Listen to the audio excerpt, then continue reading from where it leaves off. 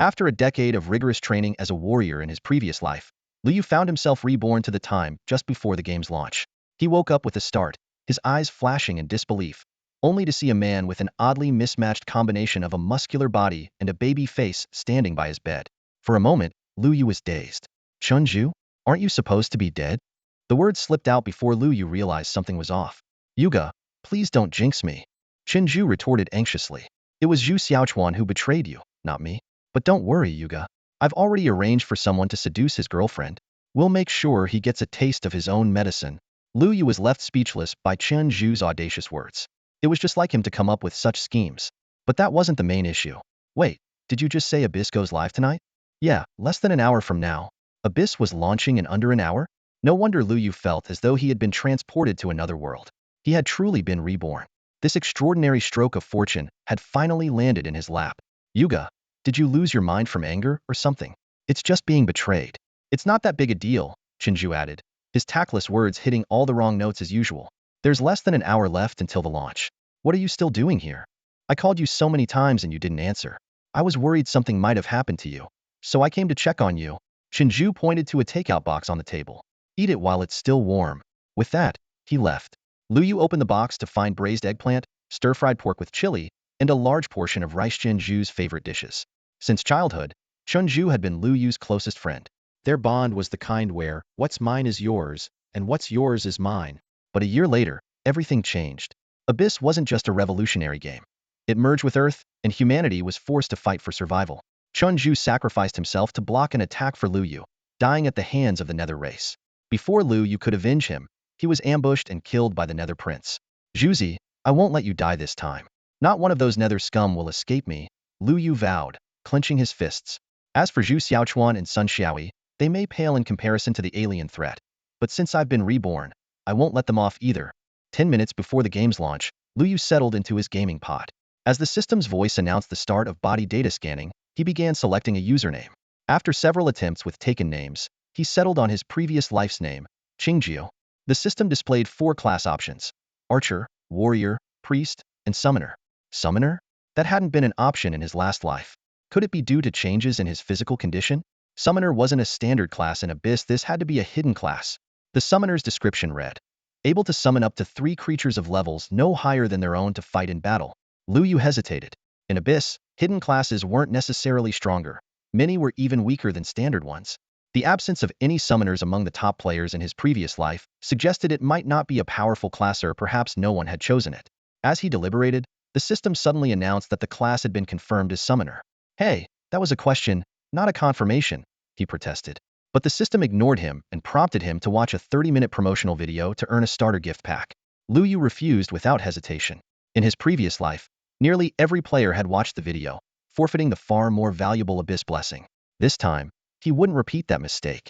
As the countdown hit 3, 2, 1, Liu entered the game and appeared in Newbie Village 12315. The system informed him that he was the second player to enter the game, earning him the Abyss blessing. This also caused his class to evolve into Abyss Summoner. When he opened his attribute panel, Liu was stunned. The Abyss Summoner's unique trait was, can summon any non-player unit you kill to fight for you without limit. Once a summoned unit dies, it cannot be summoned again. If he was interpreting this correctly, wasn't this class just a little bit overpowered? Liu eagerly dashed out of the novice village. At the village entrance, an elderly man with white hair and beard stood there, looking deeply troubled. The system automatically displayed his attributes: Village Chief. His level, health, and attack stats were all unknown. The description read, Novice Village Chief, seemingly worried about something. He was clearly the quest giver for the beginner's task. Village Chief, is there anything I can help you with? Liu took the initiative to ask. Young man, these long-eared rabbits have been ruining the village's crops. If we don't get rid of them soon, there won't be enough food for the winter. Would you be willing to help clear out some of these rabbits? Liu nodded in agreement. This was a classic beginner transition quest designed to help players adapt to the settings of the Abyss world. In the distance, a long-eared rabbit with one drooping ear came into view. The system displayed its stats: normal monster, level 2, HP 80, defense 1, attack 10, with no special skills. The additional description read, a little white rabbit, soft, round, and bouncy, hopping around adorably. It was the most basic type of wild monster, harmless unless provoked. With no starter pack at hand, Liu had to face it barehanded. He aimed at the long-eared rabbit and threw a punch. Just as the description suggested, the rabbit's body felt soft yet resilient.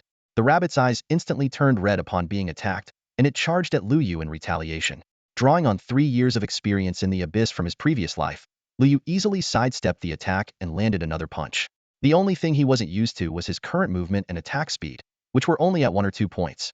This had almost caused him to fail in dodging the rabbit's charge earlier. After missing its target, the rabbit quickly turned and charged again. Lu Yu dodged once more and seized the opportunity to strike back. After a few rounds of exchanges, the long-eared rabbit finally collapsed. Its body disappeared instantly, leaving behind a rabbit pelt and 2 copper coins. The phenomenon of the corpse vanishing puzzled Lu Yu until the system notification sounded. Not only had he gained 1 experience, but the long-eared rabbit had also been added to his summoning space. Opening the panel, he noticed a new interface at the bottom of his inventory. In the boundless summoning space, the droopy-eared rabbit sat quietly. So that's how it works. Defeated wild monsters are directly sent to the summoning space and remain there until summoned again. They only refresh after being killed once more. A faint smile appeared on Lu Yu's face. He collected his loot and immediately summoned the long-eared rabbit from the summoning space. Fully under his control, the rabbit retained its original stats. Lu Yu promptly commanded it to attack another wild monster while he targeted a third. Within just half a minute, the monsters before him had all been defeated. Half a minute later, the 2 big-eared rabbits collapsed simultaneously, leaving behind 3 rabbit pelts and 4 copper coins scattered on the ground. Lu Yu noticed his experience bar had increased by 2, and his eyes lit up. So even monsters killed by summoned rabbits could drop items, though they wouldn't yield copper coins or provide experience points. As the rabbit corpses disappeared, he quickly opened the summoning space to check. Sure enough, 2 new big-eared rabbits were wandering around inside. This discovery thrilled Lu Yu. Whether it was him or his summoned creatures killing monsters, they could all be stored in the summoning space for future use. He swiftly adjusted his strategy, summoning 2 big-eared rabbits to join the fight. Working in tandem with his own attacks, he could take down 2 monsters within a minute, while the summoned rabbits could take 1 monster down with them in the same amount of time. Soon, the number of big-eared rabbits in his summoning space grew to 4. Lu Yu wasted no time. As long as there were new big-eared rabbits in his inventory, he would summon them immediately to join the battle. This innate ability didn't consume mana, with the only limitation being his summoning speed. After 10 minutes, he had over 20 big-eared rabbits under his command. However, this pace was still too slow.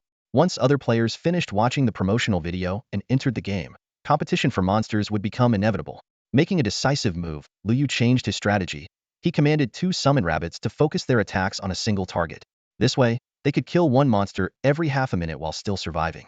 He also summoned newly acquired big-eared rabbits to absorb damage, leaving the other 2 to focus on dealing damage.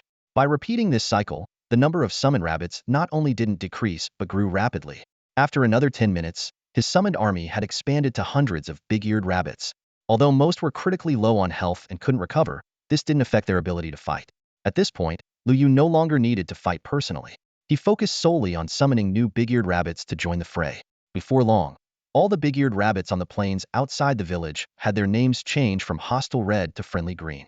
By then, he had reached level 3, earned 2 gold coins, and his inventory was overflowing with rabbit pelts, exceeding 999.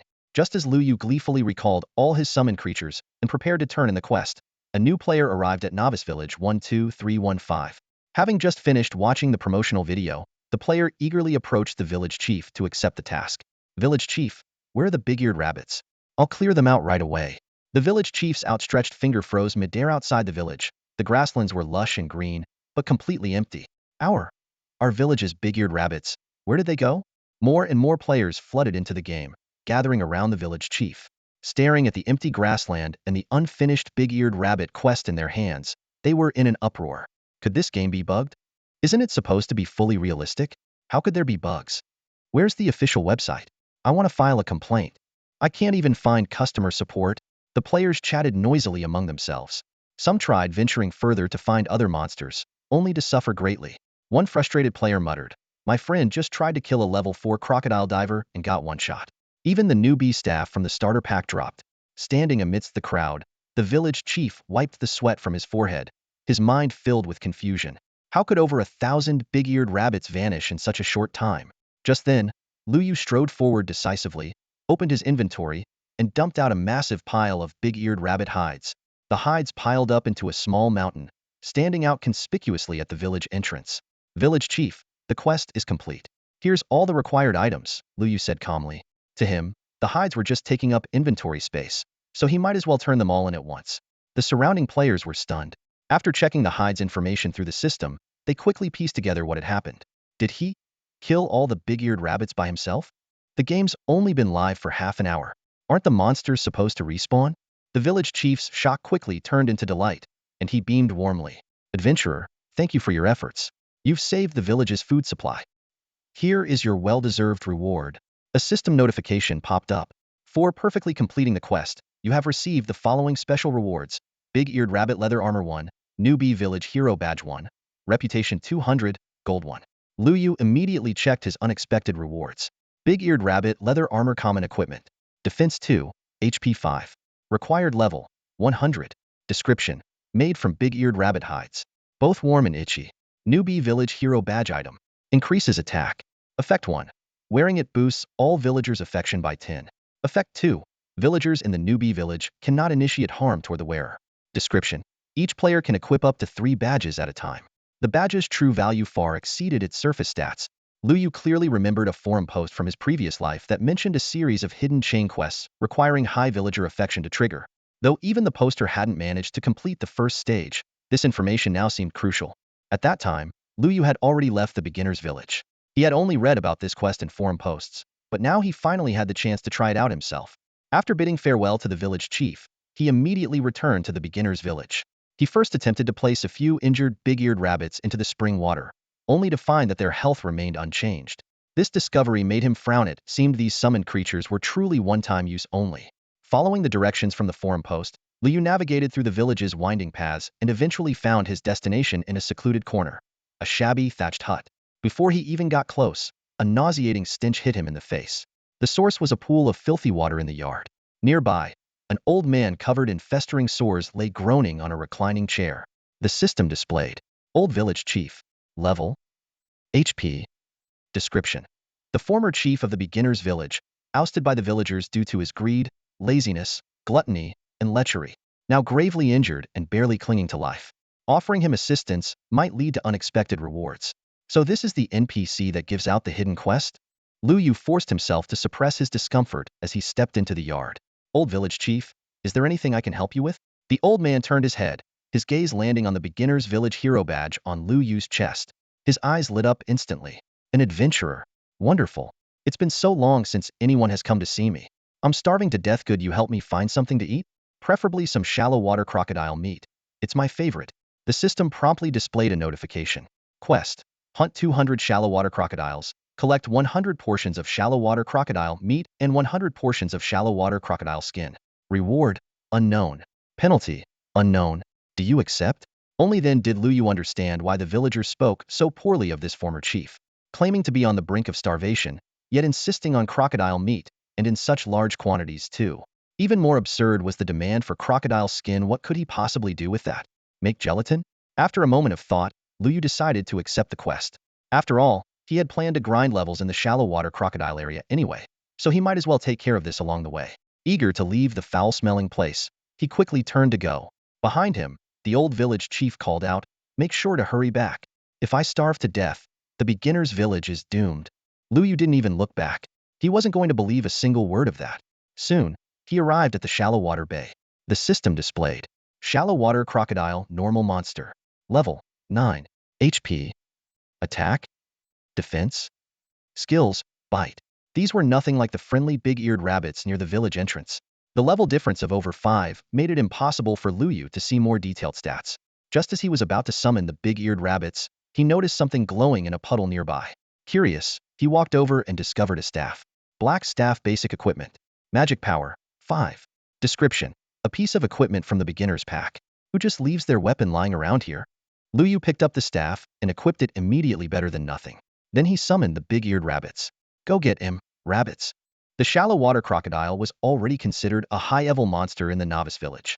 This massive reptilian creature was cautiously eyeing the approaching group of big-eared rabbits, instantly locking onto the one leading the charge. It opened its tooth-filled jaws wide and delivered a ferocious bite attack. With a critical hit bonus, the full-health big-eared rabbit collapsed before it could even let out a sound. The scene was utterly one-sided, as the big-eared rabbit's counterattacks proved futile. With only a pitiful 1 point of defense, they stood no chance against the crocodile's relentless assault. Even the frontline rabbits' desperate ramming attacks merely glanced off the crocodile's tough, armor-like hide, causing sparks but dealing no damage. All attacks missed. Only Lu Yu's spell attacks were effective. Standing at a safe distance with his staff in hand, each of his strikes inflicted double-digit damage on the crocodile. Despite its incredible physical defense, which made it nearly impossible for players of the same level to break through, the beast had surprisingly low magic resistance, a perfect weakness for Lu Yu's Abyss Summoner class to exploit. Although he lost over a dozen big-eared rabbits in the battle, Lu Yu ultimately succeeded in defeating the shallow water crocodile. The loot it dropped included a piece of crocodile hide and 5 copper coins. More importantly, a new addition appeared in his summoning space, a shallow water crocodile with its fearsome jaws wide open. The system notification indicated that he had earned 3 experience, and the beast had been successfully added to his summoning roster. Inspecting the shallow water crocodile's stats. Level 9. HP 1000. Attack 35. Defense 30. Skill. Bite opens its jaws to bite the target, dealing 150 physical damage with a chance to inflict a bleeding effect. Seeing these stats, Lu Yu immediately lost interest in the big-eared rabbits. He decided to replace all the rabbits in his summoning space with shallow water crocodiles. After all, the injured rabbits were practically useless, and their presence was interfering with the quests of other players in Novice Village 12315. The Novice chat channel was already in chaos. Players were frantically searching for big-eared rabbits, only to find a few that were quickly snatched up. Even the village chief was in a bind. The quest had been issued, but the quest targets were nowhere to be found. Faced with the players' angry complaints, the normally respected elder could only remain silent. Watching the heated arguments in the chat, Lu Yu felt a little guilty but remained focused on the task at hand. The shallow water crocodile's massive size allowed it to handle an onslaught from 20 big-eared rabbits at once. Lu Yu divided the rabbits into 20 groups, each consisting of 50, and launched simultaneous attacks on 20 shallow water crocodiles. After a round of battle, 1/3 of the big-eared rabbits were lost, while over 20 shallow water crocodiles were added to Lu Yu's summoning space. The remaining big-eared rabbits quickly regrouped to continue searching for targets, while Lu Yu followed behind, focused on collecting loot and gold coins. After several intense rounds of fighting, the number of big-eared rabbits dwindled drastically. However, the number of shallow water crocodiles in Lu Yu's summoning space had surpassed double digits, nearing 100. In the final wave of combat, the last few big-eared rabbits worked with Lu Yu to take down one shallow water crocodile before all of them perished. As a tribute to the battle, Lu Yu made sure to keep the original fold-eared big-eared rabbit in his summoning space. At that moment, on the grassy field outside the beginner's village, big-eared rabbits were respawning continuously. Complaints from other players echoed in the distance. Is someone exploiting a bug? Don't let me find out who's causing this mess. Hey, I saw that big-eared rabbit first. Meanwhile, Lu Yu remained oblivious to the chaos outside, fully engrossed in examining the equipment he had just obtained. In the abyss, the drop rate for gear from ordinary monsters was extremely low, and it had taken nearly 100 shallow water crocodiles to acquire this necklace. Tears of the crocodile. Quality: black iron. Attributes: defense 5, attack 15. Requirement: level 10, warrior class only. Description: watching you shed crocodile tears, true remorse masked by false compassion. It was a standard warrior's piece of equipment, which Lu Yu couldn't use. He initially considered gifting it to Chan Zhu, who had chosen the warrior class, but then dismissed the idea. Giving a necklace as a gift felt odd, and Chan Zhu was likely in a different beginner's village anyway. Deciding to list the necklace at the auction house, Lu Yu set a 10-minute bidding limit with a direct buyout price of 30,000 yuan. Although level 5 beginner gear typically sold for no more than 10,000, he decided to take a gamble. To his surprise, a system notification popped up shortly after.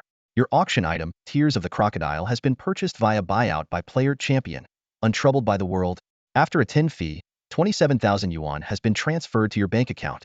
Immediately following that, he received a friend request. The ID caught Lu Yu's attention right away. Untroubled by the world, the legendary young leader who, after his father's unexpected death, had single-handedly turned the tide and led the Champion Alliance to 3 consecutive victories in major battles. During Lu Yu's time playing, the Champion Alliance had been one of the top forces in the human faction. To his astonishment, this legendary figure was now in the same beginner's village as him. After passing the friend verification, Wu Zhangshi immediately messaged to ask about the origin of the necklace. Bro, did you get that necklace from the shallow water crocodile? You must be leveling up there now. It's definitely a high-level area. While controlling the shallow water crocodile to attack, Lu Yu replied, can you help me level up? Of course, they'll pay for it. You name the price. The big-eared rabbits in the newbie zone have all been taken. Every spawn point has someone camping there. There's no way to farm them, Wu Zhangshi complained. Hey, watch your language, Lu Yu reminded him before stating his terms. 100,000. They'll get you to level 10 within 24 hours. There was a noticeable pause before the reply came. Fine, but I want half of the gear we get. No deal. Just leveling, no gear sharing, Lu Yu responded firmly. After sending the message, the other side fell silent. Charging 100,000 to reach level 10 was something only players desperate to level up quickly would accept. However, the price wasn't unreasonable. Reaching level 10 allowed access to the second-tier main city. Not only did it offer richer resources and more quests, but it also provided a critical early-game advantage. Still, gaining entry to the second-tier main city required passing the village chief's trial, which was notoriously difficult. Even top-tier players could fail, and ordinary players without a complete set of gear or solid skills stood little chance. In the previous life, when the abyss descended, 10 of players were still stuck in the newbie village. Lu Yu closed the chat window and opened his attribute panel. He had already reached level 5 and had 25 free attribute points waiting to be allocated. He realized he'd been so focused on summoning spells that he'd forgotten about them. As a summoner, a subclass of mages, the standard stat allocation was 2 intelligence, 1 constitution, 1 agility, 1 tenacity. However, Lu Yu had a new idea. He noticed that after equipping a staff, his summoned creatures seemed to grow stronger. Relying on his years of gaming experience, he speculated that the hidden attributes of his summons were tied to his own magic power. He decided to allocate all 25 points to magic power. After all, with his summoned creatures handling damage, his role was simply to command from the backline. Once the points were distributed, his magic power broke through 50. All right, little croc, let's keep going, Lu Yu said, just as the system notified him. Player champion and Wu Zhengshi have transferred 100,000 yuan to your bank account. Immediately after, Wu Zhengshi sent another message. Bro, the money's been transferred. Where are you? They'll come find you. Lu Yu was surprised that the other party had actually paid. Sticking to the principle of doing business once the deal was made, he sent his coordinates. Not long after, a chubby, bald-headed teenager holding 2 dull, low-quality axes came jogging over. This was the first time Lu Yu had met Wu Zheng in person. To his surprise, this rich second generation wasn't the dashing or elegant figure he had imagined, but rather a textbook example of a greasy man. Qingjiu, you're a professional mage. Wu Zheng's eyes lit up upon seeing Lu Yu's level. Perfect. I'm a warrior. I can tank damage for you. No need. Just follow me and keep yourself safe, Lu Yu replied as he sent a team invite. Without hesitation, he summoned several shallow water crocodiles from his inventory. Holy crap. Wu Zheng jumped back in shock at the sudden appearance of the crocodiles and instinctively swung his axe, only to realize his attack didn't even scratch them. Moments later, the system notification chimed. You have attacked a teammate's summoned creature. The party has been disbanded. Wu Zheng's expression froze instantly. Because he had attacked a green-named player, his name turned gray, making him unable to join a party for the next 30 minutes. Worse still, if Lu Yu chose to kill him now, it would count as self-defense, and Lu Yu wouldn't face any penalties. These are your pets? Wu Zheng asked cautiously. No, Lu Yu replied. Then I didn't hit the wrong target. Wu Zheng raised his axe again. They're my summons, Lu Yu said calmly. Wu Zheng's arm froze midair. It was only then that he noticed another group of shallow water crocodiles ahead, tearing into each other. The green-named ones moved with precision, maintaining a steady attack rhythm and taking turns to absorb damage. Wait, all of these are your summons? Wu Zheng asked, his voice trembling slightly. Lu Yu nodded. Good grief, Wu Zheng muttered, rubbing his bald head in amazement. For the next half hour, Wu Zheng obediently followed behind Lu Yu. As soon as the cooldown for teaming up ended, he immediately sent a new party invite. Up ahead, Lu Yu's army of crocodiles steadily cleared out wild shallow water crocodiles. Each time a red-named crocodile fell, its corpse quickly vanished, leaving behind crocodile hides, meat, and copper coins. Lu Yu efficiently collected the loot while summoning new crocodiles to replenish his forces. The efficiency of this grinding method left Wu Zheng utterly dumbfounded. In no time, he had leveled up from 0 to 2, far faster than other players back at the novice village who were scrambling to hunt big-eared rabbits. This 100,000 yuan was so worth it, he thought to himself. But soon, Wu Zheng noticed something odd. Each time Lu Yu killed a wild shallow water crocodile and summoned a duplicate, the original spawn point stopped producing new crocodiles. It was eerily similar to the earlier disappearance of the big-eared rabbits. Hey, boss. Wu Zheng sidled up to Lu Yu and asked, have you heard about that bug exploit during the first hour after the server opened? You mean the big-eared rabbits disappearing? Lu Yu responded without looking up. Yeah, that's the one. Oh, that was me, Lu Yu admitted nonchalantly as he bent down to pick up a newly dropped item. Shallow water crocodile chest plate. Level 10. HP 500. Defense 50. Set bonus 3 pieces. Gain an additional 1000 HP. 5 pieces. Gain an additional 100 attack. Description. This is the best set in the novice village. Believe it or not. Finally got one, Lu Yu said with a satisfied smile. It turned out that completing the silly village chief's quest was just a side task. His real goal was to farm a full set of the shallow water crocodile gear. Due to their team-up, Unshakable Peace got a glimpse of the attributes of the shallow crocodile set. The stats of this level 10 gear made his eyes light up. It would remain useful even up to level 15. Boss, if you get the shallow crocodile set, would you sell it? I'll pay 200,000, he asked eagerly, temporarily putting aside the issue with the big ear rabbit. Not selling, Lu Yu replied firmly. This set was his life-saving treasure. As a physically fragile mage, he was at high risk of being one-shot during the level 10 village chief challenge. The shallow crocodile set's high attack and defense were perfect for addressing this problem. 300,000 then. 300,000 works too. Unshakable Peace, being a warrior class, couldn't hide his desire for the gear. Lu Yu still shook his head. If you offered 3 million, I might consider it. Forget it.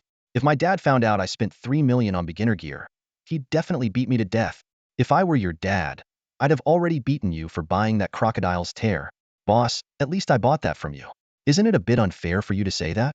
Lu Yu was just 2 pieces of equipment away from completing the shallow water crocodile set, the bracers and the leggings. Scanning his surroundings, he saw that about half of the crocodiles in the shallow bay were still waiting to be hunted. These crocodiles would either become sources of equipment or had already submitted to him, transforming into his summoned creatures. At this moment, nearly 1,000 shallow water crocodiles were under his command, forming an efficient monster-clearing army.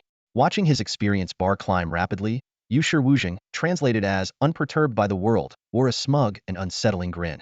Just as Lu Yu was about to kick the sly guy to the front lines to tank damage, a thunderous roar erupted from the depths of the shallow bay. A system notification followed. Due to your team eliminating over half of the shallow water crocodiles, you have angered the area's leader. The shallow water crocodile king will arrive in 30 seconds. Please prepare yourselves. Without hesitation, Lu Yu kicked Yushi Wuzheng out of the party. Come on, boss. Let me help take down the boss. I can take hits like a champ. Yushi Wuzheng called out desperately. If you don't want to lose a level, stay put, Lu Yu said coldly. Is this how you treat your sugar daddy? Yushi Wuzheng retorted. Lu Yu responded instantly with a spell attack, sending Yushi Wuzheng sprawling to the ground with his health halved in an instant. Worse still, the attack turned Lu Yu's name gray, indicating he couldn't form a party for the next half hour. Yushi Wuzheng scrambled backward, shouting, Boss, be careful. After you're done with the boss, don't forget to help me level up. Without looking back, Lu Yu dashed forward. He knew all too well that solo kills offered the highest drop rates. Besides, this was the server's first kill for this boss, guaranteeing rare loot. For Lu Yu, bosses and girlfriends were things he would never share with anyone. As for settling this score, he'd deal with it later. Lu Yu quickly issued a command to recall the shallow water crocodiles still engaged in battle. As one of the 4 major bosses in the newbie village, the shallow water crocodile king was no joke. As the countdown reached 0, a massive figure broke through the surface of the Watera giant crocodile over 5 meters long. The system displayed the following information. Shallow water crocodile king black iron tier boss. Level 15. Health, attack, defense, skills, bloodthirsty bite, death roll. Although most stats were marked with question marks, Lu Yu had a good understanding of the boss's strength. It could devour a regular shallow water crocodile in one bite, and its death roll was a devastating area effect skill. The moment it appeared, the shallow water crocodile king unleashed its death roll, instantly crushing several of Lu Yu's summoned crocodiles into pulp, leaving behind a few crocodile hides and a piece of equipment. What the heck? Summoned creatures drop loot when they die? Lu Yu exclaimed, pleasantly surprised by the unexpected discovery. But he had no time to dwell on it, as the crocodile king had already broken through his line of summoned creatures and was charging straight at him. Lu Yu fixed his gaze on the approaching shallow water crocodile king, a faint smirk playing on his lips. To him, this boss of the beginner's village was no more than a suntabeddomed pet.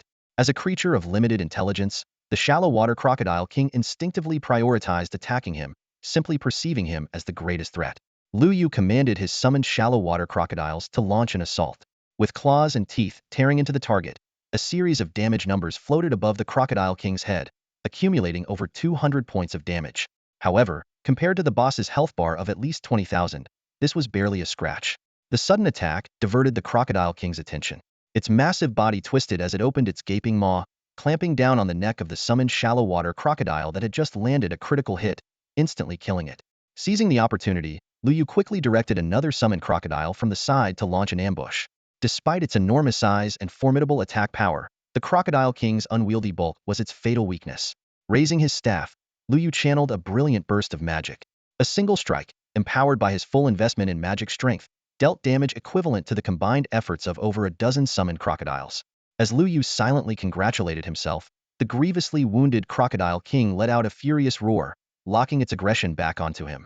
Its powerful claws pounded the ground as its massive form charged straight at him. Alarmed, Lu Yu hastily commanded the remaining summoned crocodiles to unleash an all-out assault, barely managing to redirect the aggro. As a pure mage, allowing the enemy to get close was tantamount to signing his death warrant. Learning from this close call, Lu Yu adjusted his strategy, slowing his attack pace and ensuring his summons maintained stable aggro control before casting his spells. Surrounded on all sides, the Crocodile King was forced to constantly turn and defend against attacks from every direction. When enraged, it unleashed its death roll, taking out several summoned crocodiles at a time. But the long cooldown of this ability made it insufficient to turn the tide of battle. Standing at the rear, Lu Yu orchestrated the fight like a strategy game, maintaining precise control over the flow of combat. As the number of summoned shallow water crocodiles dwindled to below 150, the Crocodile King's health dropped below half. Its use of the death roll became noticeably more frequent. Theoretically, victory seemed within reach. However, Lu Yu was well aware that every boss was randomly equipped with one of two critical skills: invincible golden body or death recovery. The most powerful bosses could even possess both. The invincible golden body granted immunity to control effects and dispelled negative statuses, with its duration scaling with the boss's level. Death recovery, on the other hand, was a long cooldown ability that instantly restored 25 of the boss's health when its life dropped below 10. Lu Yu fixed his gaze on the shallow water Crocodile King, silently calculating his next move. The hidden skill of this boss had become the greatest variable. If it was an invincible golden body, it would be manageable, but if it was a death recovery ability, his summoned shallow water crocodiles would be far from enough. The most urgent task was to interrupt the Crocodile King's death roll. Lu Yu knew that when the boss was about to unleash a skill, delivering a sufficiently powerful impact to key areas could disrupt its casting. It wasn't about dealing damage but creating a strong shock to break its balance. When the Crocodile King's health dropped to 30, it raised its head again, preparing to unleash the death roll. Acting swiftly, Lu Yu commanded one of his summoned shallow water crocodiles to charge at its lower jaw. Although the boss staggered, it quickly regained its balance and executed the death roll, instantly killing several summoned crocodiles. By this point, Lu Yu's summoned creatures had dwindled to less than 100. Watching from the sidelines, Wushi Wuzheng looked puzzled. He couldn't understand why Lu Yu targeted the boss's lower jaw. While he could see the threat posed by the death roll, the choice of such a specific attack point left him baffled. Undeterred, Lu Yu regrouped and continued to wear the boss down. When the Crocodile King prepared to unleash the death roll again, he simultaneously commanded 3 shallow water crocodiles to ram its lower jaw. This time, the boss finally lost its balance, tumbling heavily to the ground with its legs flailing in the air. Wushi Wuzheng stared in awe, quickly activating the recording function to capture this brilliant maneuver. Such precise microcontrol, requiring lightning-fast reflexes, was rare and valuable learning material. Seizing the moment while the boss lay vulnerable, Lu Yu ordered an all-out assault. The Crocodile King's health plummeted to 10, at which point it began to glow. Read it was indeed a death recovery skill, restoring its health to 35. However, Lu Yu remained composed, confident that the boss wouldn't be able to use the skill again in the short term. When the Crocodile King's health dropped to 2, it suddenly turned to flee, displaying an unexpected level of intelligence. Shocked but quick to react, Lu Yu ordered his summoned creatures to pin it down while he unleashed a relentless barrage, disregarding the threat of aggro. Finally, with one last spell from Lu Yu, the Crocodile King collapsed to the ground. Its body dissipated, leaving behind loot, a piece of crocodile meat, a crocodile hide, a piece of equipment, and a skill book. The system immediately sent out 2 messages: a private congratulation to Lu Yu for achieving the first kill and a server-wide announcement commemorating his accomplishment. At that moment, in newbie village number 12315, both the village chief and the elder village chief turned their gazes toward Shallow Water Bay, lost in thought. A flash of light swept across Lu Yu's body as the experience points gained from defeating the boss instantly propelled him to level 9. He was now just 1 level away from challenging the village chief and heading to the second-tier main city. Quickly, he gathered the spoils scattered on the ground.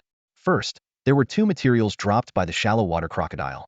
Shallow Water Crocodile King meat, a rare blackerong-grade ingredient known for its health-boosting and detoxifying properties.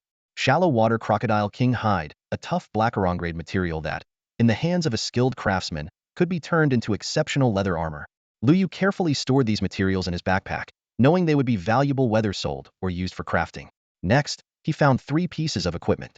2 of them were the final components of the Shallow Water Crocodile set. He had been seeking a pair of bracers and leggings. With these, the shallow water crocodile set was finally complete. The last piece of equipment caught Lu Yu's eye was a bronze-grade chestplate dropped by the shallow water Crocodile King. Crocodile King leather armor. Grade, bronze. Stats, 15 HP, 1500 defense, 80 additional defense. Trait, increases maximum HP by 5. Special effect, seasoned veteran, lowers level requirement by 5 levels. Note, one of the items dropped by the top 10 bosses in the novice village. Collecting all May 10th unlock a surprise. A Blackarong-grade boss dropping a bronze-grade item was an unexpected windfall. Lu Yu glanced at the chest plate in his hand, and then at the shallow water crocodile set in his backpack. Without hesitation, he abandoned the so-called strongest beginner's set. Unyielding peace. Lu Yu called out to the player hiding in the back. After witnessing the intense unknown battle earlier, Unyielding Peace had developed immense respect for Lu Yuani. Experienced player could tell that Lu Yu's victory wasn't solely reliant on summoned creatures. Big bro. Unyielding Peace ran over excitedly. I've completed the shallow water crocodile set. Want it? Lu Yu asked. Yes, yes, yes. Thank you, big bro. Not giving it away for free. 500,000. 500,000, huh? Unyielding Peace hesitated. Don't want it? They'll just list it on the trading platform. I'll take it. Big bro, wait a moment while I go offline to gather the money. Before Lu Yu could respond, Unyielding Peace's character froze in place, indicating that he had logged off. In the game, offline players couldn't move and were vulnerable to attacks until they either died or revived. Unyielding Peace's confidence in logging off right there surprised Lu Yu. 500,000 for the shallow water crocodile set was a bargain. For players with average skills who still wanted to defeat the village chief, a top-tier set was essential. They'd either spend countless hours grinding for it or simply buy it outright. Lu Yu vividly remembered that 2 weeks after the game's launch in his previous life, this set could sell for 70,000 to 80,000.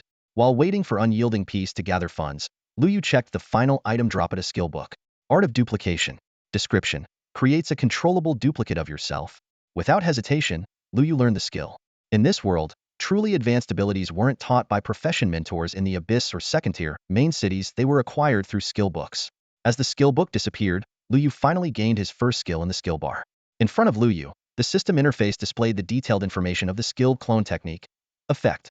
Creates a duplicate with 50 of the original's attributes, which can be controlled for combat. Cooldown, 15 minutes. Cost, 50 of magic and health. Proficiency, 01000. He immediately recognized the value of this skillet, the cost of half his health and magic. He could summon a clone with half his strength. Even more exciting was the potential for the clone's strength to progressively approach his own as proficiency increased. Eager to test it out, Lu Yu activated the skill. His health and magic instantly dropped by half, and a shadowy figure slowly separated from his own shadow, eventually solidifying into a clone identical to him. Through experimentation, he found he could control the clone seamlessly, though it required splitting his focus. If left to act on its own, the clone could operate autonomously but appeared somewhat sluggish.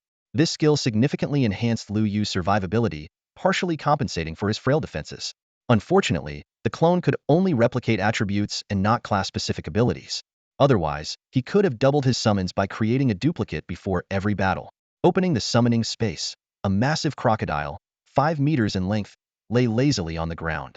This was the greatest reward from the recent boss fight, the king of shallow water crocodiles.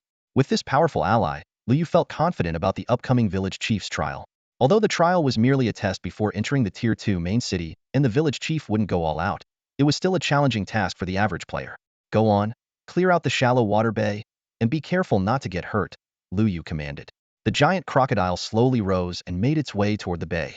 Under its sweeping attacks, the ordinary shallow water crocodiles, lacking coordinated leadership, were unable to mount any effective resistance.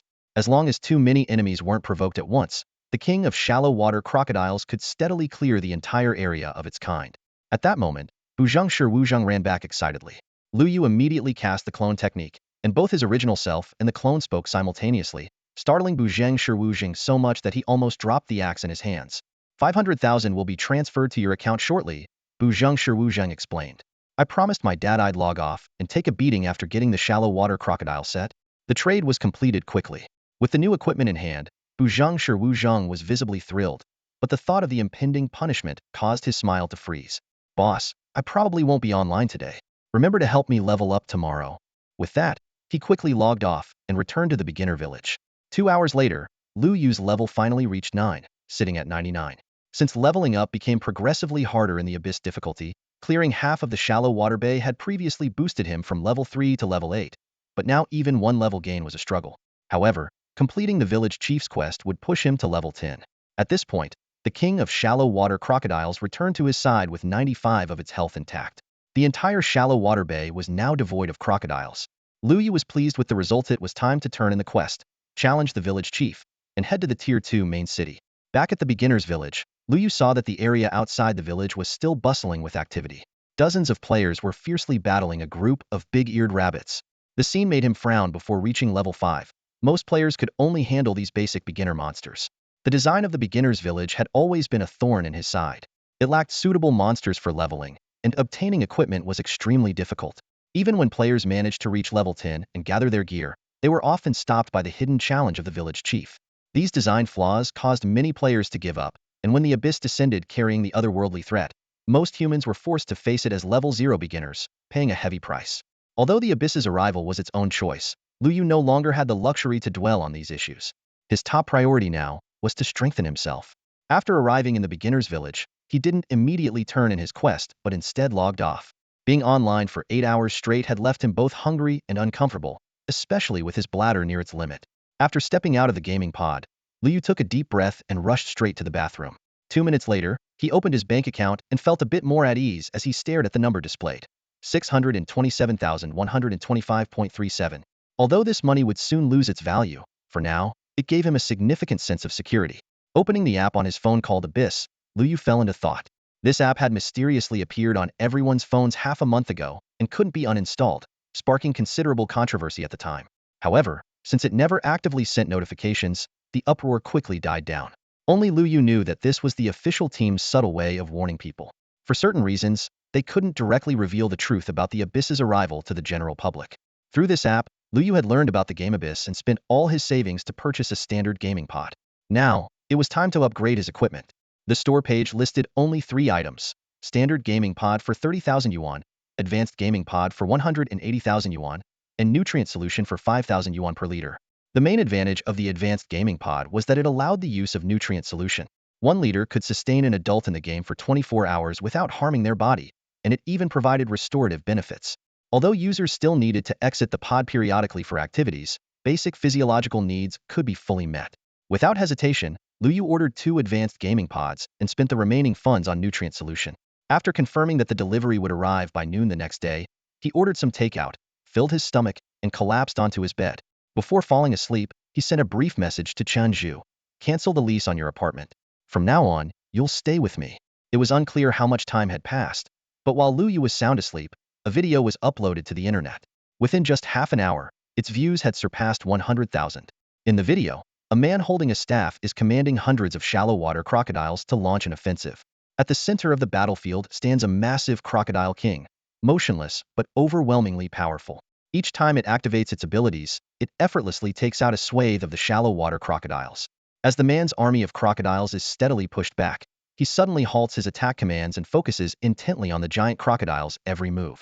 Just as the crocodile is about to unleash its next skill, several shallow water crocodiles leap out of the water in perfect synchronization, striking the giant crocodile at its critical points. This coordinated attack throws the crocodile off balance, causing it to fall backward and interrupting its skill activation. The video ends there, but the comments section immediately erupts in excitement and debate. Why are wild monsters attacking each other? Is this some kind of bug? Obviously not, idiot. It's a player using control-type skills or a class talent. Could this guy have something to do with the mass disappearance of big-eared rabbits in New B Village 12315? The key thing here is how brilliantly he interrupted the skill. Why is everyone so amazed? It's just commanding crocodiles to charge the boss. A veteran player quickly countered. You noobs don't understand. To interrupt the boss skill, you need to act within the 0.5 second casting window. You have to pinpoint the boss center of balance and calculate the perfect collision point to disrupt it. That's impossible. It takes a reaction time of 0.1 seconds. Even pro players can't pull that off. Does a summoner even need to do much? The scariest part is that he can control wild monsters. That's just overpowered. Big boss, please carry me. I'm 170, 110, 36D, sweet and adorable. 170 pounds? Stop embarrassing yourself. Meanwhile, the higher-ups of major gaming studios convened emergency meetings. You've all seen the video. Share your thoughts, the guild leader said in a grave tone. Boss, this guy's class is very unique. I'm not asking about his class. I want to know about his technique. The room fell silent. You're always boasting about how good you are. Now tell me, how long would it take to reach his level? 3 months. Don't be ridiculous. It would take at least 3 years, and only the most talented players could even hope to achieve it. Within the game, a prominent system-wide announcement stretched across the screen. Player Yiming Yijian issues a call. To the brother in the video, we warmly invite you to join Yiming. Annual salary of 80 million. Join us and you're one of us. This announcement, costing a staggering 1 million game currency, caused an immediate sensation. After all, even last year, the Yiming Guild leader's salary was only 50 million. What exactly had they seen in this mysterious player? System announcements echoed in the air, shaking the nerves of all the players. The player in the video, Champion Alliance, eagerly awaits your joining. The minimum annual salary starts at 1 million, and other conditions can be discussed privately. This was an invitation from Champion Du Guohua. Soon after, another message followed from Fengyue and Minjiwai. To the player in the forum video, hello? I am the leader of Fengyue Alliance, and I sincerely invite you to join us. The annual salary is 100 million, and we have all kinds of lovely ladies in our alliance. In the Special Incident Department office of the Kyoto government building, a middle-aged man in formal attire sat at the head of the table. A dark green cane rested quietly by his side. With his fingers interlocked on the desk, he asked in a deep voice, "Have we identified the person in the video?" "Reporting, sir." A younger man responded urgently. "We found a possible target, but the source data is located in the abyss, so we can't confirm with 100 certainty." Bang! The middle-aged man slammed his palm on the table. "Not 100 certain? With the resources of the entire nation, you still can't uncover the identity of a single player? What is the point of keeping you people on the payroll?" The younger man lowered his head in silence. The middle-aged man took a deep breath and gestured for him to continue reporting. "We found that the account that posted the video belongs to Du Xiaoqian of Champion Alliance." The younger man placed the information on the desk. "Du Xiaoqian? Du Guohua's son?" The middle-aged man raised an eyebrow. After receiving confirmation, the younger man continued, "Du Xiaoqian refused to disclose any information, so we had to look for other clues. By analyzing the video's characteristics, such as how the player controlled wild monsters to defeat the shallow water crocodile king, combined with the disappearance of the big-eared rabbit in Novice Village number 12315 and the system announcements, we deduced that the player's nickname is Qingju, and his real-world identity? Half an hour ago, this Qingju ordered 2 advanced gaming pods through the Abyss app. By tracing the bank account, we confirmed he is Lu Yu, a former gold farmer for the Outyin studio. He was ostracized after the studio's main player, Zhu Xiaochuan, stole his girlfriend." The middle-aged man sneered. "Outyin studio? Xing Outyin will probably regret this to his core when he finds out." "Sir, should we approach Lu Yu? His profession has been enhanced through the Abyss." "No need." The middle-aged man shook his head. "The more people who know about the Abyss descent, the faster it will arrive. Assign 2 experts to protect him discreetly in real life, and let him develop freely in the game." After the reporting personnel had left, the middle-aged man let out a soft sigh. The invasion of humanity by alien species had already begun to seep from the game into reality. It was only a matter of time before this information was discovered by other special groups. In a daze, Lu Yu felt a part of his bed sink slightly. He opened his bleary eyes, and the first thing he saw was Chun Zhu's baby-faced, fair complexion. "What the heck?" Lu Yu jumped up as if electrocuted. "Why are you lying on my bed?" Chun Zhu blinked his innocent, wide eyes.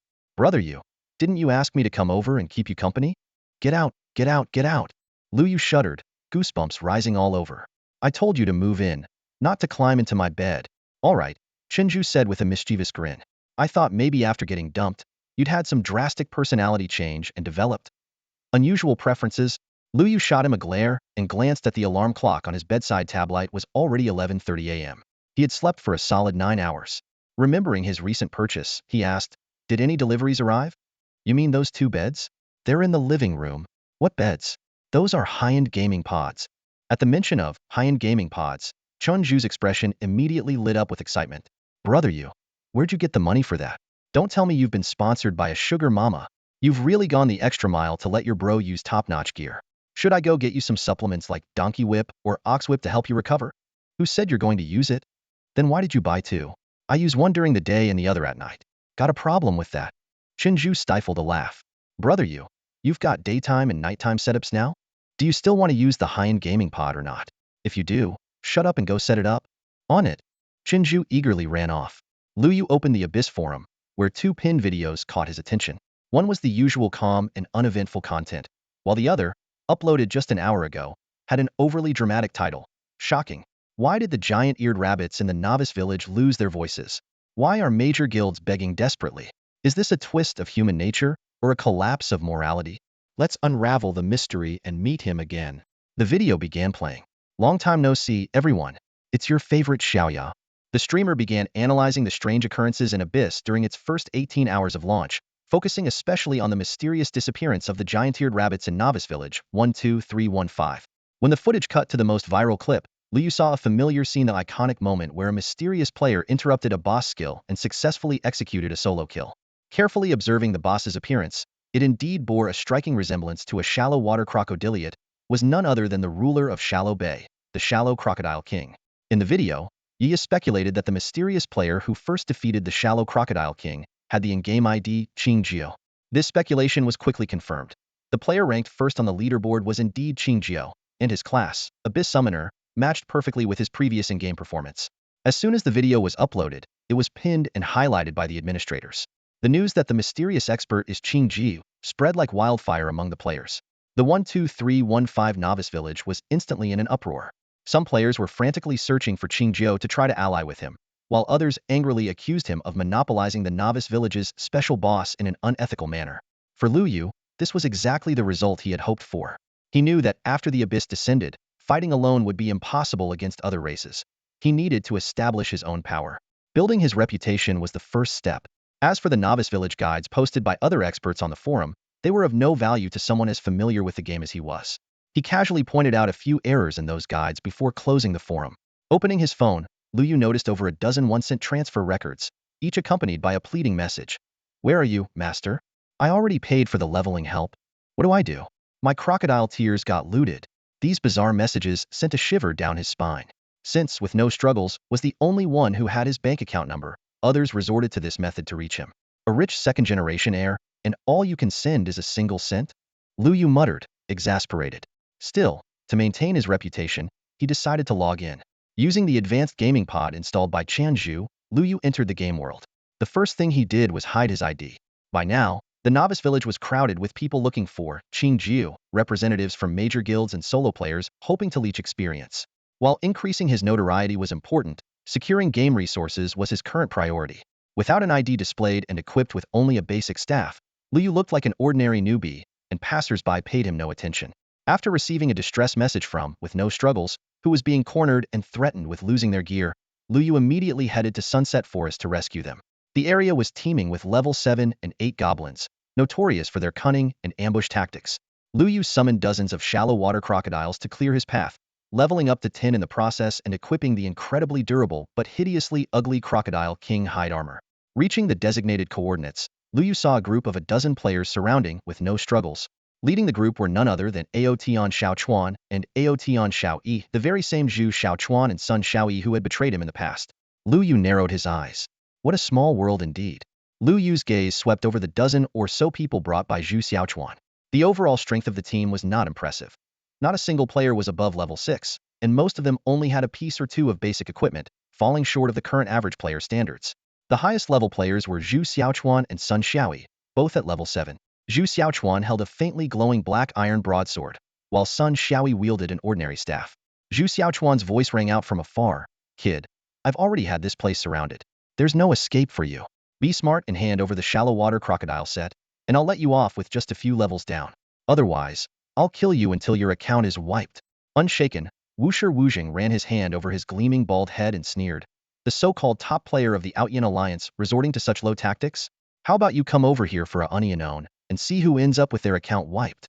This retort made Zhu Xiaochuan's face darken. In terms of skill, Wushi Wujing wasn't even a match for him onion. However, Wushi Wujing was now wearing the shallow water crocodile set, making his defense impenetrable like an iron fortress. Zhu Xiaochuan had managed to kill him earlier and even looted a piece of equipment, but he himself was taken down by Wushi Wujing's desperate counterattack. That was precisely why he'd summoned every gold farming member of the Outyin Alliance from the 12315 newbie village, intended to use sheer numbers to take down this turtle.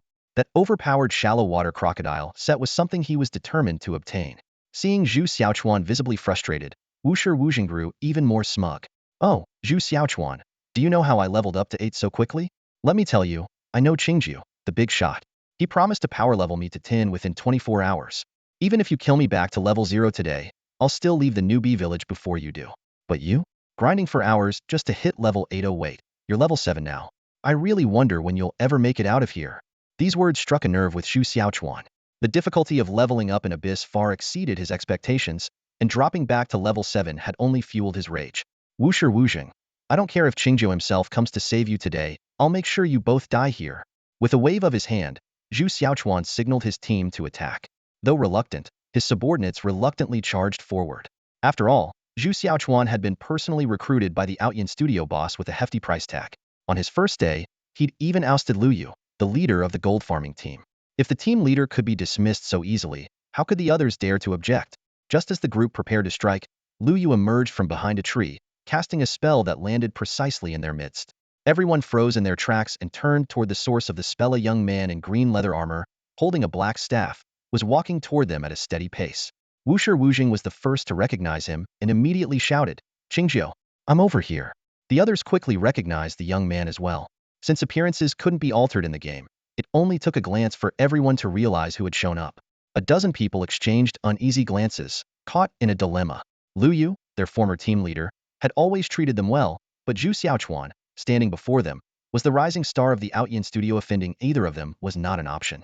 Hearing Wusher Wuzheng's cry for help, Zhu Xiaochuan was momentarily startled. However, upon recognizing the person, a smirk of disdain appeared on his lips. "Well, isn't this our former team leader, Lu? For a moment, I thought it might be Qingjiu himself." He cast an appraising and mocking look at Lu Yu. "Looks like life's been treating you well since you left Outyin. You can even afford a gaming pod now." But he deliberately paused, then added, "Basic gaming pods aren't great for your health, can lead to muscle stiffness. How about I gift you a high-end one? It's only a few $100,000. By the way, Xiaoyi's gaming pod was my gift." As he spoke, he slapped Sun Xiaoyi hard on her rear. She let out a soft gasp, leaning suggestively against him as she cooed, "Brother Chuan, even if you gave him a high-end pod, he wouldn't have money for the nutrient solution." "You're absolutely right, babe," Zhu Xiaochuan replied with feigned regret, shaking his head. "Word is that our dear Lu not only lost his girlfriend but also his job. TSK.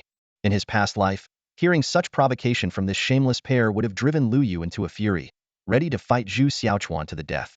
But now, his heart was as calm as still water, and he even found it amusing. How had he ever been so infatuated with a woman like her? "Zhu Xiaochuan," Lu Yu said coldly, his voice sharp as ice. "I had planned to settle things with you in the second-tier main city, but since we're in the same novice village, you won't be leaving here. Huh? Using a basic gaming pod has affected your brain? You think you can take me on? I could crush you even without gear," Zhu Xiaochuan sneered. At that moment, one of Zhu Xiaochuan's lackeys leaned in and whispered in his ear, "Boss, his gear kind of looks like Qingjiu, the top player on the leaderboard." Zhu Xiaochuan frowned slightly, giving Lu Yu another scrutinizing look. But before he could say anything, Sun Xiaoyi interrupted, "Brother Chuan, how could this idiot possibly be Qingjiu? That ugly leather armor he's wearing is a disgrace." Zhu Xiaochuan nodded, slapping the lackey across the face before regaining his arrogant smile. "Lu Yu, you're here to save Wusher Wuzheng, aren't you?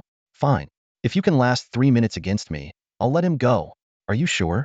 Lu Yu's lips curved into a faint smile. "I, Zhu Xiaochuan, represent the pride of Outyin Studio. Do you think you can compete with me?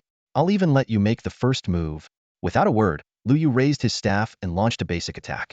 Zhu Xiaochuan sneered, brimming with confidence as he stepped back, certain he could effortlessly dodge it.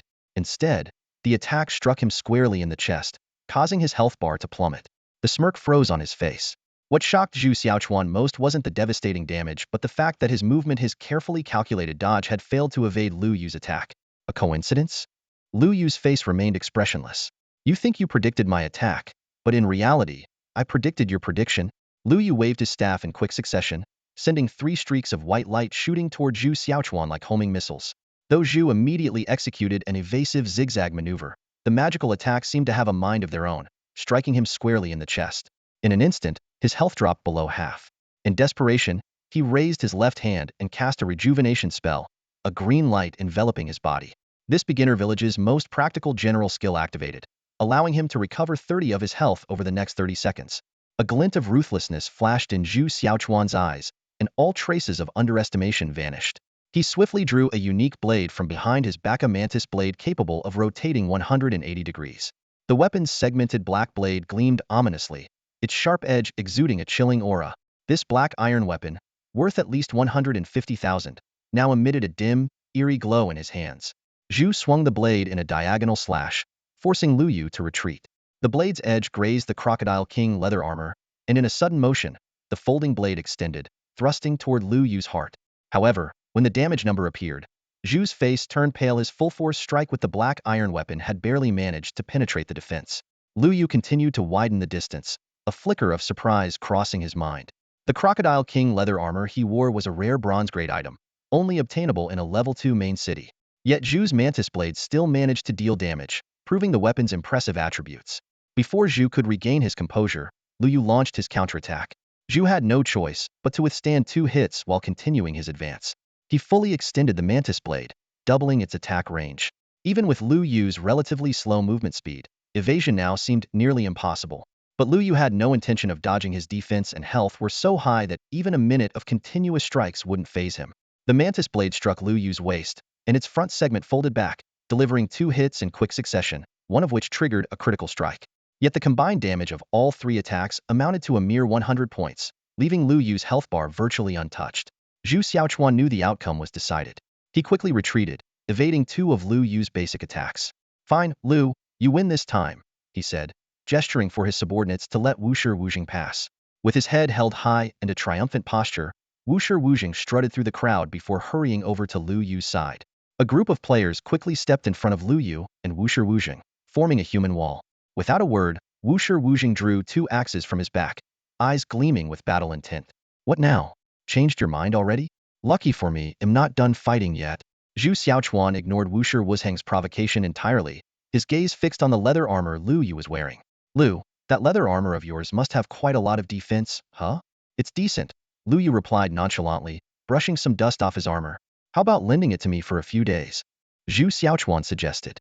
At his words, his underlings immediately drew their weapons, adopting aggressive stances. "I only promised to let Wushi Wujing go earlier. I never said I'd let you leave."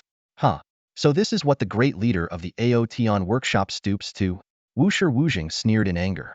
"And to think you were bragging about representing Aotion's reputation just a moment ago. What a joke." Lu Yu wasn't surprised by Zhu Xiaochuan's behavior, knew him all too well. Zhu Xiaochuan's actions were always driven by profit. Back when he had Lu Yu ousted from Aotion, it wasn't just because Lu Yu was Sun Xiaoya's boyfriend, but also because he wanted to strip Lu Yu, the leader of the gold farming team, of his influence within the workshop. Afterward, Zhu Xiaochuan systematically removed other members close to Lu Yu, fully consolidating his control over the team.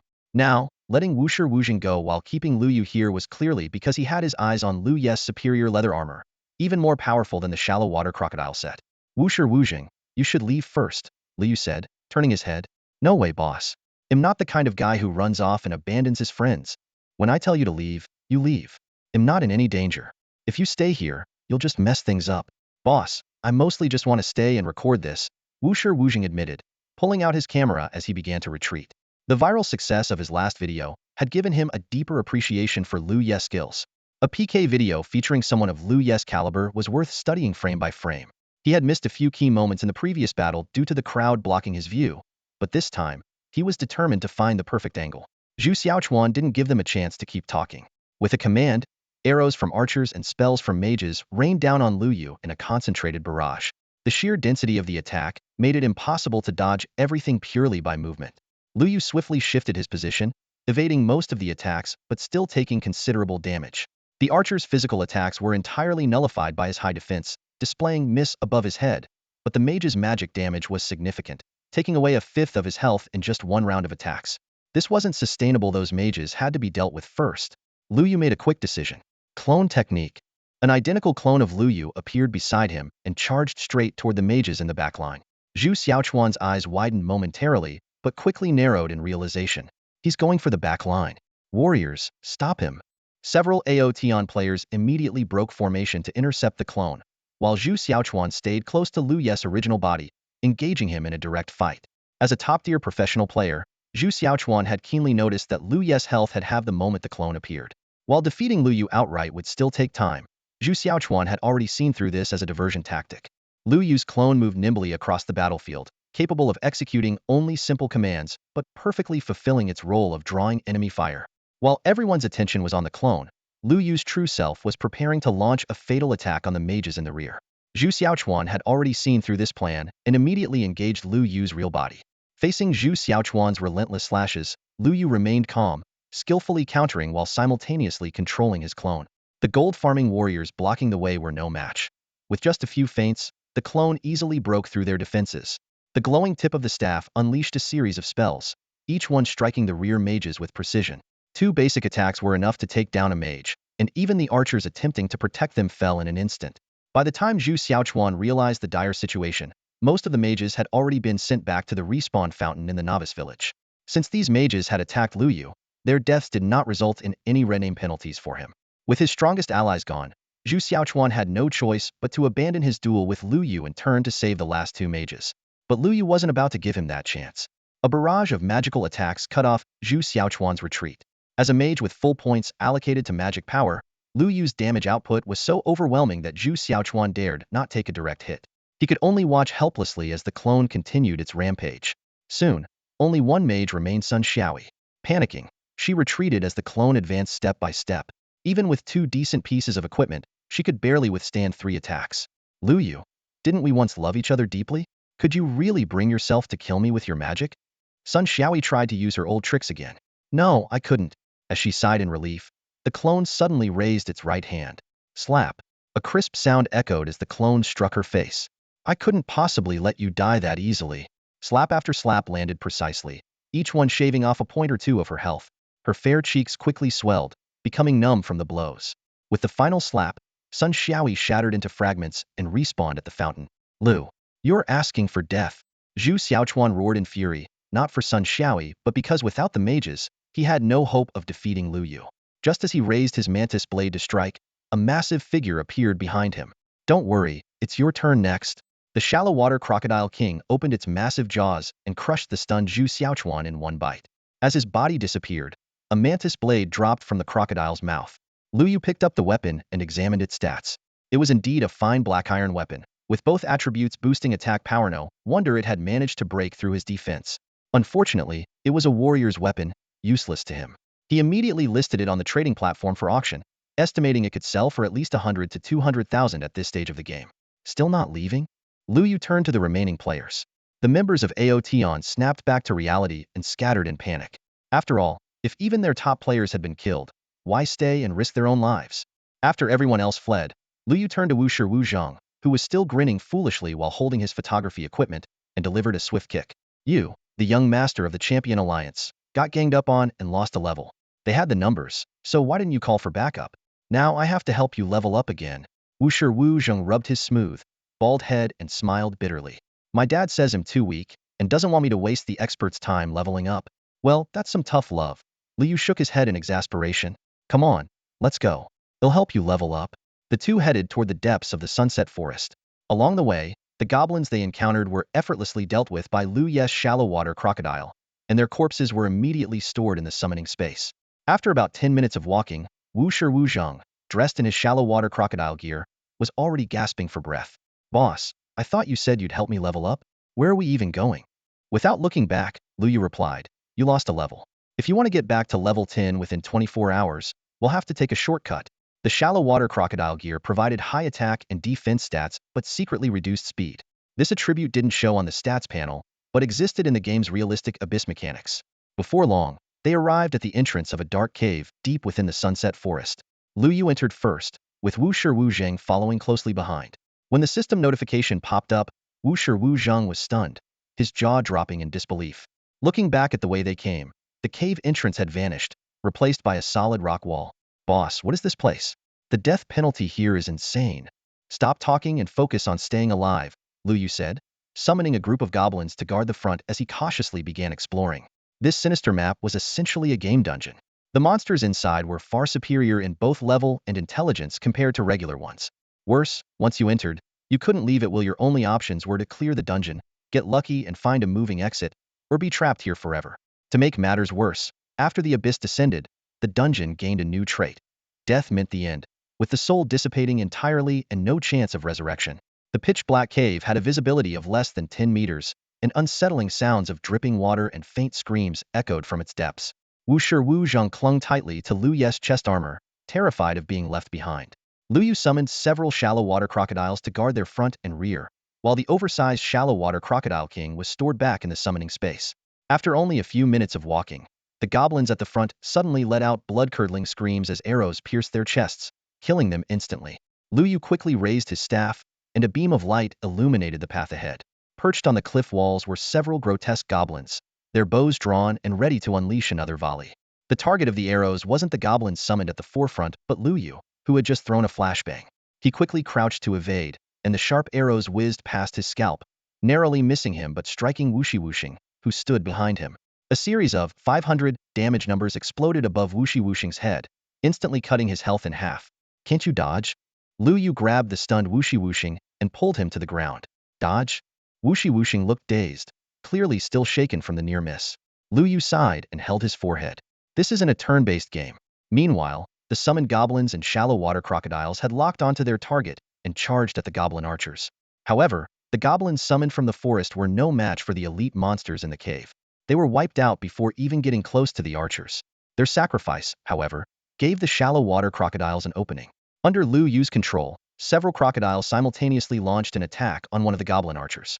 Their jaws snapped shut in unison, and the goblin archer vanished instantly, transformed into a beam of light that entered Lu Yu's summoning space. The system immediately displayed the stats of the newly acquired goblin archer. Elite monster, level 15, HP, 1000, attack, 65, defense, 35. Skills, double shot, armor-piercing arrow. As expected of monsters from an evil map, Lu Yu thought to himself.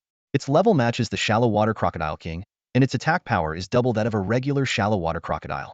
No wonder it can instantly kill the ordinary goblins in the forest. Without hesitation, he summoned the goblin archer. If he could take down this group of archers, this map would be as good as cleared. The battle continued, and two more goblin archers were torn apart by the shallow water crocodiles. However, the crocodiles suffered even greater loss off the initial dozen summoned. Only a few remained, all severely injured. Lu Yu made a quick decision. He summoned new shallow water crocodiles from his summoning space to hold the front line while calling out all the newly acquired goblin archers. With the addition of these archers, the tide of the battle shifted immediately. The arrows that had been dealing heavy damage to the crocodiles now rained down on the enemy archers, inflicting even greater pain due to their lower defense. 5 minutes later, at the cost of dozens of ordinary goblins and more than 10 shallow water crocodiles, Lu Yu had gained 7 elite goblin archers. Great, the situation is under control, he said, as he reorganized his formation. He placed the shallow water crocodiles at the front and the 7 archers at the rear. These native archers were already accustomed to the dark environment, their vision unaffected. The team had barely taken a few steps when one of the archers suddenly fired an arrow toward the slanted rock wall above. A scream echoed as a goblin, previously stealthily crawling along the wall, fell heavily to the ground, landing less than 3 meters from Lu Yu. The system displayed. Goblin Assassin, Elite Wild Monster, level 15. HP, Attack, Defense, Skills, Stealth, Backstab. This was another type of elite goblin. If not for the archer's timely detection, this ambush would have been successful. Several shallow water crocodiles immediately lunged at the fallen assassin, but in an instant, one crocodile shattered into fragments and disappeared. The goblin assassin still had half its health remaining and quickly activated its stealth ability again, vanishing from sight. However, the other archers didn't pursue the vanished assassin. Instead, they began shooting at the upper rock walls. Screams erupted one after another as more goblin assassins fell from the heights. Lu Yu hurriedly threw out a light orb to illuminate the cave. The rock walls were densely packed with goblins, their numbers easily exceeding 100. Lu Yu drew a sharp breath, suddenly realizing he might have overestimated himself. One by one, the goblin assassins were shot down, vanishing into the darkness the moment they hit the ground. Lu Yu continuously unleashed mage attacks imbued with flashes of light, illuminating streaks across the pitch-black cave and providing limited visibility for the shallow water crocodiles. To counter the stealth threat, Lu Yu quickly summoned more shallow water crocodiles, encircling himself entirely. These scaly creatures formed an impenetrable living barrier, making it nearly impossible for any enemy to bypass their keen senses unnoticed. Realizing they couldn't directly ambush Lu Yu, the goblin assassins shifted their tactics. They utilized their stealth abilities to lurk in the shadows, waiting for the perfect opportunity to strike. Each time, they would launch a swift assault on 1 or 2 shallow water crocodiles, delivering devastating backstabs before disappearing again. While the crocodiles could deal significant damage to their attackers, their bulky bodies made it difficult to keep up with the goblins' speed. By the time they retaliated, the enemies had already vanished. Lu Yu frowned deeply. Although his inventory held a large reserve of shallow water crocodiles, This war of attrition was taking a heavy toll on him. What worried him more was the fact that this was only the outer perimeter of the goblin lair. I need to change my strategy, Lu Yu thought to himself. Without hesitation, he activated his clone technique, summoning an identical copy of himself. However, this halved both his health and mana, leaving him more vulnerable. Any single ambush by an assassin could be fatal. At that moment, Yushi Wuzhang handed him a few potions. Boss, we're counting on you to clear this stage. These basic healing potions instantly restored 200 health points per bottle and provided an additional 10 points per second over the next 30 seconds, with a cooldown of 60 seconds. Lu Yu recalled how he had spent hours farming newbie big-eared rabbits and shallow water crocodiles to scrape together triple-digit gold coins. Yet each of these potions cost a hefty 10 gold coins apiece. This guy must have bought gold, Lu Yu thought, but he didn't hesitate to drink one. He then directed his clone to scout ahead. Based on their earlier encounters, it was clear that while these goblin assassins were cunning enough to bypass summoned creatures and target the summoner directly, they were still just beginner-level monsters with limited intelligence. Sure enough, as soon as the clone stepped out of the crocodile's protective circle, 5 or 6 flashes of cold light appeared. The assassins had taken the bait. Lu Yu seized the critical moment. Just as the goblin assassins launched their attack, the shallow water crocodiles surrounding his clone snapped their massive jaws, while arrows from the goblin archers whistled through the air. Amidst the darkness, damage numbers from bites, double shots, and piercing arrows flashed chaotically. His clone, along with several nearby figures, shattered into fragments and returned to the summoning space. Although the goblin assassins had similar stats to the archers, their stealth ability was particularly troublesome. Once they entered stealth mode, they vanished completely from their target's view, only revealing their positions when they initiated an attack. Without hesitation, Lu Yu summoned 6 goblin assassins and commanded them to enter stealth mode, lying in wait in the shadows. Their tactic was simple: ambush the enemy assassins the moment they exited stealth mode. The ensuing battle was fierce. The enemy assassins relentlessly attacked the shallow water crocodiles, forcing Lu Yu to frequently summon new ones as meat shields. In just a few minutes, he lost over 100 crocodiles. However, the effort wasn't in vain as assassins successfully ambushed and captured over a dozen enemy goblin assassins, adding them to his summoning roster. Sensing the unfavorable situation, Lu Yu quickly adjusted his strategy. He deployed all his goblin assassins at once. The cavern was instantly filled with the sharp sound of daggers slicing through the air and the anguished cries of the fallen. Still, the kill rate was less than ideal. After 10 minutes. His experience bar had only risen by 3, no better than grinding monsters outside, but with significantly higher risks. Once his clone skill cooldown was complete, Lu Yu repeated his tactic. This time, he positioned the clone at the edge of the shallow water crocodile's defensive perimeter and ordered all units to concentrate their attacks in front of the clone. Predictably, a dozen goblin assassins were forced out of stealth and swarmed forward.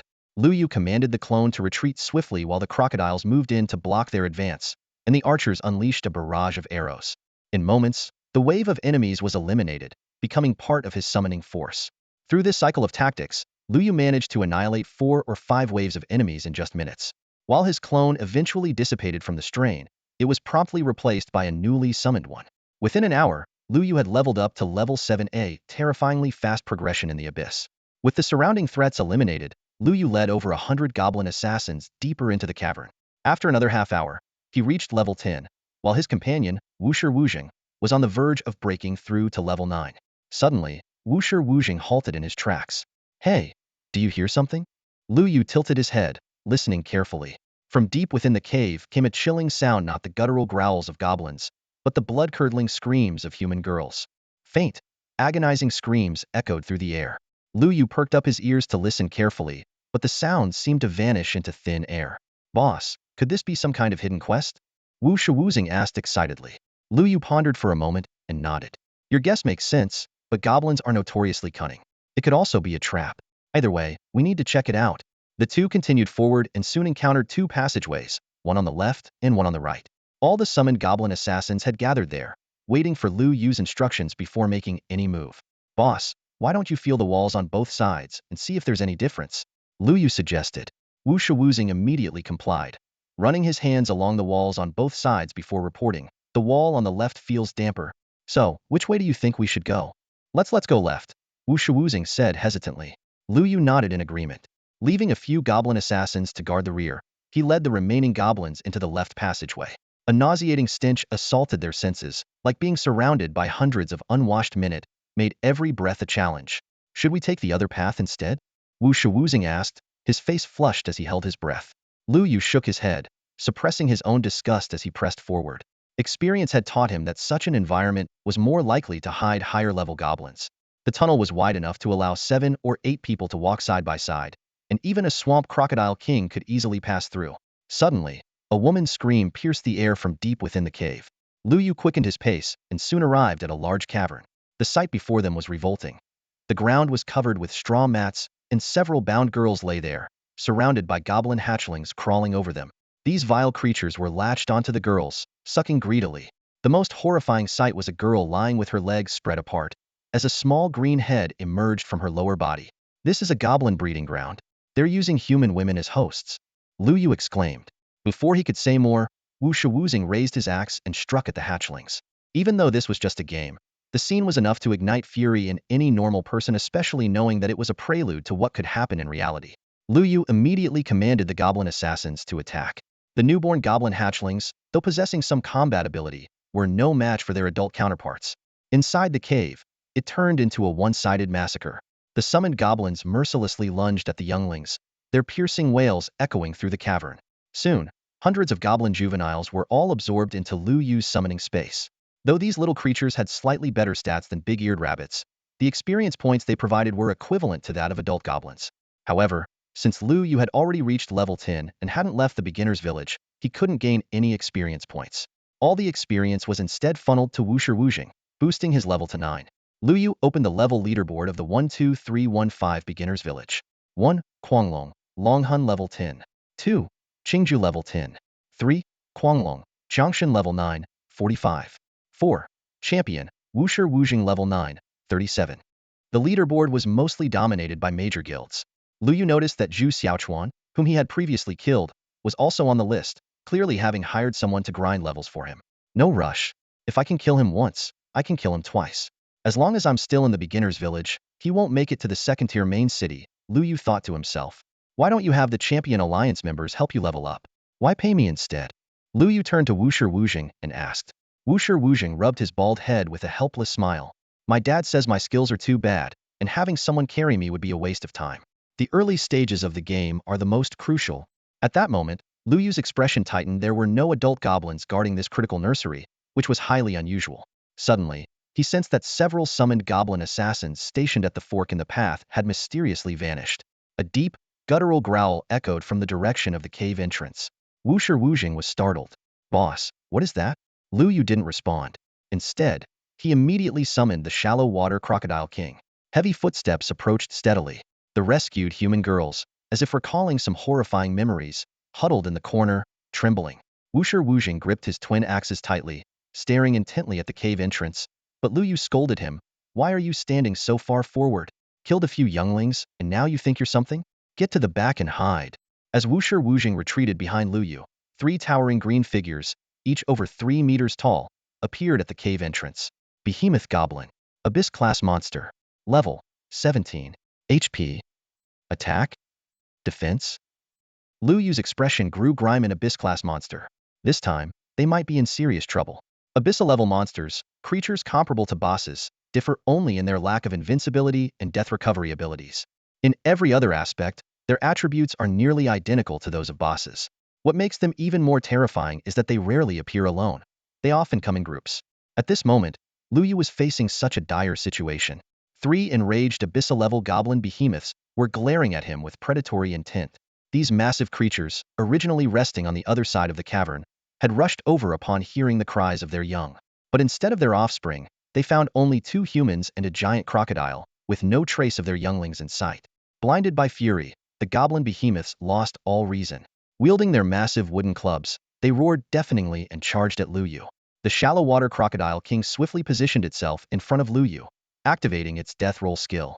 Its enormous body crushed into the 3 goblins, but the attack barely caused any significant damage. Before the crocodile king could regain its balance, the 3 goblin behemoths coordinated seamlessly. One grabbed its tail, another clamped its jaws shut, while the third raised its wooden club and relentlessly struck the crocodile king's back. In just a few seconds, the crocodile king lost 5 of its health. At this critical juncture, a group of lurking goblin assassins revealed themselves. Dozens of cold flashes streaked through the air as their backstab skills drained over 1,000 health points from the goblin behemoths. Agonized, the behemoths turned around, swinging their clubs in wide arcs, instantly killing several assassins who failed to evade in time. Seizing the brief respite, the Crocodile King launched a counterattack, targeting the goblin behemoth with the lowest health. It activated its blood maw skill, sinking its razor-sharp teeth deep into the creature's arm, ripping away a large chunk of flesh to expose bare bone. The injured goblin behemoth let out a pained howl, dropping its club to the ground. Seeing this, the other two goblin behemoths immediately abandoned their pursuit of the assassins and turned their focus back to the Crocodile King. Lu Yu ordered the Crocodile King to retreat, but he underestimated the enemy's speed. While the Crocodile King managed to dodge the first strike, it was struck hard by the wooden club of the second goblin behemoth. Meanwhile, the injured goblin behemoth retrieved its fallen club and rejoined the assault. Lu Yu had no choice but to send the goblin assassins to launch another sneak attack. This time, however, the goblin behemoths were prepared. One of them suddenly turned and swung its club in a wide arc, catching the closest assassins off guard and leaving them critically injured. Lu Yu's face darkened. Battling these highly intelligent monsters meant that even the slightest mistake could lead to total defeat. But the Crocodile King had to be savvy. It was the only trump card capable of standing against the colossal goblin beasts. While commanding the goblin assassins to continue their assault, he summoned every remaining shallow water crocodile from his summoning space. Though these low-level creatures were weak, the principle of mini ants can bring down an elephant applied here as well. If they could buy even a moment's respite for the Crocodile King, it would be worth it. Hundreds of shallow water crocodiles swarmed forward, only to be predictably smashed to death by the goblin beasts with a single swing of their clubs. However, the sheer number of crocodiles began to take its toll. The three massive goblin beasts struggled to handle the overwhelming swarm. During the brief gaps between their swings, many of the crocodiles managed to latch onto their bodies, biting ferociously. In no time, the goblin beasts were covered in shallow water crocodiles clinging tightly to them, severely hampering their movements. The Crocodile King finally broke free from its restraints, though its health had already dropped below half. Yet Lu Yu couldn't feel any relief, not when the goblin beasts had yet to use any of their abilities. As expected, the three goblin beasts leaped into the air simultaneously, then slammed heavily into the ground. A shockwave rippled outward, instantly pulverizing the surrounding shallow water crocodiles into mush and flinging those clinging to their bodies away. Even Lu Yu, standing several meters away, was staggered and forced to retreat. The group's skill was devastating, wiping out 80 of the shallow water crocodiles in an instant, while the remaining ones were left critically injured. Even the stealthy goblin assassins were forced out of hiding. However, the powerful skill came with a drawback. The goblin beasts were momentarily stunned. Lu Yu seized the opportunity, commanding all his summoned creatures to focus their attacks on the goblin beast whose arm had been bitten off. If they could take down just one of them, the scales of victory might tip in their favor. Under the relentless assault, the targeted goblin beast's health finally dropped below 20. Yet at that moment, it snapped out of its daze and entered a berserk state. Its attack power increased by 50, its attack speed doubled, and its defense dropped by 50, lasting for 1 minute. Damn it, how are we supposed to fight this? Lu Yu cursed internally. The goblin beast, already capable of one-shotting his summons, now had its attack power and speed drastically boosted, making it even more terrifying. The reduced defense was meaningless, as none of his creatures could get close enough to deal damage. The remaining dozen goblin archers stood no chance of killing it within a minute. The berserk goblin beast tossed aside its club and grabbed the Crocodile King by the tail with both hands. With a furious roar, it swung the massive creature several times its own size into the air. The Crocodile King struggled desperately, its limbs flailing helplessly. As the goblin beast spun it around, it not only knocked away the attacking goblin assassins, but also used the Crocodile King as a living shield to block all incoming arrows. Finally, the goblin beast hurled the Crocodile King with all its might against the cave wall. The impact sent rocks flying everywhere.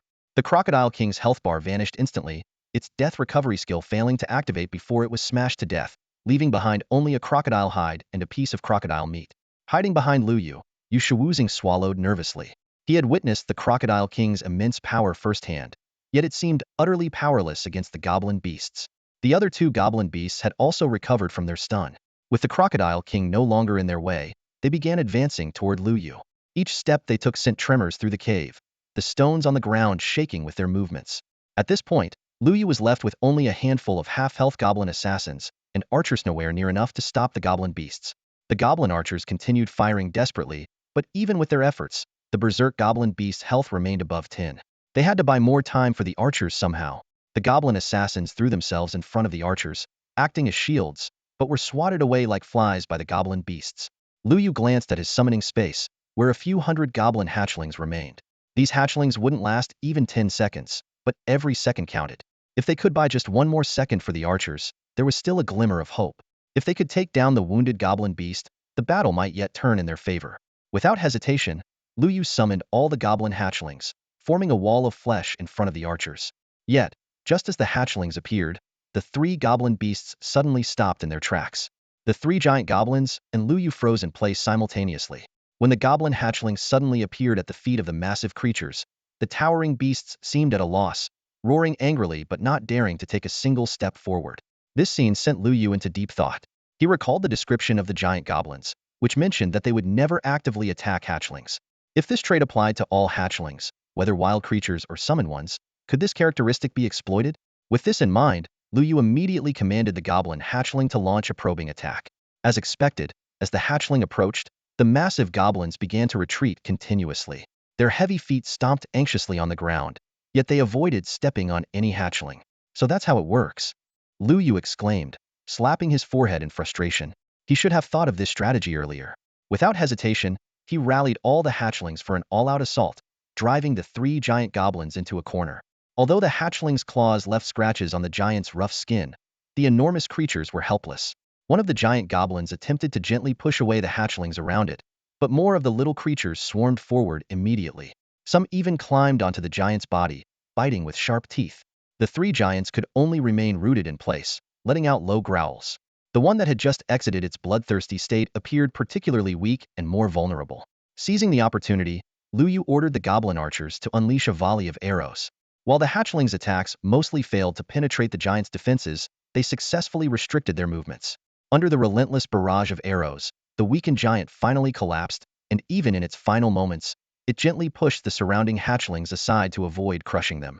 As the giant disintegrated into fragments and entered the summoning space, Lu Yu finally got a glimpse of its attributes.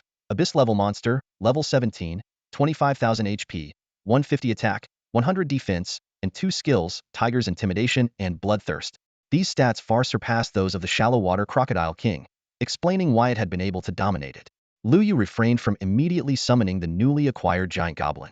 Instead, he continued using the same strategy to deal with the remaining two. Although each arrow from the archers only inflicted minimal damage, Lu Yu was in no rush. Abyss-level monsters provided substantial experience, and defeating them 7 levels above his own granted an additional 20 experience boost to, at peace with the world. If he could take down the remaining two, he would ensure reaching level 10 within the first 24 hours of the server launch. At that moment, a system announcement suddenly popped up in front of Lu Yu. Congratulations to player Innocent Youth for becoming the first player to enter the level 2 main city. Reward: 1 level, 10,000 prestige points, 1 luck point. This announcement serves as encouragement. Keep up the good work, everyone. Lu Yu frowned slightly. Innocent Youth? This ID had never appeared in the game during his previous life, let alone someone reaching the level 2 main city within 24 hours. Interestingly, this player seemed to be in the same novice village as him. He had just seen this distinctive name on the leaderboard. Could the butterfly effect of his rebirth already be taking shape? Lu Yu wasn't particularly bothered about not claiming the title of the first player to enter the level 2 main city. If he had wanted it, he could have taken it at any time. However, having experienced the racial wars, he deeply understood that individual strength was far less significant than the power of a collective. In this new life, revenge was only a small part of his grander ambitions. The battle continued. Under the relentless attacks of the goblin archers, the health of the two giant goblin beasts finally dropped below 20, triggering their berserk state. But surrounded by goblin hatchlings, the beasts could only roar furiously in place, unable to approach Lu Yu and the archer. Once the berserk state ended, the beasts fell into weakness and were swiftly captured into Lu Yu's summoning space. Meanwhile, Wuxing leveled up to 10. Lu Yu retrieved the goblin hatchlings and walked over to the corpses of the giant goblin beasts. The loot on the ground consisted of only 6 gold coins and a map, no equipment at all. He couldn't help but sigh at the abyss' consistently low drop rates. Examining the map, Lu Yu realized that they'd only explored about 30 of the goblin nest and hadn't even reached the boss lair. But now that he had reached level 10, he could challenge the village chief and leave the novice village. There was no need to waste time on this beginner map. As for the goblin boss, which was at least level 20, even with 3 level 17 abyss-tier giant goblin beasts, the odds of victory were slim. Wuxing naturally followed Lu Yu's lead. On the way back, any goblin assassins or archers they encountered were swiftly eliminated by the summoned giant goblin beasts. Before long, the two returned to the novice village. Wuxing went straight to challenge the village chief, while Lu Yu needed to complete the old village chief's quest first. Although it was inconvenient to make another trip, The system rules stated that once a player left the novice village, they couldn't return, and any unfinished quest would prevent them from leaving. As Lu Yu turned into the alley where the old village chief lived, he heard a middle-aged woman yelling angrily from a distance, standing in front of the house. "You old fool! How dare you steal my underwear? Let's see if I don't burn your house down today." "What's going on?" Lu Yu, who had just returned, froze in place upon hearing the news. The scene before him was beyond belief. The old village chief, who looked like he was on his last breath and could pass away at any moment, had somehow found the energy to steal women's underwear. A furious woman stood in front of the old chief's thatched hut, spat angrily on the ground, and stormed off with a dramatic sway of her hips. Lu Yu walked into the courtyard and saw the old village chief lounging in his usual manner, lazily sprawled on a shabby rattan chair with a gloomy expression. But the moment he spotted Lu Yu, the old man perked up instantly, shedding his earlier despondence. "Adventurer, you're finally back. I was almost ready to take my last breath. Did you bring the meat and hide of the shallow water crocodile?" Lu Yu gave him a cold stare, pulling the crocodile meat and hide out of his backpack as he asked bluntly, "Weren't you just caught stealing someone's underwear? You didn't look like you were about to die." The old chief immediately put on a self-righteous expression. "I didn't steal her underwear. I just borrowed it and, well, took the wrong one by mistake. What does an old man like you need someone's underwear for?" "Well, cough, cough." The old chief cleared his throat awkwardly, shamelessly changing the subject. "I smell the scent of the Crocodile King's meat on you. Did you kill it?" When Lu Yu nodded, the old chief's eyes lit up. "Wonderful. Could you give me the Crocodile King's meat too? It'll double your reward." Without hesitation, Lu Yu handed over a piece of the Crocodile King's meat. It was of no use to him anyway. A system notification popped up. Task completed. Reputation 1000. Experience reward void as player level is 10 and has not left the starter village. Looking at the pitiful rewards, Lu Yu took a deep breath, suppressing the urge to summon a giant goblin beast to teach the old man a lesson. Just as he was about to leave, the old chief started rambling about a new task. Lu Yu turned to leave, but noticed an unfinished chain quest in his task list. Left with no choice, he asked, "What's the next task?" The old chief grinned, revealing his last 2 yellow teeth, his eyes narrowing into slits. "Adventurer, I need the undergarments of Widow Wong from the village." The system immediately displayed a notification. Task objective: obtain Widow Wong's personal undergarments from starter village number 12315. Rewards and penalties unknown. Accept? Without a word, Lu Yu turned and walked away. This old pervert couldn't steal it himself, so now he wanted others to do it for him. What a shameless scheme. "Do you think I'm that kind of person?" Lu Yu stood before the old village chief, his tone resolute. "Even if I die in the beginner's village, I won't take on your tasks anymore." With that, he turned to leave. The old village chief hurriedly called after him, "Adventurer, where are you going? I haven't finished assigning your tasks yet." Without looking back, Lu Yu pushed open the courtyard gate. Behind him, the old village chief's tempting voice rang out. "This time, the reward is exactly what you need. If you complete my chain of tasks, I can give you a skill book. It will allow you to restore the health of your summons." A system notification immediately popped up. The old village chief has issued a special reward healing spell. Condition: complete the chain of tasks assigned by the old village chief. Lu Yu stopped in his tracks. After hesitating for a moment, he turned around and re-entered the courtyard. "Village chief, where does Widow Wong live?" "I'll go right now." The old village chief smiled with satisfaction. "Young man, don't be in such a hurry. Widow Wong's undergarments aren't easy to steal. She always carries them with her. If I can't steal them, I can just take them by force," Lu Yu replied nonchalantly.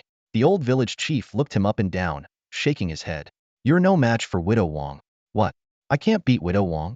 Though he knew NPCs were generally overpowered, this was still just a beginner's village, and Lu Yu felt indignant. "Adventurer, we must use strategy," the old village chief said mysteriously, pulling a small pouch of white powder from his pocket. "I've heard Widow Wong has a thing with the bartender, Li'er.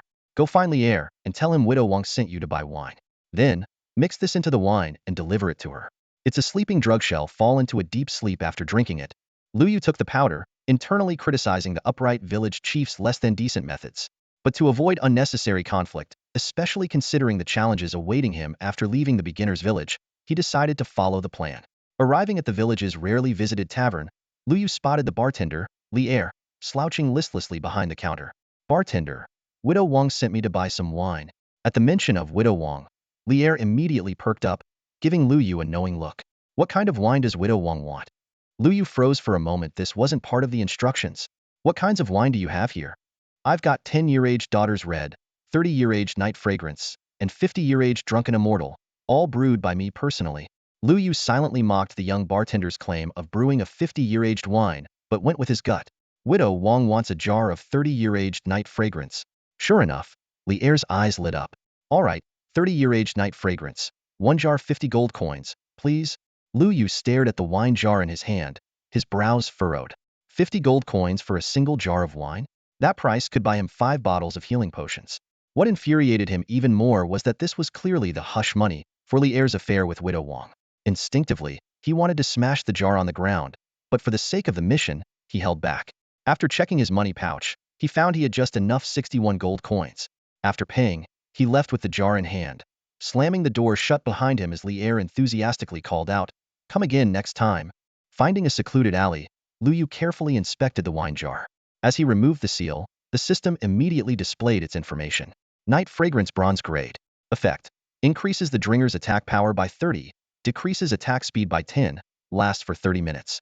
Description: a fine brew from Li Er of the Novice Village, primarily used for transmitting special messages. Quickly, Lu Yu took out the knockout powder given to him by the old village chief, poured it into the wine, and gently swirled it until fully mixed. He resealed the jar, satisfied. Perfect, there was no visible sign of tampering. When he arrived at Widow Wang's house, he noticed the main door was ajar. Peeking through the gap, he saw the alluring widow hanging clothes to dry in the courtyard. Among the garments, a piece of intimate lingerie was prominently displayed on the clothesline. He knocked politely on the door. "Come in. I've left the door open for you." Widow Wang's voice called from inside. Puzzled, Lu Yu pushed the door open and stepped in. "You sneaky devil, can't even wait until nightfall? Just you wait a night, I'll drain you dry." Widow Wang turned around mid-sentence, only for her words to abruptly stop when she saw who it was. Lu Yu cleared his throat awkwardly. "Big sister, Li Er asked me to bring some wine for you." Widow Wang's expression instantly returned to normal, as if nothing had happened. She took the jar from him, her tone soft and seductive. "Thank you, young man. Life as a widow is so lonely. Every night, I have no choice but to drink to keep myself company. Why don't you come in and have a few drinks with me?" Lu Yu's heart raced as his eyes darted to the lingerie in the courtyard. But seeing her holding the wine jar alone, it was clear she wouldn't drink it easily. Determined to complete his mission, he reluctantly followed her inside. Widow Wang poured 2 cups of wine and raised one in a toast. "Come on, young man. Let's drink to our heart's content." Lu Yu picked up the cup, his Adam's apple bobbing nervously. "What's wrong, young man?" Widow Wang narrowed her eyes as she studied him. "Don't tell me you're afraid to drink. Could it be you spiked the wine with knockout powder?" Lu Yu's expression froze for a moment, but he forced himself to stay calm and said, "Me, the great hero of the novice village. How could I possibly do something like that?" Widow Wang, unconvinced, covered her mouth with a playful laugh and brought the wine glass to his lips. Lu Yu quickly pushed the glass away and suddenly clutched his stomach, grimacing in pain. "Big sister, my stomach suddenly hurts. Mind if I use your restroom?" "The restroom is in the courtyard," Widow Wang replied, leaning against the doorframe as she watched Lu Yu stagger away, her soft laughter trailing behind him. Step by step, Lu Yu made his way toward the restroom. As he passed the clothesline, he suddenly turned around, grabbed a piece of lingerie hanging there, and vaulted over the wall. Widow Wang's smile froze instantly. Letting out a sharp cry, she dropped the wine glass and gave chase. To his dismay, her speed was even faster than his. Just as she was about to leap over the wall to catch him, 2 daggers came whistling through the air, aiming for her neck and abdomen. Despite being midair and unable to dodge, Widow Wang took both hits without hesitation. Yet she wasn't fazed. With a swift kick, her embroidered shoe, hiding a concealed blade, pierced straight through the heart of the goblin assassin. The assassin dissolved into shimmering particles on the spot. "What the? One-hit kill?" Lu Yu gasped in shock, finally understanding why the village elder had warned him not to mess with this woman. To effortlessly kill a goblin assassin, her strength must be on par with the shallow water crocodile king. Lu Yu quickly examined the stats of the lingerie he had just obtained. Silvered item: Widow Wang's lingerie. Effect: removes applies certain special seals. Description: imbued with Widow Wang's lingering fragrance, irresistible to those who smell it. Unable to resist, he took another sniff and was immediately entranced. The system promptly issued a warning: affected by a minor seal. Attack speed and damage reduced by 50 for 12 hours. Snapping out of his daze, Lu Yu hurriedly stuffed the lingerie into his inventory, but his movement speed was already significantly impaired. Widow Wang, having dealt with the goblin assassin, closed the distance in an instant. "Little one, what do you plan to do with my lingerie?" "My lingerie isn't something you can just take." Before she finished speaking, a cold flash streaked past Lu Ye's neck. Despite wearing Crocodile King leather armor, his health bar dropped by half in an instant. The sheer damage was terrifying. No wonder she could one-shot a goblin assassin, could barely survive 2 hits at most. Lu Yu found himself in a tough spot. He cursed the old village chief's so-called foolproof plan in his heart, but his actions did not falter for a second. Downing a potion in one swift motion, he retreated while summoning dozens of goblin assassins and archers in the narrow alleyway. With limited space, he had no choice but to leave the massive goblin beasts in the summoning realm for now to avoid causing chaos in the entire novice village. The goblins formed a defensive circle, temporarily blocking Widow Wong's path of attack. However, judging by her speed, the defense wouldn't hold for long. In desperation, Lu Yu decisively used the clone technique. Though his main body was critically injured, one touch from Widow Wong would mean certain death. Had no other option. Dying once would only result in losing a level, but the mission had to be completed. He handed the undergarment to his clone and ordered it to sprint at full speed toward the old village chief's house. Unfortunately, the clone inherited the main body's current state, suffering the same movement speed and attack speed debuffs. As Widow Wong effortlessly kicked away a goblin assassin attempting to ambush her and agilely leaped onto the rooftops to pursue the clone, Liu quickly summoned more goblins on the roofs to block her path. The clone had already turned into the alley leading to the old village chief's house and was close to success. However, Widow Wong seemed to have gone berserk. Ignoring the arrows from the archers and the ambushes from the assassins, she pursued relentlessly, even at the cost of sustaining heavy injuries. She quickly caught up to the speed-restricted clone, her dagger gleaming with a cold light as she aimed straight for its back, a clear execution of the assassin's backstab skill. Lu Yu had anticipated this and immediately commanded the clone to dive forward. Though the vital spot was avoided, a gruesome wound was slashed open on the clone's back, nearly killing it instantly. The situation was dire. Gritting his teeth, Lu Yu summoned 2 massive goblin beasts in the narrow alleyway. Their enormous bodies completely blocked the passage, causing bricks and tiles to tumble down. Widow Wong attempted to climb over the walls to bypass the blockade, but one of the goblin beasts swatted her back to the ground with a mighty slap, temporarily immobilizing her. Seizing the opportunity, the clone dashed into the old village chief's yard and finally delivered the undergarment. Hearing the sounds of fighting, the villagers quickly emerged from their homes. When they saw 2 massive goblins, their faces were immediately filled with fear. The village chief rushed over, frowning as he took in the battle scars scattered across the ground and the damaged houses on either side. Before Lu Yu could explain, Widow Wong spoke up first, her voice tinged with a sob. "Our village hero actually helped the old village chief steal my undergarments. I just wanted to take back what was mine, and he summoned these 2 brutes to bully me." She twisted her waist as she spoke, exuding a pitiful charm mixed with a flirtatious demeanor, a stark contrast to her fierce attitude moments ago. "Adventurer, do you have anything to say?" the village chief asked, turning to Lu Yu. Lu Yu was momentarily speechless because the events had indeed unfolded as Widow Wong described. He had taken on the old village chief's request to steal the undergarments, only to be caught red-handed. At that moment, the old village chief emerged from the courtyard. The boils on his body had mostly subsided, though his complexion remained pale. "What's going on here? Why is there such a commotion in front of my door?" he asked. The village chief's expression darkened at the sight of him. The old village chief, however, smirked provocatively. Well, current village chief, my dear successor, you don't look so good." The village chief ignored the old man's taunt and turned to Lu Yu, declaring, "Adventurer, due to the damage you've caused to the village, I hereby revoke your title as the village hero." A system notification immediately appeared, indicating the title had been removed.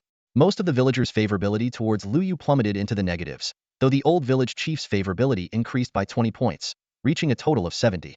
"Adventurer, you must compensate the villagers for the damages to their homes," the village chief said sternly. Without hesitation, Lu Yu handed over 10 gold coins to the villagers. Better to pay up than waste time rebuilding. Though they accepted the compensation, they still shot him angry glares as they left. Before departing, the village chief leaned in and whispered to Lu Yu, "As the chief of the beginner's village, let me give you some advice. Don't get too close to that old man. He'll bring disaster to the entire village."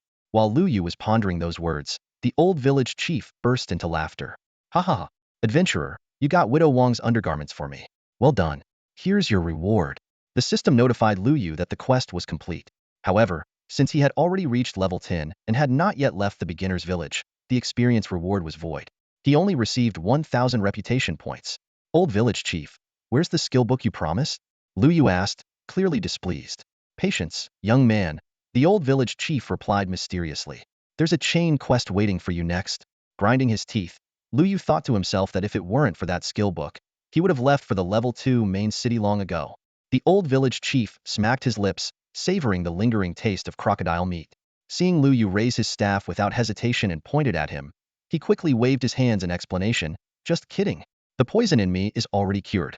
No need for more crocodile meat. There's something more important I need you to handle now. He straightened up and said seriously, there are major threats surrounding the village. A giant serpent to the east, a massive tree to the west, the crocodile king in the shallow bay to the south, and the goblin general in the sunset forest to the north. The shallow bay crocodile king? Didn't I already take care of that? Lu Yu asked, puzzled. No, the old village chief said with a meaningful look, that crocodile king will soon resurrect. You must deal with it completely. Lu Yu raised an eyebrow, understanding the implication. This old man was hinting that he should capture the crocodile king into his summoning space to prevent it from respawning. It seemed the village chief had figured out his profession. The old man tried to pat Lu Yu on the shoulder, but Lu Yu deftly dodged. Unbothered, the village chief continued. These monsters are all very powerful, especially the goblin general. Its strength is terrifying. You must be careful. Lu Yu smirked inwardly at the old rascal's concern for the village. These so-called four great threats were actually the infamous bosses of the beginner's village. But what about that tree? It was supposed to be the village's guardian deity. How did it end up as a calamity? Oh well, a boss is a boss after all. Village chief, how many more stages are left in this chain quest? Lu Yu asked directly. Young man, are you doubting me? I am the honorable village chief. Former village chief, Lu Yu corrected him. The old man sighed in defeat. Fine. After you deal with these four threats, there's just one more task to complete the quest. As Lu Yu remained silent, the system helpfully displayed a notification. The chain quest has reached the third stage, with one stage remaining. For Lu Yu, the most challenging opponent wasn't the goblin general but that 1,000-year-old sacred tree. The tree demon had a passive regeneration skill, making it nearly impossible to kill without sufficient damage. He recalled that even in his previous life, no one managed to defeat it before the abyssal invasion began. To take it down, he would need to unleash massive damage in a short period, which meant summoning more powerful creatures. After weighing his options, Lu Yu decided to deal with the Blackwater Serpent first. The Crocodile King hadn't respawned yet, and the Tree Demon was too tricky to handle at this stage, so it would have to wait until the end. The Blackwater Swamp to the east of the village was the habitat of the Blackwater Python. Lu Yu quickly checked his status. ID hidden, equipment glow turned off, everything was ready. The outskirts of the swamp were bustling with activity, filled with players looking for teams. Casual team here got a tank, got some DPS, just need another damage dealer. 5-man team recruiting, we have a healer girl, just need a tank. Level 6 archers, join us for a high-level speed run. Looking for a strong healer, we'll provide blue potions. The recruitment calls echoed everywhere. In the beginner village, wild monsters generally had higher stats than players of the same level, making solo battles nearly impossible. However, this situation would improve upon reaching the second-tier main city. A buzz-cut young man quickly stepped in front of Lu Yu. Hey man, you're soloing too, right? Join our team, it's all casual players, and we're short a mage. We'll split the XP evenly. Thanks, but I'm used to training alone. Lu Yu politely declined and kept walking. Buddy, the Blackwater snakes here are crazy strong. Soloing is a death sentence. If you join us, the XP might be a bit less, but at least you'll be safe. The buzzcut guy persistently followed, trying to persuade him. Seeing that Lu Yu continued to ignore him, the young man lost his temper. Huh. A squishy mage daring to solo the Blackwater Swamp? That's just suicide. If you make it out alive, I'll eat my hat. No, I'll eat it upside down. Lu Yu smirked and quickened his pace deeper into the swamp. The outskirts were still teeming with level 4 Blackwater snakes for players to grind on. The further in he went, the higher the level of the snakes, and the fewer people he encountered. By the time he reached the central area, only a handful of small 3-man teams were scattered around, grinding in their respective spots. Any non-guild players who could make it this far were undoubtedly seasoned experts.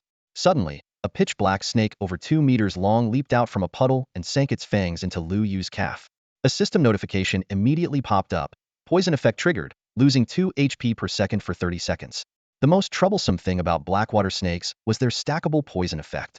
Ordinary teams would only dare to face 2 at a time, as more could easily lead to a wipe.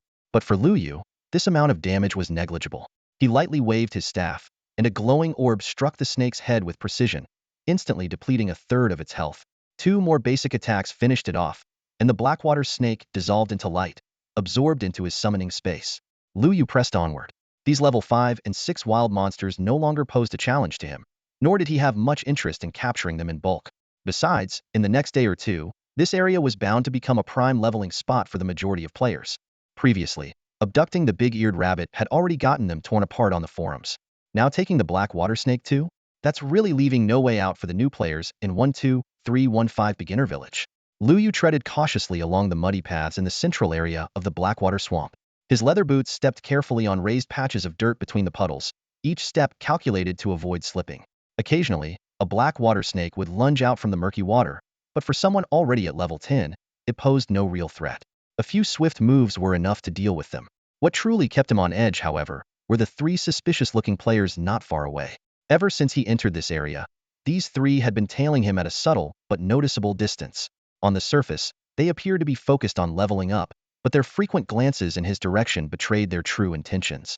Lu Yu was well aware that as a mage wearing only leather armor and wielding a staff, he naturally drew attention.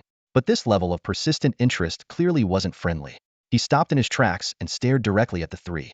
The trio seemed to be friends in real life, judging by their coordinated behavior. Their IDs were punching nursing homes, kicking preschools, and night kicks widow doors. When they saw Lu Yu stop, they exchanged a look and walked straight toward him. "Hey, buddy, leveling up alone?" Punching nursing homes was the first to speak. Lu Yu simply nodded without saying a word. "This map can be pretty dangerous for a solo player. Want to team up with us? If we find any good gear, you can have first dibs," Punching nursing homes said with a grin. "No need. I'm used to going solo," Lu Yu replied curtly. "Well, we're not used to that," Punching nursing homes said, his smile fading. "The black water snakes you just killed? Those were in our leveling area. How do you plan to compensate us?" Lu Yu chuckled softly, patting his leather armor. "How about I give you this piece of armor?" "Well, look at that. The kid's got some sense," Punching nursing homes said with a wave of his hand. The other two immediately moved to surround Lu Yu. "I'm guessing this leather armor is what's keeping you alive out here, huh? Hey, race the deal. Either hand it over willingly, or well take it by force. Your choice." That's a tough one. Let me think about it," Lu Yu said, rubbing his chin. "Quit stalling."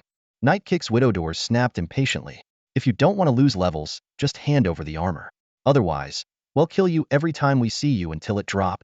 Before he could finish, a dagger gleaming with cold light pierced through his chest from behind. "Third brother," Punching nursing homes shouted in alarm. "Damn it, it's an assassin." He turned to flee, but a sharp blade sliced across his neck, draining his health bar to 0 in an instant. Before his vision darkened completely, he caught a glimpse of kicking preschools already lying lifeless on the ground. Lu Yu crouched to inspect the items the trio had dropped. There were only a few potions and some snake skin snow equipment. Nightkick's widow doors had a black iron staff. "Too bad it didn't drop," he muttered to himself. "Ambushing and looting are common in the abyss, but unfortunately for you guys, you picked the wrong target." After gathering the spoils, Lu Yu continued deeper into the Blackwater Swamp. Before long, he arrived at the lair of the Blackwater Python. The area was filled with mysterious, unfathomable black water pools, with narrow, raised paths weaving through them like a labyrinth. Lu Yu treaded carefully along the paths, his eyes scanning his surroundings with vigilance. The black water snakes that once inhabited the area were nowhere in sight, leaving behind an unsettling silence that hung heavy in the air. Suddenly, a jet-black streak of water shot out from one of the pools, hurtling straight toward Lu Yu's face. Instinctively, he tried to dodge, but his reaction was a fraction too slow. The black water struck his shoulder. A system notification immediately appeared, informing him that he had been attacked by the Blackwater Python. 123 damage inflicted, along with a poison status effect that would drain 30 health points per second, have any healing effects, and last for 30 seconds. A single attack like this could inflict over 1,000 cumulative damage, far exceeding Lu Yu's health limit. Without delay, he consumed a basic health potion, but the original 200-point healing effect was now reduced to just 100 points due to the poison. Lu Yu quickly retreated, summoning 3 massive goblin beasts to form a defensive formation around him. At the same time, a dozen goblin assassins and archers were strategically positioned around the black water pools. Rather than ordering his summons to attack recklessly, Lu Yu instructed them to keep a close watch on the pools for any suspicious activity. These seemingly isolated pools were actually interconnected through underwater tunnels, and the primary purpose of the goblins was to guard against ambushes from the Blackwater Python. The true fighting force lay with the 3 goblin beasts. Suddenly, ripples began to spread across the water of a nearby pool. Reacting instantly, Lu Yu sidestepped, narrowly avoiding a water streak that grazed his cheek. Simultaneously, a massive wooden club smashed into the water. As Lu Yu dodged, he commanded the nearest goblin beast to launch an attack at the center of the ripples. The goblin beast swung its wooden club down with tremendous force, sending a cascade of water into the air. From the depths, a colossal python over 10 meters long and as thick as a barrel surged upward. Its entire body was jet black, except for its eerie, emerald green eyes that glowed ominously in the dim light. The system identified the creature as an Iron Tier Boss Blackwater Python. Health, 15,000. Attack, 60. Defense, 60. Skills, Constrict, Molt, Invincible Golden Body. Description: the ruler of the Blackwater Swamp, every attack inflicts poison. Though its stats were slightly inferior to the Shallow Water Crocodile King, the python's most troublesome trait was its venom. Every hit guaranteed poisoning. Without a cleric's purification skill, the only option was to endure its effects.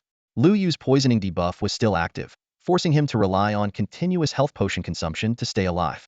As the Blackwater Python lunged out of the water, its tail coiled tightly around the goblin beast's wooden club. In a swift motion, it spiraled upward, wrapping its massive body around the beast and immobilizing it. This was its constrict skill. No matter how much the trapped goblin beast struggled, it couldn't break free, and its health began to steadily decline. The other two goblin beasts quickly rushed over, discarding their own wooden clubs as they closed in. One grabbed the python's head while the other seized its tail. Following Lu Yu's commands, they began to spin in circles around their entangled companion, pulling the python's body taut as they moved.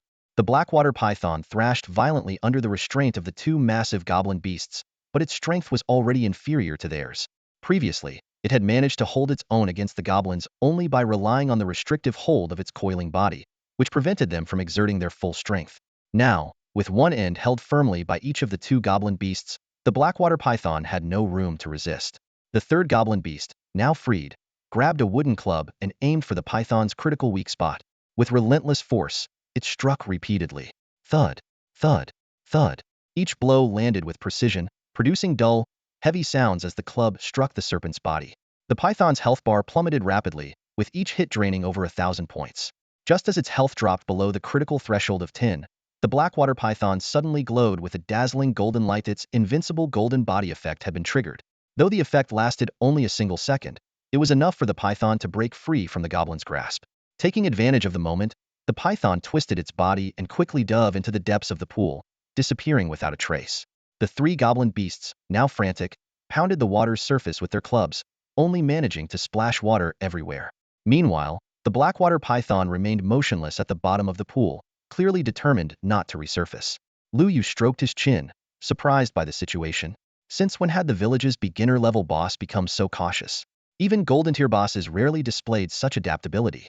Unfortunately, the goblin beasts were unable to enter the water. These fearsome creatures, so dominant on land, would become easy prey for the python in its aquatic domain. If only the Shallow Water Crocodile King were still around, this would be an easy fix. The weakened Blackwater Python would stand no chance against it. But it had been less than 24 hours since the Crocodile King's defeat, and even though it was no longer Lu Yu's summoned beast, it couldn't respawn just yet. As for the other creatures in Lu Yu's summoning space, they were even less of an option. Aside from a few Blackwater snakes head casually eliminated during his travels, there was nothing capable of challenging the python in the water. The python, lurking underwater, would soon exit combat mode and begin regenerating its health. Once fully recovered, taking it down would become an even greater challenge. Lu Yu glanced at the three goblin beasts standing idly by the water's edge and shook his head.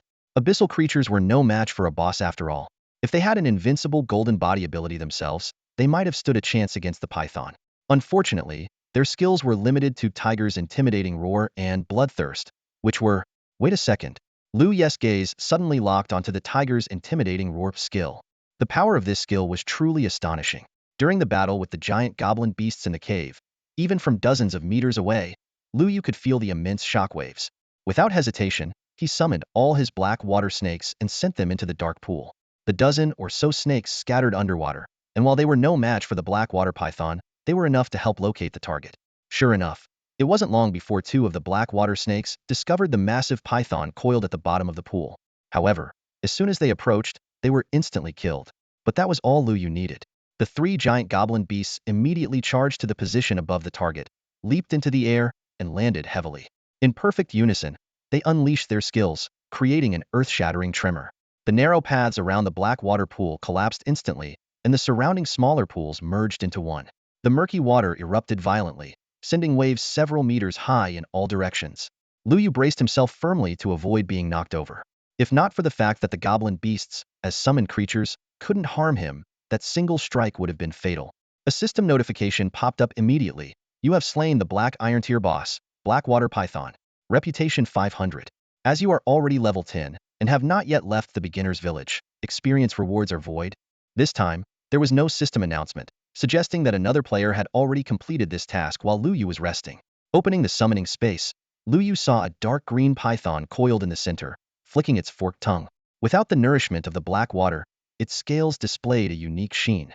He summoned it and commanded it to dive to the bottom of the pool to retrieve the spoils of the battle. The idea of having the newly subdued black water python retrieve the loot from its own defeated form was admittedly strange. However, these lower-tier boss creatures lacked advanced intelligence and didn't retain memories. Lu Yu recalled once seeing a high-tier boss, after being killed, camp outside the main city specifically to ambush the players who had defeated it. It wasn't until a level 150 top-ranked player used abyssal power to completely obliterate it that peace was restored to the city. Before long, the black water python surfaced, carrying 2 items and a piece of equipment in its mouth. It carefully placed them at Lu Yu's feet and even tried to affectionately rub against his pant leg. However, upon seeing Lu Yu frown, it promptly backed away. Lu Yu wiped the mud off his pants and began inspecting the luta piece of python skin that could be used for crafting equipment and a fist-sized venom sac. The description of the giant python's poison gland in bronze level appeared before Lu Yu's eyes. Highly toxic. A single lick will paralyze your entire body. 2 licks will result in instant death. 3 licks. No one has ever lived to try a third. Lu Yu curled his lips in disdain but still quickly stuffed the poison gland into the last slot of his backpack, making sure to keep it away from his other items. He then turned his attention to the final piece of equipment, a ring inlaid with the fong of the blackwater python. The system displayed its stats. By Luo Ring Black Iron Grade, Attack 10, Defense 1. Effect 1. The wearer loses 10 HP per second. Effect 2. 1 chance to poison the target upon attack. Description. Forged from the blackwater python's fong, imbued with the python's hatred toward its wearer. Is this it?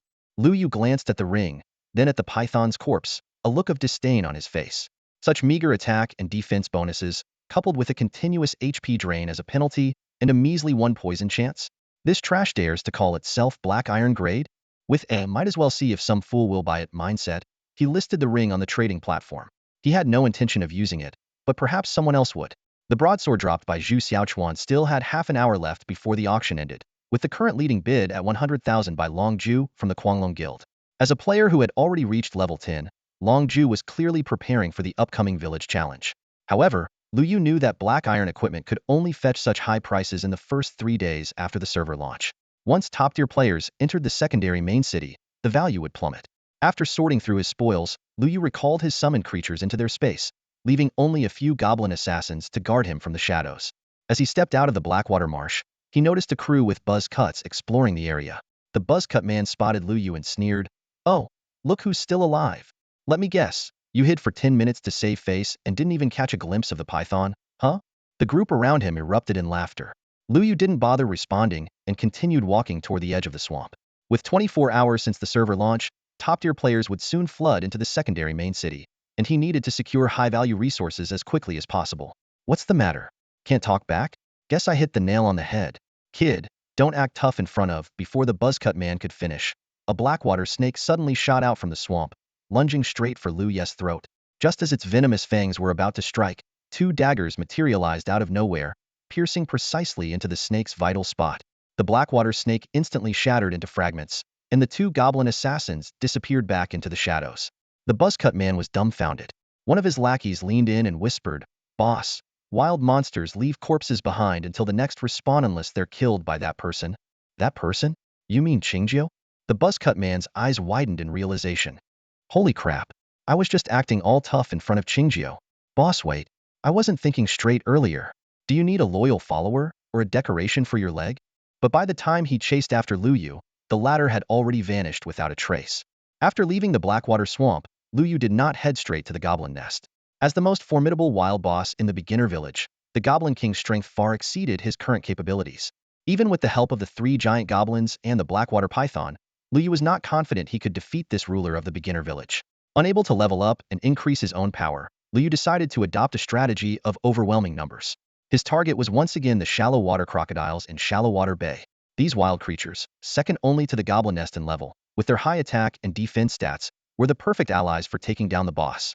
Since wiping out the shallow water crocodiles and their king last time, Lu Yu's summoning space had felt somewhat empty, with the number of wild creatures never surpassing triple digits. Now, it was time to expand his ranks. Shallow Water Bay was just as desolate as before. Even top-tier players who had reached level 9 rarely trained here. The shallow water crocodile's lethal attacks and resilient defenses made every mistake a costly one. Most players would rather spar with the goblins in Sunset Forest than risk venturing here. Of course, if they knew the powerful attributes of the shallow water crocodile gear, this place likely wouldn't be so quiet. Upon arrival, Liu Yu summoned his 3 giant goblins and the Blackwater Python. Although these main forces had sustained some injuries in previous battles, their health remained above 80. He deployed a few goblin assassins to scout the surroundings, while keeping the rest of his summoned creatures on standby. Without any healing skills at his disposal, pursuing injury-free kills was the wisest approach. The 3 giant goblins spread out, each swing of their clubs easily taking down a shallow water crocodile, quickly clearing a large area within the crocodile group. The Blackwater Python demonstrated remarkable intelligence, swiftly weaving through the crocodiles and luring them into clusters. It then coiled its massive body around them and unleashed its constriction skill, taking out dozens of crocodiles with each attack. As his forces fought, Liu Yu made good use of the time and materials at hand. Using large stones and wooden sticks, he constructed a makeshift barbecue rack. He ignited a fire with his staff, placed a few pieces of crocodile meat on the rack, and had 2 young goblins assist in turning the meat. Despite having hunted so many shallow water crocodiles before, he had never actually tasted their meat. Considering how much the old village chief raved about it, it was likely something extraordinary. Soon, the aroma of roasting meat filled the air, and the dripping fat sizzled enticingly on the coals. Unable to resist, Liu Yu took a bite and savored the taste. The texture was similar to pork, but even more tender. However, without any seasoning, it lacked a bit of flavor. A system notification appeared before Liu Yu. After consuming shallow water crocodile meat, his poison resistance increased, reducing the chance and effect of being poisoned by 5. This effect would last for 30 seconds. Staring at the crocodile meat in his hand, Liu Yu pondered if a professional chef were to cook this, the detoxification effect would surely be enhanced further. He recalled the profession system in the game. After players obtained their primary profession in the level 2 main city, they could choose a secondary profession as well. Chef was one of these options, allowing them to maximize the properties of ingredients through special cooking techniques. In the game world, places like pharmacies, blacksmith shops, and other logistical centers only offered basic services. To acquire advanced potions or forge powerful equipment, one had to rely on these secondary professions. Just as Liu Yu was about to continue enjoying his grilled meat, he suddenly sensed a warning from his goblin assassin summoned. There was a large group of players approaching Shallow Water Bay from another direction. While it was normal for players to come here to grind at this time, moving in large groups was unusual. Judging by their movements, it seemed they were targeting the Shallow Water Crocodile King. It had been nearly 24 hours since Liu Yu last defeated that boss, so it was about time for it to respawn. Although Liu Yu couldn't directly see through his summons vision and could only perceive vague information, he wasn't worried. With his current strength, even if all the players from the novice village came together, they wouldn't pose any threat to him. Leaning leisurely against a rock, he continued enjoying his grilled crocodile meat while browsing the trading platform. The platform was flooded with quest items like big-eared rabbit hides. Several mid-sized guilds had already monopolized the big-eared rabbit hunting grounds in the novice village.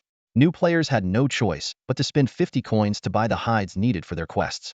While some had tried to resist this monopoly, after having their equipment looted and being repeatedly killed, they eventually had to accept the harsh reality. Liu Yu wasn't surprised by this. To him, human nature was inherently like this. Unless a powerful individual emerged to suppress all forces, this situation was unlikely to change. And that was precisely his goal. Switching to the auction page, he saw mostly ordinary, low-tier equipment. His black iron broadsword was pinned to the top by the administrator, with the highest bid currently at 100,000 coins from Quanglong and Longju. The auction was nearing its end, but Liu Yu wasn't worried at Alan this stage of scarce equipment. The value of a high-quality weapon far exceeded this amount. As the countdown entered the final 30 seconds, the price remained stagnant at 100,000 coins. The final 10 seconds of the auction saw prices fluctuate wildly. 110,000, 120,000, 130,000, 135,000, 140,000, 150,000. Each bid made everyone hold their breath. In the very last second, the price shot up like an arrow. 151,000, 160,000, 170,000, 176,000, until it finally settled. A system notification promptly followed. The item you auctioned, the giant mantis blade, has been purchased by players Quanglong and Longju for 200,000 yuan. The system has deducted a 10 handling fee, leaving 180,000 yuan, which has been transferred to your linked bank account. Please check your balance. Liu Yu's lips curled into a faint smile. To him, this amount of money didn't mean much after all. In a year, all real-world currency would become worthless. Covering basic living expenses was enough for now. He quickly withdrew 100,000 yuan from the account, copied the auction notification verbatim, and posted it as a system announcement. In the game world, Players were left stunned as they read the message. What is Qingju up to? Showing off his wealth? That's a black iron tier weapon. I'm still stuck with basic whiteboard gear. Discussions buzzed across the channels. Far away, Zhu Xiaochuan's face darkened instantly when he received the message. His fists clenched involuntarily. After their last battle, he had carefully studied Liu Ye's combat style and Qingji's gameplay videos. He had been forced to accept a hard truth that left him reeling. Liu Yu and Qingjio were the same person. This realization struck him like a bolt of lightning. The once insignificant player he could toy with at will had now become a formidable powerhouse from the abyss, capable of destroying him effortlessly. The shallow water crocodile king that had taken him down, and now this giant mantis blade that had dropped from him both were undeniable proof of this fact. Liu Ye's decision to post the system announcement was as clear as day. It was a deliberate slap in Zhu Xiaochuan's face. Liu Yu, just you wait. One day, it'll make you regret crossing me. Zhu Xiaochuan growled through gritted teeth. One of his underlings quickly tried to calm him down. Boss, take it easy. Let's focus on the mission. If we complete the village chief's task to slay the shallow water crocodile king, we can get a bronze tier weapon. Hey look, there are 3 goblins over there. Could Qingju be grinding levels here? Zhu Xiaochuan frowned slightly. He knew Liu Yu had already reached level 10 and had stayed in the starter village longer than necessary, likely to help Yushir Wujing level up. Now that Yushir Wujing had also reached level 10, Liu Yu must have left the starter village by now. This might be part of a storyline quest. Let's test it out with an attack, Zhu Xiaochuan ordered. Got it, boss, his underling replied. Liu Yu stood up and extinguished the charcoal fire. At this moment, the increasing number of shallow water crocodiles in the summoning space indicated that the Crocodile King was about to appear. Suddenly, a series of system notifications interrupted his thoughts. His summoned beast, the giant goblin, was under attack by players Ao Tian, Xiao Chuan, and Gold Farming Leader. Before Liu Yu could process what was happening, another notification came through. The giant goblin had already counterattacked in self-defense and killed the intruding enemies. Zhu Xiaochuan. Liu Yu sneered and shook his head dismissively. Ever since he had mercilessly defeated Zhu Xiaochuan and Sun Xiaoyi last time, these people were no more than insignificant ants in his eyes. As long as they didn't seek their own demise by appearing in front of him, he couldn't be bothered to deal with them. Just like this suicidal assault, Liu Yu merely felt a faint sense of pity, hoping they would continue with such futile efforts in the future. At that moment, another system notification sounded. Due to your elimination of more than half of the shallow water crocodiles, you have angered the leader here. The shallow water crocodile king will arrive in 30 seconds. Please prepare yourself. Liu Yu immediately shifted his focus to the respawn point of the shallow water crocodiles. By the time he arrived, an absurd battle was already underway. 3 giant goblins were working in perfect coordination to subdue the crocodile king, one firmly holding its jaws shut, another gripping its tail tightly, while the third relentlessly struck its vital points. Meanwhile, the blackwater python occasionally joined in with a few vicious bites. After being beaten to the point of triggering its invincibility effect, the crocodile king seized the brief moment of immunity to break free and dive into the water. However, the blackwater python, prepared for this, immediately coiled around it, while the giant goblins quickly dragged it back onto the shore, continuing their one-sided assault. Watching the crocodile king being battered to the point of coughing up blood, Liu Yu fell into thought. The survival instincts and intelligence displayed by these beginner village bosses were surprisingly superior to those of higher-tier gold and platinum bosses. Both the blackwater python and the crocodile king instinctively chose to flee in critical moments. Yet, strangely, once they were summoned, this sense of self-preservation seemed to vanish entirely. Moments later, the crocodile king appeared in Liu Ye's summoning space, curled up in a corner, as if deeply traumatized.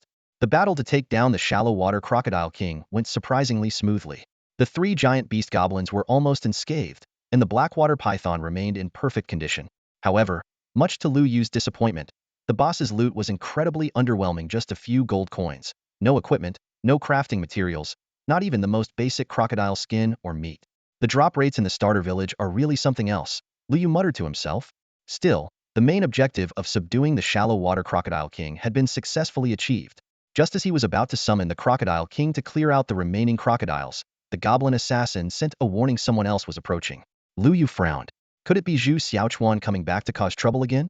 In the distance, a group of players was rushing over. Liu Yu quickly recalled the giant beast goblins and the blackwater python back into the summoning space and looked up. About a dozen players, all with the prefix Quanglong Wild Dragon in their IDs, soon arrived in front of him. Among them, 3 stood out: Quanglong Longhun Dragon Soul, Quanglong Qiangshan Gun God, and Quanglong Longju Dragon Sniper, all well-known names on the level leaderboard. Liu Yu also noticed that Longju was holding the black iron mantis blade he had previously sold. Longhun stepped forward and asked, "Hey there, friend. Have you seen the shallow water crocodile king around here? No, I just got here myself. All the crocodiles seem to be gone. Lu Yu replied calmly without batting an eye. Damn it, a step too late again. Longju slapped his thigh in frustration. Judging by this, it must have been taken by Qingjiu. Are you here alone to do a quest? Longhun sighed and asked. A quest? What quest? Lu Yu was taken aback. He had indeed come here to complete the village elder's quest, but he thought it was supposed to be exclusive to him. You don't know? Longhun explained. The village elder issued a quest to kill the shallow water crocodile king. Completing it earns you a bronze tier item as a reward. A bronze tier item? Lu Yu was shocked. No wonder Zhu Xiaochuan had shown up earlier. This reward was indeed tempting. Just the Crocodile King's bronze tier armor Lu Yu was wearing was enough to make 99 of the wild monsters and players in the starter village helpless against him. Anyone can take this quest? Of course. Whether solo or in a team. As long as you kill the shallow water Crocodile King, it counts.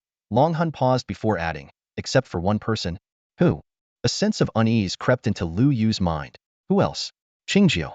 Longju said indignantly. That guy can't even get the reward. So why does he keep meddling? Longju, watch your words. Longhun shot him a glare before continuing.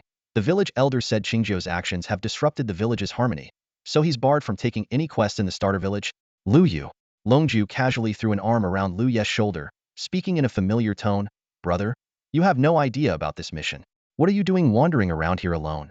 Lu Yu was momentarily at a loss for words. Unless he revealed his identity, he couldn't explain his situation. You're not trying to pick up scraps here, are you? Longju eyed Lu Yu meaningfully. Everyone in the novice village knows that Ao Tion's elite team was completely wiped out fighting the boss. You must be hoping to get lucky and snag some of the gear they dropped, right? He burst into exaggerated laughter as he spoke. He waved the mantis blade in his hand. Come on, be honest. How much gear have you picked up?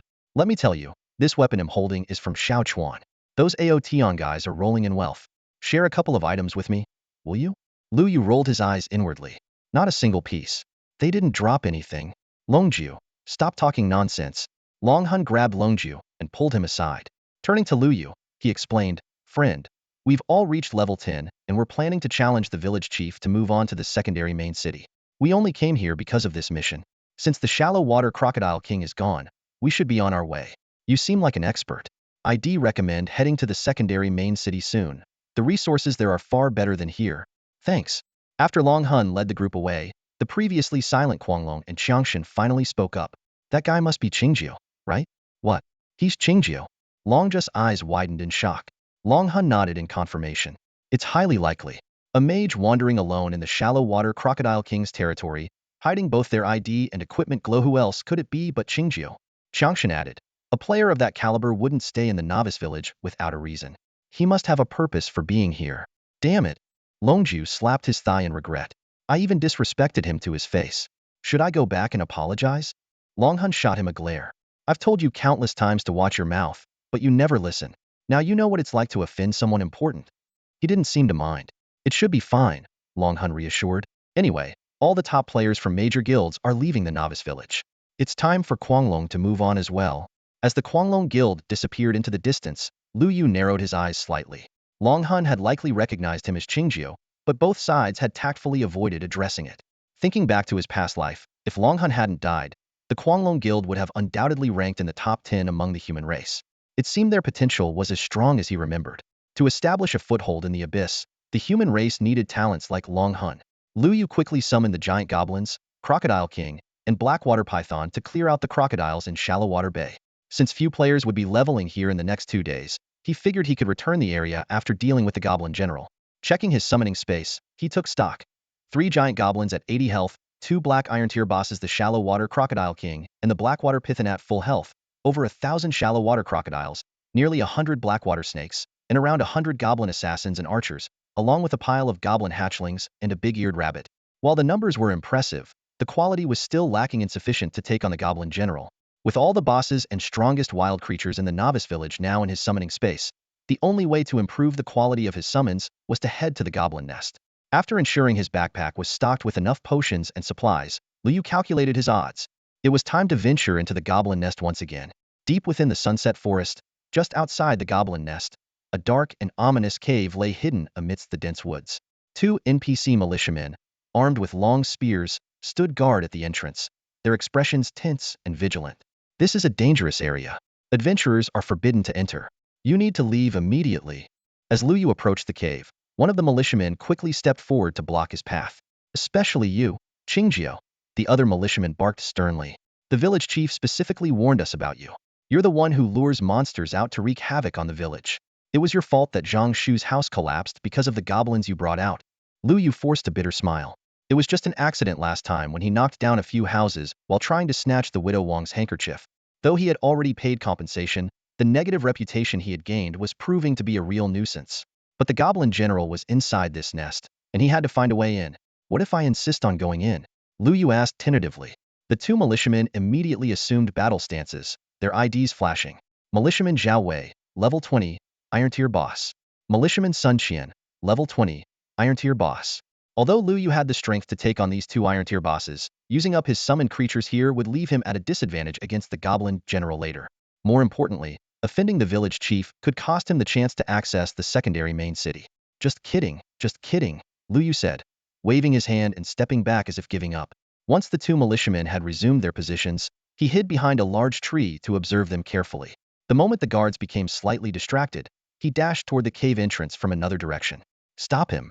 He's trying to force his way in. Chase him down. We'll take him back to the village chief for punishment. The two militiamen immediately took off after Lu Yu, who pretended to flee in the opposite direction. Once he was sure they were far enough away, Lu Yu slipped out from behind the tree and darted into the cave. Inside, the cave was dark and damp. Lu Yu closed his eyes for a moment to adjust before he could barely make out his surroundings. It was an unfamiliar area, with nothing but bare rock walls and scattered wooden stakes and planks on the ground, no sign of goblins anywhere. He wasted no time and summoned a goblin assassin and an archer. Without a word, the assassin vanished into stealth mode to scout the area, while the archer remained close, alert to any potential ambushes from above or along the walls. With his previous map destroyed, Lu Yu could only proceed cautiously, feeling his way forward. The quieter it was, the more vigilant he became. Suddenly, the sound of weapons clashing echoed through the darkness. However, the goblin assassin sent no danger signals, and the system did not notify him of any attacks on his summoned creatures. The metallic clashes echoing from deep within the cave heightened Lu Yu's alertness. He treaded lightly, cautiously approaching the source of the sound. As he advanced, the cave gradually opened up, and the flickering firelight illuminated the space ahead. Under the glow of the fire, a striking scene unfolded before his eyes. Several towering goblins were engaging in swordsmanship sparring. These were no ordinary goblins, each stood over 1.7 meters tall, with physiques even more robust than the average human. They were clad in uniform black armor and armed to the teeth, wielding long swords, carrying longbows on their backs, and with sharp daggers sheathed at their waists. The bulging muscles beneath their armor were a testament to their formidable combat prowess. The system identified them as the Goblin Elite Guard, level 18 elite monsters. Although their specific attributes were still displayed as, their level suggested their strength might surpass that of the behemoth goblin. As Lu Yu observed, an unexpected turn of events occurred. All the sparring elite guards abruptly halted their movements, and a dozen pairs of glowing eyes simultaneously turned toward his position. Lu Yu's heart skipped a beat. Was hiding nearly 100 meters away in the shadows. Yet he had still been discovered? Before he could react, the elite guards launched their attack. 9 frontline warriors surged forward with a flash of red light, their speed suddenly accelerating as they charged at him with long swords in hand. Meanwhile, arrows from the rear archers whistled through the air. In an instant, one of the goblin archers was struck down by 3 arrows, while Lu Yu himself was hit by 2. Even with his Crocodile King leather armor, the damage left him stunned. Quickly downing a health potion, Lu Yu summoned dozens of shallow water crocodiles to hold off the enemies. Faced with the numerical advantage of the crocodiles, the elite guards immediately adjusted their tactics, forming a defensive circle with their backs to one another. However, the level 10 crocodiles were no match for them. Every strike from the elite guards severely injured a crocodile, and a follow-up blow would end its life. The elite guards soon adapted their strategy, splitting into 3 groups to launch coordinated attacks. Each group of 3 worked seamlessly together, killing over a dozen crocodiles in mere seconds without sustaining any injuries. Meanwhile, the goblin archers in the rear were completely suppressed by enemy fire, unable to move without becoming easy targets. Watching his crocodiles fall one after another, Lu Yu realized he couldn't continue like this. He promptly deployed his goblin assassins, sending 7 daggers simultaneously toward the vital points of one elite guard. This ambush was meant to deliver a fatal blow. At the very moment the goblin assassin struck, one of the goblin guards instinctively rolled to the ground, narrowly avoiding a fatal blow.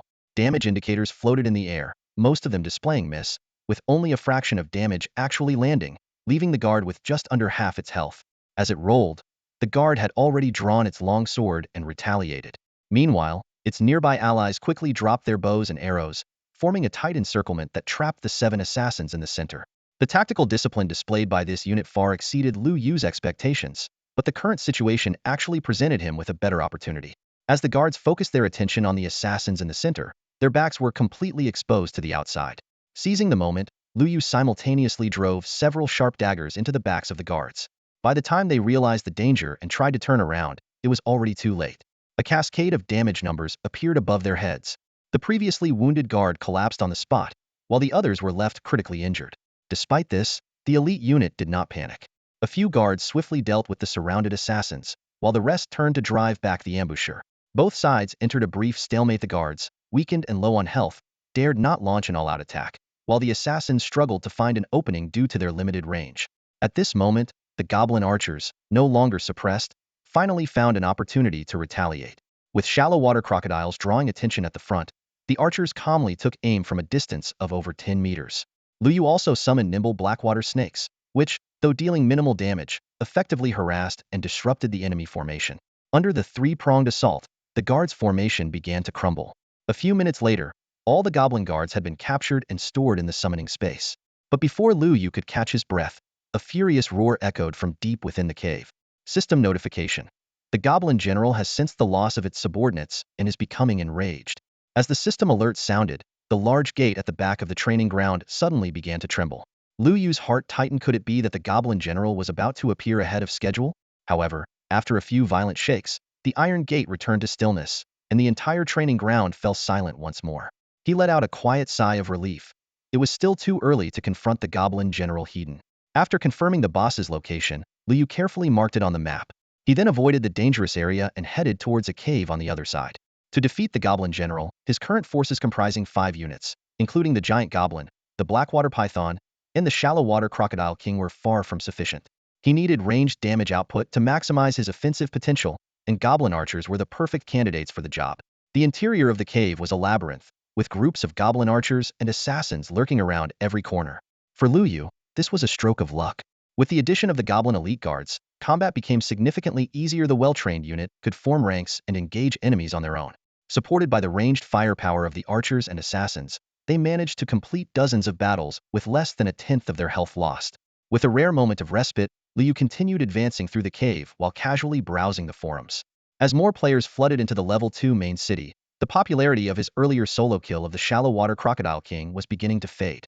Some players took the opportunity to criticize him for not leaving the starter village. What kind of so-called pro can't even leave the starter village? Real experts are thriving in the main city by now. Pure luck. That whole interrupting the boss skill thing is nonsense. He probably can't beat the village chief and is just flexing in the starter area. Lu Yu shifted his attention to the pinned post video of the Champion Alliance taking down a level 20 boss. The footage showed over 30 members working together seamlessly, with their control over the boss's aggro and positioning executed to near perfection. They managed to secure the first kill while only losing one member, the sacrifice being Tranquil, who had charged in with dual battle axes during the boss's enraged state, only to be smashed to pieces in a single blow. While Lu Yu couldn't fully understand such self-sacrificial actions, he couldn't help but feel a deep sense of admiration for the courage displayed. Lu Yu turned off the video and returned to the forum, only to find that the pin post had changed. The poster was still Yusher Wuzheng, and the title was simple and straightforward: Qingzhou Master PK Video. This video, uploaded less than 3 minutes ago, had already surpassed 100,000 views. The video captured the entire battle between Lu Yu and Zhu Xiaochuan, starting from Zhu Xiaochuan and Sun Xiaoyi's flirtatious banter to the intense final showdown. Yusher Wuzheng hadn't missed a single frame. It turned out he had started recording as soon as Lu Yu arrived on the scene. As the star of the video, Lu Yu watched the whole sequence with great interest. From the opening scene to the moment when the shallow water crocodile king devoured Zhu Xiaochuan, he found himself thoroughly entertained. There was something uniquely satisfying about watching himself in action after the fact. No wonder wealthy elites enjoyed hiring stars to film action movies. In just a short time, the comment section had turned into a heated battlefield. No doubt about it, Qingzhou Master took on over a dozen opponents and nearly wiped them all out. Nearly? It's obvious he let them off easy as a favor to the Outyin Alliance. Stop talking nonsense. Why would the Outyin Alliance need to give a solo player any face? This can't be staged, right? Why did Outyin and Xiaochuan keep running straight into his attack range? Supporters and skeptics were locked in heated debate. Some praised Qingjia's predictive skills, claiming they were world-class and on par with the top 3 globally, emphasizing that Zhu Xiaochuan was one of the top 10 players in the country, recruited at great cost by the Outyin Alliance. Others questioned why such a skilled player like Qingjie was still in the beginner's area. One bold commenter even declared, "If Qingjie leaves the beginner's area within 3 days, they'll livestream myself swearing allegiance to him as my big brother." Among the clamor, a comment by someone with the ID Xiao Yaya drew significant attention. She acknowledged Qingjie's impressive skills but argued that his victory was largely due to the 5th-rank bronze item, the shallow water crocodile king armor. She claimed that without the advantage of such equipment, Zhu Xiaochuan's 2 attacks would have been fatal. This perspective quickly garnered support from those critical of Qingjie. "Let's see him fight without the armor. Give me a full bronze set, and I could take on the top 10 players too." Lu Yu glanced at Xiao Yaya's comment and couldn't help but smirk. He was beginning to sense that this person seemed to be deliberately targeting him. Lu Yu closed the forum page, silently pondering. Xiao Yaya had a point. Without the Crocodile King's leather armor for protection, Zhu Xiaochuan's close-range strike could have been fatal. Even in a purely fair duel without summoned beasts, he wasn't confident of a guaranteed victory. However, the game was never about absolute fairness. Obtaining divine gear from a boss was itself a demonstration of strength. If Zhu Xiaochuan had the skills, he could challenge the boss himself and try his luck at getting a bronze tier item. Shaking off his thoughts, Lu Yu refocused on exploring the cave in front of him. He had already traversed most of the underground labyrinth, capturing goblin archers and assassins into his summoning space along the way. But as he ventured deeper, the surroundings grew eerily quiet. The past dozen or so tunnels he passed through were completely devoid of any creatures. This unusual silence put Lu Yu on high alert. He carefully recalled the map's layout, confirming that this area was not part of his previous explorations. When traveling with Wu Shizheng, they had taken a straight path, but the current route was winding and irregular. The shadowed portions on the minimap ahead indicated that this was indeed uncharted territory. To ensure safety, Lu Yu immediately ordered the goblin guards to slow their pace while dispatching goblin assassins to scout the area. However, the scouts reported that everything seemed normal, which only deepened his unease. The Abyss, both a game and Suntabirial world, wouldn't have such a conveniently empty zone. At that moment, the system suddenly issued a warning. "You have entered the Goblin Nest danger zone." This unprecedented notification only strengthened Lu Yu's resolve to press on. He moved cautiously along the wall, ready to summon a boss-level creature at a moment's notice to handle any sudden threats. Before long, the surroundings began to brighten, and a flirtatious woman's voice echoed from ahead. "Oh, you naughty thing. That hurts. Be gentle." This was followed by a familiar male voice grumbling. "If it weren't for that guy messing things up, I wouldn't have had to hold back for so long. I should have had my vitality wine ages ago." Following the voices, Lu Yu noticed a slightly ajar wooden door ahead. Approaching carefully, he peeked through the crack to see a brightly lit stone chamber inside. To his surprise, the room was furnished to resemble a human boudoir. In the center of the stone chamber stood a simple arrangement of tables, chairs, and benches. Against the far wall was a dressing table, upon which 2 candles illuminated several gleaming daggers. Beside the dressing table was a bed that swayed faintly, and leaning against the side of the bed was a machete. On the bed, 2 figures were entangled in a heated struggle. Lu Yu focused his gaze, and his pupils immediately contracted in shock, recognized both of them. The man on top was none other than Li Er, the liquor seller from the beginner's village, and the woman beneath him was Widow Wang. Their heavy breathing and the sounds of their bodies colliding echoed throughout the stone chamber. Lu Yu drew in a sharp breath, his mind racing with questions that had no time to form. The faint sound of his inhalation, however, alerted the 2 on the bed. A dagger suddenly sliced through the air, hurtling straight toward his face. Lu Yu instinctively tilted his head to the side, and the dagger narrowly missed, embedding itself into the stone wall with a burst of sparks. "Who's there?" a deep, angry voice roared. Now that he had been exposed, Lu Yu decided to step out of the shadows. Well, it's been a while, hasn't it?" "Sorry to interrupt. It's you." Widow Wang's eyes flashed with cold light as she swiftly grabbed a towel to cover herself. At the same time, she snatched a dagger from the dressing table. Li Er's expression changed as well. He grabbed the machete by the bed and snarled through gritted teeth, "You little punk. If it weren't for you, I wouldn't have been delayed for half a day." Before he even finished speaking, Li Er charged forward with his machete. Lu Yu didn't dare to underestimate him and quickly retreated, was well aware of Widow Wang's strength, and anyone capable of subduing her was no ordinary opponent. The narrow confines of the stone chamber put him at a severe disadvantage. "Watch out for goblin assassins, you fool." Widow Wang's warning came too late. Goblin assassins, who had been lying in wait, attacked from all directions, their daggers aimed at Li Er. But to Lu Yu's astonishment, Every strike that landed on Li Er's body sparked as though hitting metal, failing to cause even the slightest injury. Something's wrong. Alarm bells rang in Lu Yu's mind. No matter how high someone's defense was, the system should still enforce a deduction in health points. Why were all the attacks registering as miss? He quickly checked the information panels of the two individuals, and what he saw made his face darken. Li Er. Abyssal level, 20. Race, Goblin. Health? Attack? Defense? Skills. Indestructible body, drunken frenzy? Description. A member of the Goblin race, infiltrating the human beginner's village on a secret mission. Widow Wong. Abyssal level, 20. Race, Goblin. Health? Attack? Defense? Skills. Basic sealing, illusions, backstab, stealth. Description. A member of the Goblin race, infiltrating the human beginner's village on a secret mission. Lu Yu's expression turned grim. The fact that their racial information was displayed on the panel meant that these were not abyssal projections or monsters. They were real, living beings, just like him. Just as humans could appear as projections in the abyss and be hunted by other races could view genuine humans panels and see their human designation. The two before him were not projections, they were actual, tangible entities. Lu Yu stared in disbelief at the two individuals before him. Their races were not human. Even before the abyss had descended, these otherworldly beings had already infiltrated the human world. Wong Widow gave a seductive smile, her red lips parting slightly. Well, today, you won't be leaving here alive. I never planned to let him leave. Li Er bellowed, his voice thunderous as he launched himself forward like a cannonball. His powerful physique effortlessly knocked over several goblin assassins, the small green-skinned creatures crumpling like paper before him. Arrows rained down from the goblin archers, but every single one was deflected by the golden light radiating from Li Er's body. What kind of skill is this? Permanent invincibility? Lu Yu frowned deeply. Conventional tactics were useless, and even a battle of attrition seemed futile. As Li Er broke through the encirclement and charged toward him, the remaining goblin guards hastily formed a defensive formation, barely managing to hold him back. Just as Lu Yu exhaled a faint sigh of relief, a glint of cold light streaked through the air. A sharp dagger pierced his chest with precision. Gritting his teeth against the pain, he pulled the dagger out, quickly downing a health potion as he staggered backward. Wong Widow's laughter echoed in his ears. Oh, little brother. Why are you so focused on my late husband that you've forgotten all about me? Her voice was enchanting, laced with a strange power that instantly dragged Lu Yu's consciousness into a hedonistic illusion. In a world of flickering lights and vibrant colors, he found himself surrounded by women draped in flowing veils, their snow-white skin tantalizingly visible.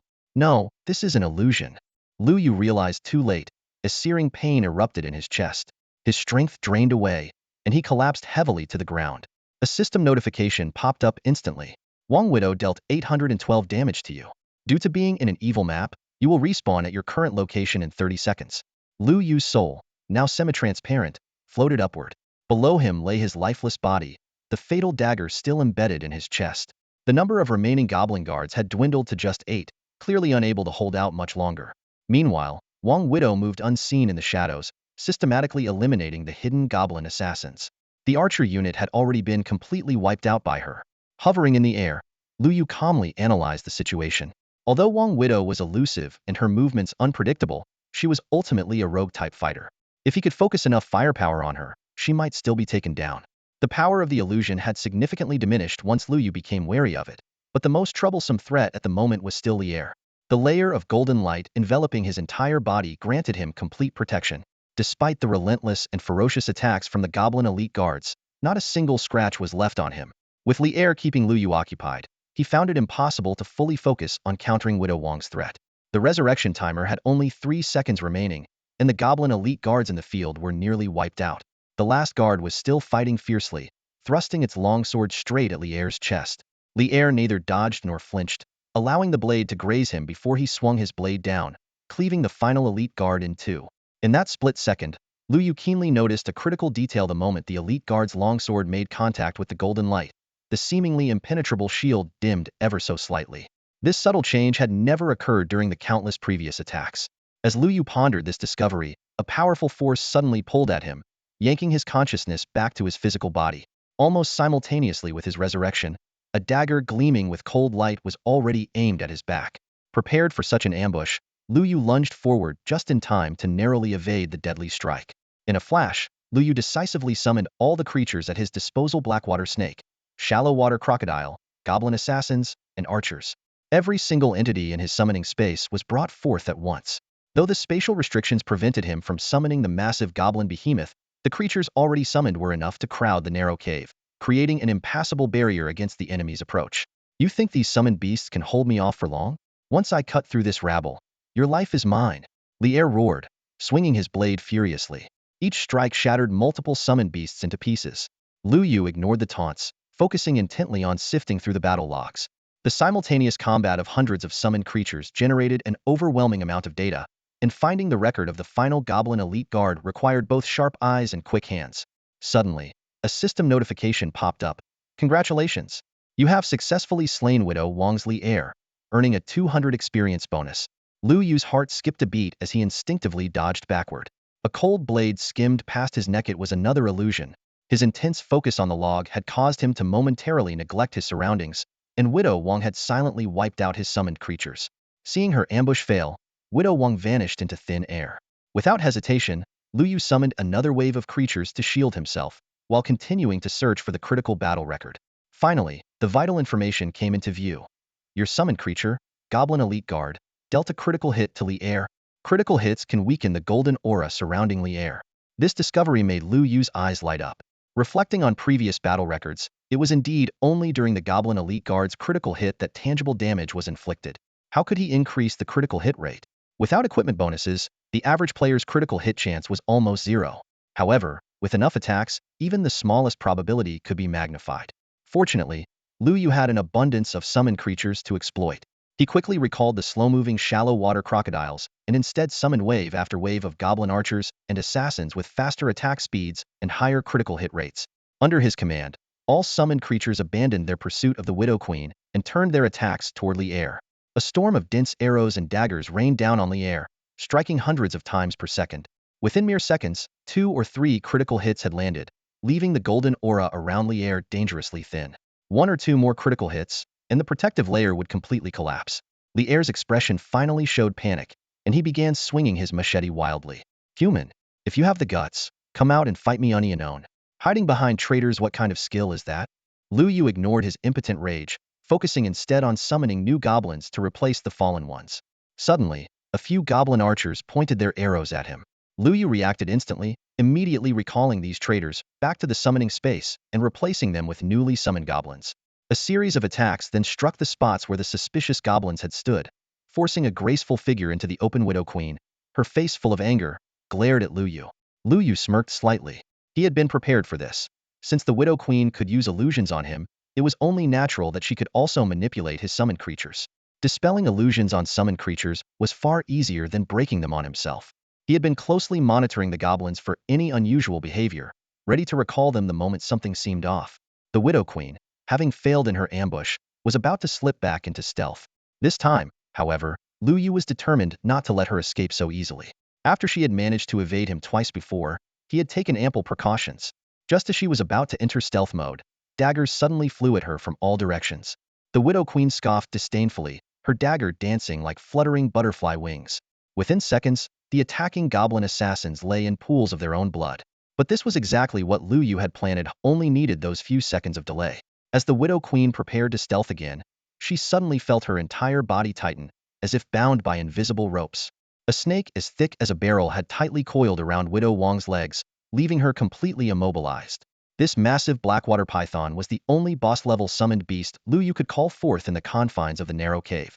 Its dozen soft-meters-long body barely fit as it coiled within the cramped space, but it was more than sufficient to unleash its deadly constriction skill on Widow Wang. Trapped within the serpent's crushing coils, Widow Wang desperately slashed at the python's scales with her dagger. Each strike made the serpent writhe in pain, but the limited space only caused its constriction to grow tighter with every movement. As her breathing became increasingly labored, her resistance weakened, and her health points plummeted rapidly. Death was imminent. At this critical moment, Lier sensed something was wrong. However, before he could react, an arrow struck its mark with deadly precision. With a sharp crack, his prized golden protective shield shattered instantly. Realizing he was now defenseless and vulnerable to a group attack, Lier abandoned Widow Wang and turned to flee. But Lu Yu had anticipated this.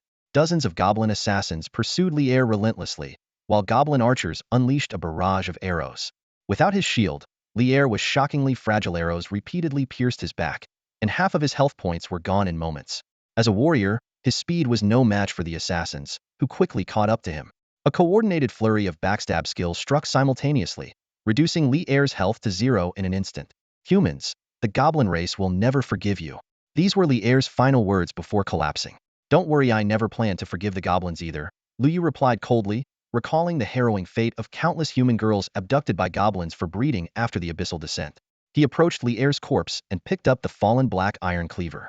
Although it wasn't as valuable as a mantis blade, it was still worth a few tens of thousands. Lu Yu immediately listed it on the trading platform, accepting only gold coins, the true currency in the post-abyssal world. A system notification chimed, confirming that the Blackwater Python had finished off Widow Wong. The two individuals who had nearly cost him his life were finally eliminated. Lu Yu recalled the remaining summoned creatures and assessed his Lasesh had already lost a third of the summons intended for the Goblin General. It seemed more time would be needed to fully clear out this goblin nest. As he prepared to leave, the system suddenly prompted, detected kills, Goblin Widow Wong and Goblin Li Er. You may choose to add them to your summoning space. Current exotic slots available, 05. Lu Yu turned around to examine the two goblin corpses on the ground that had yet to disappear, a slight frown on his face. Normally, these bodies should have returned to the goblin race's spring by now, but they seemed to be frozen in place by some mysterious force, as if waiting for something. This discovery stirred something within Lu Yuha. Realized he could actually bring members of other races into his summoning space. Although there were currently only 5 slots available, this ability was already astonishing. It meant he could completely control the consciousness of other beings, turning them into his summoned creatures. Thinking about how he had lost 1/3 of his summons, Lu Yu felt it was only fair to gain something in return. He gave a meaningful smile to the empty air and said, "My apologies, you two." Above Lu Yu's head, the souls of Wang Guofu and Li Er exchanged terrified glances. As goblins, this nest was their home, and after death, they should have returned directly to the spring, free from the restrictions of the sinister rules of this map. Now, however, they found themselves eerily trapped in place. When they saw Lu Yu walking back toward them, the malicious smile on his face sent chills down their spines. In the next moment, a powerful suction force began to pull both their souls and bodies toward Lu Yu. Wang Guofu finally realized what was about to happen and let out a silent scream. "No, don't take me. Let me go." But Lu Yu couldn't hear her cries. He watched with satisfaction as 2 goblins, now appearing in human form, were added to his summoning space. He then began to inspect their attributes. Li Er, Abyss Grade, Level 20. Race, Goblin. HP, 2300. Attack, Defense. Skills, Indestructible Body, Heavy Drinker, Fragile. Special note, a goblin secretly infiltrating the human novice village on a classified mission. Wang Guofu, Abyss Grade, Level 20. Race, Goblin. HP, Attack, Defense. Skills, Basic Sealing, Illusions, Backstab, Stealth. Specific skill effects remain consistent with the original text. Lu Yu summoned 2 goblins from the summoning space, eager to find out if real creatures retain their independent consciousness after being subdued. As golden light flickered, the graceful figure of Wang Widow and the burly frame of Li Er appeared before him. Li Er Wang Xiofan greets the master. The two knelt on one knee in unison, with Li Er repeatedly apologizing for his earlier offense. Lu Yu carefully observed their expressions. The genuine loyalty in their eyes was unmistakably no pretense, just heartfelt submission. This made him marvel at the power of the Abyss Summoner profession, capable of completely altering someone's consciousness. "Stand," Lu Yu gestured. He then began questioning them about how they traversed the Abyss and infiltrated human society. However, whenever their past was mentioned, confusion flashed in their eyes. They couldn't even recall their basic identities within their tribe, only their names. Even recent memories, such as how they entered the cave, were a blur. Observing their genuine bewilderment, Lu Yu realized that after entering the summoning space, most of the goblins' memories had been sealed or erased. Now, they only retained combat experience and basic awareness. This discovery sent Lu Yu into deep thought. The fact that other races had infiltrated human society even before the Abyss descended explained why humanity had been on the defensive ever since. He wondered if the higher-ups were aware of this and what their response might be. But the immediate priority was dealing with the Goblin General. Lu Yu sent the two back into the summoning space. Their skills would undoubtedly prove invaluable in the upcoming boss fight, and he couldn't risk them getting injured now. After thoroughly inspecting the lewd and oppressive cave to ensure no valuable items were left behind, Lu Yu turned to leave. The next step would be to gather some goblin archers and assassins, then prepare to face the boss. Lu Yu continued exploring the cave, hoping to uncover new clues. Aside from the goblin archers and assassins he had already dealt with, the rest of the cave seemed devoid of any abnormalities. By now, he had explored 90 of the goblin lair, regaining his level 10 status. The only area left untouched was the goblin general's chamber. He decided to return to the training grounds to recruit the 18 goblin elite guards once more. However, upon arrival, he found the area completely empty. After a thorough search, he confirmed that the elite guards, who lacked stealth or invisibility abilities, were indeed gone. He lamented their absence, as these elite guards, with combat prowess far surpassing ordinary goblins, could have significantly bolstered his chances. Standing outside the goblin general's chamber, Lu Yu gazed at the tightly shut bronze door. He took a deep breath and pushed against the door with all his strength, but it didn't budge. The system promptly informed him that his strength was insufficient. Changing tactics, Lu Yu summoned a colossal goblin beast to push the door. When its strength proved inadequate, he summoned 4 additional boss-level creatures. Together, the 5 powerful summoned beasts pushed with all their might. At last, the bronze door let out a harsh creak, and a cloud of dust spilled into the air as it slowly opened. Beyond the door lay a dimly lit, lavishly decorated hall, with faint glimpses of intricate carvings and dragon motifs on the walls. Cautiously, Lu Yu stood at the entrance, observing the scene. He noticed several footprints imprinted in the dust on the floor. Suddenly, a cold flash of light streaked through the darkness, and several stealthy goblin assassins were instantly shredded to pieces. As expected, an ambush, Lu Yu smirked, unsurprised by the goblin's treacherous nature. Just as he was about to retreat, a powerful suction force erupted within the hall. His 5 boss-level summoned beasts were the first to be affected. The Crocodile King and the Blackwater Python were immediately pulled inside, while the 3 colossal goblin beasts barely managed to hold onto the doorframe. As a summoner with relatively low physical strength, Lu Yu quickly lost his grip and was dragged into the hall. Seeing their master being pulled in, the 3 goblin beasts abandoned their resistance and followed suit. The moment they entered, the bronze door slammed shut with a resounding boom, plunging the surroundings into complete darkness. Suddenly, the candles on both sides of the grand hall were lit one after another, their glow spreading like flowing water toward the throne.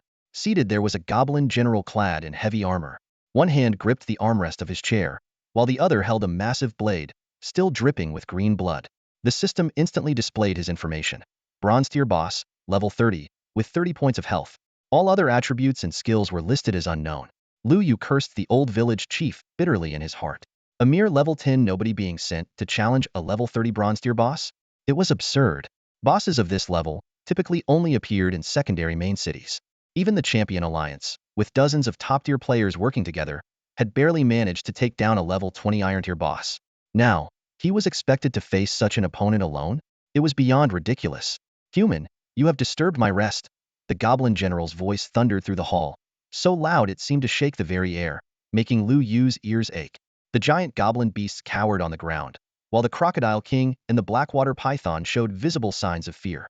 A system notification popped up. All units have been affected by the skill Intimidation, reducing attributes by 10. Effects on goblin-type summon creatures are doubled. Lu Yu's heart sank. His summoning space was filled mostly with goblin-type creatures. Disturbing this general's rest comes at a price, the goblin general declared with an imposing tone. Without hesitation, Lu Yu commanded the 3 giant goblin beasts to attack. However, the goblin general casually swung his blade, slicing one of the beasts in half, leaving it with less than 30 health and in a crippled state. The other 2 were sent flying by the same strike, sustaining heavy injuries. Seeing his main forces so easily defeated, Lu Yu narrowed his eyes. He quickly summoned a group of goblin archers and assassins, but the newly summoned units immediately suffered a 20 attribute reduction. Hundreds of arrows rained down on the goblin general, yet he remained unmoved. Half of the attacks missed entirely, and the rest inflicted only negligible damage. To make matters worse, the damage dealt was insufficient to counter the general's natural health regeneration. With a casual brush of his hand, he swept the arrows off his armor, his health already fully restored. Facing the bronze tier boss, Lu Yu held nothing back. He swiftly devised a strategy. 2 massive goblin beasts launched attacks from the flanks. The Crocodile King unleashed its devouring maw skill Hedon, while the goblin archers provided relentless long-range harassment. Even if their damage couldn't outpace the boss's regeneration, the goal was to keep it distracted. Under the combined assault of 3 BOS tier summons, the goblin general remained completely unfazed. He held his long blade low, unmoving, until the Crocodile King lunged forward with its gaping maw. In that instant, the general struck. The blade flashed upward like lightning, slashing open the Crocodile King's abdomen in one swift motion. Fortunately, the Crocodile King's invulnerability skill triggered just in time, sparing it from instant death. The goblin general let out a cold snort, swinging his blade forcefully to hurl the crocodile king away like a ragdoll. At that moment, the two massive goblin beasts seized the opportunity and swung their hefty wooden clubs down from both sides. The goblin general raised his arms to block, the heavy blows exploding against him with force, dealing over 1,000 points of damage. For the first time, his long health bar dipped ever so slightly. Insolent fools! How dare you act so brazenly before this general? For the second wave of attacks, the goblin general changed his approach. He no longer blocked the strikes, but allowed the clubs to slam into his chest. Taking advantage of the moment, he dropped his blade and, with lightning speed, grabbed the arms of the two massive goblin beasts. With a surge of power, he forced their heads together with a resounding crash. The collision knocked both beasts unconscious instantly. Just as the situation seemed dire, a dark shadow suddenly darted out from behind the goblin general. It was the Blackwater serpent. The serpent sank its fangs into the general's arm, injecting venom before retreating swiftly. A system notification popped up. Blackwater serpent dealt 101 damage. Target is now poisoned, losing 30 health per second. Healing effects reduced by 50. Duration, 30 seconds. This was exactly the outcome Lu Yu had been waiting for. The earlier assault had been a ploy to force the goblin general to drop his blade, creating an opening for the Blackwater serpent's ambush. With the boss's regeneration now weakened, the goblin archers intensified their firepower, while a lurking goblin assassin took the chance to strike from behind with a backstab skill. The chain of attacks caused the goblin general's health to drop visibly. Human, you've managed to anger this general. The goblin general roared, finally losing his composure. He stomped the ground with immense force, standing tall, and swung his blade in a sweeping arc behind him. The ornate throne shattered instantly, and dozens of goblin assassins were killed on the spot. He turned sharply, fixing his murderous gaze on Lu Yu. Human, I gave you a chance. Since you insist on courting death, this general will grant your wish. Damn it. Lu Yu's heart sank. The boss's aggro was now locked onto him, and with his current fragile state, he couldn't withstand even a single strike.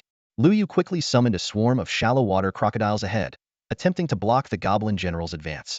However, under the goblin general's feet, these crocodiles were as fragile as paper, crushed into a bloody pulp with each of his steps. His heavy footsteps echoed throughout the grand hall, causing the ground to tremble faintly. The periphery of the grand hall was already occupied by goblin archers, their countless arrows continuously raining down on the goblin general. These precise long-range attacks were crucial in draining his health.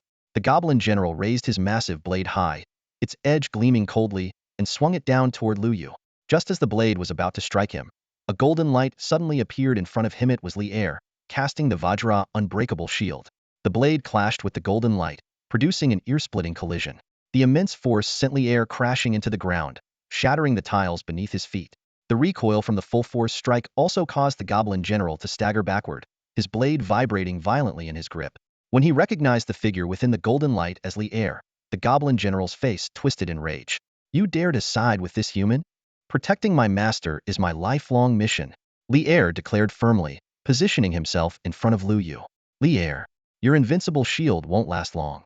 Once it fades, it will be the end for both of you, the goblin general roared, turning to charge at the group of goblins that were relentlessly shooting arrows.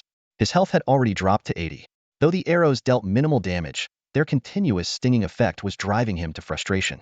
The blade in his hand slashed through the air, leaving arcs of cold light, decapitating goblins wherever it passed. The black-green blood soon covered the entire grand hall. Yet no matter how many goblins he killed, new ones immediately replaced them. Watching his health steadily decline, the goblin general flew into a rage. Human, let's see how many more goblins you can summon. Clenching his right hand, a powerful suction force pulled all the surrounding goblins toward him.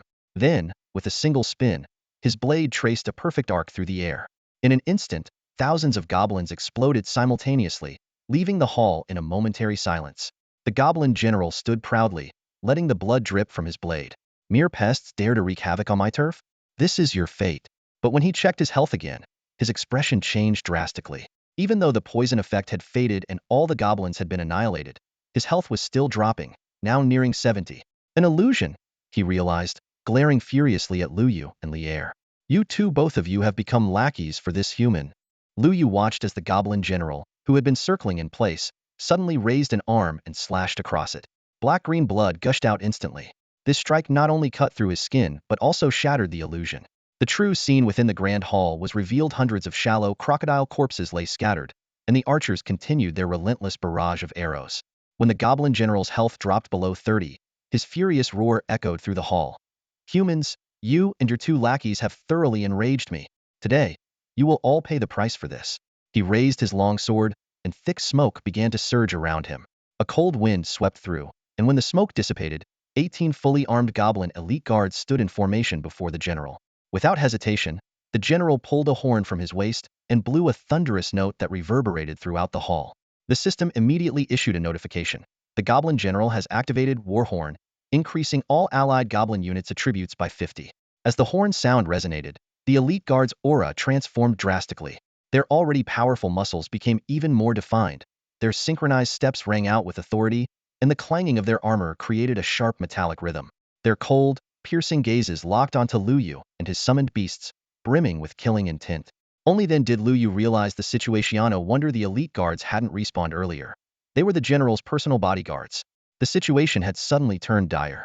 Previously, defeating the elite guards had relied on successful ambushes by goblin assassins. But with the general now commanding directly, such tactics were no longer viable, especially with the guards' attributes boosted by 50. On the battlefield, one giant goblin beast had succumbed to massive blood loss, while two others had fallen unconscious. The Crocodile King's golden body skill had been exposed, leaving only the Blackwater Python in decent condition. However, it was forced to approach the general every 30 seconds to maintain his poisoned state. Now that the illusion had been dispelled, such close-range assaults had become exceedingly dangerous. Li Er and Widow Wong were doing everything they could to hold the general at bay, buying time for Lu Yu and his other summoned beasts. Yet, Li Er's protective golden aura had already been shattered 3 layers deep. Even if the remaining layers held, they would last for less than 2 minutes. Meanwhile, the 18 elite guards had begun their charge. The nearby goblin archers immediately shifted their aim toward the advancing guards. However, with their enhanced attributes, the arrows could only inflict minimal force damage, incapable of penetrating their defenses. Lu Yu couldn't help but feel frustrated. Despite his considerable strength and the high quality of his summoned beasts, which were sufficient to sustain a Tier 2 main city, he repeatedly found himself in precarious situations. No matter which boss he faced, it seemed impossible to truly break through their defenses. The situation was becoming increasingly unfavorable for Lu Yu. Not only was the boss's defense nearly impenetrable, but even the defenses of the elite monsters had turned into insurmountable barriers. A battle formation of 18 goblin guards advanced like a sharp blade, ruthlessly piercing through the ranks of goblin archers. These guards were unstoppable as they swung their long swords, leaving a trail of corpses in their wake. Though their movement seemed chaotic, every step was calculated, and their target was clear: Lu Yu, who was hiding among the goblins. Lu Yu kept changing his position, but the guards always managed to pinpoint his location with precision. Ordinary goblins were no match for their charge, and as they drew closer and closer, Lu Yu knew with certainty that he wouldn't survive a coordinated strike from these 18 elite warriors. At this critical moment, 2 massive figures beside the throne slowly rose. These 2 giant goblin beasts were not fully awake yet, but Lu Yu had no time to hesitate. He immediately commanded them to engage the guards. The goblin guards quickly recognized the threat and split into 2 teams. One team drew their bows and unleashed rapid volleys at the beasts, while the other formed a defensive circle around the archers, guarding against potential ambushes by goblin assassins. Lu Yu gritted his teeth in frustration. His usual tactics were failing. Dozens of goblin assassins lurking nearby couldn't find an opening to strike. Worse yet, the 2 giant goblin beasts fell under the relentless rain of arrows before they could even reach the enemy formation. Realizing his plan had failed, Lu Yu had no choice but to make a desperate move. He ordered the assassins to abandon stealth and launch a full-scale assault. However, the guards, who had anticipated this, easily neutralized the attack and left behind a pile of assassin corpses in their counterstrike. The guards tightened their grip on their long swords and pressed forward toward Lu Yu. Although his summoning space still contained a large number of creatures, they were little more than cannon fodder. Desperately, Lu Yu summoned everything he could: assassins, archers, shallow water crocodiles, and even goblin infants in a frantic attempt to buy time to kill the goblin general. At the most critical moment, a sharp cracking sound echoed through the air. Lu Yu's heart nearly stopped. He knew this sound all too well. It signified that Li Er's golden body had shattered. Before he could turn to flee, the goblin general's massive blade came down, slicing Li Er cleanly in 2. System notification: your exotic summoned beast, Li Er, has returned to your summoning space. It can be summoned again in 24 hours. Lu Yu caught sight of the sudden system notification, but there was no time to dwell on its implications. The towering figure of the goblin general was already charging toward him like a moving fortress, his long sword gleaming menacingly under the torchlight. Lu Yu's health had dropped to a critical 10, and the situation was dire. Reacting swiftly, he summoned a goblin and a shallow-water crocodile to block the attack. However, these low-tier summoned beasts were as fragile as paper before the goblin general. With a single sweep of his long sword, they disintegrated into glowing particles. In desperation, Lu Yu summoned Lier again. The goblin general sneered. Still trying to use illusions? He slammed his long sword into the ground, scattering sparks as the illusion shattered. At that precise moment, Wang Widow's figure suddenly appeared behind the goblin general. Her dagger struck with precision, piercing his shoulder blade. A critical hit. But the goblin general's body erupted in a golden glow, repelling Wang Widow and her weapon in one powerful burst triggered by the invincibility effect when his health dropped to 10. Wang Widow, you dare challenge me? The goblin general roared in fury. With his left hand, he made a grasping motion, summoning a powerful force that pulled the struggling Wang Widow toward him. Raising his long sword high, he swung it down with lethal intent. Despite her desperate attempts to break free, she couldn't escape the pull and was severely injured by the strike. Lu Yu quickly ordered Wang Widow to retreat. The Crocodile King charged forward just in time to shield her from a fatal blow but was killed in the process. Thankfully, Wang Widow managed to slip back into stealth mode. Human, let's see how many more summoned beasts you have that can withstand my attacks, the goblin general taunted. None left, Lu Yu thought bitterly. Without Lier, his main asset, he had no other summoned beasts capable of standing against the goblin general. Although he'd managed to whittle down 90 of the enemy's health, the odds were still stacked against him. He couldn't help but curse the old village chief's treachery. Sending him to face a level 30 bronze tier boss clearly, the old man had intended to avoid paying the quest reward. Lu Yu even began to doubt whether the skill book that supposedly restored summoned beasts' health existed at all. But the goblin general gave him no time to reflect further, advancing step by step with his longsword in tow. To make matters worse, 18 goblin guards were closing in as well.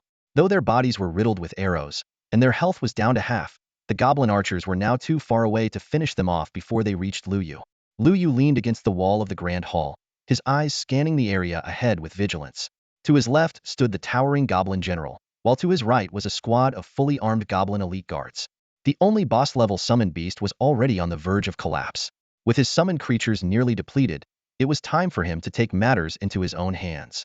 From their previous exchanges, Lu Yu had largely figured out the goblin general's attack patterns. As long as the opponent didn't use that strange suction ability, he could still hold his ground for a while. The most pressing task was to protect the goblin archers in the rear, as they were currently the primary source of damage output. Clenching his teeth, Lu Yu advanced toward the goblin general. Human, are you here to kneel and beg for mercy? Too late. The goblin general sneered arrogantly. Kneel to you? In your dreams. Lu Yu swung his left hand, and a spell instantly struck the goblin general square in the face. Human, I'll crush you in my hands bit by bit, the goblin general roared, only to be met with another volley of spells from Lu Yu. The battle erupted in an instant. With a furious roar, the goblin general swung his massive blade downward. Lu Yu shifted slightly to the side, stepping back half a step. The blade narrowly grazed his clothing, with the system flashing a big miss. Taking advantage of the moment, Lu Yu unleashed 2 consecutive spells. Unwilling to back down, the goblin general changed tactics, sweeping his blade horizontally. But Lu Yu had anticipated this move and began retreating the moment the blade was withdrawn. The tip of the blade barely scraped his Crocodile King armor. Another miss. Frustrated by his repeated failures, the goblin general's expression darkened, and his sword strikes grew even more ferocious. Lu Yu, however, remained calm, deftly avoiding the attacks while finding opportunities to cast spells, keeping the boss's aggression firmly focused on him. Human, your agility impresses me. Submit to me and join my elite guards, and I will spare your life, the goblin general offered. Lu Yu ignored the offer, staying focused on the rhythm of the fight. You cannot defeat me. In this cave, once you die, you cannot return to the fountain of life. This comment caught Lu Yu slightly off guard. The boss knew about the abyss? Then again, considering that the goblin race had infiltrated human territories even before the abyss's arrival, it wasn't entirely surprising. Seeing that Lu Yu remained unmoved, the goblin general snorted coldly. Since you're so eager to die, I'll grant your wish. Before his words faded, the goblin general clenched his left hand in the air. A powerful suction force instantly locked onto Lu Yu. Despite his desperate struggle, Lu Yu's body was involuntarily dragged forward. This is your last chance. Submit to me, and I'll spare your life. Lu Yu's response was yet another spell. Furious, the goblin general tightened his grip, and the suction force intensified. Lu Yu's body was pulled right in front of him. With lightning speed, the massive blade came crashing down, slicing Lu Yu in two. Huh. The goblin general stared at the slowly vanishing body in confusion. Do corpses refresh even in the evil map? In the distance, Lu Yu downed a health potion, his HP steadily recovering to over half. While controlling his decoy to keep the boss occupied, he simultaneously commanded Widow Wong to eliminate the goblin elite guards. Managing two tasks at once was undoubtedly a challenging feat. Lu Yu waved his hands lightly, and 18 fully armed goblin guards instantly appeared behind him. This elite force stood in perfect formation, exuding a menacing aura as their fierce gazes locked onto their former commander, the goblin general. Human, how are you still alive? And how dare you control my guards? The goblin general roared in disbelief and fury. Control? No. They've simply pledged their loyalty to me, Lu Yu replied with a faint smirk. With a casual wave of his hand, the guards let out an earth-shaking battle cry and surged toward the goblin general like an unstoppable tide. Watching his once loyal subordinates turn against him, a flicker of panic finally appeared on the goblin general's face. His health was already below 10, barely held in check earlier by the relentless firepower of the goblin archers. But now, with the betrayal of his guards, he found himself in an unprecedented crisis. The goblin general knew all too well that if he were at full strength, these traitors would pose no threat. But in his current gravely weakened state, any engagement with the guards, combined with the archers' continued attacks, would surely spell his doom. His only chance of survival was to eliminate the human summoner, forcing the summoned creatures to vanish. With this thought, the goblin general gripped his longsword tightly and charged at Lu Yu with reckless abandon. The guards quickly formed a defensive line to intercept him, but he ignored their attacks, allowing blades to carve deep wounds across his body. With a furious roar, he swung his longsword in a wide arc, sending two guards flying and seizing the opening to lunge straight at Lu Yu. The blade came crashing down toward Lu Yu's head. Lu Yu sidestepped effortlessly. Are you kidding? You couldn't touch me before, and now that I'm focused, there's no chance you'll hit me. The guards immediately regrouped and encircled the goblin general, launching coordinated waves of attacks. Whenever one guard was injured and fell back, another would seamlessly step forward to fill the gap. Overwhelmed by their relentless assault, the goblin general's health plummeted to below 5. You're all courting death, the goblin general bellowed, suddenly unleashing a burst of ferocity. He released his grip on his longsword and clenched his right hand tightly. A sense of alarm surged through Lu Yu, but it was too late. His body was yanked into the air uncontrollably and landed directly in the goblin general's grasp. I told you, I'll crush you with my own hands. The overwhelming pressure enveloped Lu Yu's body, and he felt his bones cracking under the strain. The excruciating pain nearly caused him to lose consciousness. As his health rapidly drained, he regretted not lowering the pain sensitivity settings in advance. Suddenly, with a series of sharp cracking sounds, the crushing force vanished, and Lu Yu felt his body grow light as he was flung into the air. A system notification promptly echoed. The goblin general inflicted 2,500 damage on you. As you are in an evil-aligned map, your soul cannot return to the newbie village fountain. You will resurrect in place in 30 seconds. Lu Yu bent down, staring at the mangled, bloody body on the ground. It was his own, crushed by the goblin general. A wave of searing pain coursed through him, making him tremble uncontrollably. The goblin general was laughing maniacally, but his laughter abruptly stopped. He stared in horror at the goblin archers and guards who continued to attack him relentlessly. With disbelief in his voice, he shouted, "You're already dead. Why are they still attacking me? No, this isn't right. You're an abyss class, an abyss summoner." With every arrow that struck its target, the goblin general's health plummeted until it was hanging by a thread. He let out a twisted laugh, his voice filled with malice. "Human, this is only my projection, but I'll remember you. When the abyss descends, every race will hunt you down." An abyss summoner appearing among the weakest of human show ironic. Before he could finish, an arrow pierced through his forehead with deadly precision. The goblin general's expression froze, his body shattering into fragments that drifted into Lu Yu's summoning space. 4 items were left scattered on the ground. System notifications and a server-wide announcement followed, declaring that the player, Qingji, had achieved the first kill of the goblin general, a bronze-tier boss in the novice village. Lu Yu received reputation points, an experience bonus, and a guild establishment token as rewards. Lu Yu gazed at the guild establishment token in his hand, his thoughts stirring. This was a crucial item for creating a system-recognized guild, far more valuable than unrecognized alliances or factions. As time passed, Lu Yu's body gradually recovered. He slowly stood up, still feeling the lingering pain of his shattered bones. In his summoning space, the massive goblin general stood motionless, its eyes hollow, no different from an ordinary wild boss. Lu Yu reflected on the goblin general's final words. A projection that could communicate with its true self in the abyss suggested an unfathomable level of power. However, just like with Wong Widow and Li Er, goblins lost their memories after death.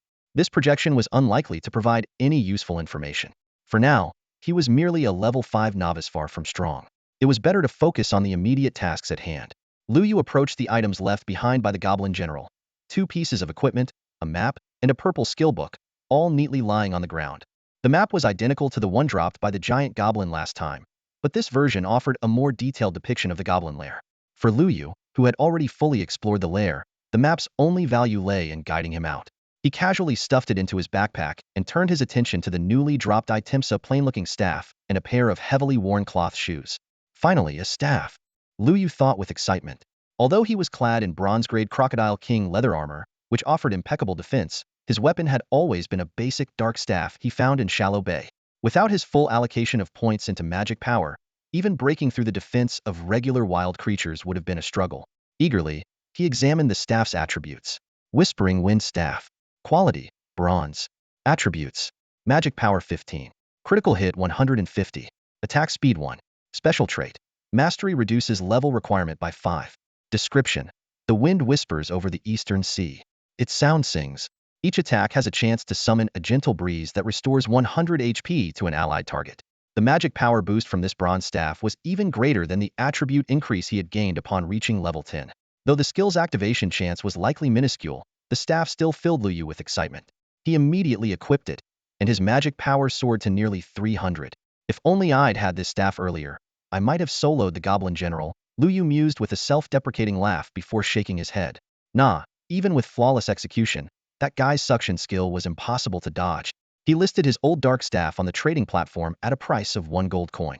With the server only 2 days old, basic white-grade equipment was still in high demand. Sure enough, it sold within half a minute. Lu Yu's trading platform still had 2 other items listed. The Bai Luo ring, dropped by the Blackwater Python, which had failed to sell due to its severe drawback of draining 10 HP per second. And the Black Iron Cleaver, dropped by Li Air, which was currently bid at only 500 gold. For a black iron-grade weapon, this was indeed undervalued. However, Lu Yu wasn't worried. Several hours remained before the auction ended, and the major guilds had yet to place their bids. Even with most players having moved on to the second-tier main city, a top-tier warrior weapon like this was still highly sought after. Finally, Lu Yu picked up the pair of seemingly decrepit cloth shoes, scrutinizing them carefully. The shoes, exuding an air of antiquity, looked so tattered that they could have been mistaken for trash pulled from a dumpster. Lu Yu stared at the pair of plain white, nomad shoes in his hand, feeling utterly speechless. The item description read, "Legend has it that these are the favorite shoes of wanderers. Whether climbing mountains, crossing rivers, or roaming the streets, there's nowhere they can't take you. Isn't this just a pair of shabby shoes worn by street loafers?" Lu Yu muttered to himself. A dignified bronze-level boss dropped this kind of trash gear? Despite his frustration, he quietly put the shoes on. After all, he only had 2 pieces of equipment, and even bad gear was better than none. The drop rates of these items left Lu Yu completely baffled. He had already cleared Shallow Water Bay 2 or 3 times, and even wiped out the entire goblin nest. By all logic, even with low drop rates, he should have managed to piece together a decent set of equipment by now. Yet aside from the initial Shallow Crocodile set, ordinary mobs hadn't dropped a single item for him. The only gear he had came from boss drops, and they were all junk like the Azure Ring and these nomad shoes. He couldn't help but wonder if the Abyss itself was targeting him. After inspecting the 2 pieces of gear, Lu Yu picked up the last item, a purple skill book. He understood the importance of skills in the game. While mentors only taught a limited selection, a player's skill bar had no such restrictions. Having more skills didn't necessarily make someone stronger, but it undoubtedly provided more survival options. Currently, he only had 1 skill, Clone Technique, which had saved him from danger multiple times. When he opened the skill book, the bold words, Warhorn, immediately caught his eye. The skill description read, "Sound the Warhorn to grant buffs to allied units and debuffs to enemy units. Effects increase with skill level." This was the same group buff skill that had been such a headache during his fight with the Goblin General. That skill had significantly weakened Lu Yu's summon goblins, rendering the goblin archers unable to break through the guard's defenses, ultimately forcing him into extreme micromanagement. However, unlike the Goblin General's version, which only worked on goblins, this skill seemed to affect all allied units. Lu Yu immediately learned the skill. The moment the book disappeared, his skill bar gained a new ability, Warhorn. Effect: sound the horn to increase all attributes of allied units by 5 and decrease all attributes of enemy units by 1, lasting 5 minutes. Cooldown: 5 minutes. Mana cost: 500. Proficiency: 01000. This is tailor-made for me, Lu Yu thought excitedly. While a 5 buff might not seem like much, the sheer number of his summons made it incredible. For 100 summons, that's a 500 boost. For 1000 summons, an astonishing 5000. And this was just the 1-star effect. Higher levels could at least rival the Goblin General's 50 buff. Best of all, the skill's duration matched its cooldown, meaning his summons could maintain the buff indefinitely as long as he had enough mana. Just as Lu Yu was about to burst into a triumphant laugh, a private message suddenly interrupted his joy. Hey, are you there, boss? I miss you so much. Even my dad wants to add you as a friend. From the tone and the way he addressed him, Lu Yu immediately recognized that the message was from Yushi Wuzheng. As the leader of the Champion Alliance, the wealthiest man in the real world with a net worth in the trillions, and a future leader of the human race, why would his father want to add him as a friend? Lu Yu frowned slightly at first, but then his expression relaxed as he understood. He looked at the message from Yushi Wuzheng and replied, Boss, let me ask first, are you trying to add my dad? If you're not interested, they'll just decline on your behalf. The resemblance between the two made Lu Yu wonder if he should suggest they take a paternity test. However, considering the man's status and the sacrifices he would make for humanity in the future, it was better to give him this courtesy. Go ahead and give my contact info to your dad, Lu Yu responded. In no time, a system notification popped up. Player Champion Guohua requests to add you as a friend. Accept? Lu Yu clicked accept, and soon, a new contact appeared in his friend list, a profile picture of a middle-aged man in a half-body portrait, framed by a red national flag. Hello, Qingjiu. I'm Du Guohua, Du Xiuqian's father. Just call me Uncle Guohua. The man's message was warm yet carried an air of authority. Chinner told me you've been guiding him, helping him reach the secondary main city so quickly. I'm truly grateful. Uncle Guohua, you're too kind, Lu Yu replied. Yushi Wuzheng already paid for my assistant seat, was just a normal transaction. No, son, you don't understand the significance of this game yet. Helping Chinner enter the main city earlier is incredibly meaningful for him. Both he and I owe you a big favor. Lu Yu chuckled inwardly, understood the game's significance better than anyone. From Du Guohua's words, it seemed he was already aware of the existence of the abyss. I noticed you're still in the beginner's village. Are you facing some kind of issue? With your skills, it must be something serious. If you need help, just let me know. Uncle Guohua, there is a bit of trouble, but I can handle it. Did you add me for a specific reason? There is something I'd like to ask of you. Du Guohua paused briefly. The system announcement mentioned that your reward for defeating the bronze-level boss was a guild creation token. Would you consider selling it to the Champion Alliance? Lu Yu smiled faintly just as he had expected. The man was here for the guild creation token. It was the first, and currently the only one in the entire game. To an ordinary player, it might just be a useless piece of metal, but to major guilds, it was priceless. They'd even be willing to trade a courtyard house in Beijing's second ring for it without hesitation. After all, being the first officially established guild not only gave a head start in development, but also attracted a flood of talent, which was what top-tier guilds valued the most. Seeing that Lu Yu didn't respond immediately, Du Guohua continued, Don't worry, Qingjiu. I'm well aware of the token's value. I own an office building in Shanghai's financial district and am willing to trade it for the token. However, if you trust me, I can offer you something even more valuable. Something more valuable? Lu Yu raised his eyes to look at the message sent by Du Guohua. Qingjiu, if you're willing to sell this guild establishment token to our Champion Alliance, from the day the alliance officially forms, you'll be our greatest benefactor. You'll have first pick of items in the guild warehouse. More importantly, if you ever face danger in the game, the Champion Alliance will spare no effort to come to your aid. This is the most sincere offer I can make. Lu Yu nodded thoughtfully. For ordinary people, owning an office building in Shanghai's financial district could guarantee a comfortable life for generations. But he knew that the second condition was the true key.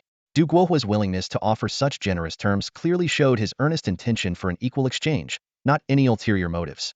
However, Lu Yu had no intention of parting with this guild establishment token. In his previous life, he would have accepted the deal without hesitation, securing the Champion Alliance's protection. But after countless battles against alien races, he deeply understood how insignificant individual strength could be.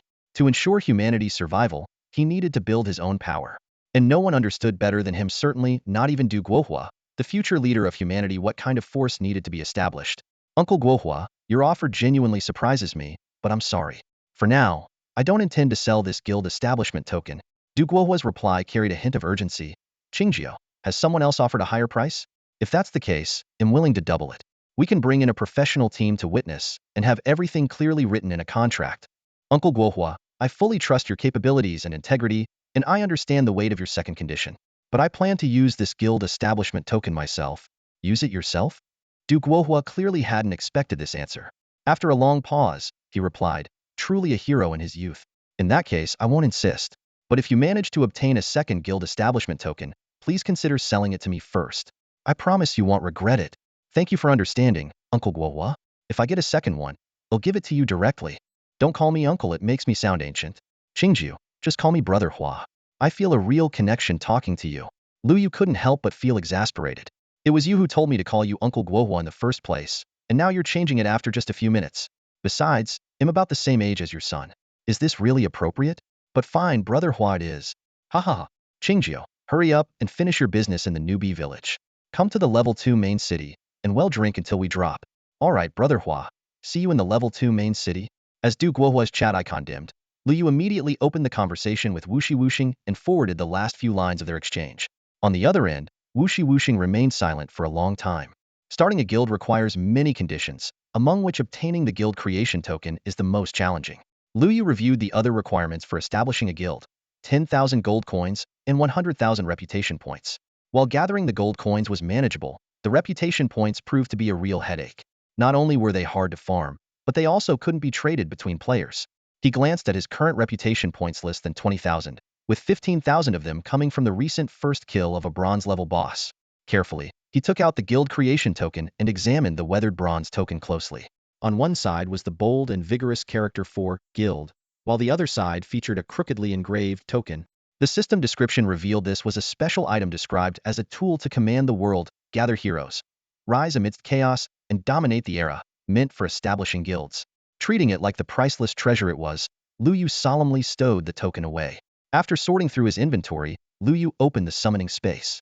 Inside, his latest subordinate, the Goblin General, waited quietly. The stats of this bronze-level boss were impressive.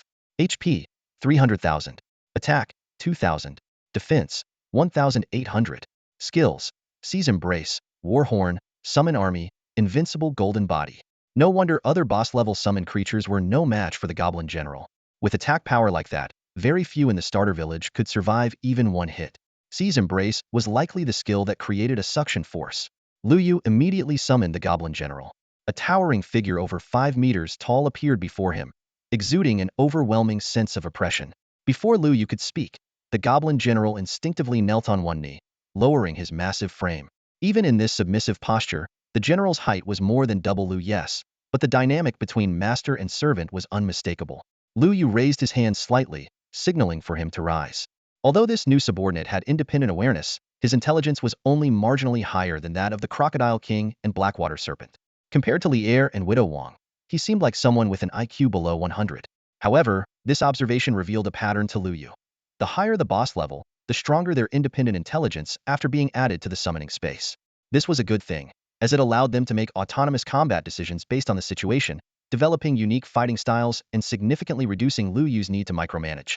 After counting his spoils, Lu Yu noticed subtle changes in the Grand Hall, likely triggered by the Goblin General's defeat.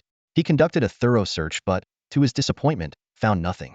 It was baffling that this bronze-level boss didn't even leave behind a treasure chest. Confirming there was nothing else to gain, Lu Yu left the boss room. He spent several more hours exploring the Goblin Nest, replenishing his ranks of Goblin Archers and Goblin Assassins. He even made a special trip to the nursery to retrieve 3 giant beast goblins and added them back into his summoning space. With the Goblin General leading the way, the journey was indeed a breeze. Even the 3 massive beast-like goblins were effortlessly dealt with after the general unleashed his all-encompassing sea skill, taking them down with just 2 swift strikes. As the last enemy fell, the goblin lair was finally completely cleared. Lu Yu crushed the map in his hand, instantly teleporting to the lair's entrance. By now, night had fallen, and the 2 villagers who had originally been guarding the cave entrance were nowhere to be seen. The sunset forest lay still and silent under the night sky, with only a bright full moon hanging high above. Suddenly, the air was pierced by the sharp whistle of an arrow, which flew past Lu Yu and embedded itself in a nearby patch of grass. This was quickly followed by an exaggerated cry of pain. Ouch! Ouch! You've killed me! Turning toward the sound, Lu Yu saw a figure clumsily crawling out of the grass. An arrow sticking out of his backside. It was none other than the old village chief who had once urged him to steal Widow Wang's handkerchief. Old village chief, what are you doing here? Lu Yu asked warily. I'm here waiting for you. The old chief responded with a wide grin, though his shifty eyes betrayed his unease. Before Lu Yu could press further, a group of villagers armed with weapons emerged angrily from the woods, shouting, "There he is, that old scoundrel. Don't let him get away." The chief said he hired an adventurer to cut down our sacred guardian tree, and the one standing next to him is the adventurer he hired. The same guy who helped him steal Widow Wang's underwear last time. Hey, hey, hey. It was a handkerchief, not underwear. And that Widow Wang was actually a goblin. Lu Yu barely had time to retort before a barrage of arrows came flying toward him. The villagers, wielding shovels, hoes, and kitchen knives, advanced menacingly. Although the goblin general was formidable, killing too many human NPCs would result in being wanted by the Empire, making even secondary cities inaccessible. Just as Lu Yu was about to warn the old village chief to run, he realized the crafty old man had already bolted, disappearing dozens of meters ahead. Damn it, that old fox. Lu Yu cursed, sprinting after him. But despite his age, the old village chief ran like a wild horse off its reins, completely uncatchable. Fortunately, the combat skills of the villagers, being mostly from production professions, were limited, and they were soon left far behind. Exhausted, Lu Yu collapsed onto a tree stump by the roadside. The old village chief, now leisurely strolling back after shaking off the pursuers, asked with feigned concern, "Young man, are you hurt? I have no idea why they're after me. An old man like me." Lu Yu shot him a sidelong glance. "Don't play dumb. They made it very clear it's your plan to cut down the sacred guardian tree that got exposed. And now, as the one who accepted your quest, I've been dragged into this mess too." The old chief ignored Lu Yu's irritation and instead asked with apparent sincerity, "So, how about it? Did you get hurt fighting the goblin general?" That was the last straw for Lu Yu. "You old scoundrel. You sent me to kill the goblin general. Were you trying to get me killed on purpose?" "Young man, how could that be possible?" The old village chief flashed a sly smile. "Don't you know what kind of person I am?" Lu Yu let out a cold laugh. "Exactly, because I know what kind of person you are. I'm even more certain you're trying to send me to my death. Sending a level 10 player with only 2 pieces of equipment to deal with a level 30 bronze tier boss? You're obviously trying to get me killed just to avoid giving out the quest rewards, aren't you?" Now. The old village chief waved his hands repeatedly, his expression growing even kinder. "What are you saying? Do I look like that kind of person? How about this: if you take care of the last of the 4 plagues, they'll consider your task complete." A system notification immediately popped up. "Your chain quest has been updated. Quest objective: eliminate the Millennium Treant in the western part of the village. Quest reward: healing spell. Quest penalty: unknown." Lu Yu frowned deeply. The old village chief's sudden display of goodwill made him suspicious. When something seems off, there's usually more to it. He stared at the village chief's seemingly kind face, convinced there was a hidden scheme behind it. "Old man, what kind of mischief are you plotting this time?" "What do you mean, mischief?" "Young man, even if you don't trust me, you should at least trust the system notifications, right?" Although the system notifications couldn't lie, that only made Lu Yu feel more uneasy. He immediately opened the official forums and searched for 12315 newbie village updates. A flood of posts appeared instantly, with the most eye-catching being the latest video from a player named Xiao Yaya. "Hey everyone, Xiao Yaya is back." In the video, she excitedly shared the latest developments. Just after Qingjio soloed the bronze tier boss, something shocking happened in 12315 newbie village. The villagers drove out the previous village chief and gathered around the sacred tree to the west. While players see the Millennium Treant as just an iron tier boss, to the villagers, it's their guardian deity, symbol of good harvests and favorable weather. Lu Yu silently closed the video, his expression darkening as he looked at the old village chief. Now he finally understood had unwittingly become the village's public enemy. Thinking about it, he couldn't help but curse this unreliable old man. How could he let everyone know about something as sensitive as cutting down the sacred tree? "No, I need to get that healing spell first," Lu Yu thought. "If anything happens to this old man, all my efforts will be for nothing." "Old man," he said, "he'll take care of the Millennium Treant, but you'll have to give me the healing spell first." "No way, no way." The old village chief refused flatly. The old village chief immediately shook his head like a rattled drum, his face filled with anxiety. A fierce exchange ensued between the two. "If I give you the healing spell now, who knows if you'll still go after the tree spirit? If you don't give it to me, I won't help you kill the tree spirit," Lu Yu retorted firmly. "If you don't kill the tree spirit, you won't complete my quest, and I won't let you leave the novice village." The old chief's voice rose. "If you don't let me leave the novice village, I'll hand you over to the villagers. They'll deal with you, and the quest will be cancelled naturally." The old chief pointed a trembling finger at Lu Yu, opening his mouth but unable to speak. Suddenly, he switched to a pitiful expression. "Young man, you can't do this. I'm just an old, lonely man working hard for the village. The current village chief has already brought disaster upon this place. If we don't get rid of these 4 evils, the novice village is doomed. How do I know you're truly doing this for the good of the village? I just want the healing spell. Give it to me, and I'll kill the tree spirit. I was the previous village chief. How could I do anything to harm the village?" The old chief stomped his foot in frustration. Hero of the novice village, please help this old man. Kill the tree spirit, and I'll give you the skill book for sure. Lu Yu stared at him coldly. My hero badge has been inactive for a long time, and it's all because of completing your quest. The old chief raised his head and waved his hand dramatically. Reactivating the badge is no big deal. With that, he reached out and lightly brushed Lu Yu's badge. The dull badge immediately shone with renewed brilliance. A system notification promptly appeared. Your novice village hero badge is now active. Valid for 24 hours. This old man does have some tricks up his sleeve, Lu Yu thought to himself, but he quickly asked, why only 24 hours? Can't you give me more time? So stingy. Once you get rid of the tree spirit, I'll make it permanently active. Or is it that you can only grant it a 24-hour duration? Lu Yu pressed. The old chief's face flushed, and he coughed awkwardly before regaining his pompous demeanor. Now, can you go deal with the tree spirit? No way. Lu Yu refused decisively. Without the healing spell, I'm not touching that tree. You. The old chief fumed, grinding his teeth. I even reactivated your badge for you. Reactivating the badge wasn't part of the agreed quest reward, Lu Yu said with a shrug. Now I'm wanted by the entire village. What good are a few badge attributes to me? His posture made it clear he wouldn't back down. Old man, you don't even have the healing spell, do you? How could I not have it? It's just what? Lu Yu stood up abruptly, sensing the old chief was hiding something. The old chief hesitated, mumbling, it's just that I don't have it on me right now. Then where is it? It's with the Millennium Tree Spirit. If you kill it, the healing spell will drop. Lu Yu was speechless upon hearing this.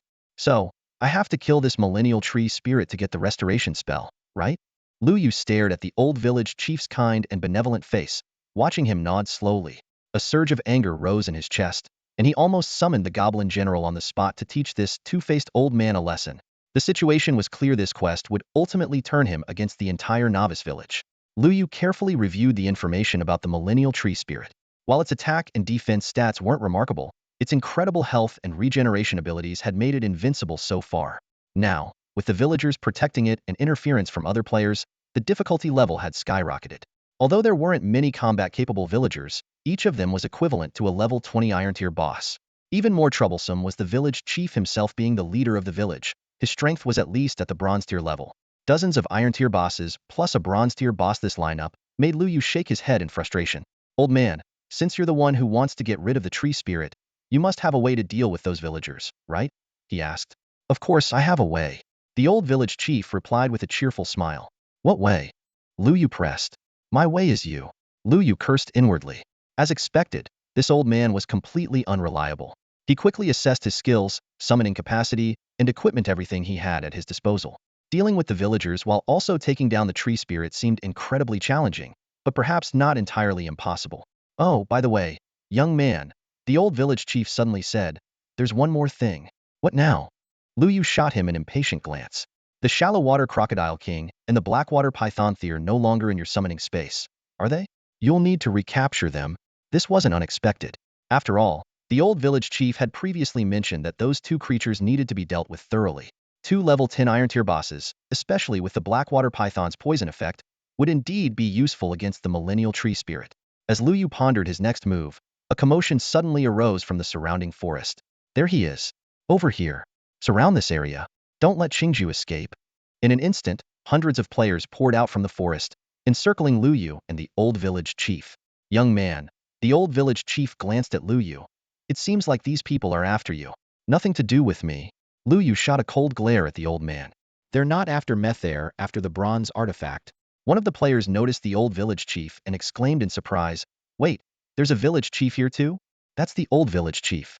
Ignore him. We're here to catch Qingju. Old man, get out of the way and don't cause trouble. All right, you adventurers carry on. The old village chief nodded and bowed repeatedly before slipping away into the crowd. Watching the old man's retreating figure, Lu Yu cursed under his breath. Then, he turned his attention to the leading players. Their IDs read Punches Elderly Home Residents, Kicks Kindergartners, and Nightly Widow Door Kicker. These names felt oddly familiar, must have encountered them somewhere before. Qingjiu, the one named Punches Elderly Home Residents, spoke up. But you didn't expect to see us again. Who are you? Lu Yu asked, his brow furrowed as he faced the three strangers who had suddenly appeared. Kick Kindergarten gritted his teeth and snarled. You killed the three of us for no reason back in the Blackwater Swamp. Today, we're here to settle the score. Lu Yes's eyes lit up as he suddenly remembered. Oh, I got it now. You're the three guys who tried to kill me to loot my gear, but ended up getting killed yourselves. Night Kick Widowdoor quickly interjected. We're not just some guys. No, wait. We are. Punch Retirement Home impatiently cut him off. Enough, third brother. Stop wasting time with him. Qingjie, quit the chatter. We're here today to take your head and trade it for some bronze gear. If you know what's good for you, stand still and let each of us kill you once. And if I don't? Lu Yu smirked and waved a hand. In an instant, a towering figure over 5 meters tall, wielding a massive blade, materialized beside him. It was none other than the Goblin General. Lu Yu even displayed the boss stats for everyone to see, ensuring that these level 6 or 7 players could fully grasp the power of this level 30 boss. The atmosphere froze. The surrounding players, after seeing the stats, collectively gasped in shock. Dozens silently left the party, clearly unwilling to get involved. The remaining players hesitated, torn between greed and fear. The trio of Punch Retirement Home regretted their choices deeply. The rumors on the forums about Qingjie's summoning slain monsters were true, but now they were stuck. Retreating wasn't an option, and begging for mercy would be humiliating. Punch Retirement Home steeled himself and shouted, brothers, he only has one summoned creature. There are hundreds of us. Even if it's a boss, it can't kill us all. Exactly. Kick Kindergarten chimed in. If we take down Qingjie, the boss will disappear too. And don't forget this boss drops bronze gear. Qingjie's got at least 2 pieces on him, plus the reward from the village chief's quest. That's a guaranteed 4 pieces of bronze gear. Whether you get it or not depends on your own skill. The mention of bronze gear reignited the greed in the players' eyes, dispelling their earlier hesitation. Lu Yu watched coldly from the sidelines, unhurried. He wasn't in a rush to deal with the millennial tree spirit. There was plenty of time. Brothers, Punch Retirement Home continued to rally them. The worst that can happen is losing 1 level, but if we get the bronze gear, we'll own the entire beginner village. What are we waiting for? Attack. At his command, hundreds of players charged forward, unleashing a barrage of arrows and spells that filled the sky. Perfect, Lu Yu murmured softly. The Goblin General clenched his left fist, generating a powerful suction force that pulled the fragile rearline players into the air. This overwhelming strength, which even massive monsters struggled to resist, was utterly devastating for these low-level players. With one sweeping slash of the Goblin General's blade, a bloody mist erupted, and over 100 players were instantly slain. The moment blood splattered onto the warriors in the front row, everyone froze as if struck by a paralyzing spell. Shreds of flesh rained down from midair, landing with sickening splats on the players. The scene descended into an eerie silence, broken only by the sound of nervous gulps reverberating through the group. Although these warrior players had long grown accustomed to the bloodshed of battle since their first encounter with the big-eared rabbits, the gruesome sight before them left them stunned and speechless. Such a horrifying scene, if displayed on a game screen, would be lucky to escape censorship or at least be heavily filtered into black and white. Punch Elderly Home suppressed his growing fear and forced himself to shout, "What's there to be afraid of? At worst, we just die once. Come on, brothers, charge." However, this time, no one responded to his rallying cry. Before his words even fully landed, hundreds of players scattered like startled birds. To them, mere pieces of bronze equipment were hardly worth the risk. The boss's damage was simply too terrifying. Continuing to fight would not only fail to secure any loot, but might also cost them the gear they already had. In the blink of an eye, the vast clearing was left with only Punch Elderly Home and his 2 companions, alongside the steadily respawning corpses on the ground. The 3 exchanged uneasy glances before immediately bolting in 3 different directions. But just as they turned to flee, a group of figures materialized out of thin air, surrounding them completely. Punch Elderly Home turned his head with difficulty to look at Lu Yu. Mr. Qingjie, this might all be a misunderstanding. No misunderstanding, Lu Yu said calmly, waving a hand. You made yourselves very clear earlier you wanted to trade my head for bronze equipment. Unfortunately for you, you're no match for me. The 3 hurriedly begged for mercy, offering to pledge their loyalty to Lu Yu. But Lu Yu simply sneered and gestured to the summoned creatures around them. Do you think I lack followers? In terms of level, attack, defense, health, or skills, which of these could you possibly surpass? The 3 were rendered speechless. Even the lowest level creature around them, the shallow water crocodiles, were all level 10, while they themselves were only level 8. Even if the 3 of them teamed up, they likely wouldn't stand a chance against a single summoned creature. So, Lu Yu said coldly, please go ahead and die. As soon as the words were spoken, Punch Elderly Home sprang up with an axe, but he was cut down in an instant by the Goblin General. Kick Kindergarten and Widow Door Kicker were similarly dispatched with ease by the Goblin Assassins. Lu Yu picked up the black iron staff dropped by Widow Door Kicker, recalling his earlier disappointment at not obtaining this piece of gear in the Blackwater Swamp. However, now that he had far better weapons, he listed the staff on the trading platform, setting it to accept gold coins only for bidding. He also noticed that the Lee Air machete he had previously put up had sold for 2,500 coins. While the buyer's identity was hidden, anyone with that much gold to spare was surely backed by a major guild. Liu Yu didn't care much about the source of the gold coins. After a tin handling fee, he received 2,250 gold coins. Adding that to his earnings from defeating monsters, his account balance had surpassed 5,000 coins. In the post-abyss world, this amount had the purchasing power equivalent to about 5,000 yuan in reality. He calculated silently, realizing there would be many expenses in the future, and this small savings wouldn't be nearly enough.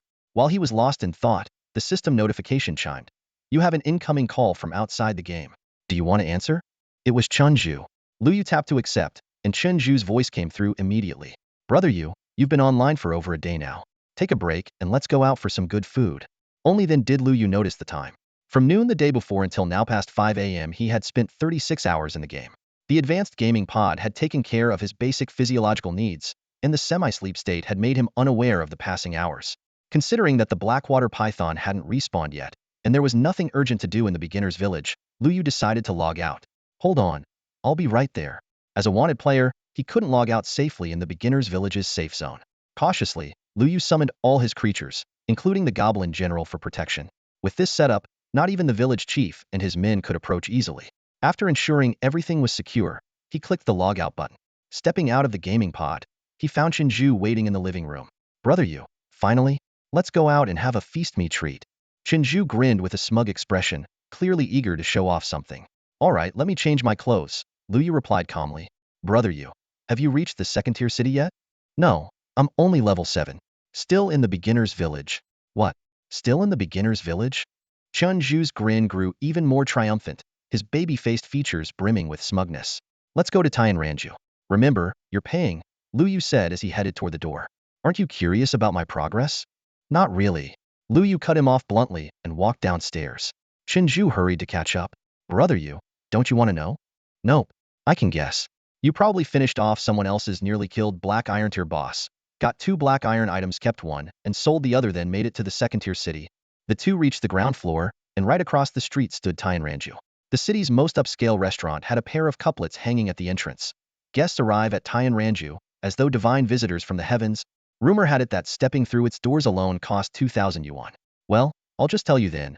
Chunju couldn't hold back any longer. I'm all ready. The traffic light turned green, and Liu Yu stepped onto the crosswalk ahead of him. Suddenly, a white refrigerated truck ran the red light, speeding straight toward Liu Yu's position. Brother Yu, watch out. Chunju's panicked shout pierced the quiet morning air. Bang! A figure was flung several meters away, leaving a glaring trail of blood across the road. The out-of-control truck swerved erratically forward until it finally came to a halt after crashing into a street lamp. Zhuzi! Liu Yu's mind went blank. Everything happened so suddenly. All he heard was Chen Zhu shouting, "Watch out!" before being forcefully shoved aside. In the next moment, the truck roared past where he had just been standing, hitting Chen Zhu and sending him flying. Liu Yu rushed to Chen Zhu's side. Blood was pooling beneath him, staining the asphalt a deep crimson. Liu Yu bent down to check there was still breathing, still a heartbeat, still a pulse. Zhuzi, hang in there, he muttered, his hands trembling as he dialed 911. Outside the hospital's operating room, Liu Yu paced nervously. The surgery had been ongoing for 6 hours, and the operation in progress light was still on. The doctor's words were blunt. The chances of saving him are slim. Even if we do, he might be bedridden for the rest of his life. The traffic police had dragged the truck driver out of the vehicle. He reeked of alcohol and was completely unconscious. On the surface, it seemed like a typical drunk driving incident, but Liu Yu couldn't shake the feeling that something was off. Who would be that intoxicated before 6 a.m.? And why was an empty cargo truck speeding through the busiest part of the city? His instincts told him this wasn't an accident, it was deliberate. That truck had been coming for him, and if not for Zhuzi's quick action, he would have been the one lying in the operating room. At that moment, a middle-aged man approached him, flanked by 2 burly men in suits and dark sunglasses. Excuse me, are you Liu Yu? I am. And you are? Liu Yu asked warily. In games, he could act fearless, but in real life, he was just an ordinary guy slightly overweight and mildly suffering from fatty liver. The man handed him a business card. I'm Li Wei, Director of the National Security Special Task Force for Extraordinary Events and Crisis Response. Special Task? What? That's a mouthful. Do you have a shorter name? Anyway, Director Li, what do you want with me? You and your friend were involved in an accident this morning. We'd like to learn more about what happened. Lu Yu frowned, growing impatient. I already explained everything to the traffic police. Just check the report. Mr. Liu, we've already reviewed the report. While it appears to be a simple drunk driving case, don't you find it suspicious? We're here to learn more, even the smallest details. Hearing that they also found it suspicious, Lu Ye's interest was piqued, but he quickly shook his head. I didn't notice the truck at all. I haven't even seen the driver. It doesn't have to be concrete facts. Your guesses or gut feelings are just as valuable. Lu Yu frowned, his expression heavy. This car accident was no coincidence. It was clearly targeted at me. The middle-aged man turned sharply at Lu Yu's words and shot a fierce glare at the two burly men behind him. They immediately lowered their heads in submission. Mr. Lu Yu, thank you for your cooperation. We will take full responsibility for your friend's medical expenses. With that, he prepared to leave. Wait. Lu Yu grabbed the man's arm. You must know something. Tell me. One of the burly men stepped forward and gently but firmly pried Lu Yu's hand away. The middle-aged man simply nodded meaningfully before turning and walking away. Lu Yu lowered his gaze to the business card in his hand. National Special Operations Office for Emergency and Anomalous Crisis Response. Director of the Huan Bureau Office, Li Wei. Huan Bureau. Lu Yu's eyes widened as memories flooded back. After the abyss descended, a faction called the Huan Alliance had emerged seemingly out of nowhere. In its early days, the group developed quietly, with members focusing on leveling up, gathering gear, and completing border missions rather than engaging in player-versus-player battles. Were it not for its astonishing growth rate, it might have gone unnoticed by the player community. However, 6 months later, when the border barriers were breached and foreign races invaded human territories, the Huan Alliance stepped forward as an official entity, calling on players to cease internal conflicts and unite against the external threat. The Alliance's predecessor was none other than the Huan Bureau. Rumors suggested the Bureau had been established a month before the abyss descended, but now it seemed its history extended far deeper than anyone had imagined. Lu Yu's expression grew grim. After uncovering the true identities of Li Er and Widow Wang, he had already suspected that foreign races had infiltrated human society. But he hadn't expected that they not only knew his real-world identity but also dared to openly attempt to assassinate him. Such a high-risk operation could easily expose their methods of influencing human society unless his life was truly worth that much. Just then, the door to the operating room swung open, and a group of sweat-soaked doctors emerged. Doctor, how is my friend? Lu Yu hurried forward. He's out of immediate danger and should regain consciousness soon, one doctor said, wiping the sweat from his brow. But he'll be confined to a wheelchair for the rest of his life. Keeping him alive is already a blessing. Lu Yu clenched his fists tightly, anger simmering within him. Zhuzi had already paid a heavy price twice to save him once in their past life, and now again in this one.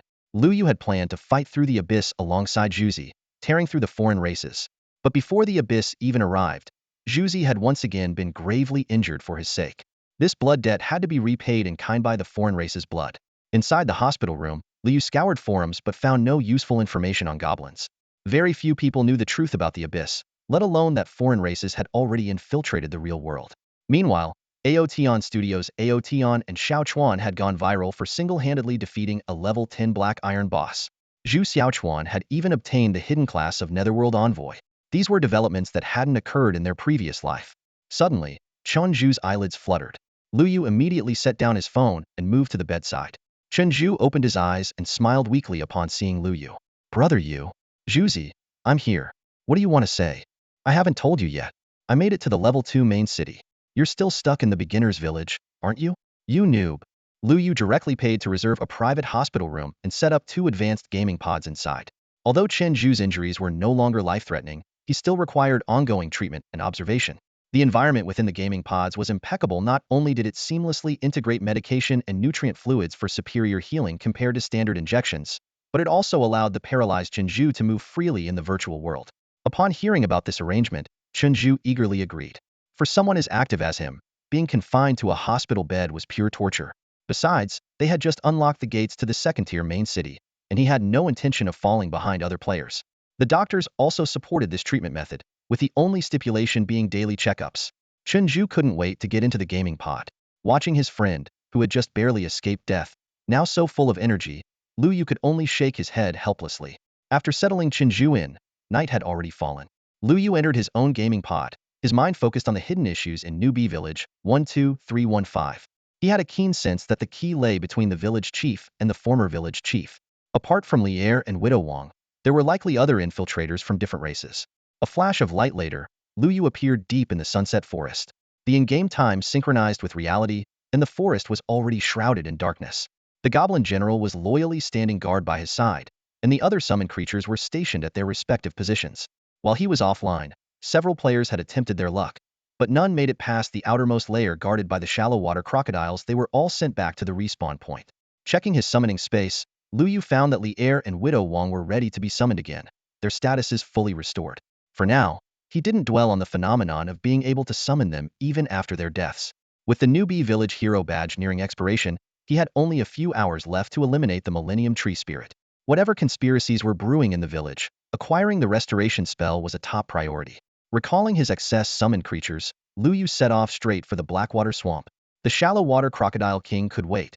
His immediate goal was to take down the Blackwater python. The swamp was still buzzing with activity, with large groups of level 6 players wandering around. The appearance of the goblin general caused an immediate stir among the players. Discussions erupted, with some recognizing it as a level 30 bronze tier boss, while others identified the figure standing on its shoulder as none other than the famed Qingjiu. Ignoring the chatter of the surrounding players, Lu Yu stood atop the goblin general's shoulder and pointed directly toward the Blackwater pool. As the massive footsteps echoed through the swamp, streams of light continuously flowed into his summoning space. Near the Blackwater pool, a number of players were already gathered, leveling up their characters. They cast wary glances at Lu Yu, who had suddenly appeared. However, Lu Yu paid no attention to their stares and sprinted directly toward the deepest part of the pool.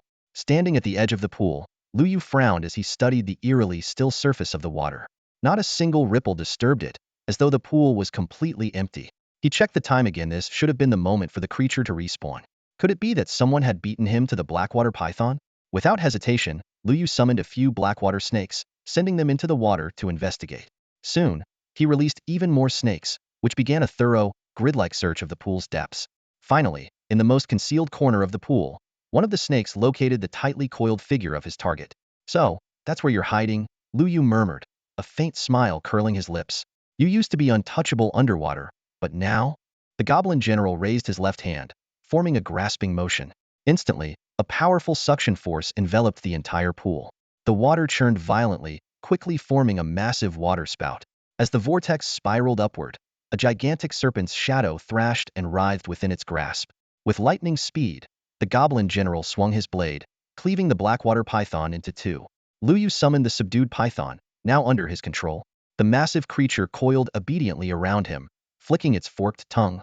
"If you were going to submit in the end, why resist so much in the first place?" he said with a smirk. After securing the Blackwater python, Lu Yu immediately headed toward the western side of the beginner's village. This area was desolate. There were no common monsters or quests, only a massive tree so large that it would take a dozen people to encircle it with their arms. This ancient tree was one of the beginner village's bosses, typically guarded by the villagers in shifts. When Lu Yu arrived, the guarding villagers instantly became alert. Two of them turned to run and raised the alarm, but they were quickly surrounded by the sudden appearance of the goblin assassins. The rest of the villagers were similarly trapped.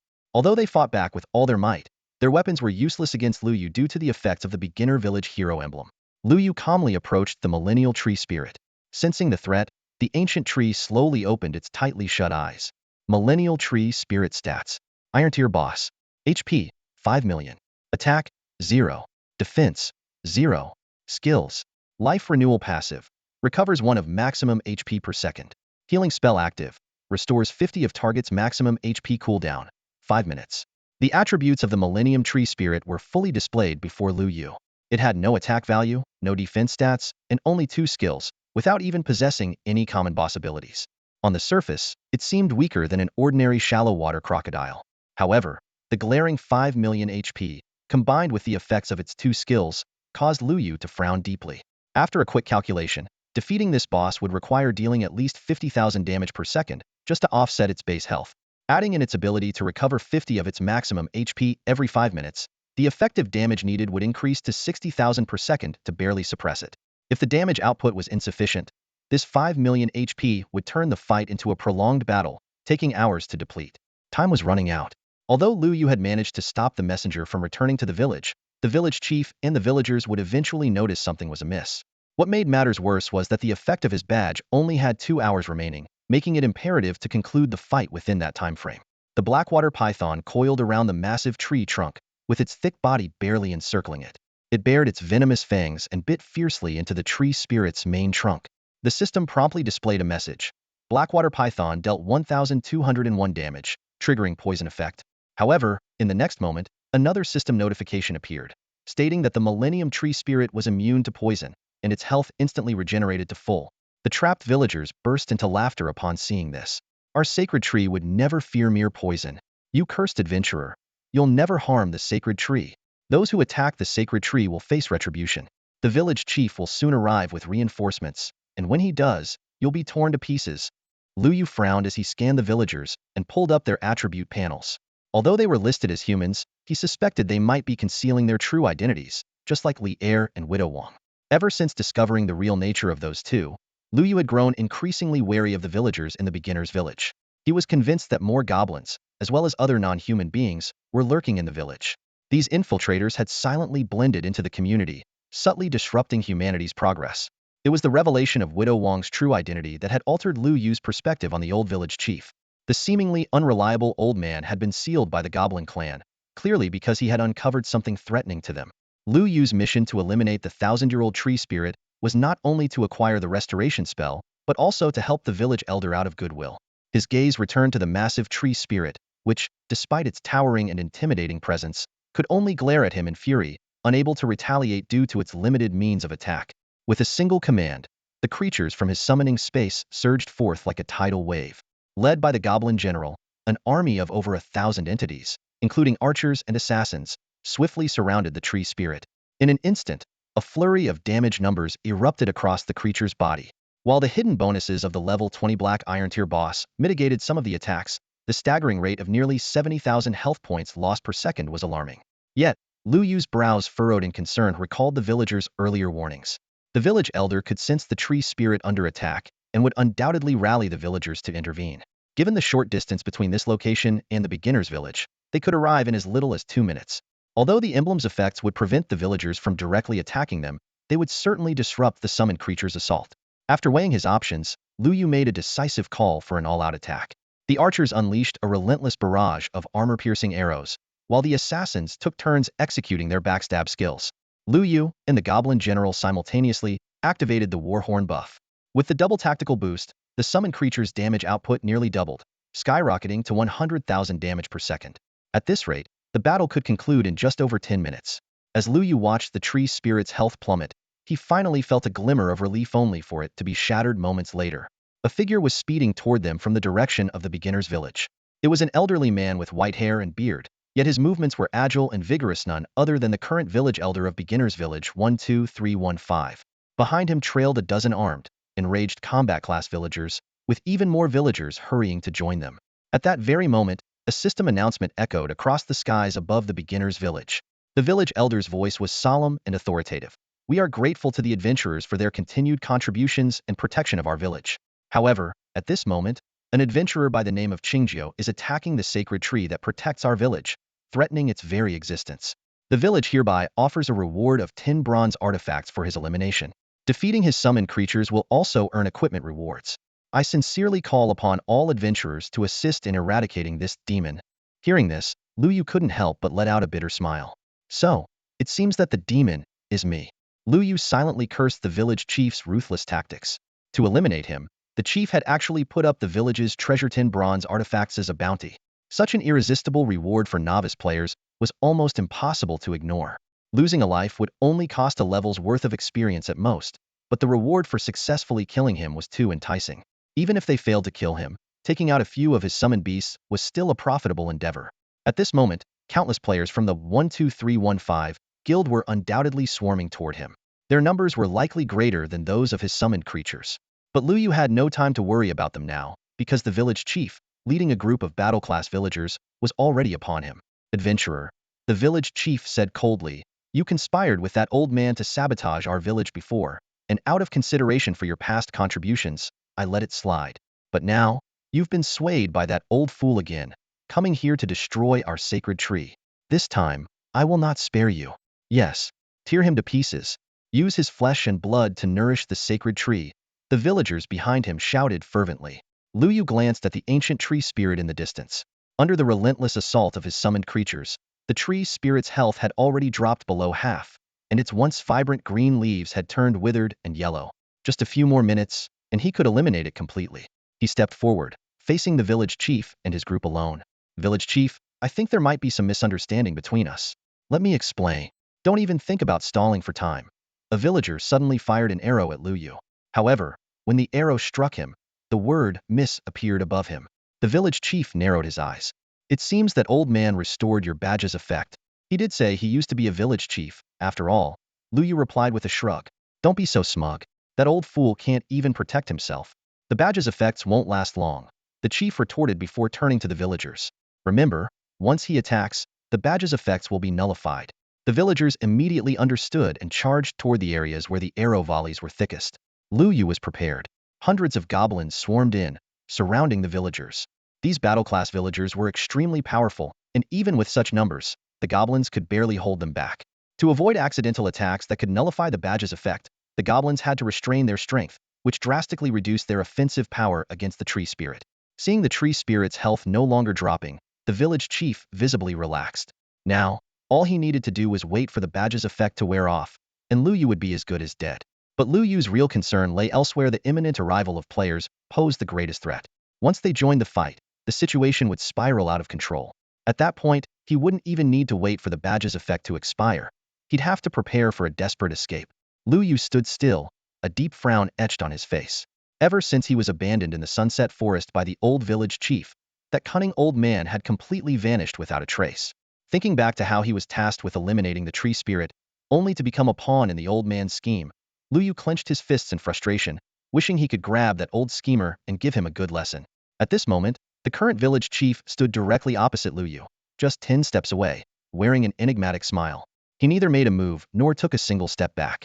His intentions couldn't have been clearer, was keeping a close eye on Lu Yu, the biggest wildcard in the situation. In his mind, no matter how powerful summoned beasts were, they were merely tools. The true game-changer was the player standing before him. As time ticked by, Lu Yu grew increasingly restless. If this standoff continued, he would surely be worn down. His gaze swept over the battlefield around him, his mind racing with calculations. On his side, he had 2,000 summoned beasts, along with the goblin general, Li Er, and Widow Wang. Factoring in the buffs provided by the war horn, perhaps he could take on the village chief. Although NPCs couldn't be revived after death, as long as they were dealt with, he could always gather a new army to confront the millennial tree spirit. The only concern was whether killing too many NPCs would lead to him being hunted down when entering the Tier 2 main city. But for Lu Yu, the restoration skill was a must-have. His memories from his past life told him that if he missed this chance, the odds of finding a similar skill in the main city would be slim to none. Just as Lu Yu reached out to remove the badge from his chest, a sudden thought struck him. Something wasn't right. While the old village chief had the ability to restore the badge's effects, the current village chief could just as easily disable it again. As the current chief, his authority would undoubtedly surpass that of his predecessor. Yet, he hadn't done so and instead chose to waste time here with Lu Yu. The village chief's strength was not to be underestimated. If he fought at full force, he might not be any weaker than the goblin general. So why was he restraining himself in this strange manner? It was almost as if he was deliberately waiting for something. Lu Yu's mind raced, and everything that had happened recently seemed to fall into place. From the chain quests set by the old village chief, to the anomalies surrounding the 2 times he defeated the newbie village bosses, to the mysterious bounty on his head. On the surface, everything appeared logical, yet something felt undeniably off. Suddenly, a terrifying realization struck Lu Yu. He abruptly raised his head, his eyes flashing with a sharp, murderous intent as he locked his gaze onto the village chief. Village chief, you're one of the abyssal outsiders too, aren't you? Adventurer, what are you talking about? Abyssal beings? The village chief wore a playful smile, casually dismissing the claim. Lu Yu narrowed his eyes, his confidence and his suspicions growing stronger. Ever since he began the chain of quests from the old village chief, every step had been fraught with peculiar obstacles. It started during the second hunt for the shallow water crocodile king, when the chief preemptively issued a public task under the guise of protecting the villagers. This caused the crocodile king to enter a cool-down state, making it impossible to summon. Then, outside the goblin nest, 2 guards suddenly appeared, clearly stationed to block him. After all, who else but someone on this specific quest would venture into a map filled with level 15 monsters? What was even more suspicious was that after defeating the goblin general, Lu Yu was immediately placed under a baseless bounty, accused of damaging the sacred tree. Connecting all these events, it became evident that the current village chief had been pulling the strings behind the scenes. Chief, You've gone to great lengths to hinder me with seemingly legitimate excuses. Is it because your position as the village chief limits you from using more direct, unconventional methods? Lu Yu locked eyes with him. The chief maintained his smile but gave no response. Without warning, Lu Yu raised his hand and launched a spell attack. If the chief was so intent on hiding his true nature, then forcing him to reveal it was the only way. As the spell shot toward him, the chief calmly stepped back, a large miss appearing on the ground. Lu Yu had carefully anticipated the chief's movement trajectory, yet the attack missed entirely. The chief had clearly been prepared, dodging the spell's impact point effortlessly. Such combat awareness was yet another confirmation of his non-human identity. No ordinary NPC would possess such sharp reflexes. Adventurer, the chief said in an even tone, as the village chief, I have no desire for open conflict with you. If you cease your actions against the sacred tree, I am willing to make an exception and directly send you to the level 2 main city. With your strength, that's where you belong. Lu Yu ignored the offer entirely. Now certain of the chief's inhuman identity, there was no way he would leave the beginner village just yet. Spells continued to rain down on the chief, while he dodged each one with unhurried precision. The village chief's speed was astonishing. Every time Lu Yu's attack was about to land, the chief would dodge with uncanny precision at the last possible moment. This was the first time since Lu Yu's rebirth that he had encountered an opponent capable of matching his skills, and it was a creature from the abyss. He was eager to test his abilities against the village chief, to see whether the chief's speed would prevail or his own predictive skills would come out on top. But now wasn't the time. Players were about to arrive. They had no knowledge of the existence of these abyssal creatures, let alone the fact that the village chief himself was one of them. Only by exposing the chief's racial attributes could Lu Yu make the players wary and lead them to suspect that this might be the biggest hidden quest in the starter village. With a wave of his hand, Lu Yu summoned over 100 goblin archers, who instantly formed a formation behind him. Dodging one attack is impressive, but what about 100? He sneered. Once you're hit by even a single arrow, your racial attributes will be revealed for all to see. Hundreds of arrows shot through the air, forming a dense rain of projectiles aimed at the village chief. No matter how fast he was, it would be nearly impossible to escape the coverage of the arrow storm in such a short time. Just as a satisfied smirk appeared on Lu Yu's face, it froze in an instant. The village chief's figure vanished into thin air, reappearing dozens of meters away. Blink. A universal skill for level 40 mages. Lu Yu was taken aback, realizing he had severely underestimated his opponent. Just like players, NPCs could enter the second-tier city after reaching level 10 to choose a class. At level 40, they could undergo a class advancement, gaining not only significant stat boosts but also powerful skills like Blink. Adventurer, this is your last chance, the village chief said calmly. Dismiss your summoned creatures, and I'll send you to the second-tier city. Lu Yu scoffed, ignoring the offer. A class advancement meant nothing to him, would never bow to an abyssal creature. The goblin archers drew their bows again, but this time, Lu Yu personally controlled the trajectory of the arrows. Blink had a limited range, and no matter how accurate the chief's predictions were, it was impossible for him to avoid every arrow. Just then, an unexpected figure appeared. Kid, stop wasting time with that old fool. Take out the tree spirit first. The old village chief emerged, holding a torch and covered in bottles and jars filled with black powder. Only then did Lu Yu notice that during the brief lapse in the goblin archer's suppression, the Millennium Tree Spirit's health had already recovered by more than half. Old man, where were you hiding earlier? For some reason, every time Lu Yu saw the old village chief, a strange anger bubbled up inside him. The old man grinned, revealing his yellowed teeth, and without another word, lit the fuses on a few bottles and hurled them at the tree spirit. The bottles exploded upon impact, releasing a deafening blast that echoed through the air. The powerful explosives brought the tree spirit's health back down to below half. Watching this unfold, Lu Yu thought to himself, that old geezer finally did something useful for once. The old village chief focused intently on the battle, paying no attention to the tree spirit's health bar. With deft hands, he continuously retrieved jars and flasks from his pack, igniting them and hurling them with precision at the tree spirit's trunk. These specially crafted explosives erupted into fierce flames, with tongues of fire relentlessly licking at the tree spirit's branches and leaves, effectively suppressing its regenerative abilities. Ha ha ha, bet you didn't expect this, did you, young man? The old village chief said smugly. This old man still has a few tricks up his sleeve. And it's all thanks to those crocodile skins you brought me. Crocodile skins can be used to make explosives? Lu Yu asked incredulously. Ordinary crocodile skins? Of course not. But after some special processing by yours truly, they become the best kindling you could ask for, the old chief replied, all the while continuing to toss his fiery concoctions. The weathered face of the tree spirit twisted in agony. Compared to the goblin's arrows, these flames, which caused permanent damage, were its greatest nemesis. Lu Yu noticed that the tree spirit's maximum health was steadily decreasing. Just a dozen of the explosive jars had reduced it to a critical state. At this rate, it wouldn't survive long enough for its healing skill to cool down before being completely obliterated. The old chief seemed relaxed, clearly pleased with how things were unfolding. Young man, do you know why I have to eliminate these 4 bosses? Watching the energetic old chief in action, Lu Yu answered directly, because they're sealing your power, right? Well, look at you. Sharp as a tack, aren't you? Young and full of promise, the old chief praised. Lu Yu ignored the chief's self-congratulation, thinking to himself, no kidding. After taming the shallow water crocodile king, the sores on your body got better. After taking down the black serpent and the goblin general, you could run faster than me. If I couldn't figure it out by now, I'd have to be blind. Old man, the shallow water crocodile king should have respawned by now. I haven't gone to tame it yet, Lu Yu said. No problem, the old chief said with a dismissive wave. That crocodile and the snake are just support. The key seals are in the goblin general and this tree. Back then, that old geezer and Widow Wong teamed up to ambush me and force me out of my position as village chief. They couldn't kill me, so they used these 4 bosses to seal me from 4 directions. Now that I've regained most of my strength, as soon as we burn this tree down, I can settle the score with that old codger and reclaim my title as village chief. The old chief laughed heartily as he continued launching explosives. Just then, the badge on Lu Yu's chest suddenly dimmed. A system notification chimed. Your novice village hero badge has expired. This wasn't because the badge had reached its time limit, but because the village chief had actively revoked its effects. The old chief's intervention had disrupted the balance on the battlefield. With the ancient tree's spirit on the verge of destruction, the village chief could no longer stand by and wait for the players and Lu Yu to turn on each other. He had to stop their assault immediately. As the badge's effects vanished, the combat-trained villagers trapped among the goblins immediately raised their weapons and launched a counterattack.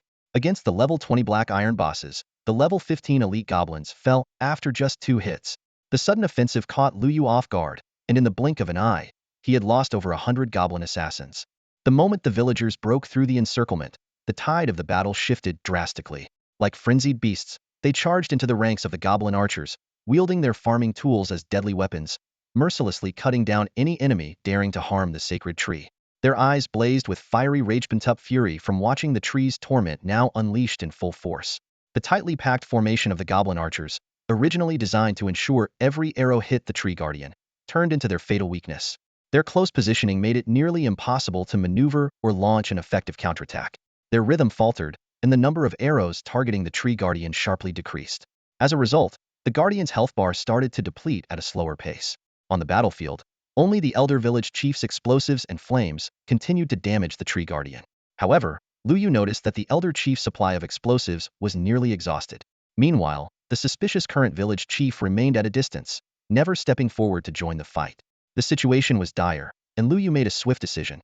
He abandoned the summoned beasts trapped amidst the villagers and ordered the ones on the outskirts to retreat and regroup. A new formation quickly took shape, and a barrage of arrows rained down on the tree guardian once again, causing its health bar to plummet rapidly.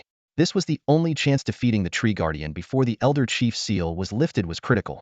To deal with the current village chief, a level 41st tier mage, Lu Yu could only hope that the elder chief would step in. The goblin general turned to face the charging villagers. After observing them, it was evident that these villagers displayed no signs of being from another race. They were indeed human NPCs deceived by the village chief. But there was no time for mercy. Any obstacle had to be eliminated. The general struck with lightning speed. With a grasping motion from his left hand, a villager was lifted into the air. The long blade in his right hand flashed several times, and in an instant, the villager named Zhang Tufu fell lifeless to the ground, his blood staining the soil beneath him. A system notification appeared. You have killed villager Zhang Tufu. Sin value increased by 100 points. Lingfeng City has taken notice of your actions. Lu Yu paid no heed. The goblin general's slaughter continued unabated, and within moments, 3 more villagers lay in pools of blood. Lu Yu's rename value climbed to 400 points, but he no longer cared a day. The tree guardian had to die. The system's warning message stung Lu Yu's eyes. It revealed the city lord of Lingfeng City was extremely displeased with his actions, particularly the slaughter of innocent villagers. Yet, unexpectedly, the remaining villagers showed no sign of wavering over their fallen companions. Their eyes burned with a singular determination to protect the sacred tree at all costs, ensuring it would never wither. The true threat to the sacred tree's life wasn't the goblin general wielding a long sword, but the swarm of goblin archers. As the villagers charged toward the archers once more, Lu Yu was ready. A horde of shallow water crocodiles and blackwater snakes suddenly burst forth from the ranks of the archers, forming a living barrier. Though these summoned creatures were doomed to be swiftly slaughtered by the villagers, each death bought precious time. The crocodiles and snakes encircled the villagers, creating an impenetrable blockade. Weapons in the villagers' hands gleamed coldly as they slashed through wave after wave of summoned beasts. But as soon as one fell, another took its place, halting their advance. The goblin general stood just outside the encirclement, patiently waiting for his ocean's embrace skill to cool down. Once the cooldown ended, he would strike without hesitation, pulling a villager into the air to execute them. Lu Yu's sin value had already surpassed 1,000 points, turning his name a glaring red in everyone's eyes. If a player were to kill him now, he would not only drop to level 0 but also risk losing all his equipped gear and inventory. Moreover, the player who defeated him would receive a system reward instead of incurring any sin value. But Lu Yu had no time to worry about such consequences. His entire focus was on the Millennium Tree Spirit. As the number of villagers dwindled, the tree spirit's health had dropped to less than 10. If he could hold on for just another 5 to 10 minutes, he could finally take down this boss. At this critical moment, a thunderous roar of battle cries erupted in the distance. A massive wave of over 10,000 players surged toward him, led by the infamous Three Fists of the Retirement Home Trio. Although the 12315 Beginners Village could accommodate up to 100,000 players, most had chosen not to provoke Lu Yu. They had witnessed his summoned creatures in action, primarily level 15 goblins, with even the weakest being level 6 or 7 blackwater snakes. These kinds of monsters typically required a party to handle. Risking everything for uncertain equipment rewards wasn't worth it when they could safely level up in the wild instead. However, there were always those willing to take the gamble. Brothers, Qingjio is right ahead of us, the leading player shouted. His strongest summons are tied up with the NPCs. Let's deal with the others first, then take down Qingjiu together. Don't worry about the Goblin General. No matter how strong it is, it can't kill all of us at once. Seeing the swarm of players rushing toward him, Lu Yu felt a headache coming on. Of all times, they had to show up now to cause trouble. Gritting his teeth, he commanded 3 giant goblin beasts to break away from the main force and confront the player horde. This was the only firepower he could spare while maintaining pressure on the Millennium Tree Spirit. Under Lu Yu's direction, the 3 giant goblins ignored the players' ranged attacks entirely, roaring as they charged headlong into the crowd. The 3 colossal goblins leaped in unison, and as they landed heavily, they unleashed their Tiger Shockwave skill. A circular shockwave rippled outward, instantly obliterating players within a radius of several dozen meters, forcing them to respawn at the revival spring. This single attack wiped out over 100 players instantly, while hundreds more within the area suffered varying degrees of damage. However, for the surging army of players, these losses were negligible. The skill's backlash left the 3 giant goblins stunned, providing nearby players with the perfect opportunity to unleash a barrage of skills in retaliation. Lu Yu refrained from commanding his other summoned creatures to rescue them. His primary objective at this moment was to eliminate the Millennium Treant. As long as the Treant fell, the current crisis would be resolved. Within less than a minute, the 3 colossal goblins succumbed and vanished into white light. With these massive adversaries defeated, the players quickly turned their attention to Lu Yu. The situation was now clear. Most of Qingjia's summoned creatures were tied up, and even the Goblin General was preoccupied with eliminating villagers to prevent them from reaching the archers. Although Qingjiu himself remained untouchable for now, the opportunity to take down some of his summoned creatures was too tempting to pass up.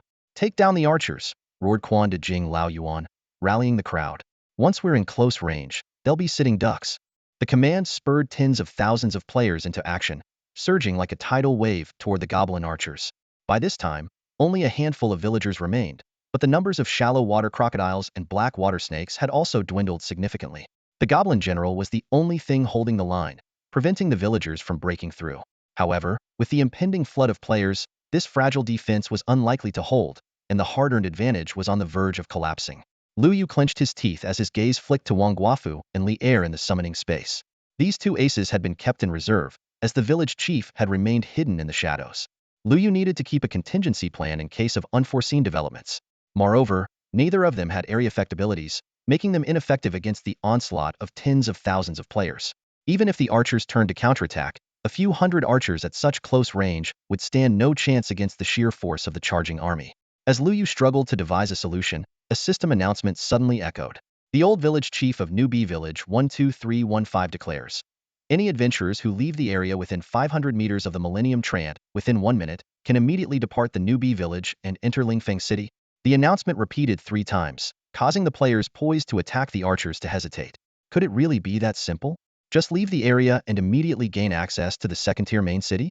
It seemed too good to be true, but as an NPC announcement, it was unlikely to be a trick. A few players, unable to resist the temptation, retreated first. The moment they stepped outside the 500-meter radius, their bodies became weightless, transforming into beams of light that shot into the sky, an unmistakable effect of entering a second-tier main city. The players witnessed with their own eyes as their companions entered the second-tier main city, and they could no longer hold back their excitement. One after another, they sprinted madly in the direction away from the tree spirit. For them, the ultimate goal of defeating monsters, leveling up, and collecting gear was to triumph over the village chief and head to Lingfeng City, a place rich in resources, as soon as possible. In the blink of an eye, the players turned into streaks of light and vanished into the horizon, leaving only the trio of punching the nursing home awkwardly standing in place. These three instigators found themselves caught in a dilemma. Leaving now would seem cowardly, but staying meant certain death. As they hesitated, Lu Yu gave a subtle signal with his eyes, and several goblin assassins darted forward like lightning. With a flash of cold steel, the three fell to the ground and were promptly teleported back to the novice village. Lu Yu turned to the old village chief and asked, "If you had this ability, why didn't you send them away earlier?" "I lost 3 potential mini-bosses because of this." The old village chief's face turned ashen. "I can only make them leave through mission rewards, and sending away so many at once was already my limit." The battle's outcome was now clear. Every combat class villager had been defeated by the goblin general, and the remaining non-combat villagers were powerless to resist. The Millennium Tree Spirit's health had dropped to its last sliver. A few more explosives from the village chief, combined with a volley of arrows, would be enough to finish it off completely. "Young man, the final blow is yours." The old village chief suddenly stopped and said, "Only by ending it yourself can you ensure it won't resurrect, and the seal will be fully broken." Lu Yu was about to nod in agreement when he suddenly sensed something off. Quickly, he reviewed the entire battle in his mind. From stopping the villagers from reporting information, to the village chief leading the siege, to rallying the players to fight back, and now to the tree spirit on the brink of death, the village chief had never personally joined the fray. It might have been excusable earlier as a means of concealing his identity, but now, with no one else around and the seal about to be lifted, why was the mastermind behind it all still holding back? What was his true intention? Did he have a hidden card to play? Or was there another plan in motion? In that fleeting moment, the goblin archers had already drawn their bows, and hundreds of arrows tore through the air, targeting the Millennium Tree Spirit. Out of the corner of his eye, Lu Yu caught sight of the village chief in the distance, his lips curling into a sinister smile. A chill ran down Lu Yu's spine as his expression darkened. Although the village chief's sudden eerie smile was puzzling, Lu Yu had already figured everything out. Those seemingly desperate attempts to stop him from destroying the sacred tree were, in fact, all within his and the old village chief's control. With the authority and power the village chief held in the novice village, he could have taken much harsher measures if he truly wanted to prevent it. "Cease fire!" Lu Yu shouted at the goblin archers, but the final volley of arrows had already been unleashed. Hundreds of arrows tore through the air, striking the branches of the millennial tree spirit with pinpoint accuracy, dealing tens of thousands of damage. As its health bar dropped to 0, the massive tree spirit began to collapse and disintegrate, eventually transforming into a beam of light that vanished into the summoning space. The system immediately displayed a notification. "You have defeated the Black Iron Tier boss Millennial Tree Spirit. Gained 150 experience points. Target has entered the summoning space." 2 pieces of equipment dropped to the ground. But before Lu Yu could approach, a series of ear-piercing system alerts echoed. "You have destroyed the Novice Village's revival spring. Sin value 1 billion. You are now fully wanted by Lingfeng City. Novice Village's revival spring destroyed. Revival upon death is no longer possible." This was followed by a server-wide announcement repeatedly broadcasting the destruction of the 12315 Novice Village revival spring and issuing a bounty on Lu Yu. Any player who killed him would receive 1,000 experience points, 3 pieces of silver equipment, a guild creation order, and 100,000 reputation points. The world chat exploded instantly, with mockery and insults flooding the channel. But Lu Yu could no longer pay attention to any of it. He stood frozen, staring in disbelief at everything that had just unfolded before him. "Ha ha ha." The village chief suddenly appeared beside Lu Yu. "Thank you, Abyss Summoner. Without you, that spring would have been impossible to destroy." As he spoke, he waved his staff, launching a fireball that left Lu Yu with a sliver of health. Panicked, Lu Yu quickly checked the village chief's attribute panel, only to discover that this village chief was actually a level 40 human, not an abyssal race at all. At that moment, the old village chief, having regained his strength, approached swiftly with a dagger in hand, closing in on Lu Yu. "The millennial tree spirit was connected to the revival spring all along," he explained coldly. "That's why it had such powerful regeneration abilities. and why the villagers were so determined to protect it. Before he could react, the dagger pierced through Lu Yu's chest. His health bar instantly dropped to 0. The moment Lu Yu fell, his body slowly disappeared, and all his summoned creatures returned to the summoning space. System notifications flashed continuously. Crocodile King's leather armor dropped, wind chanting staff dropped, guild establishing order dropped. Dozens of messages flooded the screen. Lu Yu was instantly stripped clean. Not only was his level reset to 0, but even his equipment and backpack were completely looted.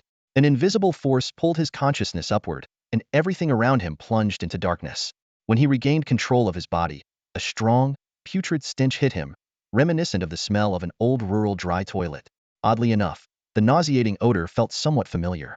Opening his eyes and scanning his surroundings, he saw a dilapidated thatched hut and a time-worn recliner. He was standing in a filthy water pool. Wasn't this the old village chief's residence? But he had already destroyed the revival spring in the beginner village. How did he end up reviving here?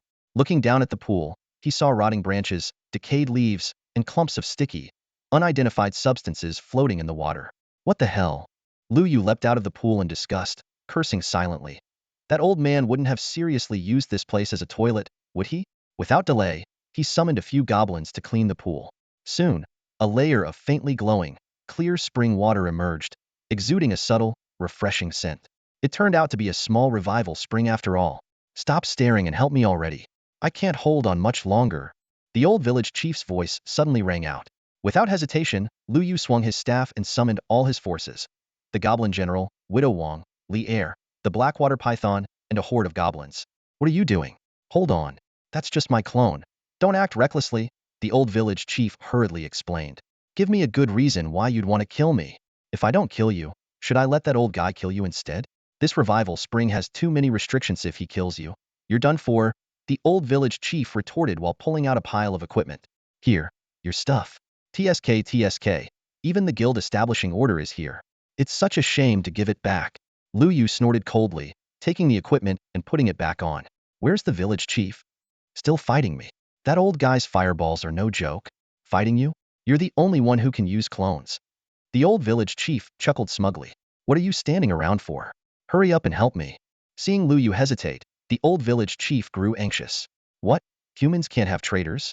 With that, his clone dissolved into a flash of blood-red light. It's over. That old guy's pulling out a big move. I have to recall my clone. Listen, take care of that damned crocodile first. Lu Yu turned toward the western side of the village, where a massive fireball was forming in the sky. Without wasting time, he summoned the Blackwater Python and all his goblins, ordering them to head to the shallow bay to deal with the Crocodile King. Meanwhile, he dashed toward the western side of the village. Between the village chief and the old village chief, he chose to trust the latter, or rather, he trusted his own judgment more. The absence of the ancient tree spirit on the western edge of the village left the area feeling vast and empty. In that open space, a fierce battle was unfolding. The village chief gripped his staff tightly, continuously casting fireball spells. Meanwhile, his other hand was raised above his head, holding a massive fireball that grew larger with each passing moment. A transparent magical barrier surrounded him, shielding him securely. The old village chief, wielding a short sword, attacked the barrier relentlessly, but every strike only resulted in a glaring miss. Old man, your attacks are far weaker than they were back in the day. Being sealed away all these years must have been unpleasant. Huh? The village chief mocked. Even weak attacks are enough to deal with an old scumbag like you. The old village chief retorted through gritted teeth, continuing his frenzied assault on the unyielding yet fragile barrier. Lu Yu's eyes were fixed on the fireball above the village chief's head, now swollen to the size of a house.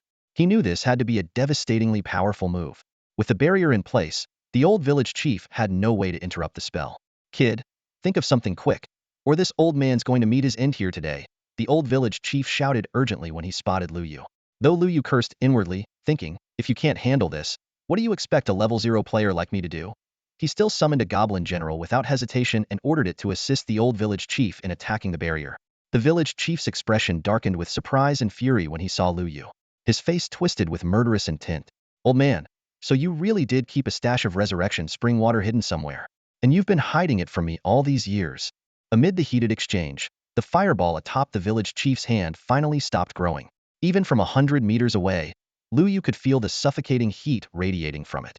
You old fool. This annihilation flame was meant to be your parting gift, but thanks to you, I found an even better target. The village chief sneered wickedly, the massive fireball in his hand solidifying and shifting from fiery red to an ominous black-red hue. A lowly abyss summoner killed in his cradle general will surely reward me handsomely for this. Ha ha ha. With a fierce motion, the village chief hurled the destructive fireball straight at Lu Yu. The old village chief's face turned pale with horror, knowing that with Lu Yu's current strength, taking this hit would mean certain death without any chance of resurrection. Run, kid, run, the old village chief shouted in despair. Yet Lu Yu remained calm, even letting a faint smirk curl at the corner of his mouth. If the fireball was targeting him, that made things much simpler. With a single motion, he summoned a figure bathed in golden light to appear instantly in front of him. The fireball struck the air with a thunderous impact, yet only a large miss appeared in the air. The village chief's face flashed with disbelief, and when he saw Li Er standing unharmed before him, his expression instantly turned into one of fury. Li Er, what are you doing? Where have you and Widow Wang been these past 2 days? The village chief demanded harshly. Li Er remained calm, his tone steady as he countered, do we need to report our actions to you? The village chief's imposing demeanor immediately faltered. He was all too aware of how formidable the goblin standing before him truly was. This was not someone he could afford to provoke. Why didn't you wait for us before making a move? Didn't we agree beforehand that we'd act only when the opportunity was right? The village chief's voice involuntarily softened as he responded to Li Er's words. Fixing his gaze on Li Er, the village chief suddenly sensed something. His eyes snapped toward Lu Yu. You can summon a real goblin? Lu Yu rubbed his nose, initially planning to extract information from the village chief. However, the old fox's sharp instincts had seen through him. With no point in pretending anymore, Lu Yu gave the order for Li Er to attack. Damn it! The village chief cursed, turning to flee. He knew all too well about Li Er's infuriating invulnerability skill. Without a critical strike specialty, it was impossible to penetrate his defense. In an unknown fight, the village chief, who had completed his first profession change as a mage, would not fear a level 20 Li Er. But with the old village chief, who was on the verge of fully unsealing his power, watching like a tiger ready to pounce, the combination of a tank and a damage dealer left him with no hope of victory. Trying to run now? Too late. The old village chief sneered, sensing the final seal within him dissipate. Restored to the peak of his level 41st profession change, he swung his short sword, unleashing a slashing shadow that descended from above. The sword tip shattered the village chief's protective shield, piercing his body and inflicting staggering damage. One strike took away half of his health. Now, the village chief was like a warrior stripped of his armor, utterly vulnerable. The old village chief gave him no chance to recover, launching a second airborne slash. The village chief hastily teleported to evade, only to be yanked into the air by an immense force. At the same time, a long blade descended from above. Watching the scene unfold, Lu Yu couldn't help but marvel. Despite only a 10-level difference, the disparity in power between someone who had undergone a profession change and someone who hadn't was astonishing, nearly 6 or 7 times greater. The village chief barely caught his breath, relieved that the goblin general was merely a projection with limited damage. If the real general were here, a casual strike might have cost him 10 lives. Seizing a brief moment between the old village chief's and the goblin general's attacks, he quickly cast a new shield on himself and unleashed several ice spikes to freeze the goblin general in place, interrupting his boundless torrent skill. The village chief had barely touched the ground when he immediately launched a counterattack. Gripping his staff tightly with both hands, he unleashed 2 scorching streams of fire, one aimed at Lu Yu and the other at the old village chief. Wherever the fire passed, the ground turned to scorched earth, radiating intense heat. Li Er, quick on his feet, dashed in front of Lu Yu and took the brunt of the flames heated. Meanwhile, the old village chief raised his left arm, conjuring an ephemeral energy shield. The fire struck the shield with crackling explosions. Seizing the moment, the village chief began sacrificing his own life force to cast multiple teleportation spells in an attempt to escape the battlefield. However, his erratic movements appeared strange to the old village chief, as though the man was merely leaping in place, a clear symptom of being ensnared by an illusion. Lu Yu approached the old village chief and explained. He forgot about Widow Wang's illusions. As soon as he finished speaking, a graceful figure emerged from invisibility. The old village chief suddenly understood, looking at Lu Yu in astonishment. You managed to recruit both of them? More or less, Lu Yu shrugged. Now, hurry up. You weaken him, and he'll finish him off. The old village chief nodded and spread his arms wide, summoning a colossal phantom sword. With a loud shout, he brought it crashing down. At that moment, the village chief snapped out of the illusion. Seeing the massive sword descending toward him, his face turned pale. The hastily conjured shield he managed to form shattered instantly. The phantom sword's momentum remained unstoppable, leaving him critically injured. Before the village chief could react, Lu Yes's blade sliced cleanly across his waist. His body was severed in two, and as his lifeless form collapsed to the ground, it slowly vanished, neither absorbed into the summoning space nor leaving behind any loot. What a waste, Lu Yu muttered, shaking his head. He had hoped to test whether a human traitor could be absorbed into the summoning space, but the outcome was clearly disappointing. The old village chief exhaled deeply, as if a lifelong burden had been lifted. When Lu Yu pressed him about the backstory, the old village chief began recounting tales of his youth, only to be curtly interrupted by Lu Yu, who insisted he get to the point. Reluctantly, the old village chief summarized. That old scoundrel had colluded with the goblin race to seize the position of village chief, sealing away his powers and covertly manipulating the novice village to hinder human progress. Due to the abyssal rule prohibiting interspecies conflict before the racial barriers were broken, they resorted to strategies like reducing the village's visibility and implementing challenging village chief battles to increase adventurers' difficulty. When Lu Yu inquired about other novice villages, the old village chief revealed that only about 1,000 were operational, most under the control of various non-human races. However, he assured Lu Yu that, having regained his own authority, he planned to help other village chiefs reclaim their villages. Though most of the revival springs had already been destroyed, he had managed to preserve one, meaning adventurers might face longer revival times in the future. At this point, the old village chief realized he had said too much and regarded Lu Yu warily. Wait a minute, kid. How do you know so many things you shouldn't know? Lu Yu quickly changed the subject. Old man, is my mission complete now? Can I head to the second-tier main city? Faced with Lu Yu's request, the old village chief showed a troubled expression. This change immediately darkened Lu Yu's face. Old man, you used to have the power to send tens of thousands of people into the secondary main city. Now that you've regained control of the novice village, are you saying you can't even send just me? Others, maybe, but you? The old village chief hesitated. What's wrong with me? Aren't you still wanted by the city lord? That was because I destroyed the fountain to lift your seal and save the novice village, Lu Yu said, his voice rising with frustration. But the old village chief sighed. The city lord thinks that you and that old scoundrel fought for years over the village chief position. He doesn't know it was actually part of the foreign tribe's conspiracy. Lu Yu rolled up his sleeves. Then let him know. Can't you report it to the higher-ups?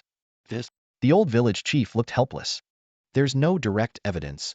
Hearing this, Lu Yu slapped his forehead, recalling the personality of the city lord of Lingfeng City. Among the top 10 secondary main cities, Lingfeng City was the one he least wanted to enter. In his previous life, that indecisive old city lord had missed critical opportunities, allowing the Yuming tribe's main forces to escape from a certain death situation. He hadn't expected that Novice Village 12315 would also fall under Lingfeng City's jurisdiction. The situation was indeed tricky. Li Er and Widow Wang, though currently in his summoning space, had lost all memories of infiltrating the human race. There was no evidence to prove that the late village chief had colluded with them. Old man, this can't just end like this, Lu Yu said, staring at the old village chief. I'm stuck outside the secondary main city because of you. You have to think of a way. When have I, as the village chief, ever gone back on my word? The old village chief said solemnly. Then, he took out a skill book from his pocket. Speaking of which, I happen to have a restoration skill book here. A system notification immediately popped up, indicating that Lu Yu had received the restoration skill book, Shadowless Boots, along with a large amount of experience and reputation rewards. Lu Yu glared at the old village chief. This old man had clearly been deceiving him all along. That talk about the millennial tree spirit dropping the restoration skill was obviously a lie. Yet, despite his annoyance, Lu Yu eagerly learned the restoration skill. The skill's attributes showed that the 1-star restoration could restore 30 of a target's maximum health, consuming 200 mana with a 1-minute cooldown. Without hesitation, Lu Yu cast the skill on the injured goblin general. A green light flashed, and the goblin general was instantly restored to full health.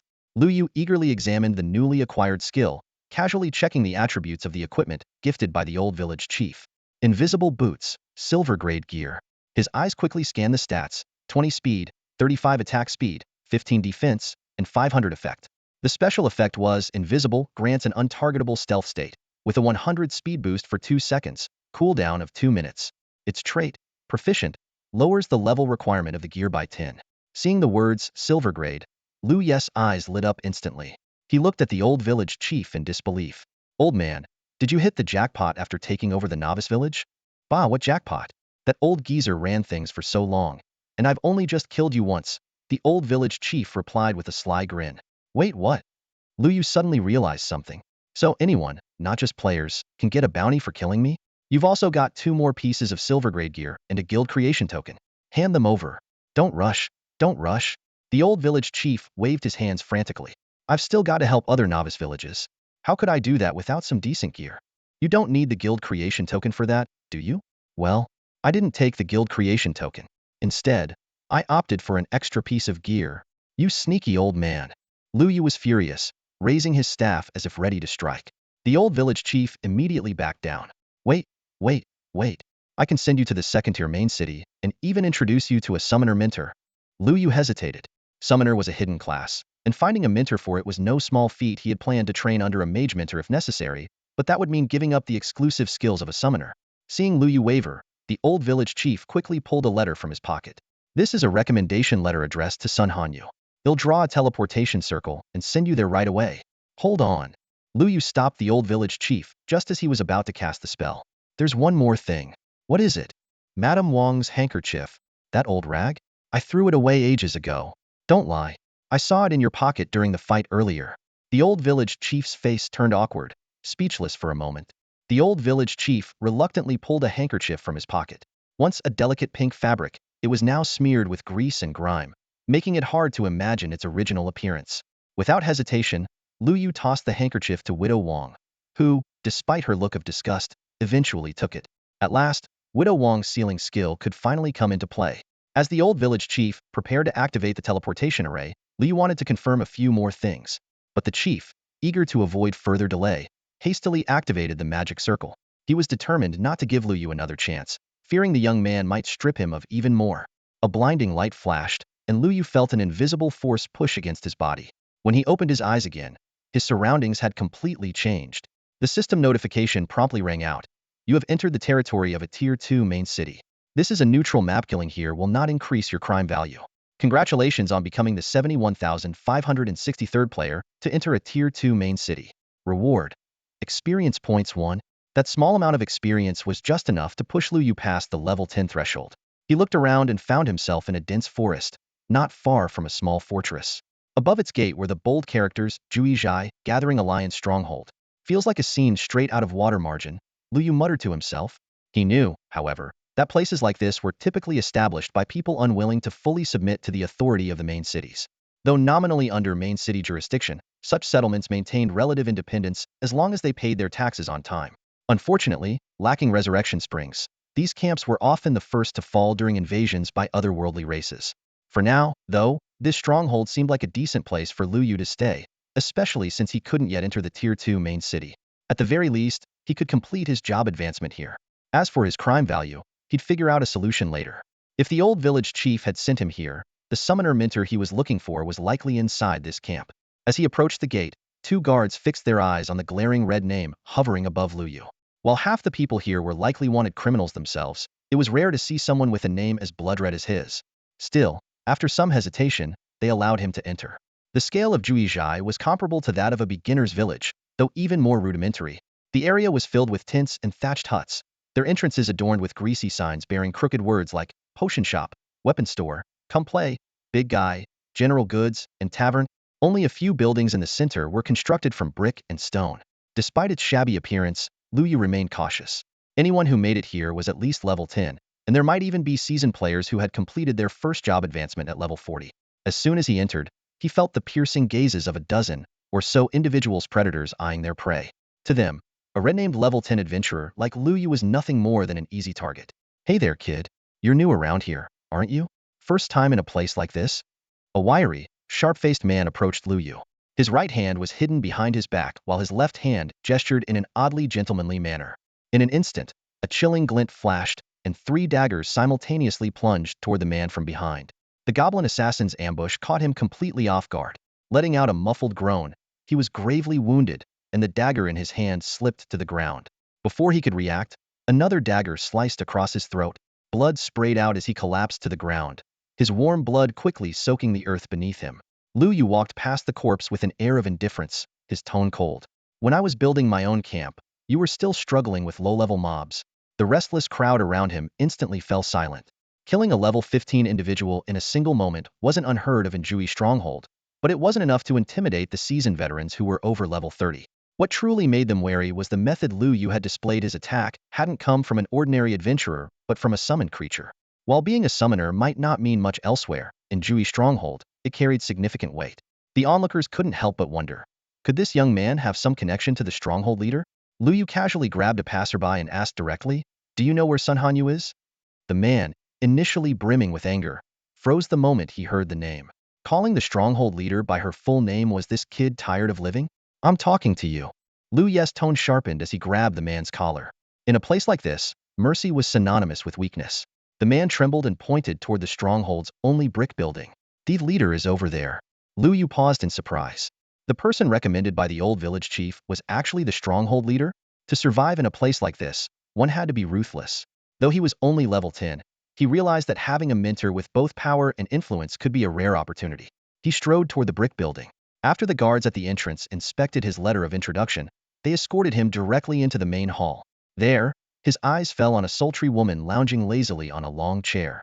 Her alluring figure was on full display, with her chest partially exposed and her long legs draped over the armrest as her delicate hand lightly traced along them. The system displayed her information. Sun Hanyu, Summoner, Leader of Jui Stronghold, Level 80, Health Unknown. Sun Hanyu glanced nonchalantly at the letter and asked, "That old geezer sent you to find me?" From her tone, it was clear the village chief and the stronghold leader were acquainted. Lu Yu felt a bit reassured. "Yes, the village chief sent me." Sun Hanyu nodded slightly. "Guards, seize this adventurer and take him away to be castrated." "WOC, what's going on?" Lu Yu was shocked. The turn of events was completely beyond his expectations. After confirming that he was introduced by the old village chief, the chieftain immediately ordered him to be castrated without saying another word. This was absurd. A dramatic and cliched scenario involuntarily played out in Lu Yu's mind. Perhaps the old village chief, in his youth, was a charming man who had a romantic entanglement with the chieftain. However, he eventually abandoned her, leaving her to live in solitude for over a decade. This long-held grudge had finally found an outlet for revenge. But on second thought, no matter how dashing the old village chief might have been in his younger days, the age gap between them seemed far too great for this to make sense. As he let his imagination run wild, two burly men began to approach him. Lu Yu instinctively thought about summoning the goblin general, but his fingers froze midair. Making a move in front of an 80-level summoner would undoubtedly be a death wish. "Chieftain, is there some kind of misunderstanding between us?" he quickly asked. "Wasn't it the old village chief from Newbie Village 12315 who sent me here?" Yes. The chieftain sneered coldly. "So, there's no misunderstanding. Don't worry, I know you're innocent. But in my opinion, any man associated with him is no good." Lu Ye's heart sank. This was no joke. In the abyss, injuries caused by castration couldn't be healed through resurrection. Once the abyss descended, this mutilated body would remain with him forever. If that were the case, he'd rather choose death. The cold glint of a dagger flashed behind the two burly men. Sun Hanyu let out a snort and summoned a delicate-looking pink bat.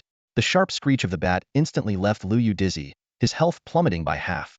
The 10 or so goblin assassins he had hidden were forced to reveal themselves. Seeing the sudden appearance of the summoned creatures, Sun Hanyu's expression shifted slightly. Even with her status as an 80-level second-tier summoner, she could only control up to 9 summoned creatures at once.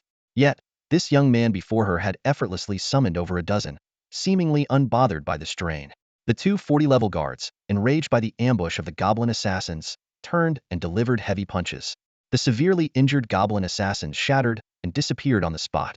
"Stand down," the chieftain commanded, and the guards immediately retreated. Lu Yu silently thanked his luck for not rashly summoning the goblin general, as the consequences would have been disastrous. Sun Hanyu sat upright, her sharp gaze locked on Lu Yu. "You're no ordinary summoner." Lu Yu calmly revealed his identity. "Abyss Summoner."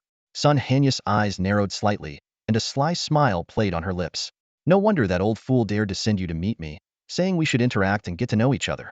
So, you're an Abyss Summoner." Suddenly, Lu Yu realized he might have missed some crucial information. "Chieftain, was there nothing else mentioned in that letter?" he asked. "What else?" Sun Hanyu's brows furrowed again, her expression turning cold once more. Lu Yu hurriedly added, "I wanted to ask you to be my mentor." "No." Lu Yu took a deep breath, a flicker of anger flashing in his eyes. That old man definitely did it on purpose. His words seemed to pique Sun Hanyu's interest. She leaned forward slightly. "Are you asking me to be your mentor?" Lu Yu nodded in confirmation. "I don't just take in anyone off the street," Sun Hanyu remarked, then paused, her gaze carrying a hint of expectation. Lu Yu remained silent. He knew such statements usually had more to them. Either she had no interest in him at all, or there was a twist coming. Judging by how she had stopped the guards earlier, it was clearly the latter. Besides, he had already caught the trace of curiosity and intrigue in her eyes that she couldn't entirely conceal. But, as expected, Sun Hanyu continued. Since that old man recommended you, I'll give him some face and give you a chance. Show me your strongest summoned beast. Lu Yu inwardly rolled his eyes. This woman, one moment she was ready to castrate him because of the village elder, and now she was talking about giving him face? Clearly, she was more interested in his profession. Women really could change their tune faster than flipping a page. Thank you, chieftain, Lu Yu replied, all the while pondering who to summon. Summoning a common or elite beast would be too embarrassing. The shallow water crocodile and the blackwater python were boss-level creatures, but a level 10 iron tier boss wasn't even as good as a goblin. Considering it was better to keep the knowledge of his ability to summon otherworldly creatures limited, he decided to summon a level 30 bronze tier boss directly. Within the boundaries of a secondary main city, this level wouldn't stand out too much. As Lu Yu raised his staff, a massive figure appeared in the hall. Despite the hall's extra height specifically constructed to accommodate Sun Hanyu's summoned beast, the goblin general still had to hunch slightly to avoid hitting the ceiling. Seeing this, Sun Hanyu shot to her feet, her pink staff materializing in her hand in an instant. 3 summoned beasts, glowing with the same pink light, appeared in front of her as a shield. Lightning bolts tore through the roof and struck the goblin general, with 3 damage numbers popping up in quick succession. Are you kidding me? Lu Yu hurriedly cast a healing spell, barely managing to bring the goblin general's health back to 10. If he hadn't been quick with his healing, the summoned beast would have already been sent back to the newbie village. As the lightning subsided and Sun Hanyu saw the change in the goblin general's health bar, she finally regained her composure. This is the goblin general's projection? Yes, Lu Yu replied, unable to resist a jab. What did you think it was? The real goblin general? If I could summon the real one, why would I need you as a mentor? Sun Hanyu patted her chest to calm herself, and the summoned beasts in front of her vanished. Why didn't you say it was just a projection earlier? Now my roof is ruined. Big sister, didn't you say you wanted to see my strongest summoned beast? Lu Yu countered. And besides, wasn't it you who blew the roof apart? Fine, I'll be more careful next time. Sun Hanyu huffed, but internally, her mind was in turmoil. Even as a projection, this was beyond what a second-tier summoner like her could handle. After all, when it came to a race's pinnacle existence, even a projection exceeded the scope of ordinary life forms.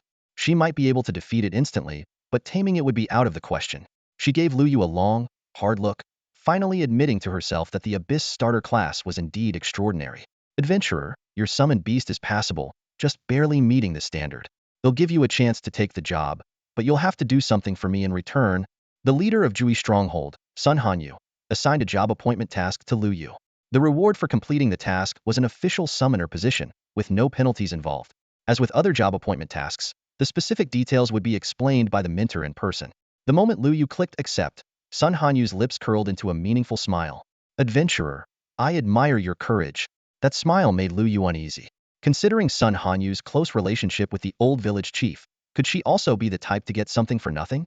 I need you to capture a summoned beast for me and bring it back. Once you do that, the job is yours, Sun Hanyu said lazily. That's simple? You're much stronger than I am, chief. Why not go yourself? Lu Yu asked.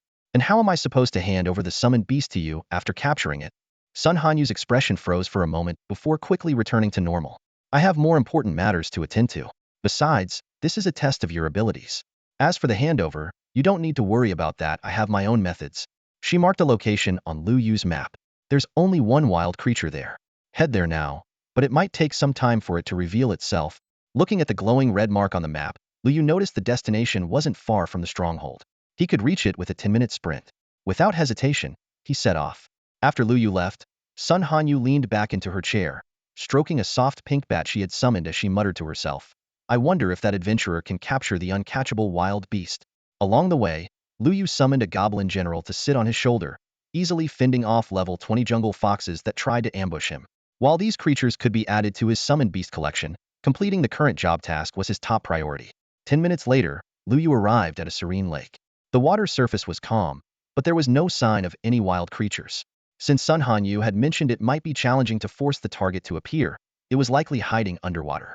Lu Yu quickly summoned a blackwater python and a shallow water crocodile, instructing them to dive into the lake and search the depths. Their mission was to drive the target to the surface if they found it. However, after several minutes, neither of the summoned beasts reported anything, leaving Lu Yu frowning in frustration. The lake was neither too large nor too small. Reasonably, with 2 black iron-level bosses working together to explore, they should have scoured the lakebed by now.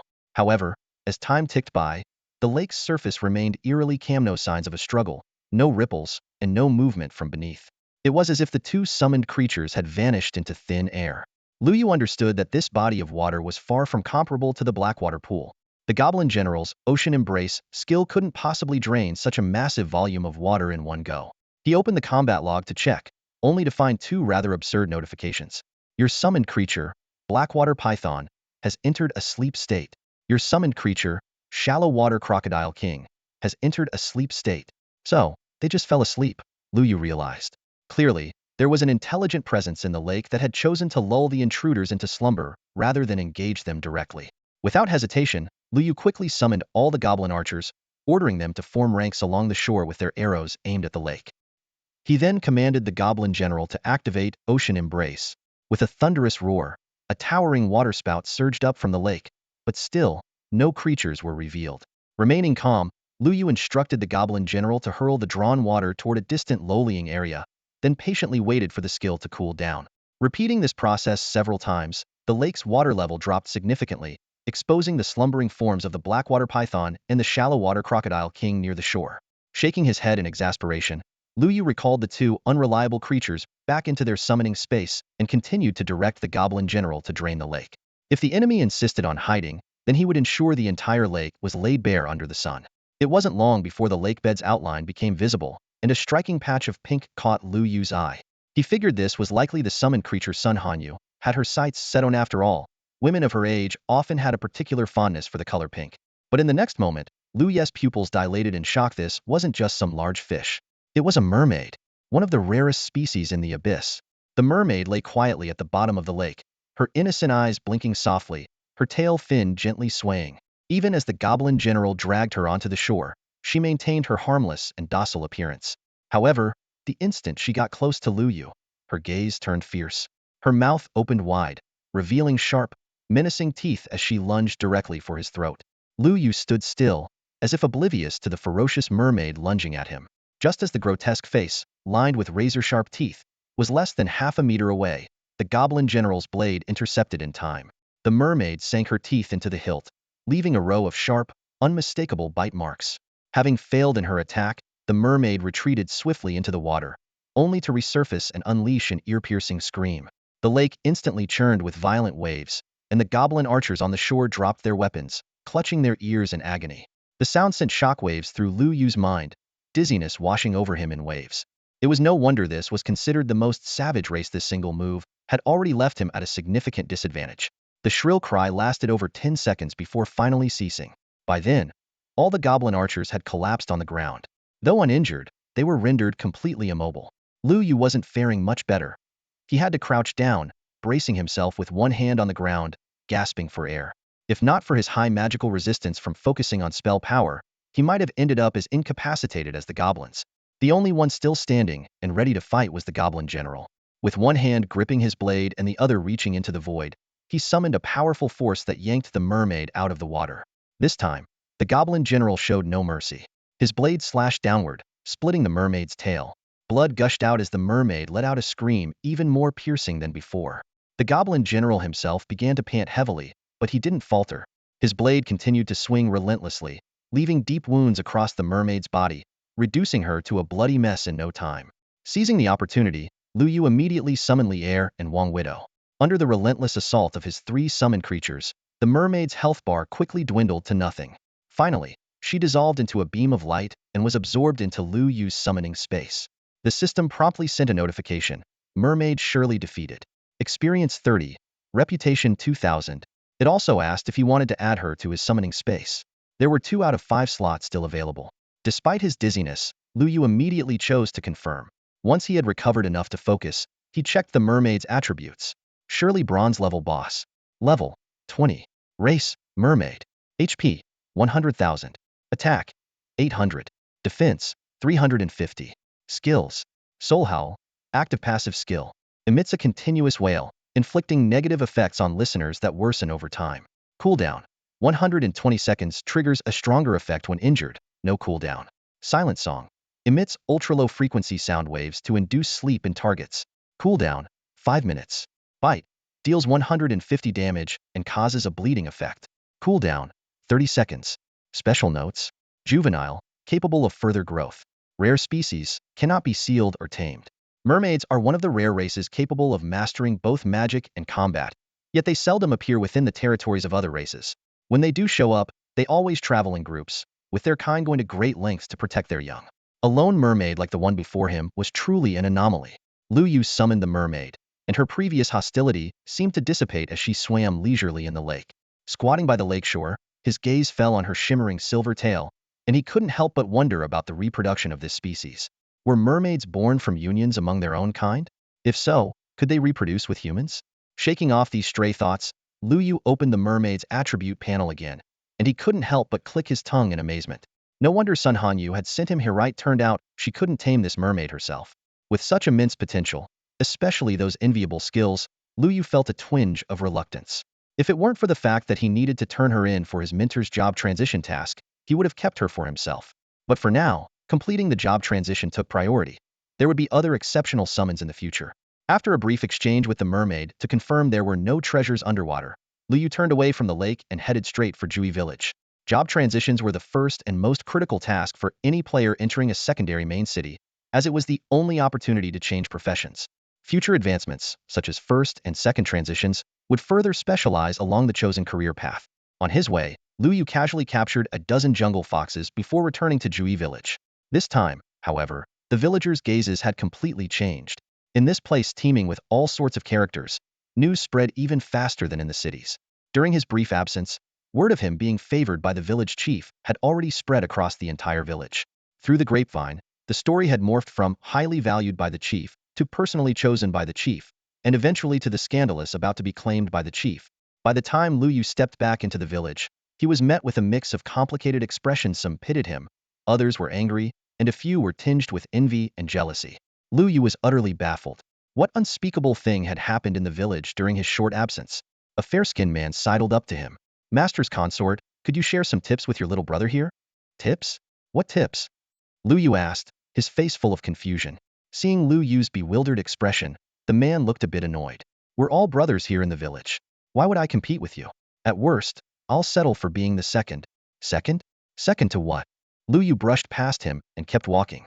The man's face turned red with frustration. So what if you've climbed into the chief's bed? No need to act so high and mighty. With that frail frame of yours, you'd be out cold halfway through the night. Lu Yu, walking ahead, nearly stumbled at those words. Climbing into the chief's bed? Me? Who started this rumor? Lu Yu muttered to himself as he briskly made his way to the main hall. He had only completed a simple onboarding mission, yet somehow, the word had spread in such an exaggerated and unsavory way. Not to mention the absurd claim about him collapsing after half a night. The guards at the entrance cast him knowing glances, nodding at him with a smirk that made Lu Yu quicken his pace unconsciously. Inside the hall, Sun Hanyu was still lounging lazily on a recliner, her snow-white legs now adorned with a pair of black stockings. Seeing Lu Yu return so soon, she frowned slightly, displeasure evident on her face. That mermaid, I fought her myself. She's only level 20, but her skills are quite tricky to handle. Even with your level 30 goblin general projection, it wouldn't be easy to deal with her unless you killed her outright. She was about to continue her scolding. Coming back this quickly, did you give up on the mission? As an abyss summoner, giving up so easily, I already subdued the mermaid. Lu Yu interrupted bluntly. Don't interrupt when I'm speaking. Sun Hanyu paused mid-sentence. What did you just say? Say that again? Lu Yu didn't bother explaining further. With a wave of his hand, he summoned a petite, pink-hued mermaid. Gulp. Sun Hanyu couldn't help but swallow hard. She had always had a weakness for anything soft and adorable, and this pure, charming mermaid struck her right where she was most vulnerable. She instinctively reached out to touch it, only to be met with the mermaid, Shelley, baring her sharp teeth in warning. Sun Hanyu pouted but continued. Don't think capturing a level 20 mermaid by chance makes you invincible. When you reach levels 20 or 30, you'll realize how much effort it takes to tame a reliable summoned beast. Sometimes it takes days and nights of work, and even then, taming is just the first step. You still need to build rapport. Listening to this lecture that sounded more like advice for raising Pokemon, Lu Yu furrowed his brows. His summoned beasts were always unconditionally obedient. There was never any need for rapport building. Chief, are you talking about taming summoned beasts? He asked. Of course, Sun Hanyu replied. What, do you seal summoned beasts in one try every time? Lu Yu scratched his nose. Well, I've never actually sealed a wild monster before. Then how do you tame your summoned beasts? I just kill them, Lu Yu replied matter-of-factly. Killed it? Sun Hanyu's eyes widened in disbelief. You mean you can just kill a wild creature and it automatically becomes one of your summons? She suddenly realized an important detail and hurriedly followed up. Wait, I've been meaning to ask, how many summon slots do you actually have? Earlier, you summoned 7 or 8 goblins all at once, so it must be more than 10, right? Lu Yu raised an eyebrow at her question, looking pensive. Summon slots. He paused for a moment. I don't have summon slots. Then where do your summon creatures stay? Are they always following you around? Before Sun Hanyu could press further, Lu Yu lightly waved his staff. In an instant, the entire hall was packed with summoned creatures: goblin archers, goblin assassins, shallow water crocodiles, blackwater snakes, and jungle foxes appeared one after another, filling every corner. Sun Hanyu's expression froze. As an 80 level, second-tier summoner, she could only manage a maximum of 12 summon slots. Yet this rookie adventurer in front of her had casually summoned hundreds, if not thousands, of creatures, with no end in sight. Who's the mentor here, you or me? She muttered with a bitter smile. Forget it, just send them back. I can't stand looking at so many ugly goblins. Lu Yu waved his staff again, and the summoned creatures vanished instantly, leaving only the mermaid, Shelley. With so many summons, how do you even train them to obey your commands? She asked. No need to train them, Lu Yu replied calmly. They've never disobeyed me. Sun Hanyu fell silent. Every response hit her like a critical blow, making her reluctant to ask more. How could the gap between two summoners be so vast? Chief, Lu Yu broke the silence. When can I officially take the job? As soon as you trade me that mermaid, Sun Hanyu replied, her mood visibly improving at the mention of it. Though the young mermaid was low-level, her crowd control abilities were impressive, and her potential for growth was significant. She would be the perfect addition as Sun Hanyu's 12th summon. How do we trade? Lu Yu asked. I'll teach you a skill right now. A system notification popped up, asking if Lu Yu wanted to learn the equivalent exchange skill. After accepting, he reviewed the skill description. It allowed players with the same skill to trade any item of equal value, with no cooldown, cost, or proficiency requirements. Once the trade began, Sun Hanyu attempted to offer several items, including the Golden Eternal Staff and the Dark Gold Falling Star Ring. But each time the system indicated the items were of insufficient value. Seeing the trade repeatedly fail, Sun Hanyu suddenly began removing her clothing. Chief, stop. Lu Yu quickly intervened. We can talk this out. There's no need to sacrifice your dignity over a summon. Lu Yu's gaze involuntarily lingered on Sun Hanyu's graceful figure. He couldn't help but think to himself. People often say that girls in their 20s are as beautiful as flowers, while women in their 30s are more understanding of the human heart. This saying certainly seemed true. However, as an inexperienced young man, he only dared to think about it in his mind, never having any real experience. While he was lost in his thoughts, Sun Hanyu keenly noticed his gaze and immediately shot him a sharp look. She decisively placed the robe into the exchange slot. The system promptly issued a notification. Sun Hanyu attempted to exchange the Diamond-tier Eternal Life robe, but the value of the robe was insufficient, and the exchange failed. The notification snapped Lu Yu back to reality. He pondered to himself, even though the mermaid Shweli is rare, she's just a level 20 bronze-tier boss. How could she be worth more than a Diamond-tier item? Could there be some hidden secret about Shweli? Sun Hanyu let out a long sigh, her expression shifting from hopeful to disappointed. The Eternal Life robe is my best Diamond-tier item, and even it can't secure the exchange. I really don't have anything else to offer. Seeing her dispirited expression, a fleeting thought crossed Lu Yu's mind to give Shweli to her. But he quickly dismissed the idea. He wasn't the type to do something with no benefit in return. So, about my job advancement? Lu Yu quickly changed the subject. Call me mentor. Sun Hanyu said coldly as she put the robe back on and resumed her aloof demeanor. Although the trade failed, that was due to my own limitations. Come, I'll help you officially advance your class. Lu Yu stepped forward, and Sun Hanyu raised her staff, beginning to chant an incantation in a low voice. A golden light emerged from beneath Lu Yu's feet, illuminating the entire hall. The system notification followed. Congratulations! You have officially advanced to Abyss Summoner. Your class abilities have been updated. Lu Yu immediately checked his class panel. The newly acquired abilities included the power to summon any non-player unit he had defeated to fight for him, with summoned creatures gaining experience through combat. However, once a summoned creature was killed, it could not be summoned again. In the summoning space, Lu Yu stared at the data on the panel, his eyes wide open. 1024 summoning slots for otherworldly creatures, 310? What is this?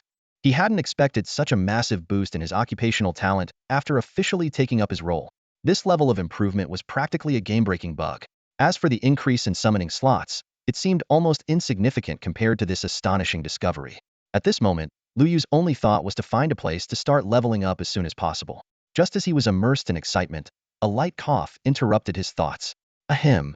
The voice of Sun Hanyu snapped him back to reality.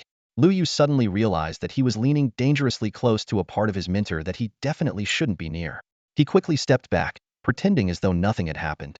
You've officially taken up your role now, haven't you? Sun Hanyu asked. Seeing Lu Yu nod, she continued. The changes in occupational talent after officially taking up a role are usually not very significant, but that's normal. There's not much difference between the internship phase and the official role. The real transformation happens after your first and second advancement. Lu Yu nodded blankly, not daring to reveal the shocking changes in his talent. After all, his earlier ability to tame summoned beasts without the need for seals had already left Sun Hanyu stunned. Now, with such an extraordinary boost in his talent, he found it hard to admit. I was originally supposed to teach you some exclusive skills for summoners, Sun Hanyu said thoughtfully, but your talent is so unique that most of the skills I could teach you would be pretty useless. Maybe we should just skip it. Please don't, mentor. Lu Yu immediately put on a pitiful expression. I'm all alone in this world. If even you won't teach me any skills, how am I supposed to survive? Alone? You call that alone? Sun Hanyu couldn't help but laugh. You can summon hundreds, even thousands of minions at will. If you can't survive, everyone else might as well just give up. Mentor, you're my mentor. Lu Yu continued his act, looking pitiful. If you don't teach me any skills, wouldn't that be a bit misleading? Besides, you're an 80th level second advancement expert. Teaching me one or two skills would be more than enough to benefit me for a long time. Seeing Lu Yu being so tactful, Sun Hanyu nodded with satisfaction. Alright, in that case, I'll teach you a skill that enhances your summoned creature's attributes. This skill can boost their overall stats 1 at 1 star, and up to 15 at max stars. It's perfect for a summoner like you who relies on numbers to win. She tilted her chin up slightly, a hint of pride in her expression. Although this skill can't stack with other enhancement skills, its effects are far stronger than those of other similar skills. What do you think? Want to learn it? A system prompt immediately appeared. Your mentor Sun Hanyu is offering to teach you the skill Inspire. Do you accept? Lu Yu glanced at the warhorn skill in his skill bar and fell into deep thought. Sun Hanyu tilted her chin up, waiting for Lu Yu's response. Seconds ticked by, and her neck gradually began to ache, but she still didn't receive a definite answer. Turning her head, she saw Lu Yu standing there awkwardly, his face clouded with hesitation. What's wrong? You don't want to learn this skill? Sun Hanyu's tone carried a clear hint of displeasure. After all, this was a precious skill she had obtained at great risk during her second advancement, fighting to the death to slay a boss. She explained briefly, summoners do have amplification skills, but they're limited in number, usually no more than 3. However, the Inspire skill doesn't have such restrictions, and that's what makes it truly powerful. Seeing Lu Yu still hesitating, Sun Hanyu grew even more annoyed. Do you not understand how strong this skill is? Don't underestimate the one boost. It's an all-attribute enhancement. For 100 summoned creatures, that's 10. For 1000, it's 100. Even the strongest mage in the secondary main city couldn't. Before she could finish, she suddenly broke into a violent cough. Lu Yu silently displayed a skill description. Warhorn active. Blow the horn to increase all attributes of allied units by 5 and decrease all attributes of enemy units by 1. Last for 5 minutes. The moment Sun Hanyu read the skill description, she was stunned, even entertaining the absurd thought. Maybe he should be my mentor instead. This is your skill? She asked with difficulty. When Lu Yu nodded, her coughing intensified. The skill she had risked her life to acquire wasn't only completely outclassed by his, but also came with a debuff effect for enemies. To make matters worse, Warhorn entirely negated the effects of Inspire. Are you sure you just came out of the novice village? How are you already better than me, someone who's been a leader for over a decade? Sun Hanyu couldn't help but ask. Mentor, how about we trade skills? I think the one you used to strike down the goblin general with lightning was pretty amazing, Lu Yu suggested cautiously. Sun Hanyu's face darkened instantly. You're a summoner. Are you trying to learn mage skills? Are you saying I'm no longer qualified to teach you? Recognizing the danger, Lu Yu wisely shut his mouth and listened silently. I'll teach you a skill I created myself. It doesn't enhance attributes, but it'll definitely prove useful in other ways. A system prompt appeared. Your mentor Sun Hanyu is offering to teach you the skill Shared Mind. Do you accept? Shared Mind? What kind of skill is that? Lu Yu asked, puzzled. Sun Hanyu turned her back to him with an indifferent attitude, as if to say, take it or leave it. After thinking it over, Lu Yu decided that having an extra skill couldn't hurt, so he clicked accept. A new skill name, Shared Senses, suddenly appeared in Lu Yu's skill list. This skill allowed him to share all senses: sight, hearing, smell, taste, and touch with his summoned beasts, with no cooldown, cost, or proficiency limitations. Lu Yu clenched his fists in excitement, nearly jumping in joy. This was the ability he had always dreamed of. With this skill, he could directly share the vision of his summoned beasts, like a goblin assassin, while exploring maps, instead of relying on faint perceptions to detect danger. What thrilled him even more was the new possibilities it opened. Ed could now consider summoning beasts like Wong Widow or the mermaid Shirley, who were pleasing to the eye. The thought of experiencing the world through different perspectives made him secretly anticipate the future. Noticing Lu Ye's delighted expression, Sun Hanyu nodded in satisfaction. So, how's the skill? Not bad, right? It took me over a decade of working with summoned beasts to comprehend it. Thank you, Mentor. This skill is amazing. Lu Yu expressed his gratitude sincerely. Just as Sun Hanyu was about to continue the lesson, a guard rushed in frantically. Chief, those adventurers are hunting our free-range green-hide cattle again. Sun Hanyu's face darkened. Damn it, those respawning pests are like cockroaches. Lu Yu scratched his head, feeling like he was indirectly insulted as well. Gather as many of the remaining green-hide cattle as you can. Once the number of adventurers in Lingfeng City reaches 1,000,000, he'll personally deal with them, Sun Hanyu ordered. After the guard left, Lu Yu volunteered. Mentor, why don't I go drive those people away for you? Ah, that's right, you're an adventurer too. Sun Hanyu's eyes lit up. All right, you'll handle this for me. When Lu Yu arrived at Greenhide Mountain, he saw dozens of players surrounding and hunting several greenhide cattle. Brother Xiaochuan, what's the point of collecting this cowhide? Why do we need 1,000 of them? One player asked. Zhu Xiaochuan snorted. Do you think becoming an underworld envoy is that easy? Qingyo Mountain consists of 2 peaks, east and west, and Lu Yu was speeding along the narrow winding path connecting the two. The Jui stronghold was located on the western peak, while the Qingyo herd resided on the eastern one. The wild creatures here had mostly been cleared out by the Jui stronghold, leaving only a semi-wild herd of Qingyo cattle. Lu Yu glanced at the attribute panel of the Qingyo cattle. Ordinary monster level, health 25, attack 10,000, defense 50. Skills, Ironhide, charge. Characteristics, a specialty of Qingyo Mountain. The hide is durable and ideal for crafting high-grade armor, while the meat is firm and serves as a premium mid-tier ingredient. No wonder Sun Hanyu placed so much importance on these Qingyo cattle. The Jui stronghold not only needed to be self-sufficient, but also had to pay taxes to the main city. With these high-quality resource monsters, the economic burden on the stronghold could be significantly eased. Losing these Qingyo cattle would be like cutting off the lifeblood of the Jui stronghold. Lu Yu checked the mission requirements. Protect at least 1,000 Qingyo cattle. A smirk appeared on his lips naturally. The safest way to protect them was to gather them all into his summoning space. He immediately mobilized his goblin army assassins scouting ahead, archers hunting the Qingyo cattle from behind, while he and his boss-level summoned beast advanced from the center. In the distance, flashes of skill effects caught his attention. The game had only been live for less than a week, and those who had made it to the second-tier main city were mostly guild members. Casual solo players hadn't yet arrived in large numbers. At the same time, Zhu Xiaochuan was hunting Qingyo cattle in another area. His lackeys kept flattering him. Brother Chuan, you're incredible, taking down 10 Qingyo cattle solo and staying at full health. Once you officially become a nether envoy, who could possibly rival you? That Lu Yu? He's not even worthy of polishing your shoes. Blowing up the starter village's fountain might never even make it out of the beginner's area. Listening to their praise, Zhu Xiaochuan's lips curled into a slight smirk. He thought to himself, Lu Yu? So what if you got lucky and acquired a hidden class? I've already been blessed by the strongest race in the game. When you finally crawl out of the beginner's village, we'll make sure you understand why you're destined to be pushed out of the workshop. Just as he finished collecting the loot from another Qingyo, he suddenly sensed something and turned to look toward the winding path. His shadow perception told him someone was approaching at an astonishing speed, at least a level 40 movement speed, or perhaps equipped with height-ear acceleration gear. Zhu Xiaochuan remained silent, fully aware that these Qingyo cattle were, in fact, semi-wild livestock belonging to the Jui stronghold on the western peak. Lu Yu calmly assessed the current situation. After thorough investigation, he confirmed that the only real threat to him in the Jui stronghold was the level 80 second-class summoner chieftain. However, due to the game's rules, the chieftain was currently unable to attack players, which gave Lu Yu the confidence to hunt the greenhide cattle in this area. But the sudden appearance of a level 40 individual disrupted his plans. Could it be one of the chieftain's 2 guards? But the intel said they never leave the chieftain's side, Lu Yu thought, activating the effect of his shadowless boots without hesitation. The system had just issued a notification. The number of greenhide cattle in the entire Green Ox Mountain had dropped below 1,000. Time was running out, and he had to stop other players from hunting them.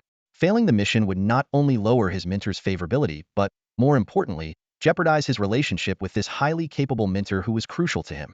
With this in mind, Lu Yu decisively activated his shadowless state, instantly doubling his movement speed.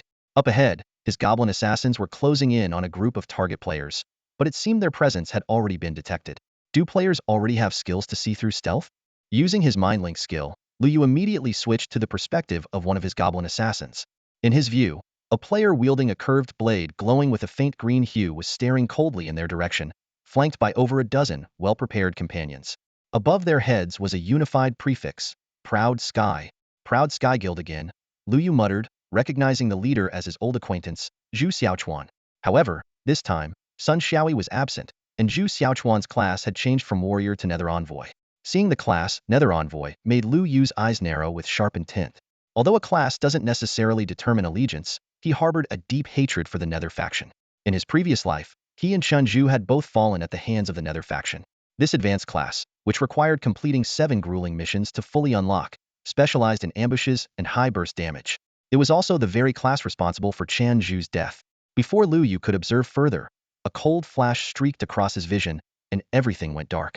Returning to his own perspective, he realized the level 15 goblin assassin had been instantly killed by Zhu Xiaochuan, who was only level 13 or 14.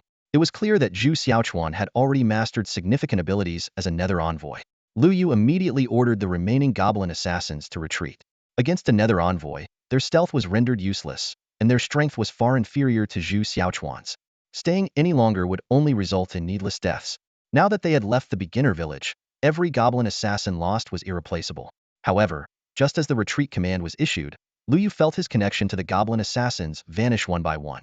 At this stage, only death could sever the bond between a summoner and their summoned creatures. Watching this unfold, Lu Yu's expression darkened. He realized that Zhu Xiaochuan had likely completed most of the advanced class missions. This was very likely the final task required for his full class advancement. A few minutes later, Lu Yu's figure appeared before the members of the Outyin Guild. When that blackened ID came into view, disbelief was written all over the faces of the lackeys surrounding Zhu Xiaochuan. How did you get out? Weren't you trapped in the beginner's village? Someone exclaimed. Only Zhu Xiaochuan remained composed. In a cold voice he said, those goblin assassins earlier were clearly summoned creatures. Aside from the chieftain, you're the only one who could pull that off. He stared directly at Lu Yu. We meet again. Yeah, what a coincidence, Lu Yu replied with a shrug. His tone relaxed. This time, I wasn't hunting you down, it's you who came to me. Such arrogance. Zhu Xiaochuan roared, his figure instantly vanishing into a blur. Nether Ghost Steep, a skill acquired after completing the 4th job advancement quest, granted the user a 100 boost in movement speed and a 50 increase in evasion. Zhu Xiaochuan's movements were lightning fast as he aimed directly for Lu Yu's vital points. He understood that to end the fight quickly, he had to stop Lu Yu from summoning his creatures.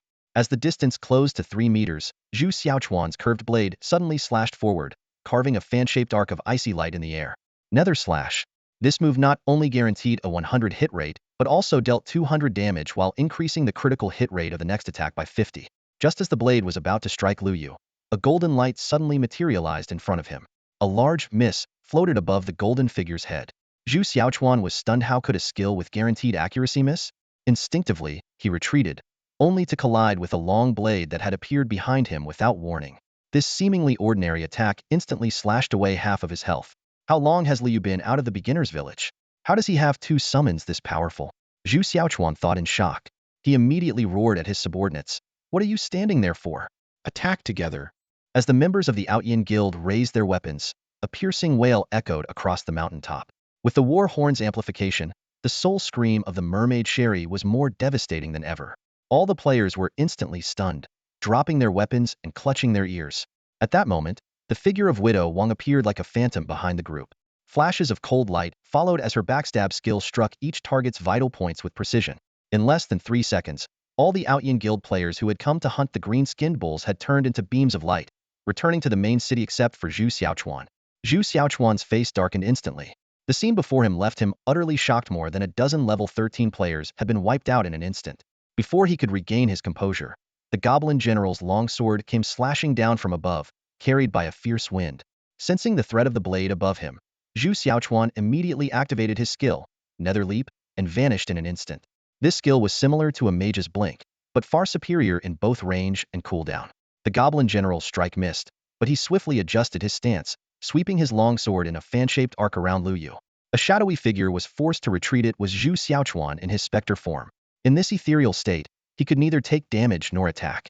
Initially, he had intended to use this state to get close for a sneak attack on Lu Yu, but if he were to strike now, he would exit the specter form and undoubtedly be hit by the longsword. With his current health, he wouldn't survive the blow. The retreating shadow split into three identical figures of Zhu Xiaochuan, all attacking Lu Yu simultaneously from different directions.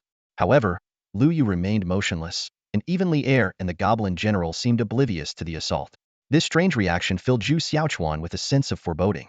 It was his nether perception warning him. This ability had previously alerted him to incoming enemies and revealed the presence of goblin assassins. Now, it was signaling a mortal danger, but Zhu Xiaochuan couldn't pinpoint the source of the threat.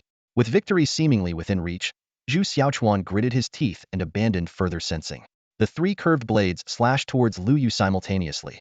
Three massive damage numbers appeared above Lu Yu's head, two of which were critical hits, instantly reducing his health to a sliver. Ha ha ha, Lu Yu, what abyssal profession nonsense. You're nothing special after all. Zhu Xiaochuan burst into laughter. The frustration of being killed by the shallow water crocodile king last time was finally avenged, and he couldn't contain his excitement. But in the next moment, searing pain erupted from his chest as nether perception sounded its frantic warning. His remaining half of his health was wiped out in an instant. Killing me once excites you this much? Lu Yu suddenly appeared before him, a faint look of contempt and amusement on his face. How? How are you still alive? Zhu Xiaochuan's words trailed off as his body collapsed, turning into a beam of light that returned to the main city. All that remained in his place was a curved blade and a few pieces of green oxhide. The figure of Wang Widow materialized in the spot behind where Zhu Xiaochuan had fallen. Lu Yu shook his head with a soft sigh. Zhu Xiaochuan's understanding of nether envoy skills was still far too shallow. If he had continued to delve into his perception rather than attacking recklessly, Wang Widow's illusion would have been dispelled. To kill a nether envoy required much more planning. In this battle, Lu Yu had merely taken a single step back. Picking up Zhu Xiaochuan's dropped items, Lu Yu's focus was drawn to the curved blade glowing with a faint green light. This bronze weapon, named Ghost Blade, had no special effects, but its attributes of 15 attack, 300 attack speed, and 20 agility were already quite impressive. He placed it in his inventory. Such high-quality equipment was not something he planned to sell anytime soon. Alright, that's half the mission done. Next, I need to protect the remaining green oxen. Lu Yu glanced at the hundreds of green ox hides and meat in his inventory, calculating to himself. TSK, TSK, TSK. If I'm helping Sun Hanyu protect her green oxen, it's not too much to ask for a little protection fee, is it? The goblin army swarmed across the hills, rounding up the green-skinned cattle. Lu Yu leaned against a rock, idly scrolling through the forum. Discussions about the 1-2-3-1-5 novice village were still trending. Despite the fact that the village's resurrection spring had been destroyed, forcing players to revive in a shabby courtyard with longer wait times, this hadn't deterred them from continuing to play. It was much like those players who endlessly complained about a certain 5v5 real-time strategy game, only to inevitably reinstall it in the end. The changes to the novice village didn't stop there. After the old village chief mysteriously vanished, a new chief quietly took over the resurrection courtyard. Curiously, players in other novice villages also discovered their chiefs had been replaced. But as far as the players were concerned, as long as quests were still being issued and rewards handed out, they wouldn't care even if the chief turned out to be a dog at most. They'd just add the word dog to the title. What truly delighted the players was the new chief's generous benefits. Monsters now gave more experience points, drop rates were higher, and the previously grueling level 10 challenge quest had been scrapped. Instead, players only needed to complete a simple task to access the second-tier main city. This sudden boon energized solo players, and many small unaffiliated groups had already made their way to the main city ahead of schedule. In the previous timeline, such progress wouldn't have been seen until at least half a month after the game's launch. Seeing all this, Lu Yu let out a quiet sigh of relief. Humanity was finally starting to get back on track. After rounding up the last batch of green-skinned cattle, Lu Yu dismissed all his summoned creatures and returned to the bandit stronghold. Entering the main hall, he saw the beautiful mentor, Sun Hanyu, lounging lazily on a bench, her fingers playfully teasing a delicate pink bat. The moment she noticed him, her expression darkened. My men tell me there's not a single green-skinned cow left on the mountain, she said coldly. That's correct. I told you to protect the green-skinned cattle, not slaughter all of them. Sun Hanyu's face was like ice. Do you have any idea that those cattle respawn every 7 days? Now that you've taken them all, they're gone for good. How is the stronghold supposed to make money in the future? Lu Yu stood silently, saying nothing. After a moment, Sun Hanyu's anger seemed to subside a little. Forget it, she sighed. At least you killed them instead of leaving them for other adventurers. Hand over the cowhides and beef they dropped. Even though you're not a butcher and can't get double materials, something is better than nothing. Now I have to figure out a new way for the stronghold to make a living. Lu Yu quietly watched Sun Hanyu, thinking to himself how drastically her favorability must have dropped this time. Without a word, he summoned a green-skinned cow and ordered the goblin general to strike it down with a single slash. The moment the green-hide ox fell, it transformed into a beam of white light and vanished, leaving only a pristine piece of oxhide on the ground. This unexpected gain brought a hint of surprise to Sun Hanyu's usually stern face. Your summoned beasts can drop materials when they die? Lu Yu nodded and explained. Not only that, but when they die, they don't return to the summoning space. Instead, they go back to their original spot and await respawn.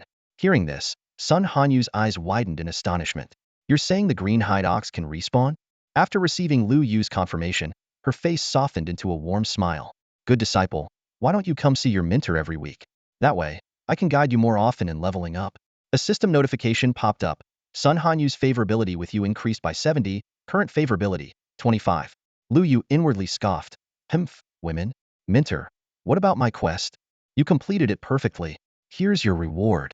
The system notification displayed. Quest, protect the green-hide ox completed. Rewards, 10 experience, 100 reputation, Sun Hanyu's favorability 10.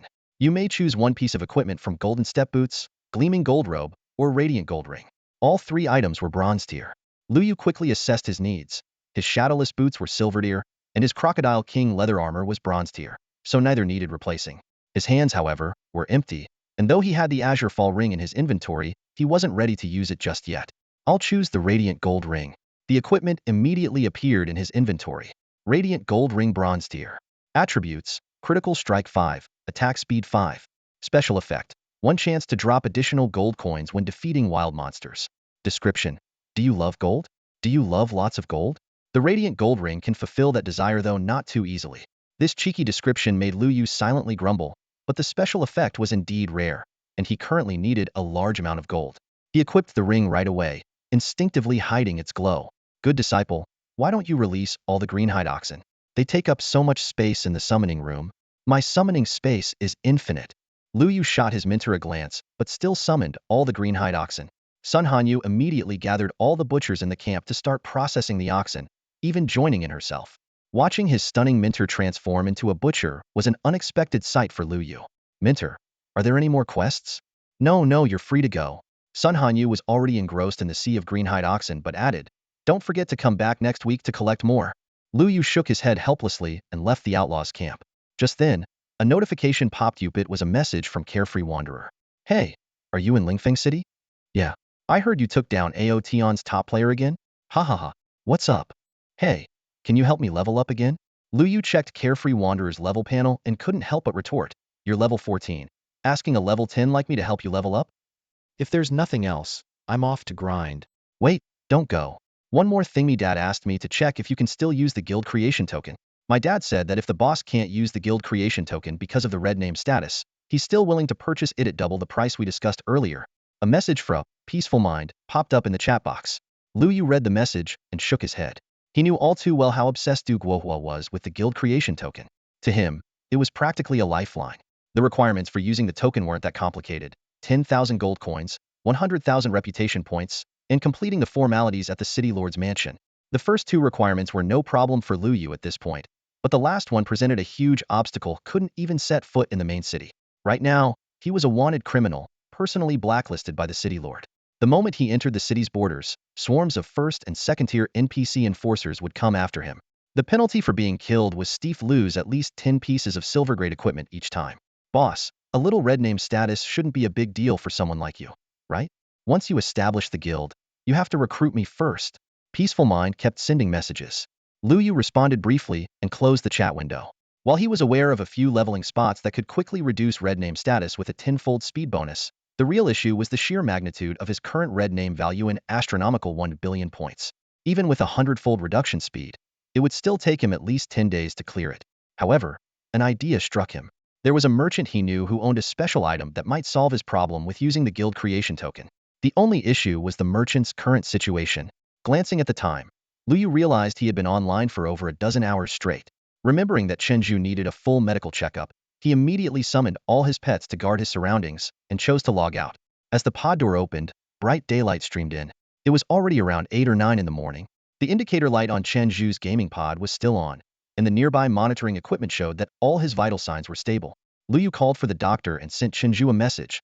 Log out and get your body checked. Not long after, the indicator light on Chenju's pod turned off, and the door opened. Brother Yu, something big just happened. The spring in 1-2 315 New Bee Village exploded. You weren't in that New Bee Village, were you? I'm not there anymore. Stop wasting time and get your checkup done. Lu Yu, with the help of a nurse, transferred Chunju to a hospital bed and wheeled him into the examination room. When Lu Yu arrived at the payment counter with the test results, the staff member at the window informed him, the medical expenses for Chunju have already been covered by someone else. The news left Lu Yu stunned. Both he and Chunju were essentially on their own, with no family to rely on. It couldn't have been Chunju himself had been in the game the whole time, and even if he occasionally logged out, his savings weren't enough for a trip to a fancy restaurant, let alone tens of thousands in medical bills. Suddenly, Lu Yu remembered someone from the Huan Bureau, a department head, had mentioned covering the medical expenses. At the time, Lu Yu had been so preoccupied with worrying about Chunju's condition that had completely forgotten about it. No wonder the hospital hadn't been pressing him for payments all this time. Lu Yu initially thought the hospital had decided to be generous, but later he realized that Huan Bureau had already covered the expenses. This official organization piqued his interest since it had government backing. It might know more secrets than he did as a reborn individual. While Chunju was still undergoing tests, Lu Yu went downstairs to find a restaurant. Boss, one order of braised eggplant, stir-fried pork with chili, shredded pork with garlic sauce, and a pigeon soup. 2 servings of rice. Pack it up, please. The restaurant owner, surprised to have a customer right after breakfast hours, hurried into the kitchen to prepare the order. Lu Yu sat in the restaurant, scrolling through forums as he waited. Though the nutrient liquid in the gaming pod could sustain him, eating wasn't just about staying full. If it were just about filling the stomach, dog food could do the trick, but who would willingly eat that? As he waited, 2 burly men entered the restaurant, each ordering a bowl of porridge and deliberately sitting close to Lu Yu. He frowned. Near the hospital, diners were typically patients, their family members, or visitors, but these 2 clearly didn't fit in. What made them even more suspicious was the way their gazes occasionally darted toward him. Boss, I've already paid. I'm stepping out to buy a pack of cigarettes. I'll be back to pick up my food, Lu Yu said as he stood up and left, quickly slipping into a nearby building. The 2 men exchanged glances and immediately followed him out. The restaurant owner emerged from the kitchen holding a cleaver. Hey, you 2 haven't paid for your porridge. Well, pay when we're back. No way. Pay now. Who knows if you're coming back? One of the men, irritated, pulled out his phone to pay, and then pushed past the owner to rush outside. When they realized Lu Yu had disappeared, they had no choice but to split up and search the nearby stores. Lu Yu emerged from his hiding spot, watching the 2 men's retreating figures. He muttered to himself, doesn't seem like they're from another race. He returned to the restaurant to pick up his food and headed back to the hospital room, where Chunju had just finished his tests and was preparing to re-enter the gaming pod. Don't just think about the game. Come out and eat something, Lu Yu said. Yuga, the nutrient liquid is enough.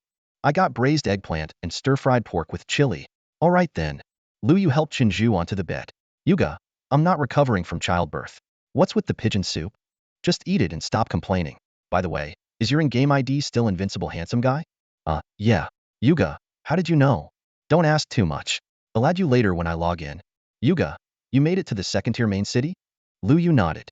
Not bad. Even though you're half a day behind me, that's still pretty impressive. They'll help you level up when we're online. By the way, Yuga, what's your ID? Qingju. With a loud clatter, Chunju dropped his chopsticks to the floor. His jaw dropped as if he were about to swallow Lu Yu whole. Yuga, you're the Qingjiu? Eat, and stop looking like you've never seen the world before. Lu Yu handed the clean chopsticks to Chunju, who took them mechanically. Yuga, you're not lying to me, right? If I'm lying, I'd be your dad. What the? Yuga, you're really Qingjiu. But didn't you say you were only level 7 and still in the newbie village? Yeah, at the time, I really was in the newbie village. Chunju froze, recalling that Qingjiu had indeed blown up the spring while still in the newbie village. Then, he remembered all the times he bragged about how great he was in front of Lu Yu, and mocked him for being a noob. The realization left him utterly embarrassed. Stop talking. Are you done eating yet? Finish up and get ready to log in. Oh, okay.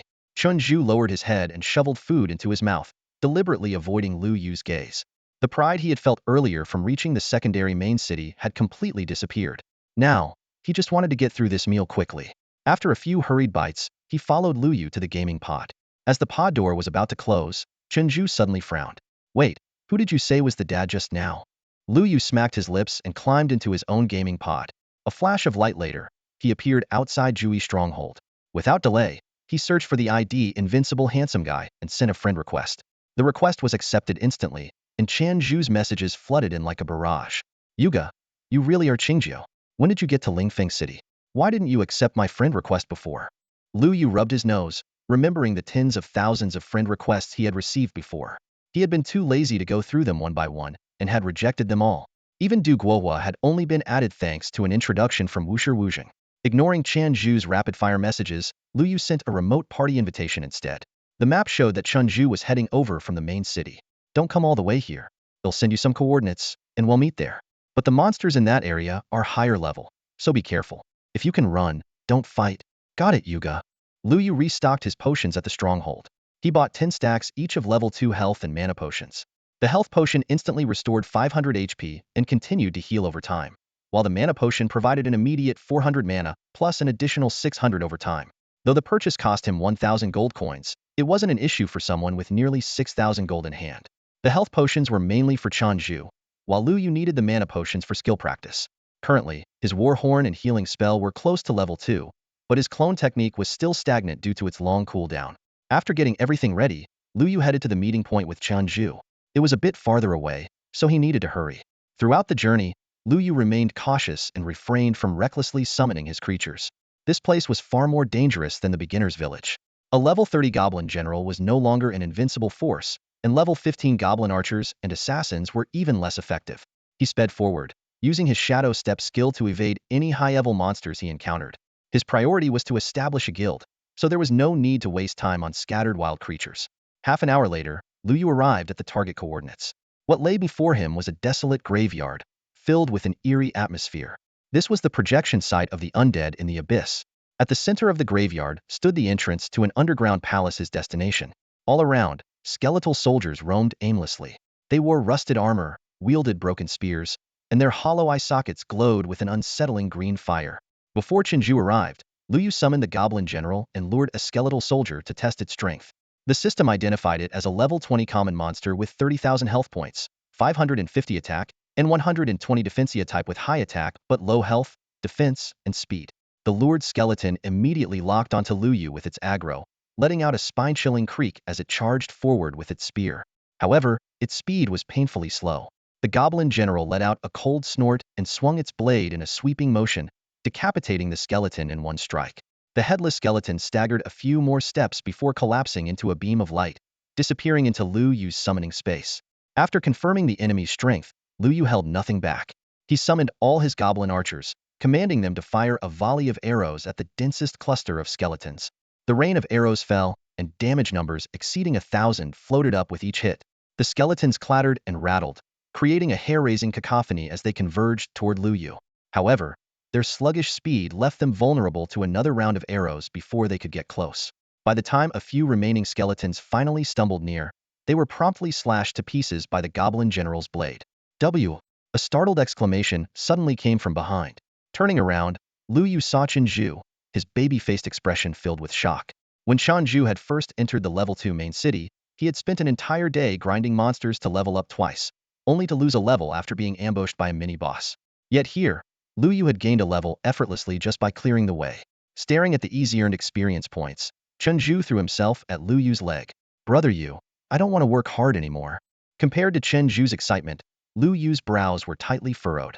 He stared at the experience point panel, his expression dark. Despite defeating over 100 skeleton soldiers above his level, his experience points had only increased by 50.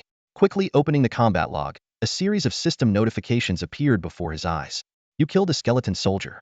The experience points are shared with the summoned beast that defeated the monster. You killed a skeleton soldier. The experience points are shared with the summoned beast that defeated the monster. The same message repeated over and over. What's going on? Lu Yu suddenly realized the issue. It turned out the career talent he gained after officially starting his profession wasn't as great as he had imagined. It wasn't that summoned beasts gained extra experience, but rather that they took half of his experience points. This realization made Lu Yu grit his teeth in frustration. Fortunately, this mechanic only applied to the summoned beasts that killed the monsters. Lu Yu quickly devised a strategy. From now on, he would either land the final blow himself, or let only his boss-level summoned beasts deliver the finishing strike. Ordinary summoned beasts were too fragile. If they died, they would no longer belong to him, and the experience points would be wasted. As Lu Yu was deep in thought, he looked down to find Chen Zhu still clinging tightly to his leg. Brother Yu, take me under your wing. I'll work my fingers to the bone for you, Chen Zhu said with a flattering grin. Go find a sugar mommy. Lu Yu snapped, kicking him away in disgust. Chen Zhu didn't seem to mind. He dusted himself off, stood up with a cheeky smile and said, "Hee hee, brother Yu. Who needs a sugar mommy when I've got you? You're even better than one." Lu Yu was speechless. Was that supposed to be a compliment or an insult? Enough nonsense. Follow me into the map. Lu Yu turned and started walking. What map? Aren't we farming these skeletons anymore? Chunju quickly followed behind. The skeletons they encountered along the way were effortlessly dealt with by the goblin general. Chunju kept muttering, "Brother Yu, these are level 20 monsters. The experience is really good." Soon, the two arrived at the center of the desolate burial ground. Here, skeletons were sparse, and the grayish-black soil exuded a particularly eerie vibe. Suddenly, a giant, bottomless pit appeared on the ground. "Whoa, brother Yu, what's this pit for?" Before he could finish, Lu Yu shoved him into the pit and jumped in after him. After a brief moment of weightlessness, an invisible force gently lowered them to the bottom. A system notification immediately popped up. "You are now on the first floor of the general's tomb." Lu Yu glanced at the goblin general beside him and thought the map's name was rather ominous. It reminded him of historical places whose names foretold fate, like Pangtong's Falling Phoenix Slope, Lima's Broken Rice Ravine, or Huang Chaos Extinction Nest Mountain. But he knew that this general's tomb referred to the skeleton general deep within, not his summoned beast. "Brother Yu, what's the deal with this creepy map? Are there really dungeons like this in the abyss?" Chunju's voice echoed in the darkness. "This isn't a duplicate, so be careful yourself," Lu Yu reminded, quickly summoning a group of goblins to form a protective circle around them. The two stepped forward and were soon stunned by the sight before them. A massive hall stretched out endlessly, filled with countless white skeletal soldiers wandering aimlessly. Their sheer numbers were enough to make anyone's heart race. "Let's go. We need to get to the 5th floor at the very bottom. The staircase is at the far end of the hall," Lu Yu said, signaling the goblin general to lead the way. The general swung its long blade, instantly shattering any skeleton soldiers that charged at them. "Brother Yu, these are the same white skeletons as the ones above. Aren't you going to collect some?" Chinju asked. As a fan of the game, he was well aware of the Abyss Summoners class feature turning wild monsters into summon creatures. It was a widely acknowledged trait among players. Lu Yu glanced at the countless skeletal soldiers around them. Their health and defense stats were pitifully low. "What I need most right now are tanks. These pure damage-dealing creatures aren't suitable for expanding my summoning space. But they could be useful against the skeleton horde below, especially since my current summon creatures are under 1,000. The problem is, there are just too many skeletons here, and killing them one by one would take forever." "Juzi, I've got a task for you," Lu Yu suddenly said. "What task?" A sense of foreboding crept into Chunju's mind. "The gear you're wearing on your feet, it's black iron grade, right?" "Yeah, it adds 7 points to movement speed," Chunju replied, a bit proud of the equipment he had crafted himself. 7 points of movement speed should be enough," Lu Yu nodded. "Enough for what?" Chunju's unease grew stronger. The ensuing conversation came like rapid fire. "Juzi, do you want to level up quickly?" "Of course I do." "Do you want to farm a large group of monsters all at once?" "Of course I do." "Then do you want to take a little stroll among the monsters and draw their aggro?" "Of course I do." "Wait, what?" "Brother Yu, you're asking me to pull aggro? With my tiny arms and legs, how am I supposed to withstand the high attacks of these skeletal soldiers? Your movement speed is faster than theirs. They won't catch you," Lu Yu said calmly. "What if they do catch me? Then it's even more important for you to go." "Oh? You're a warrior class, and I'm a mage class. If you don't go to pull aggro, should I go instead?" Chunju was stunned. For a moment, he felt that Lu Yu made a lot of sense. Mages pulling aggro was indeed unheard of. "Brother Yu, fine. I'll go." "Alright, good luck out there." "You go." Lu Yu was about to leave when Chunju called out to him. "I knew you couldn't bear to leave me," Chunju said with a cheeky grin. "Not really," Lu Yu replied, tossing a pack of 8 red potions to Chunju. "Take these with you and drink them on the way." Chunju's eyes lit up as he caught the potions. "Mid-ear potions? You go.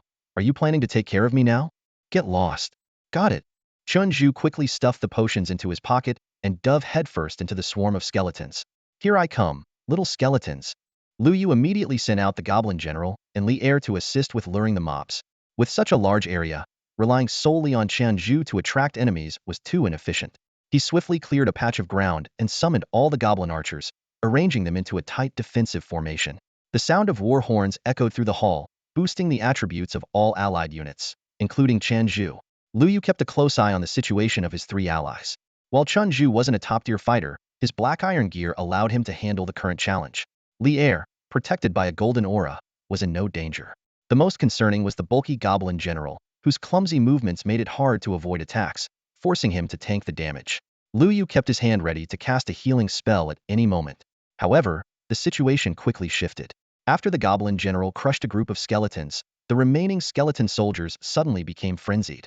Ignoring the goblin general and Li Er, they surged directly toward Lu Yu, their dense, rattling bones creating a grating sound. At the same time, a startled cry came from Qian Zhu's direction. He had taken 3 or 4 hits in quick succession, dropping his health to less than half. Although he immediately drank a health potion, its effect was limited.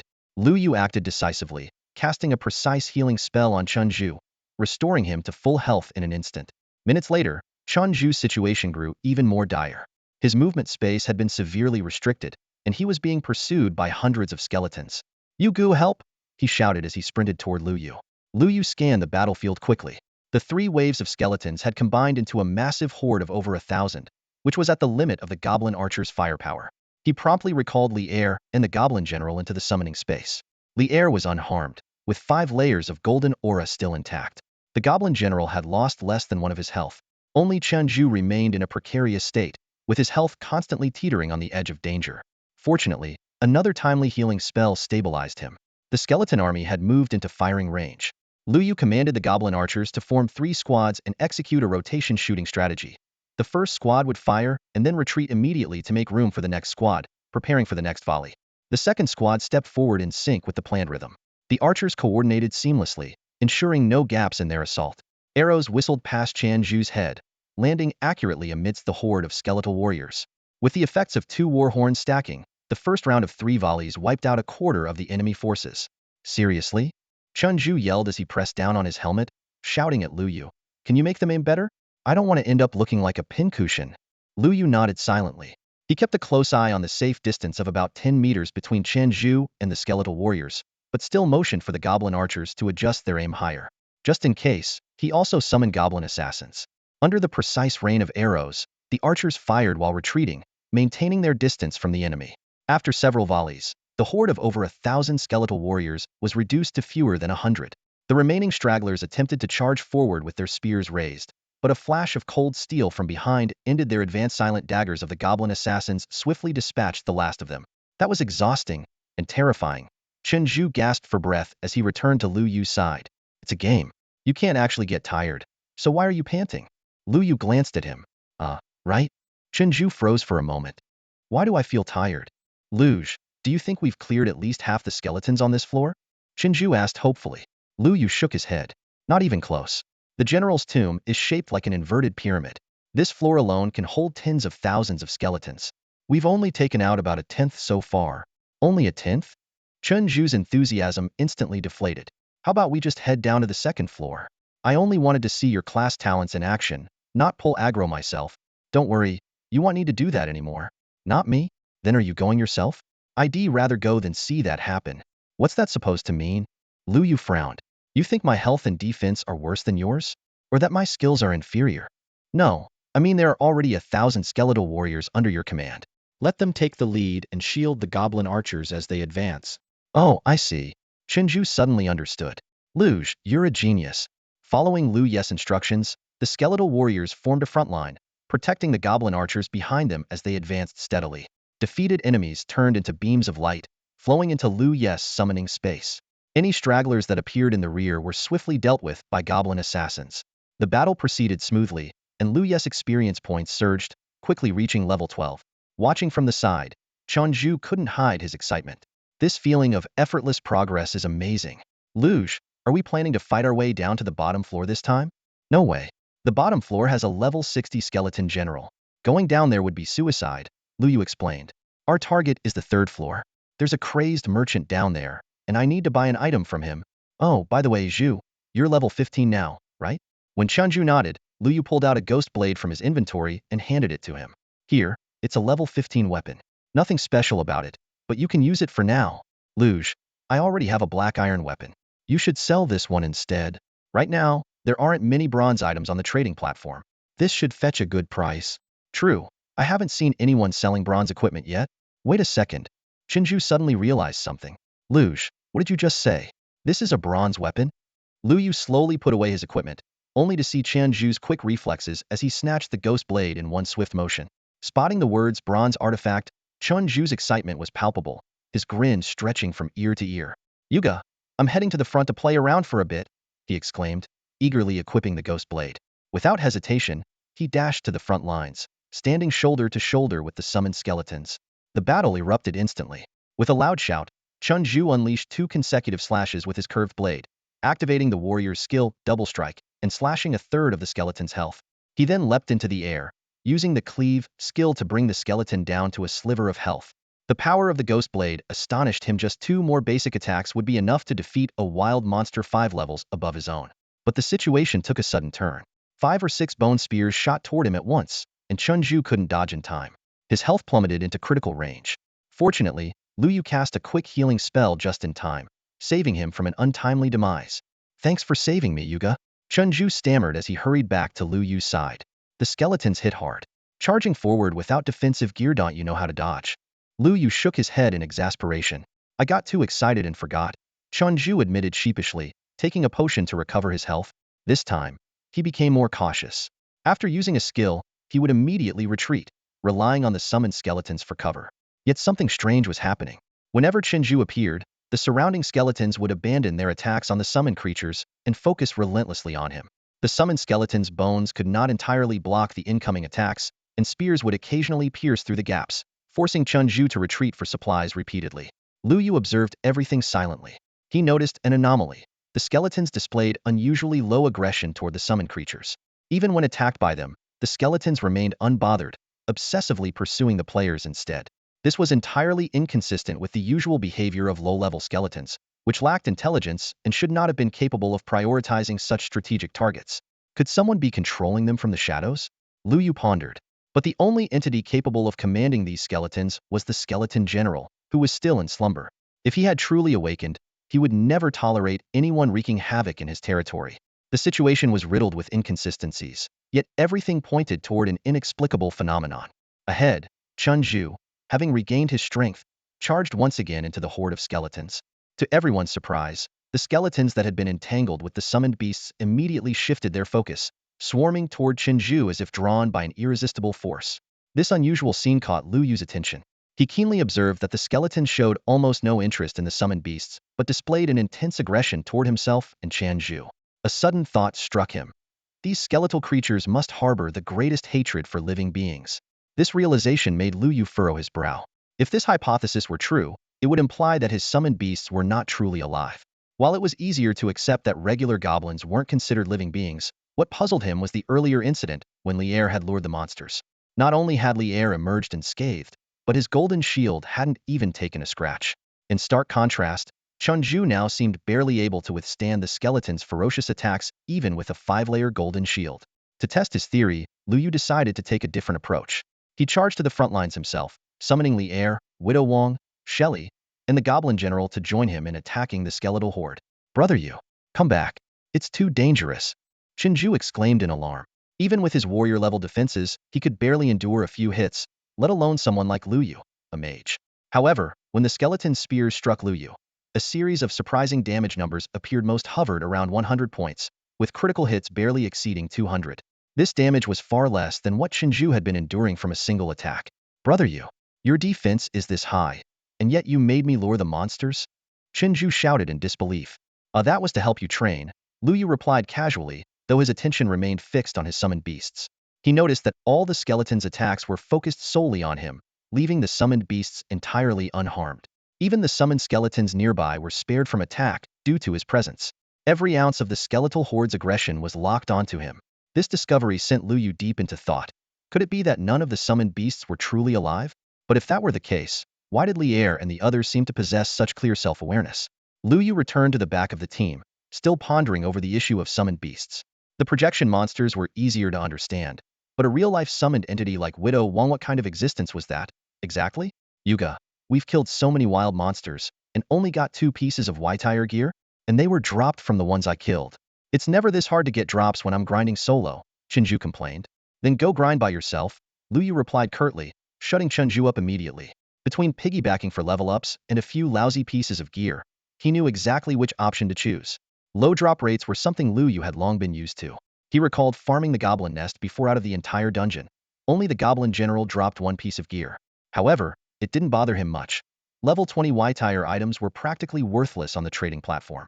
While Lu Yu only had 4 pieces of equipment, They were far from ordinary a bronze-tier weapon, leather armor, and a ring, plus a pair of silver-tier boots. Each of these items was worth more than an entire set of regular gear. This time, the main reward was gold coins. Nearly 10,000 skeletons, combined with the bonus from the radiant gold ring, had earned Lu Yu close to 4,000 gold coins, bringing his total to nearly 5 digits.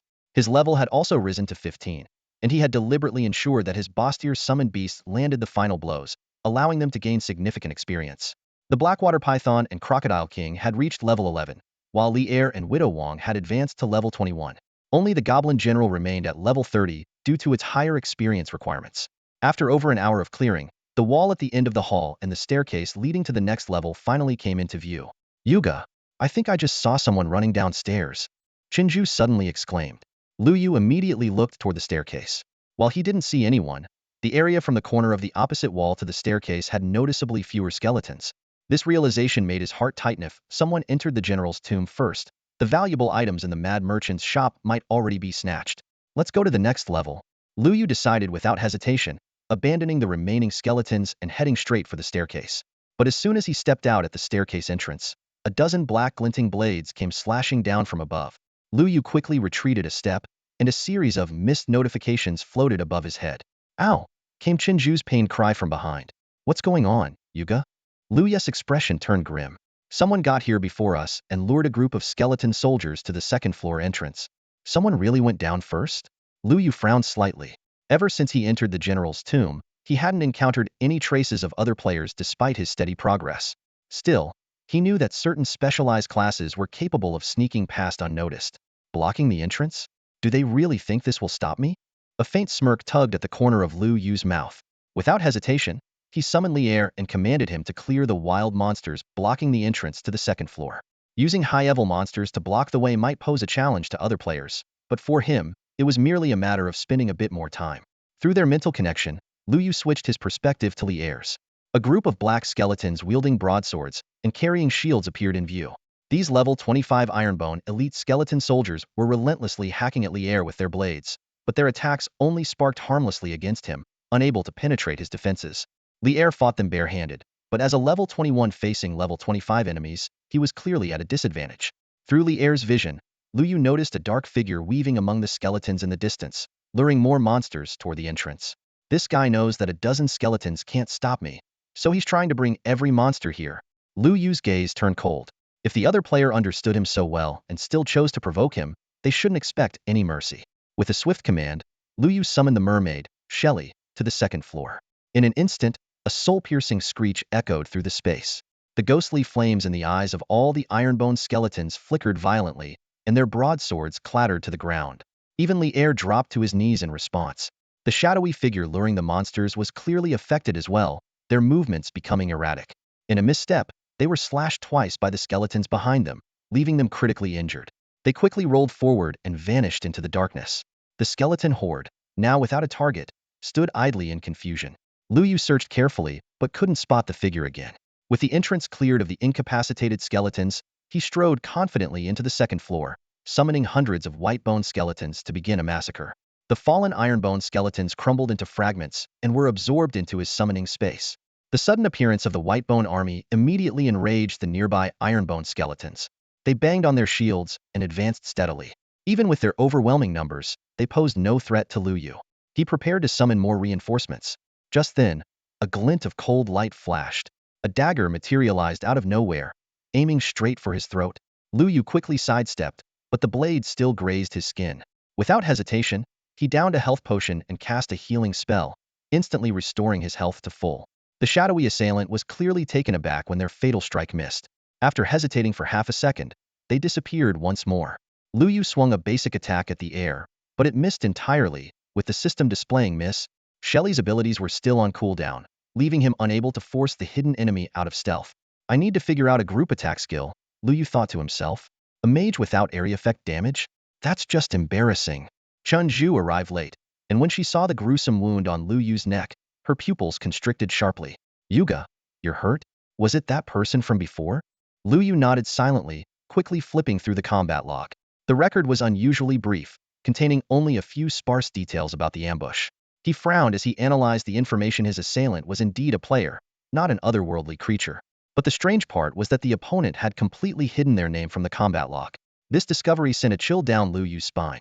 In this game, generated by the Abyss rather than coded by programmers, the ability to conceal one's name in the combat log hinted at two possibilities. Either the person had exploited a loophole in the Abyss, or they had obtained special permission from it. Either way, it was a clear sign that this opponent was anything but ordinary.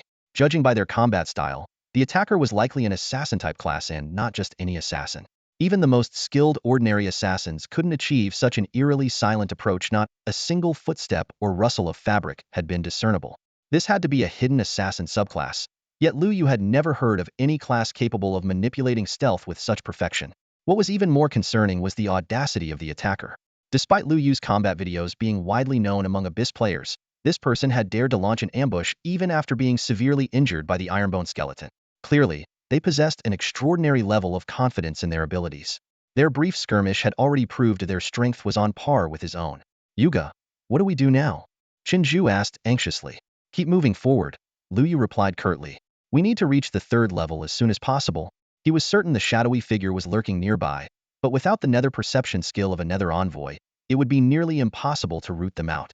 Adjusting his strategy, Liu Yu summoned thousands of skeletal minions, forming 3 layers of defensive circles around himself and Qinzhu. The formation was so tight that not even a fly could get through, but the downside was that it attracted a swarm of ironbone skeletons. While these skeletons posed little threat to Liu Yu, they significantly slowed their progress. The team advanced slowly, with Liu Yu using the opportunity to grind his skill proficiency. Gradually, he replaced the outer layer of weaker skeletons with stronger ironbone skeletons, reinforcing the defensive perimeter. Yet, the mysterious shadow never appeared. Yuga, do you think that person might have already left? Qinzhu asked. Liu Yu shook his head decisively. As an experienced player, he knew one thing for sure: an opponent who had clearly targeted him wouldn't leave without a decisive outcome. If their roles were reversed, he would do the same. A line of skeleton soldiers formed a defensive barrier ahead, forcing Liu Yu to remain vigilant and wait for the right moment. Yuga, don't you think staying in this area is a bit humiliating? Qinzhu couldn't help but ask.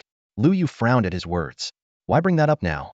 If I knew some large-scale skills like Blazing Inferno or Thousand Swords Return to Origin, I would have forced him out already. Why waste time here? You don't get it. This is a war of attrition. It's meant to wear him down, lower his guard, and make him careless. Oh, Qinzhu nodded in response. While he thought Liu Yu's explanation made some sense, he still felt something was off. At that moment, the system notification suddenly chimed. Congratulations! Your skill War Horn has been upgraded.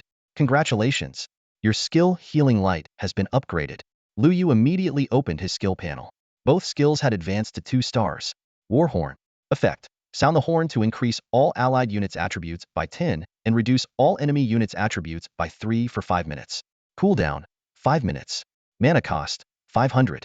Proficiency. 10005000. Healing Light. Effect. Restore 40 of the target's maximum health. Cooldown. 50 seconds. Mana cost. 200. Proficiency. 10005000. The upgrades were significant.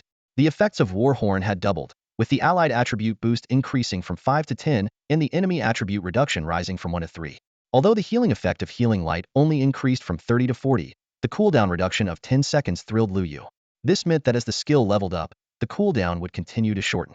By the time it reached 5 stars, the cooldown could potentially drop below 10 seconds, with a healing effect of at least 50.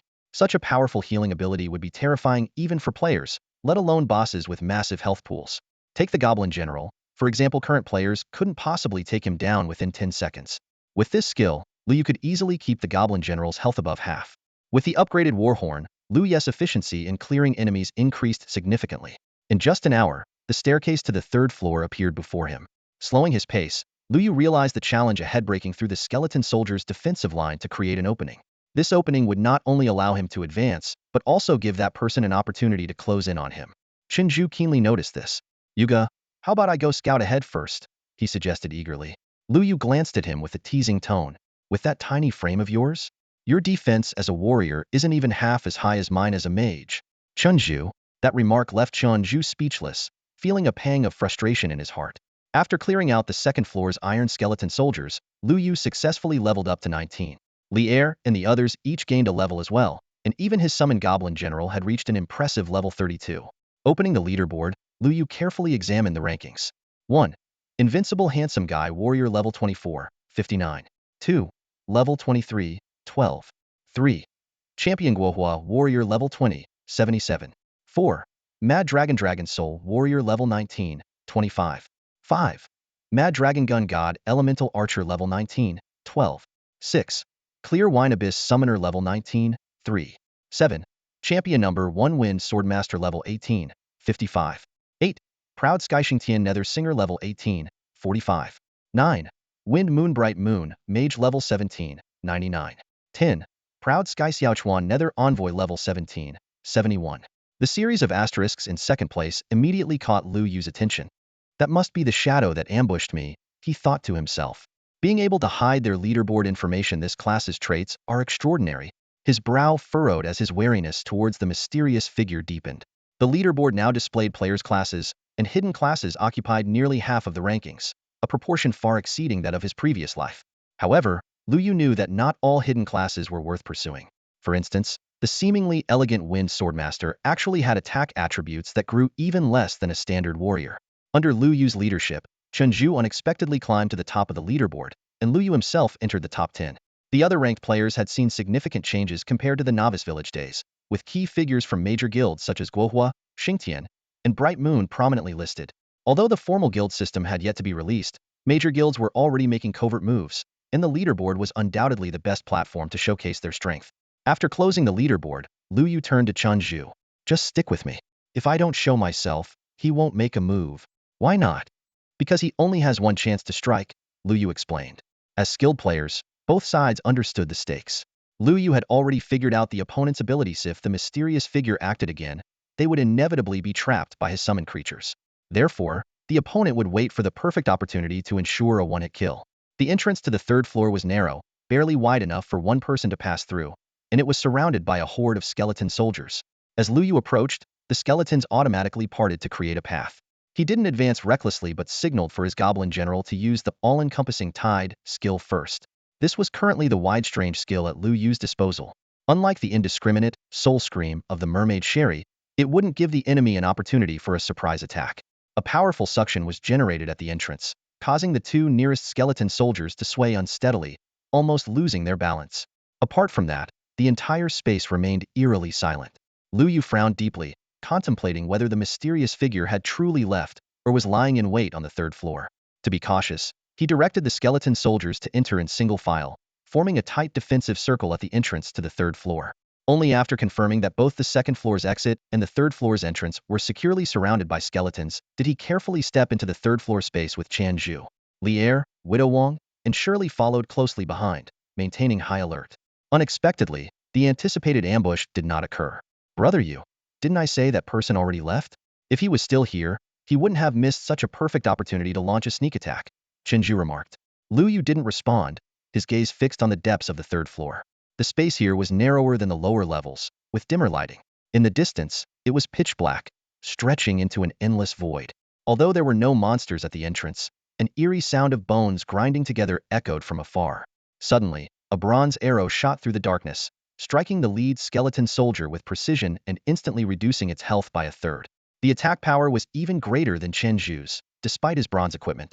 Immediately after, a barrage of arrows rained down, dozens of them targeting the frontline skeleton soldiers. Prepared for such an attack, Lu Yu quickly ordered the iron-boned skeletons to replace the white-boned ones. The iron skeletons raised their shields, forming a dense, fish scale-like shield wall. The arrows clattered against the shields with crisp metallic sounds, significantly reducing their damage. Under the cover of the shield wall, the team advanced slowly. Soon, a dozen bronze-colored skeletons emerged from the Shadow's elite bronze-band skeleton soldiers, level 30, equipped with powerful bows and arrows. Upon noticing Lu Yu, they immediately locked onto him as their target. Another wave of dense arrow fire descended. Even with the shields, Lu Yu's health dropped dangerously low. At this moment, the goblin archers in the rear were in position and instinctively launched a counterattack without needing orders. Though each arrow only dealt 20 to 30 damage, their overwhelming numbers successfully suppressed the enemy. When the shield formation advanced within 10 steps of the bronze skeletons, Lu Yu ordered the formation to disperse. The goblin general arrived just in time, activating its vast ocean skill to draw the enemies into a trap. Surrounded by all the summoned creatures, the bronze skeleton squad was quickly subdued and absorbed into Lu Yu's summoning space. Taking a deep breath, Lu Yu glanced at his critically low health and felt a wave of lingering fear. After regrouping, the shield formation continued to advance. The monster density on the third floor was noticeably lower, and after covering half the distance, they had only encountered fewer than 100 such small squads, all of which were easily captured. Brother Yu, where is that mad merchant you mentioned? Qin Zhu inquired. Don't rush. We should be close, Lu Yu replied. Just as he finished speaking, a burst of maniacal laughter erupted from a corner of the hall. Ha ha ha ha ha ha. You all say I'm mad. I'm not the crazy one you are. In the darkness, a blood-red ID floated through the air. As it drew closer, the figure of Meng Shirong, known as the Mad Merchant, appeared. The system identified him as a gold-tier boss with 40 health points, while all other attributes were marked with question marks. He possessed skills like Scattered Wealth, Fortune from All Directions, and Stars Shift. The system description revealed that this merchant, claiming to have witnessed strange visions, had lost his sanity. The entire city had placed a bounty on his head, offering a piece of gold-tier equipment and additional rewards to anyone who killed him. Yuga, this is a wild boss, right? Can we take him down? Shinju asked excitedly after reading the description. Take him down? He's already undergone his first-class advancement. If you want to try, go ahead, Lu Yu replied with a helpless glance at him. Besides, while he is a boss, he's not a wild monster. Not a wild monster? But his name is in red. My name's in red too. Oh, Shinju suddenly realized. Then, Yuga, why are we even approaching him? Whatever happens, just stay put, Lu Yu said as he stepped forward. Staring directly at Meng Shirong, he spoke. Meng Shirong, I don't know if you've lost your mind, but the vision you saw will come true in the future. Meng Shirong burst into maniacal laughter. Ha ha, a stranger dares to speak of my vision. You don't even know what it is, yet you claim it will come true. His expression twisted suddenly. No, adventurer, you're mocking me. You must be after my treasures. Damn it, you all want to take my treasures. Every last one of you must die. As his rant continued, a golden glow with coin-like patterns began to form in his hands. Lu Yu recognized it as the precursor to the Scattered Wealth skill but remained calm. He began describing. The sky is shrouded in darkness, the earth bathed in blood-red hues, and no sanctuary remains in the world. Babies cry, women wail, and men futilely raise their weapons. A massive maw swallows all of humanity, leaving only a handful of survivors. The golden glow in Meng Shirong's hands dissipated instantly, replaced by a 7-star formation. He suddenly appeared in front of Lu Yu, grabbing his collar tightly. You've seen the vision too. No, you've seen more than I have. Yes, Lu Yu nodded calmly. This was indeed something he had witnessed and experienced firsthand, albeit with a few imagined details added. And then? What happens next? How do I survive? Meng Shirong demanded frantically. When Lu Yu remained silent, he lifted him off the ground, his blood-red eyes nearly pressing against Lu Yu's face. Tell me, quickly, how can I avoid being devoured? How can I survive? Yuga. Chunju panicked at the sight and swung his sword, using a double strike on Meng Shirong. However, it only inflicted 1 point of force damage, not even breaking through his defense. Before he could launch another attack, a golden beam of light descended from above, instantly killing him. Chunju's body collapsed, his soul drifting away, leaving only a single coin behind. Taking a deep breath, Lu Yu spoke in a calm tone. It's fine. The abyss hasn't descended yet. It's just a 5-level loss, dropping from 1st to 4th on the leaderboard. Oh wait, looks like the ghost blade got dropped too.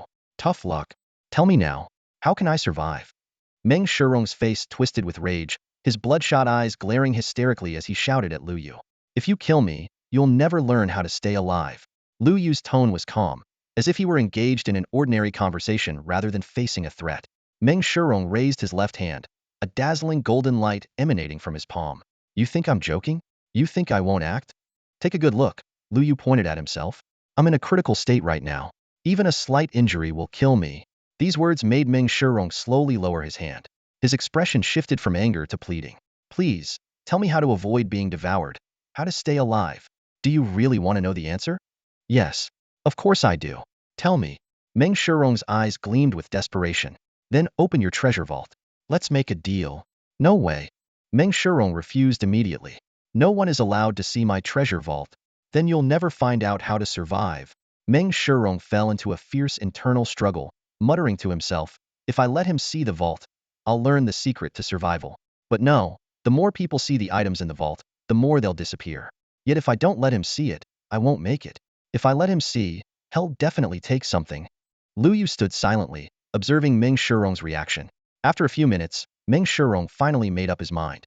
I'll let you see the vault, but you have to tell me how to survive. Lu Yu shook his head. Not enough. You also need to give me 2 teleportation scrolls from this place. I know you have them. Meng Shirong suddenly displayed a knowing smile. So you can't leave either, and you need the scrolls to escape. Seeing that Lu Yu didn't deny it, Meng Shirong burst into laughter. Fine. The scrolls are useless to me. But I warn you, don't even think about deceiving me. Of course not. You have the alarm bell in your possession. I wouldn't be able to trick you even if I tried. Didn't expect you to know me so well. Meng Shirong snorted coldly and pulled out a fist-sized treasure chest from his robe. The chest instantly expanded and opened before Lu Yu. 11 golden items were neatly arranged inside. A golden ring, a golden ruler. Lu Yu's gaze quickly scanned them before locking onto a golden, radiant mask. Just as the chest was about to close, Lu Yu acted decisively, snatching the mask. Simultaneously, his gold balance decreased by 10,000. The system displayed. Golden Mask Special Item. Effect. When worn, it erases all traces of the user's past. To anyone who sees them, they will appear as a completely new individual. The effect vanishes once the mask is removed. Cooldown. 24 hours. The golden mask. This is it. When Lu Yu took out the golden mask, Meng Shirong's lips twitched, and a hint of pain flashed in his eyes. As the owner of the treasure chest, he was well aware of its rules. Obtaining the first item costs 10,000 gold coins, the second 100,000 gold coins, the third 1 million gold coins, and so on. Additionally, as the chest is opened more frequently, the number of items appearing inside gradually decreases until only 2 items are revealed each time. Frowning, he recalled that he had already opened the chest 3 times and obtained 3 golden items. While he still had the ability to open it again, he couldn't afford the astronomical cost of acquiring a 4th item. Originally, he had planned to save up 10 million gold coins before trying again, but Lu Yu's overbearing demeanor forced him to compromise. Gold coins can be earned again, but a chance to survive doesn't come often, Meng Shirong thought to himself before speaking. Now, can you tell me the way to survive? Where's the teleportation scroll? Lu Yu's expression remained cold. The teleportation scroll must be secured first. So troublesome. A flicker of killing intent appeared in Meng Shirong's eyes as he impatiently tossed out a scroll. You only gave me 1. I need 2. Lu Yu pointed out bluntly. Kid, if I give you 2, what's stopping you and your teammate from running off? Meng Shirong sneered. I can't tell you 2 are close. If I give you 1, you can escape, but your teammate will stay here forever. No second scroll, no deal. I won't say a word, Lu Yu said firmly. Meng Shirong finally lost his patience. His face twisted with rage as he stepped menacingly toward Lu Yu. Don't think I won't kill you.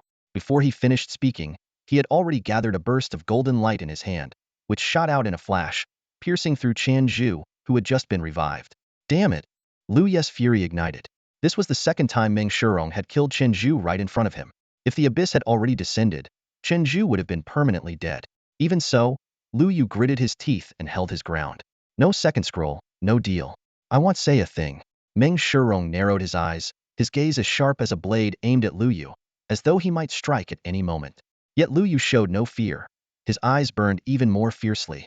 Having fought life and death battles on the alien battlefield and witnessed the horrors of the abyss, such threats were nothing to him. Under Lu Yu's sudden and intense gaze, Meng Shirong involuntarily looked away. Realizing his moment of weakness, he forced himself to meet Lu Yu's eyes again. However, that brief hesitation had already betrayed his vulnerability.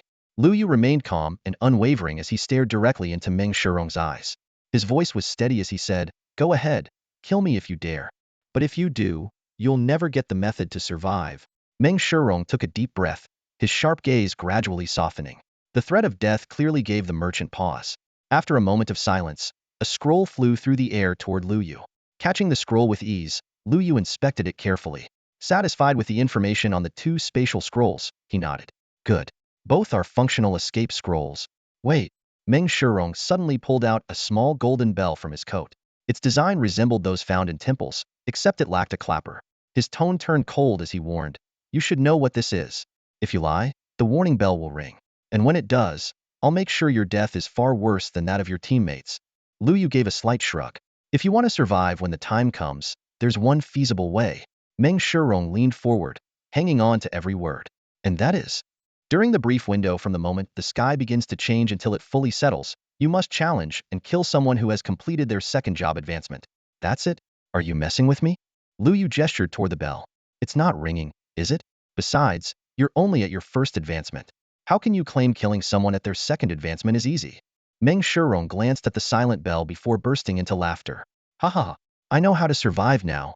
Abruptly cutting off his laughter, he turned to Lu Yu. Kid, I was planning to kill you, but I like your style. See you around. In a flash of golden light, a formation appeared beneath Meng Shirong's feet, and he vanished in an instant.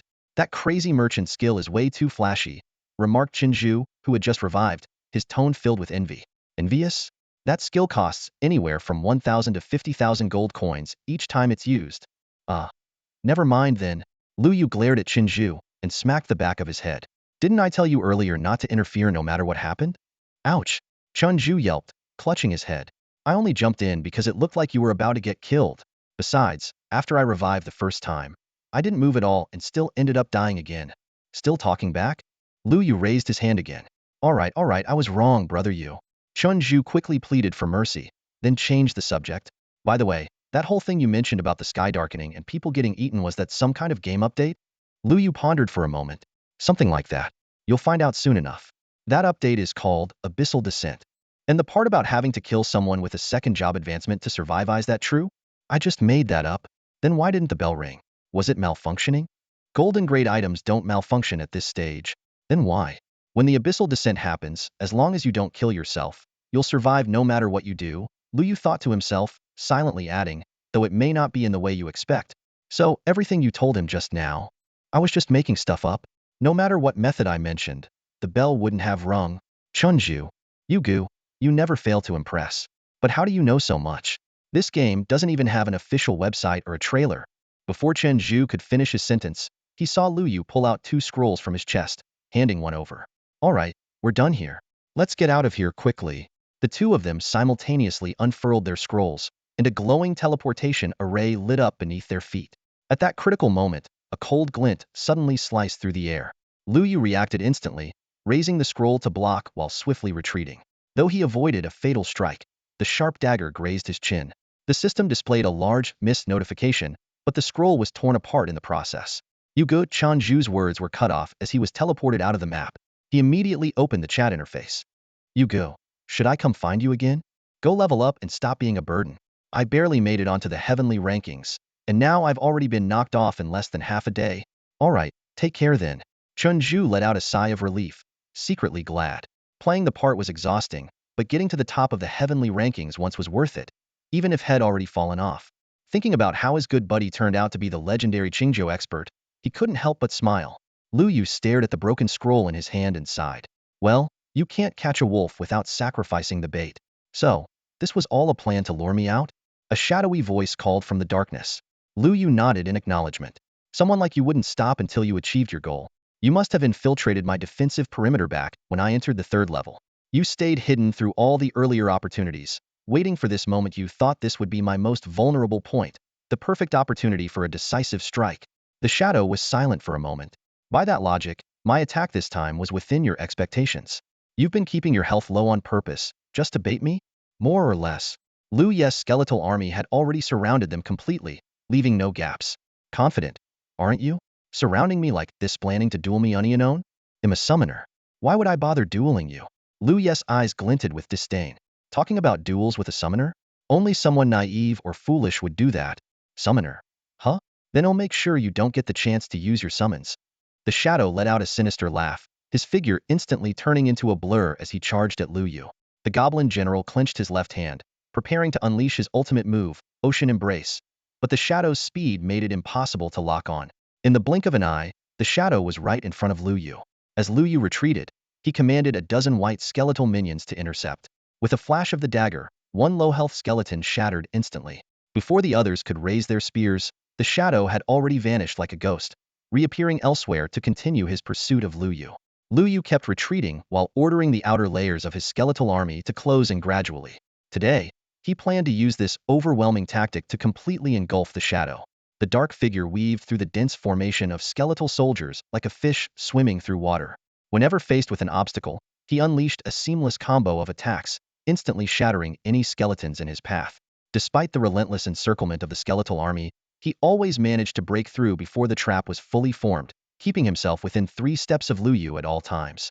Lu Yu, relying on the Silverdeer artifact, the Shadowless Boots, advanced steadily with a calm expression. He knew full well that his equipment provided speed could be sustained, while the dark figure's reliance on burst skills would eventually deplete his energy. Sure enough, after shattering yet another skeleton, the dark figure's movements visibly slowed. Noticing the shadowless boots on Lu Yu's feet, a flicker of anger flashed in the dark figure's eyes before he suddenly vanished. This time, Lu Yu was prepared. He immediately commanded the skeletal soldiers to form multiple layers of encirclement. The inner circle of skeletons rapidly closed in around the current area, while 3 additional layers of tightly packed skeletons in the outer perimeter served as backup, ensuring there would be no repeat of the dark figure's previous escape. The encirclement gradually tightened, faintly accompanied by the sound of hurried footsteps. However, Lu Yu refrained from acting rashly and continued directing the skeletal soldiers to advance slowly. He was well aware that his opponent might be feigning panic, waiting for the right moment to counterattack. When the encirclement shrank to just 2 square meters, the dark figure finally reappeared. Lu Yu stepped forward, a confident smirk playing on his lips. So, what trump card do you have left now? The dark figure let out a sigh, his tone carrying a hint of theatrical flair. Qingjiu, dealing with a summoner like you, I never intended to use this skill. For an assassin, it's a disgrace. But forcing me to this point, well, consider it your achievement. Just as Lu Yu was about to dismiss him as a childish braggart, a sudden chill surged from behind. A sharp dagger had already pierced through his heart. A cold voice spoke from behind him. Most backstab attacks require the user to be behind the target. My backstab, however, automatically places me at the target's back. The cooldown is long, but it's enough to kill you. Oh, and thanks for the guild creation token and the 10 silverdeer artifacts. With your death, your level should reset to 0, right? As the dark figure withdrew the dagger, Lu Yu slowly collapsed. Yet, in his final moments, a strange smile curved his lips. He had finally forced his opponent to reveal his trump card. Lu Yu's body slowly collapsed to the ground, dissolving into a stream of golden light and vanishing without a trace. All that remained was a golden mask lying on the ground. The goblin general extended his left hand, and the mask floated into his palm on its own.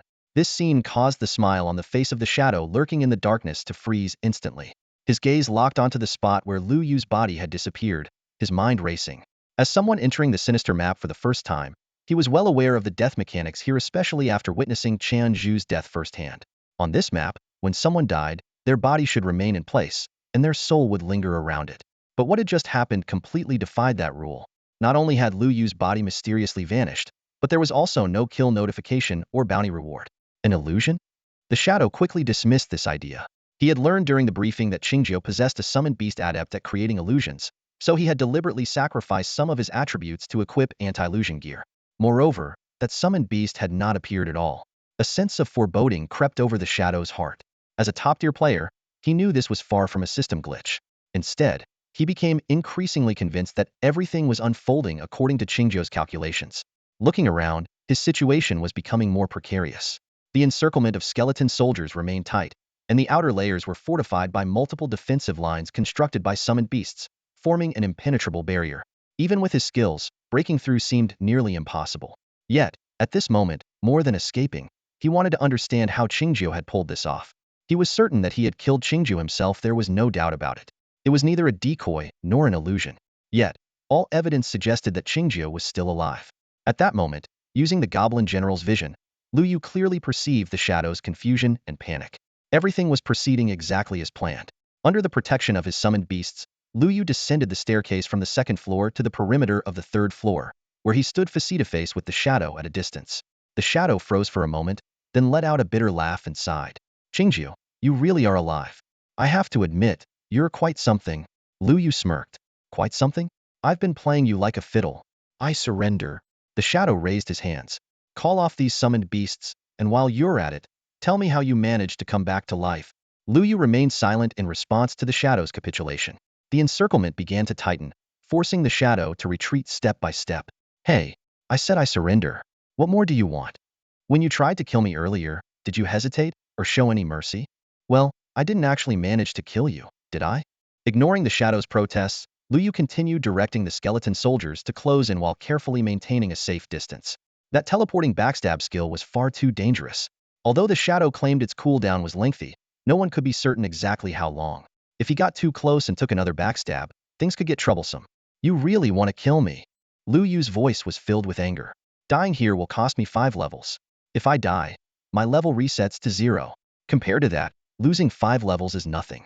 Qingjiu, don't push me. Lu Yu frowned, carefully observing his opponent's reactions, wondering if this guy still had a hidden card to play. If you push me any further, I'll call for backup, the shadowy figure threatened. Before the words even settled, a system announcement suddenly echoed in the air. Player broadcasts. The top wanted criminal of Lingfeng City, Qingjiu, is currently on the third floor of the General's tomb map west of Lingfeng City, coordinates. He's critically injured, with no summoned beasts nearby. Come quickly to claim 10 silver-grade items and a guild creation token. Lu Yu couldn't help but chuckle. So this was what calling for backup looked like? A bluffing system announcement? Not to mention how few players would dare to enter this level 20 grind spot. The flaws in the message itself made it obvious it was a ruse. If he were truly critically injured, and without summoned beasts, why would the other party need to lure others to take him down? Looks like you're really loaded dropping a system announcement like it's nothing, Lu Yu remarked, eyeing his opponent. Internally, he sighed at the absurdity of it all. This top-tier player with such exceptional technical skills seemed to have left all their stat points in mechanics, completely neglecting intelligence. Seeing Lu Yu pause, the shadowy figure smirked triumphantly.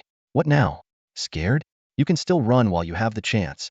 Even if I were to run, I still have time to kill you once before I go. Lu Yu sneered, commanding thousands of skeleton soldiers to swarm the shadowy figure in an instant. The system promptly announced, "You have killed player." Lu Yu stared at the corpse on the ground, calculating the opponent's respawn time. After such a battle of wits and strategies, it would only be fair to camp the body for a while. Soon enough, another system announcement rang out, this time with a pleading tone. "Qingjiu, let's talk this over. Add me as a friend, and we can negotiate. Please don't camp my body." Lu Yu opened his friend request list, only to see a flood of over a dozen requests, all from the same person. The sudden shift in tone caught him slightly off guard. After several rounds of pleading announcements, Lu Yu finally opened a temporary chat. "Show me your player info." The other party instantly replied, "Big bro, can we negotiate a different request? I have my pride." Lu Yu pretended to summon his skeleton soldiers again, and the opponent quickly surrendered. Wait, wait. I'll show you." A profile panel popped up. Nickname, Innocent Youth. Level, 18. Class, Abyss Shadow Assassin. Lu Yu froze. That name, he recognized it. He had wanted to use it himself back then, only to find it already taken. And as a fellow Abyss class holder, being an Abyss summoner himself, he knew exactly what that prefix entailed. No wonder the opponent's skills were so formidable they were also chosen by the Abyss. By now, Innocent Youth had respawned and immediately dispelled the shadow effect around him, raising both hands in surrender. "Big bro, don't hit me, don't hit me. I surrender." Lu Yu stared at the innocent-looking teenager in front of him, his brows furrowing tightly. The contrast in this person was simply too stark. The voice was that of a typical middle-aged man, yet the appearance was that of a pure and delicate young girl, a living, breathing contradiction, like a gaming version of Wang Gang. "I ask, you answer," Lu Yu said coldly. "If your answers don't satisfy me, I'll grind you down to level 0. Even if I leave this map, I'll leave behind thousands of skeleton soldiers to keep you there. Ask away, big brother." The teenager immediately put on an obedient expression. "I'll answer truthfully if I know, and if I don't, I'll make something up to satisfy you." Lu Yu threw out the biggest question on his mind first. "Tell me how you found me."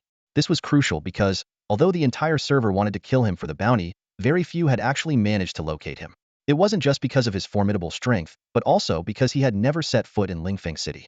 Finding him in a secondary main city that was far larger than a beginner's village was as difficult as scaling the heavens.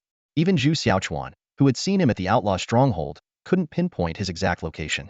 "Someone told me that if I followed a guy called Invincible Handsome Man, I'd find you," the teenager said earnestly, repeatedly addressing him as "big brother." "Someone told you?" Lu Yu immediately caught the key detail. The person who knew that Chen Zhu could lead someone to him had to be someone very familiar with their relationship. Was it Zhu Xiaochuan? Lu Yu probed. "It wasn't Zhu Xiaochuan," the teenager said, looking puzzled. "It was someone called Outyin, or Xiaoyi. Sun Xiaoyi." Lu Ye's face instantly darkened. The teenager flinched in fear. "Big brother, it really was her who said it. I'm not lying." "I didn't say you were lying. Keep talking." "That Outyin, Xiaoyi person found me and said that if I could take you down, she'd spend 3 nights with me." Lu Yu eyed the teenager suspiciously. "Are you a guy or a girl?" "I'm a girl," the teenager said urgently, reaching into her pants. "If you don't believe me, I'll prove it right now." Stop. Lu Yu quickly interrupted. "Sure, some taboo things could happen in the Abyss, but it's fine, big brother. Look at this," the teenager said, pulling out a data card from her pocket. "I specifically got this from the City Lord as proof. The gaming pod collects players' physical data, which can be made into a card by the City Lord." Lu Yu stared at the data card. "So, you're showing me this? Then are you LL?" No. The teenager shook her head frantically. "At the time, I used a shadow cloak to cover my body, so she didn't know I was a girl. Besides, even if I were LL, I wouldn't be interested in her. That BTCH isn't even as good looking as me. Lu Yu nodded in understanding. Indeed, just listening to the voice, no one would guess she was a sweet and adorable girl. But while I'm not interested in her, I was very interested in the guild creation token and the 10 silver grade items. The teenager blurted out before realizing her slip. She quickly corrected herself. Cough, cough. Big brother, that was before. I don't care about those things at all now. Lu Yu shot her a cold glance. Keep talking. Okay, okay. The teenager shrank her neck and prepared to continue her confession. I couldn't find any trace of you, big brother. And then that woman pointed to that unbelievably handsome guy earlier and said, follow him, and you'll find your brother. The young man finished in one breath, his voice laced with a hint of indignation. Lu Yu nodded, piecing together the sequence of events in his mind. Over the past few days, he had been engaged in a battle of wits with this naive young man, only to realize now that it had all been a misunderstanding. However, one question lingered in his mind. Why had Sun Xiaoyi hired someone to kill him? Was it under Zhu Xiaochuan's orders? Lu Yu doubted it. Knowing Zhu Xiaochuan's character, as despicable as he might be, he wouldn't involve his own woman in such matters. So, was it Sun Xiaoyi acting on her own? Judging by the terms she had offered, her current situation was likely far from ideal. Lu Yu shook his head, deciding not to dwell on these irrelevant details any longer. Big brother, was my answer satisfactory? The naive young man asked eagerly. I'm not done asking. Lu Yu cut straight to the point. How did you get your class? As someone who also possessed a class with the Abyss prefix, this question intrigued him the most. Oh, that. The young man scratched his head. When I was creating my account and choosing my class, I saw Shadow Assassin and thought it must be a hidden class, so I picked it. I was going to watch the promo video first, but then I thought, what if I get something good by chance? I accidentally clicked and entered the game directly. Turns out, I was one of the first 10 players to log in. Then the system notified me that the Abyss had taken notice of me and influenced my class, turning it into Abyssal Shadow Assassin. Lu Yu nodded thoughtfully. It was purely luck, but there were indeed some similarities to his own experience. Big brother. The young man suddenly lowered his voice. This map seems to have no exit? There is an exit, but it's usually hard to find. Then how do we get out? Do we need one of those scrolls like before? Lu Yu nodded again. At that moment, he heard the young man mutter under his breath, if I'd known, I would have stolen it first before fighting you. What did you just say? Huh, I said, big brother. How do we get out now? The young man quickly changed his tune, feigning innocence. Lu Yu glared fiercely at the naive young man, frustration boiling inside him. If it weren't for this guy interfering, the golden mask would have already been in his hands, and he would have left the general's tomb without a hitch by now. You sure are quick to start saying we, aren't you? Lu Yu said coldly. The young man chuckled nervously. From now on, I'm sticking with you, big bro. If you tell me to go east, I won't go west. If you tell me to chase a dog, I won't go after a chicken. Lu Yu silently mused to himself.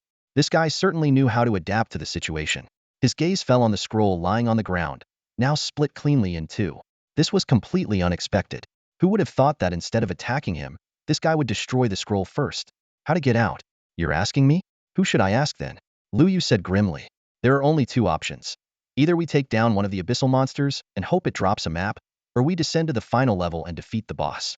He paused for a moment before adding, as for just stumbling upon the exit by sheer luck, that's about as likely as eating every dumpling on New Year's only to find no coins, then discovering 2 coins in your little brother's stomach instead. Lu Yu was certain there were no abyssal monsters in the general's tomb. As for the second option, the level 60 skeleton generalate had been a minor enemy in his previous life. But now, Lu Yu scrutinized the young man. This burden of a companion might still have some use. However, letting his guard down could allow the guy to slip away at the first opportunity, which would only create further trouble. A thought crossed Lu Yu's mind. Why not strip him of everything? At equal levels, gear made all the difference. If not for his Crocodile King leather armor and shadowless boots, Lu Yu would have already been taken out by this guy. Similarly, if he stripped the young man of his equipment, his threat level would drop to that of a squad of copperbone skeletons. Upon closer inspection, most of the young man's gear was black iron grade, with his weapon and boots being only bronze grade. Feeling Lu Yu's intense gaze, the young man shivered. Big bro, what are you planning to do? Take off your gear and hand it over. Big bro, no. I'm still a kid. That's at least 3 years in prison, maybe even a death sentence. Cut the nonsense. Taking it off won't kill you.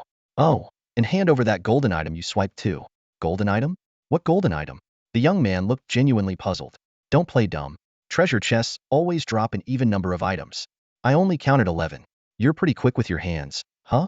The young man looked like he was about to cry. Big bro, I swear I don't have any golden items. Lu Yu sneered.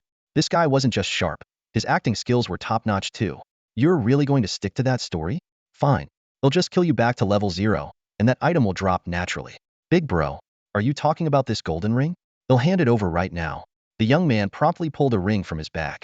Lu Yu cautiously took a half step back and signaled the goblin general to use its all-encompassing skill to retrieve the ring. When dealing with someone this cunning, it was always wise to stay on guard. A mage facing an assassin, especially one with ulterior motives, can never be too cautious. From Lu Yu's perspective, no one could be certain if the assassin's backstab skill had cooled down yet. The moment the opponent got within striking range, all of Lu Yu's meticulous planning would be rendered useless. At this moment, the naive-looking young girl pursed her lips, putting on an ingratiating smile. Lu Yu took a golden glowing ring from the goblin general and carefully examined its attributes. Golden ring. Special item effect. When worn, it allows pairing with any target. If the target possesses independent consciousness, their consent is required. Once paired, the wearer can monitor all the target's details in real time for 24 hours. Cooldown time, 24 hours. This effect, Lu Yu murmured thoughtfully. Alright, you don't need to strip anymore. Come over here and pair with me. Huh, big bro, pair for what? This game has features like that? The young girl looked utterly baffled. Lu Yu sighed. I wasn't even thinking that way. What's going on in your head all day? Didn't you read the item's effect? I just grabbed it randomly. The young girl stuck out her tongue, and then focused on how to take you down. I didn't get around to reading it. Hearing this, Lu Yu became even more vigilant. Without hesitation, he equipped the ring and sent a pairing request. The young girl froze, her expression stiffening. Big bro, is this really necessary? Seeing her hesitance, Lu Yu became even more certain that her backstab skill was ready to use. Either accept the pairing, or stay here and play games with my summon creatures. Your choice. Then you might as well kill me back to level 0. The young girl struck a defiant pose, as if she would rather die than comply. The next second, dozens of bronze blades rained down on her.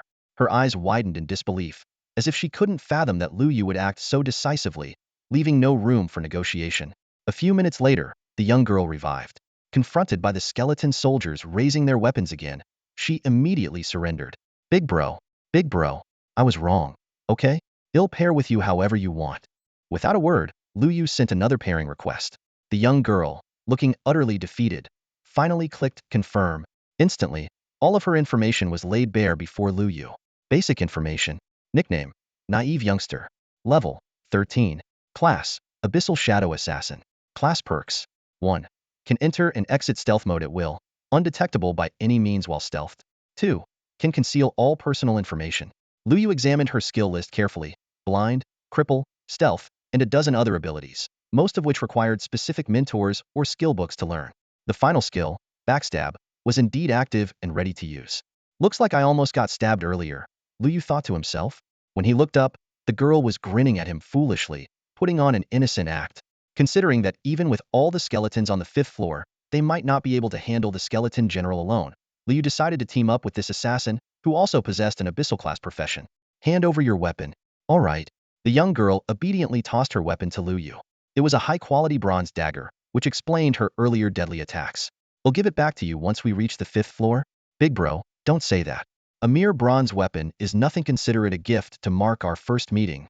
If you were really that considerate, I wouldn't have to confiscate your weapon in the first place. Lu Yu stowed the dagger in his bag. With the ring's real-time monitoring effect and her weapon now confiscated, the assassin posed no further threat. Let's move to the next floor. Big bro, is the exit on the next floor? Stop asking questions and just follow me. All right, big bro. But now that I don't have a weapon, you've got to protect me, the young girl said in a syrupy tone. Lu Yu rolled his eyes. With your voice, you're not cut out to play the sweet girl act. Lu Yu walked ahead, while the innocent young man followed closely behind him like a timid, wrong child. As they stepped into the 4th level of the general's tomb, a chilling cold swept over them. Big brother, why is it so eerie here? I'm scared, the young man said, shivering as a bone-piercing wind blew past. His voice trembled with fear. Stop pretending to be a sweet girl around me. Got it? Lu Yu said flatly. Got it, big brother, I understand. The young man immediately switched to a gruff, northeastern accent, mimicking a rugged man. Lu Yu sighed, exhaling slowly. Forget it, just be like this, he said with resignation. Tightening his leather armor around him, he braced himself against the cold that seeped into the air. In the abyss, the sensory system had to be activated at a minimum of 10, but Lu Yu kept his sensory level above 50 to enhance his reaction time. Compared to the slightly chilly appetizers of the first 3 levels, the cold in the 4th layer was much more intense. This level was closer to the core of the general's tomb, and according to his knowledge, the monsters here had already reached the 1st-tier level. Suddenly, a loud, piercing warhorse's neigh echoed from the darkness, followed by the rhythmic pounding of hooves. A squad of skeletal knights clad in armor and wielding long spears charged forward. The system displayed their stats: Elite Silverbone Skeleton Soldiers, level 40, HP 250,000, attack 1,200, defense 1,000. These were cavalry loyal to the skeleton general, bound to serve him to the death. Big brother. Knights. Is this a hidden profession within the hidden monsters? The young man exclaimed, his mouth agape in amazement. No, knights are a subclass of the warrior system that becomes available after the 1st-tier advancement. After the transition, they can tame and ride mounts, Liu explained while swiftly summoning all his bronze bone skeleton soldiers. Against cavalry, archers were indispensable. The principle of shoot the horse first to take down the rider applied here as well. The arrows targeted the skeletal warhorses. Although the damage was limited, disrupting the horse's rhythm could unseat the riders. Once a knight lost their mount, they forfeited their life and defense bonuses, and their mobility would be severely compromised, reducing their combat effectiveness to below that of an ordinary warrior of the same level. The first volley of arrows managed to bring down a few of the frontline knights, but the skeletal cavalry had already closed in. They broke through the front line of shield-bearing iron-boned skeleton soldiers like an unstoppable force, with dozens of spears aimed directly at the archer formation. In an instant, 1/5 of the archers were reduced to shattered bones. This is bad. We're doomed. The young man shrieked in panic before activating stealth mode and vanishing on the spot. Through the golden ring, Liu could clearly see her retreating quickly to a corner and remaining motionless. Useless. Liu cursed under his breath. He immediately summoned a group of iron-boned skeleton soldiers to encircle the fallen knights, preventing them from remounting their skeletal warhorses. Liu commanded the other skeleton soldiers to quickly surround the incoming silver-bone skeletons, entangling them tightly to prevent them from breaking free and launching a second charge. However, the disparity in levels was evident. Most of the skeletons he summoned were no match for the silver-bone cavalry and fell easily. At the critical moment, the goblin general stepped forward and took the front line. As one of the few summoned creatures capable of withstanding a cavalry charge, he let out a furious roar and instantly summoned 18 goblin guards. Though their levels were not high, under the boost of the double-layer warhorns, they worked in perfect coordination to block the path of 1 or 2 skeletal cavalry. What are you doing hiding in the corner? Want to get beaten up? A sharp rebuke came from Qingjio. The shy youth snapped back to reality, suddenly remembering that he could hide nothing from Qingjio. Initially planning to sit back and watch the chaos unfold, he had forgotten the personality of this formidable figure. She would deal with him, slacking off before letting the skeletal cavalry cut him down. Gritting her teeth, the shy youth made her move, activating the backstab skill. She instantly appeared behind one of the skeletal cavalry, executing a flawless combo of backstab, blind, and cripple, before swiftly vanishing into the shadows again. The series of attacks left the skeletal cavalry in disarray, its spear flailing wildly in the air. Liu's eyes lit up as he seized the opportunity. He quickly regrouped the scattered skeleton archers and ordered them to ignore the other pursuing cavalry, focusing all their firepower on the disoriented target. A volley of arrows rained down, leaving the skeletal cavalry critically injured. The goblin general capitalized on the moment, delivering a few decisive strikes that sent the enemy into Liu's summoning space. In the next instant, a brand new silver skeletal cavalry appeared beside Liu, charging directly at the enemy's silver-bone skeletons. Liu let out a small sigh of relief. If he could capture one, the tide of the battle could be turned. Meanwhile, the shy youth had already crippled and blinded 3 more silver-bone skeletons within a matter of seconds. Liu couldn't help but feel impressed. When this girl got serious, she was truly ruthless. Big brother, those half-crippled skeleton cavalry need to be dealt with immediately. Their disabled state is about to end. Liu didn't respond. At the moment, he was fully focused, distributing his attention across the battlefield. The situation was complex, and he had to manage multiple fronts simultaneously, directing the skeleton archers to evade cavalry charges while seeking opportunities to counterattack, commanding the iron-boned skeleton soldiers to intercept the repeated assaults, and promptly converting fallen enemy cavalry into his own forces. Even more challenging was keeping an eye on the innocent-looking young man. This seemingly docile little girl was far too unpredictable. Big brother, that cavalry unit is about to recover. Handle it, Liu ordered curtly. The young man instantly entered stealth mode, gliding like a ghost behind the target cavalry unit. The skeleton cavalry, which had just regained its mobility, was immediately rendered crippled again. Thanks to the debuff supplied by the young man, the battle was turning out to be much easier than Liu had anticipated. Initially, He had planned to sacrifice tens of thousands of summoned creatures to gradually wear down the 40 skeleton cavalry units. But now, it seemed the losses would be less than a third of his original estimate. Within minutes, the tide of the battle had shifted. 20 skeleton cavalry units had been converted into Lu Yu's summoned creatures, and the remaining enemies could no longer break through to the rear lines where the archers were stationed. Big brother, how did I do? The young man returned to Lu Yu's side, panting heavily, his eyes filled with anticipation. Not bad, Lu Yu nodded. Keep going. Finish off the rest. What? The young man's excitement vanished instantly. Big brother, getting close to them to apply debuffs is really dangerous. I might die. Lu Yu shot him a cold glance. But since it's your order, big brother, I'll face any danger, no matter what. The young man quickly backtracked, taking a deep breath before dashing back into the fray. Lu Yu nodded silently. This subordinate was far more reliable than Chen Zhu. Considering the long cooldown time of the recovery spell, minimizing the damage to the skeleton cavalry was vital for the battles ahead. A few minutes later, all the skeleton cavalry had been subdued, most of them retaining over 80 of their health. The young man slithered back like an exhausted snake. Big brother. All done? Good, Lu Yu said. Take a break. There are 2 more waves ahead. What? More? The young man looked utterly defeated. His reaction wasn't entirely feigned. Navigating through a battlefield of thousands, pinpointing the position behind targets, applying debuffs, and retreating in time required extreme precision and reflexes. Lu Yu thought to himself that even he might not have been able to perform better than the young man. But a little exhaustion might do her good. So she won't keep scheming against me, Lu Yu thought to himself. Big brother. How did you know there were 2 more groups coming? The innocent young boy suddenly turned to Lu Yu. But before the words fully left his mouth, he quickly corrected himself. No, I didn't say anything. Let me rest a bit more. He finished speaking and immediately put on a sheepish expression. Lu Yu reorganized the formation, placing the newly acquired 40 skeletal cavalry at the forefront of the team. What made these skeletal riders truly fearsome wasn't their astonishing durability or defense, but their terrifying impact and agile mobility. With their charge ability, they could lock onto a target and instantly rush forward to deliver a deadly blow, then retreat swiftly with the speed of their undead mounts, ready to strike again. This was the very reason why, even with Lu Yu's reinforcements earlier, the rear line had been breached. The group advanced slowly. Not only did the innocent boy need to recover his strength, but Lu Yu himself also needed time to recuperate. With these 40 skeletal cavalry added to the ranks, the battles ahead would become significantly easier.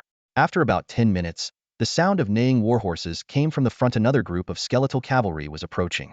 The 40 skeletal riders in the front immediately assumed combat positions. Using a cavalry charge to counter another cavalry charge was one of the most effective strategies. 40 against 40, the 2 cavalry groups charged at each other simultaneously. 80 shadowy figures clashed fiercely in the center of the battlefield, accompanied by the sounds of horses' cries, lances colliding, and bones grinding. After the initial clash, both sides quickly retreated to their starting positions, but all the riders had suffered varying degrees of damage. The innocent boy perked up, and before Lu Yu could say a word, he eagerly declared, "Big brother, I'm going in." With that, he vanished into stealth mode, reappearing a moment later behind one of the skeletal riders. Swiftly, he executed a combination of backstab, blinding, and crippling moves, before fading back into the shadows. The ambushed skeletal riders' speed plummeted, and the skeletal archers in the rear seized the opportunity to unleash a volley of hundreds of arrows, cutting its health by more than half. The seamless coordination of their attacks gave Lu Yu a sense of exhilaration. In the following rounds of charges, the 2 continued to employ this strategy, quickly taking down all 40 enemy skeletal riders. With this victory, Lu Yu's cavalry forces doubled in size. Big brother, your profession is amazing. Can you really subdue any target? Are you trying to figure out the traits of my profession? Of course not. Little sister just thinks you're heroic, unparalleled, a legend capable of 7 rounds in one night, or maybe 1 round lasting all night. Stop. Lu Yu hurriedly interrupted her before she could cross the line. If you're so free, why don't you go scout ahead and check why the last group of skeletal cavalry hasn't shown up yet? Just as he finished speaking, the sound of galloping hooves echoed from afar, like a drumbeat growing louder. The ground trembled, and clouds of dust rose into the air. Lu Yu frowned. Judging by the sound alone, it was clear this group was significantly larger than 40 riders. The innocent boy covered his mouth in shock and exclaimed, "Big brother, this time there's so many of them." Dust billowed ahead as over 100 skeletal cavalry surged forward like a tidal wave. Lu Yu had no time to dwell on why this third squad of cavalry was so different from his memories of his past life. He immediately commanded his summoned skeletal cavalry to form ranks and prepare for battle. "You'll have to work hard once more," he said, glancing back at the innocent-looking youth. "Don't worry, I'll make sure they obediently ride their horses over. The youth began to reply, but Lu Yu cut her off before she could finish. All right, hurry up and go. She cast him a resentful glance before disappearing from sight. The skeletal archers in the rear had already begun their first volley. Despite the enemy cavalry's superior numbers, Lu Yu handled the situation with ease, thanks to his prior combat experience. He directed his summoned skeletal cavalry to intercept the main force, while a goblin general led the other skeletal soldiers to deal with any stragglers. The innocent youth targeted and incapacitated key enemies at the front, allowing the archers to rain down a dense barrage of arrows to finish them off.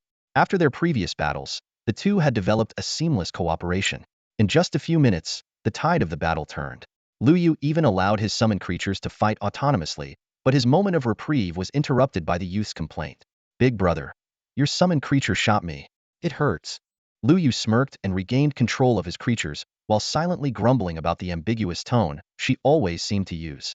In the end, all of the 100-plus skeletal cavalry were absorbed into Lu Yu's summoning space, bringing his total cavalry count to 200, enough to conduct small-scale battles. Staring at the entrance to the 5th level just ahead, Lu Yu felt a twinge of regret.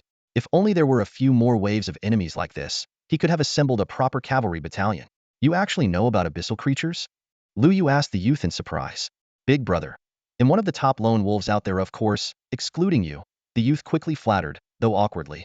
Lu Yu ignored her clumsy attempt at flattery and headed straight for the entrance to the 5th level. The enemies below should be easy to handle, just 4 undead mages. Easy to handle? The 4th level nearly killed me. Big brother, wait for me, the youth exclaimed in alarm. Lu Yu had already stepped into the 5th level. The wet stone tiles beneath his feet made a soft squelching sound. In the darkness ahead, a flicker of violet flame suddenly ignited. Lu Yu knew that it wasn't an ordinary candle flame, but the flickering purple fire atop a necromancer's staff. He quickly glanced at the system notification. Golden skeleton soldier, elite monster, level 50 HP, attack and defense stats unknown. The system description read, "These are the most trusted subordinates of the skeleton general, and anyone daring to intrude will be reduced to ashes." Just an elite monster? Lu Yu sighed softly. This meant that after dealing with the 4 necromancers, the real challenge would be the far more formidable skeleton general.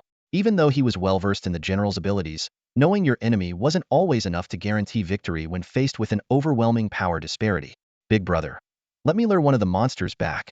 The naive young boy eagerly volunteered for the first time, about to enter stealth mode, but Lu Yu grabbed him firmly. Not this time. Stay here and don't cause trouble. All right, big brother. The boy's unusually obedient response left Lu Yu slightly unsettled. When he noticed the undisguised admiration on the boy's face, a faint smile tugged at the corner of his mouth. He thought to himself, if this little guy could always be this quiet, he'd really be every homebuddy's dream companion. Lu Yu waved his hand, summoning 200 skeletal cavalrymen and dividing them into 40 groups of 5. Under his command, the first group locked onto the nearest necromancer. Charge! Amid the shrill cries of warhorses, 5 lances were raised in unison, thrusting forward like a sharp blade aimed directly at the necromancer's heart. Without any frontline protection, the necromancer was exceedingly fragile. Although the level gap of 10 was significant, it could be compensated for with sheer numbers. The necromancer waved his staff, teleporting a dozen meters away while casting a shield on himself. But the second group of cavalrymen had already charged in, their lances striking simultaneously and covering the shield in cracks. The third group followed closely, shattering the shield with their assault. The 4th, 5th, 6th, and 7th groups pressed on relentlessly, and by the time the 7th group's lances struck, the necromancer's health was completely depleted. He dissolved into a beam of light and was absorbed into Lu Yu's summoning space. The same scene played out simultaneously in 3 other parts of the Grand Hall. In less than a minute, the 4 purple flames were extinguished, and the 4 necromancers turned into radiant light, appearing beside Lu Yu. Lu Yu silently thanked the rewards from the general's tomb. Without the skeletal cavalry he had obtained on the 4th floor, he could never have dealt with these troublesome first-tier necromancers so effortlessly. Big brother, you're amazing. The naive young boy was still brimming with admiration, but Lu Yu couldn't share his enthusiasm, as the real boss was about to make its entrance. Sure enough, the entire general's tomb suddenly began to tremble violently. A commanding voice echoed through the grand hall. "Human, how dare you disturb this general's slumber? I shall turn you into a pile of bones to serve at my feet." A strange sound echoed out from the darkness. Big brother, what was that sound just now? Didn't we already deal with all the monsters on the 5th floor? The innocent young boy asked warily. The real fight is just beginning, Lu Yu replied, tossing the young boy's dagger back to her with precision. If you still want to get out of here, stop playing games with me. Let's take down this boss with everything we've got. Even Liu Yu wasn't entirely confident about facing a level 60 boss. Big brother, when have I ever played games with you? The young boy retorted, catching the dagger with nimble hands before vanishing into the shadows. Liu Yu ignored her complaints. The situation left no room for distractions. The skeleton general was awakening a ghostly blue flame, suddenly flared in the darkness, and countless thick white bones shot out from the fire. They rapidly assembled in midair, forming a massive three-turtle skeleton in the blink of an eye. This skeleton was nothing like the skeletal soldiers they had encountered on the previous floors.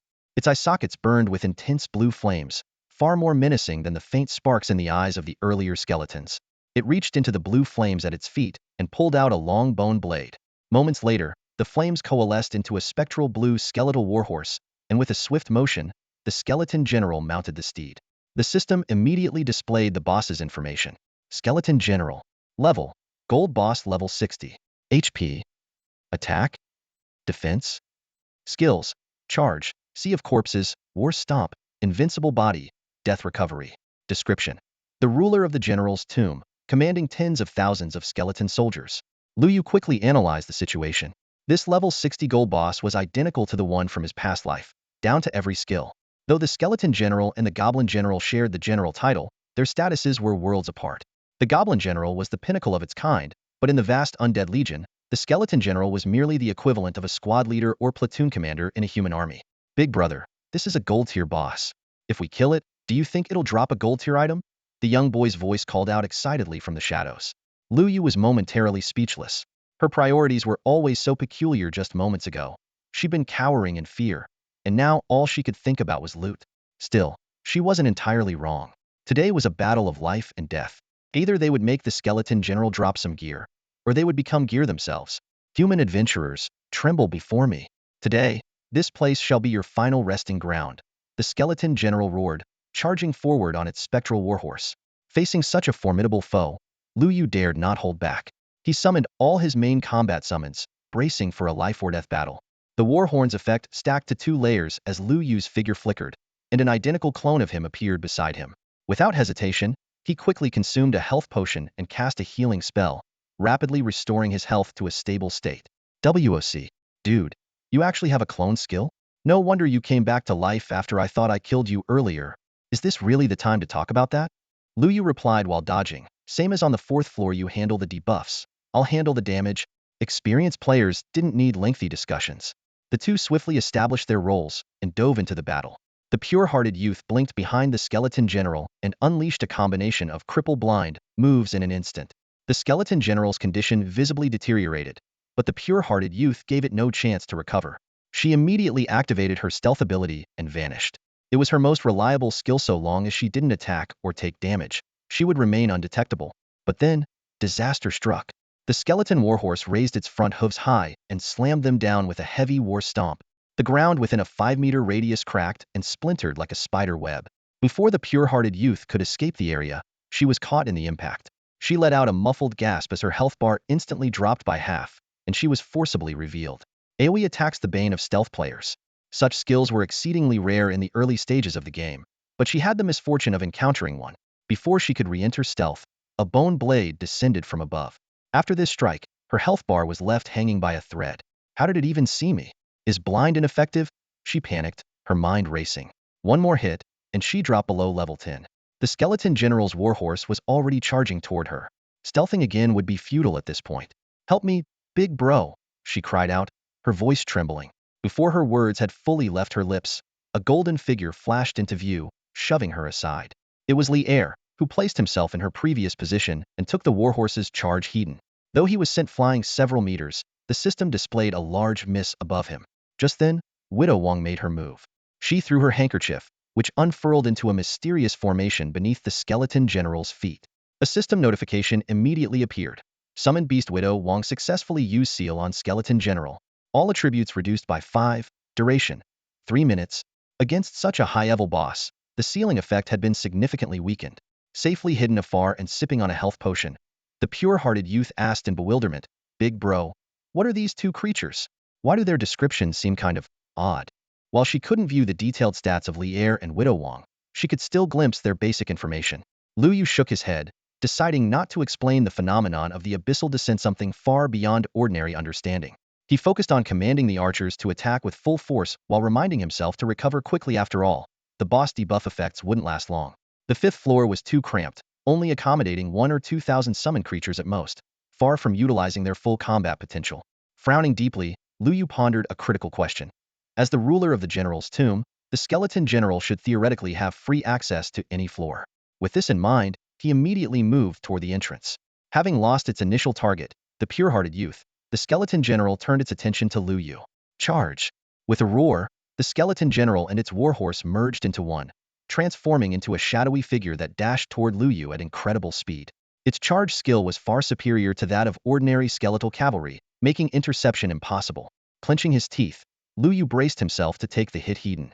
In the next instant, it felt as though he had been struck by a speeding car.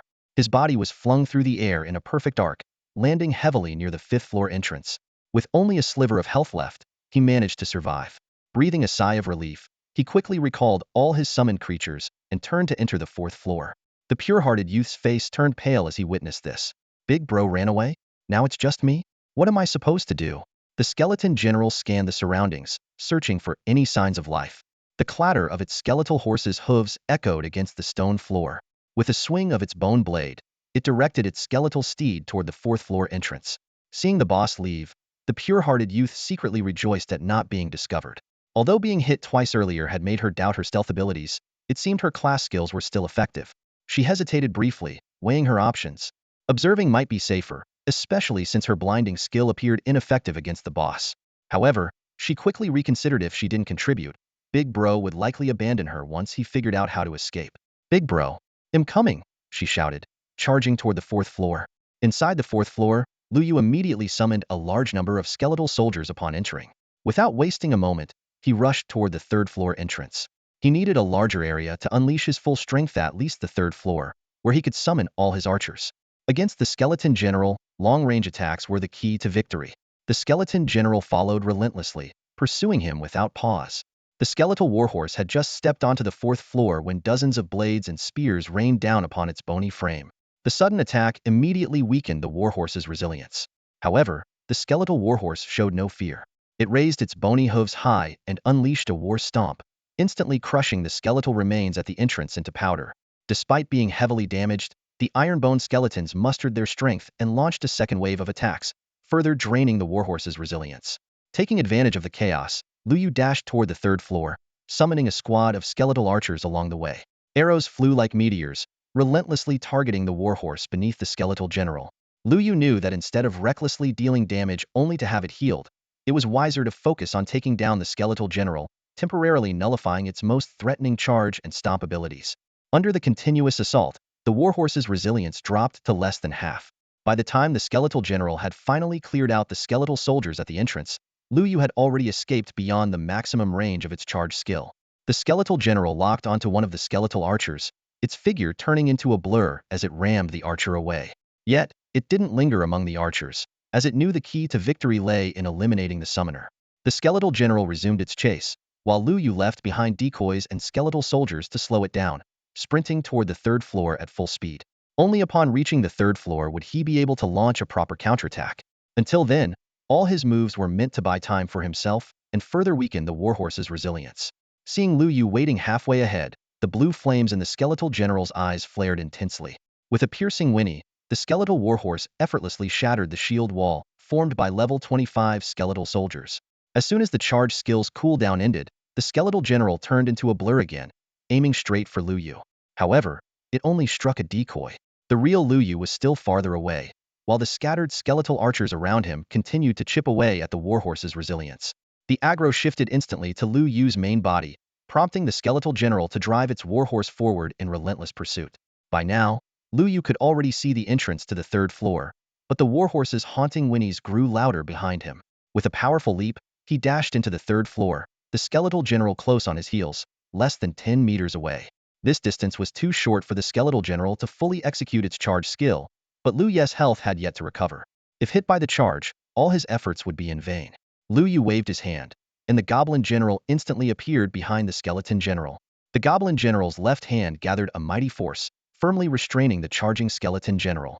The skeleton general let out a cold snort, abandoning its pursuit of Lu Yu.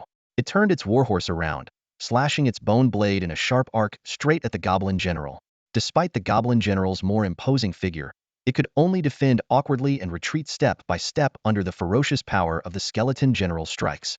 Seizing this moment of reprieve, Lu Yu quickly cast a healing spell to restore his health. At the same time, with a flick of his fingers, a swarm of summoned creatures appeared on the third-floor battlefield. Due to the limited space, the bone skeletons remained in the summoning dimension for now, but all the skeleton archers were called forth, becoming a key force in the battle. The remaining space was filled with ironbone skeletons, leaving only enough room for necessary movement. The skeletal cavalry stood ready to charge, while 4 undead mages began chanting their spells. These level 50 undead mages not only mastered teleportation and shields, but were also adept at area attacks like ghostly flames and single-target skills such as undead fire seeds, making them particularly effective against heavily armored foes. They became another major force in the fight. 4 green fire streaks shot toward the skeleton general from different directions. While the undead fire seeds were not fast, once they made contact, they inflicted 1,000 points of burning damage per second until the target perished. Even more terrifying, this burning effect could stack up to 10 layers. As the former master of the undead mages, the skeleton general was well aware of the fire seed's lethality. It decisively repelled the goblin general and charged at a distant ironbone skeleton, its entire figure turning into a blur as it teleported away, causing all 4 fire streaks to miss their target. Lu Yu gritted his teeth in frustration. The skeleton general's charge skill had a short cooldown and was nearly impossible to hit while in motion, making it a significant challenge. To win, he had to find a way to knock the skeleton general off its horse. The skeleton archers unleashed a volley of arrows, countless projectiles chasing after the skeleton general. However, only a few arrows managed to hit, and the damage they caused was quickly negated by its automatic regeneration. Finally freed from the skeleton general's relentless assault, the goblin general had a moment to catch its breath. To hold its ground against the skeleton general for over a minute, despite being nearly 30 levels and 2 ranks weaker, until being forced to activate its invincible golden body, was already a testament to its limits. The skeleton general dodged the attack from the undead fire seed and immediately locked its gaze onto Lu Yu. Scanning the surroundings, it couldn't spot the innocent-looking young man, which left it slightly irritated after all. That backstabbing expert should have been the best candidate to weaken the resilience of the skeletal warhorse, but he was nowhere to be found. Even the ceiling debuff from Widow Wong failed to deliver the anticipated crippling effect. Without further hesitation, the skeleton general let out a thunderous roar and spurred its warhorse into a ferocious charge toward Lu Yu. Reacting instantly, Lu Yu commanded his 200 skeleton cavalry to countercharge. Amidst the thunderous rhythm of hooves, one skeleton rider managed to block the skeleton general, while the others quickly formed an encirclement. Like a forest of spears, their lances relentlessly stabbed at the skeletal warhorse, aiming to deplete its endurance. However, the skeleton general arrogantly reared its warhorse's front hooves and unleashed a devastating war stomp. A cacophony of cracking sounds filled the air as the ground beneath shattered. The resilience of over 100 skeletal warhorses dropped to 0 in an instant, reducing the cavalry to foot soldiers in the blink of an eye. The skeleton general's bone blade swept through the dismounted skeleton soldiers, causing their health to plummet. Lu Yu was forced to urgently recall them. These skeletal soldiers, once loyal to the skeleton general, were now under Lu Yu's control as summon creatures. If they died and respawned, they would return to the skeleton general's ranks. While ordinary bone, iron bone, and bronze bone skeletons were manageable, the simultaneous betrayal of over 100 skeletal cavalry would create an extremely perilous situation. With the cavalry no longer holding it back, the skeleton general redirected its murderous intent toward Lu Yu. Without hesitation, it charged again. Lu Yu, caught off guard, hastily summoned Li'er to shield him. However, Li'er's frail frame was no match for the impact of the skeletal warhorse.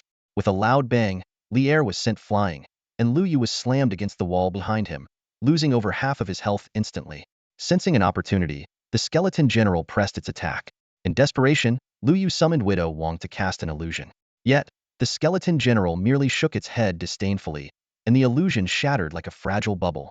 Human, such low-level illusions have no effect on me whatsoever, the skeleton general sneered. Do you think I rely on my eyes to perceive my surroundings? No, I sense the environment through your life force.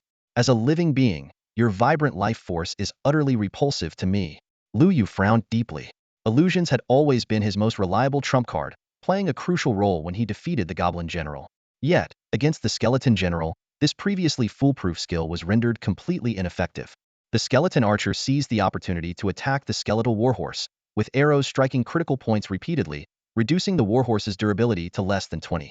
At that moment, the skeleton general closed in on Lu Yu, raising its bone blade high for a fatal strike.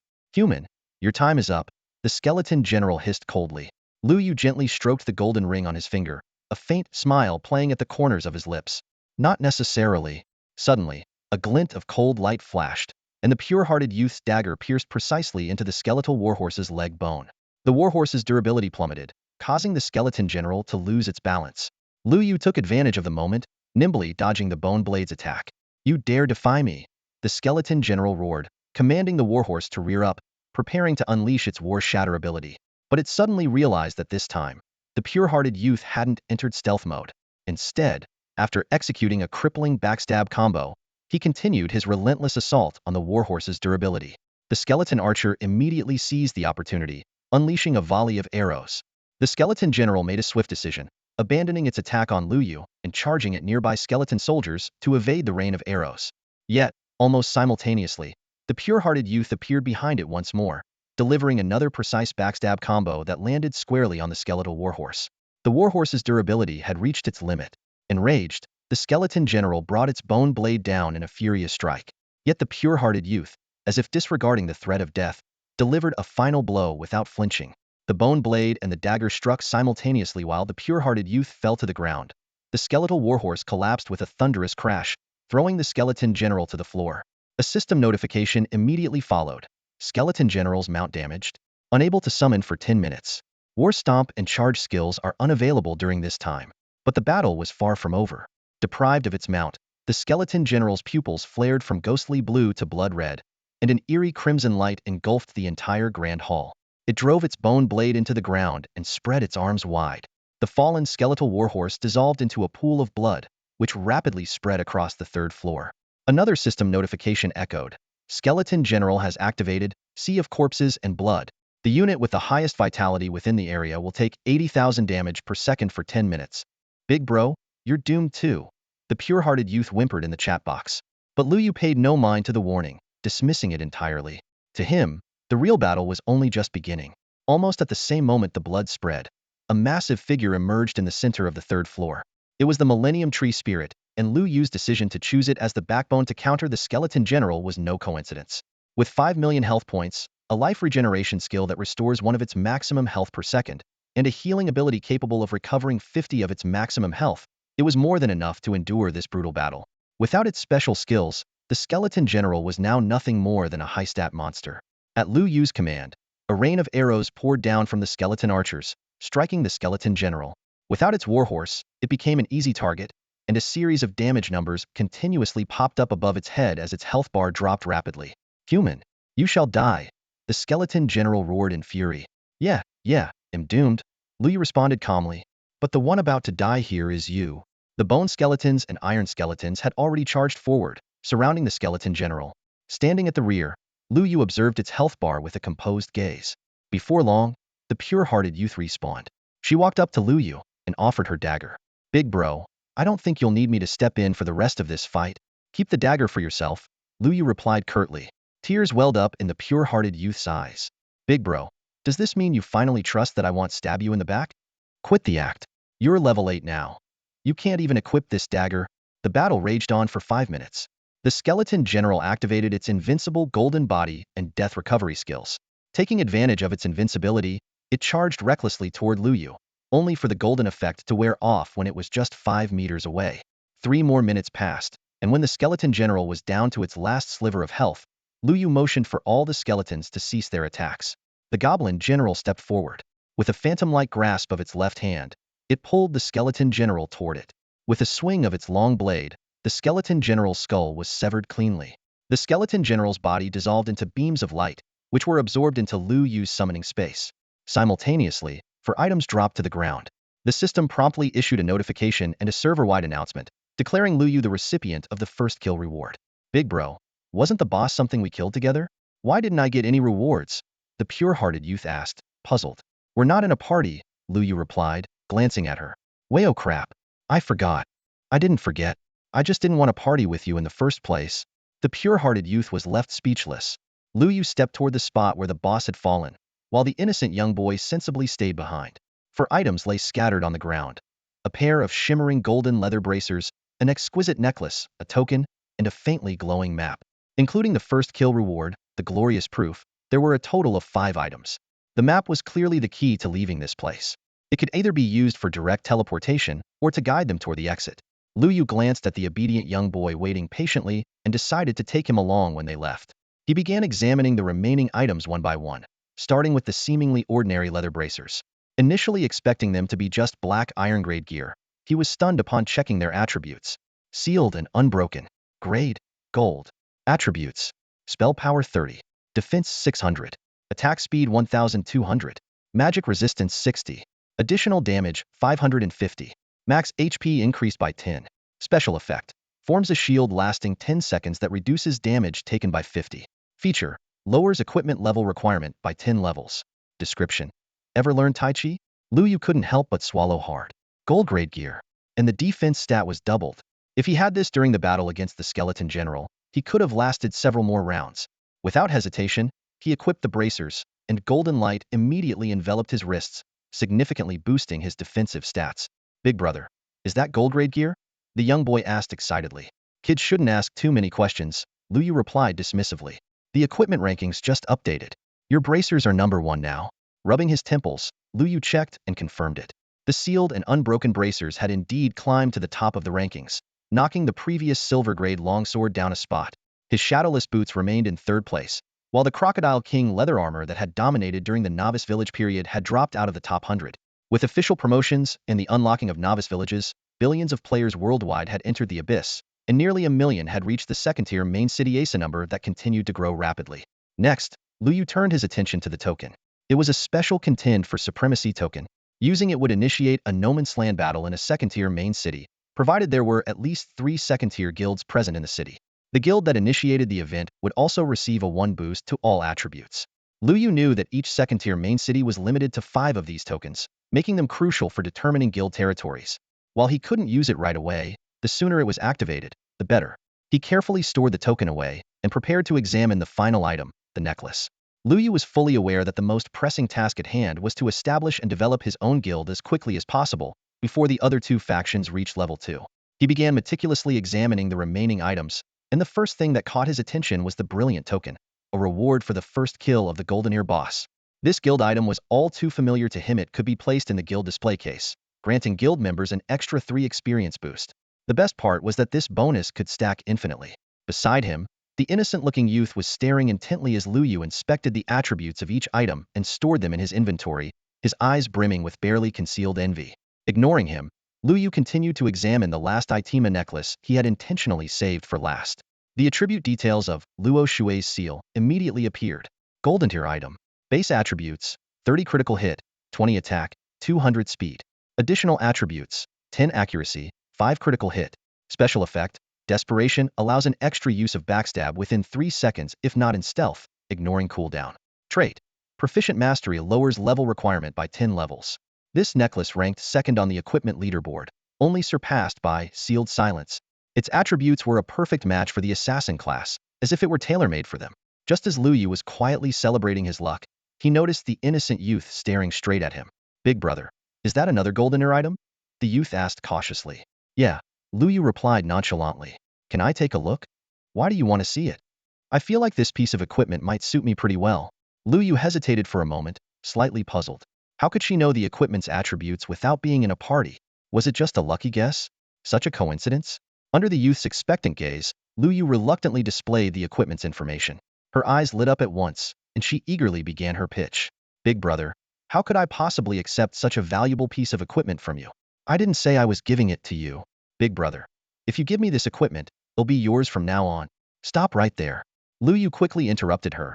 I haven't said anything yet, and you're already trying to sweet-talk your way into taking the second-ranked golden tier item? All right, I just thought if you were willing to give me the necklace, it would be the first one I've ever received, the youth said, feigning shyness. Xiao Chun. Lu Yu sighed. With your voice, let's not attempt these coquettish lines, all right?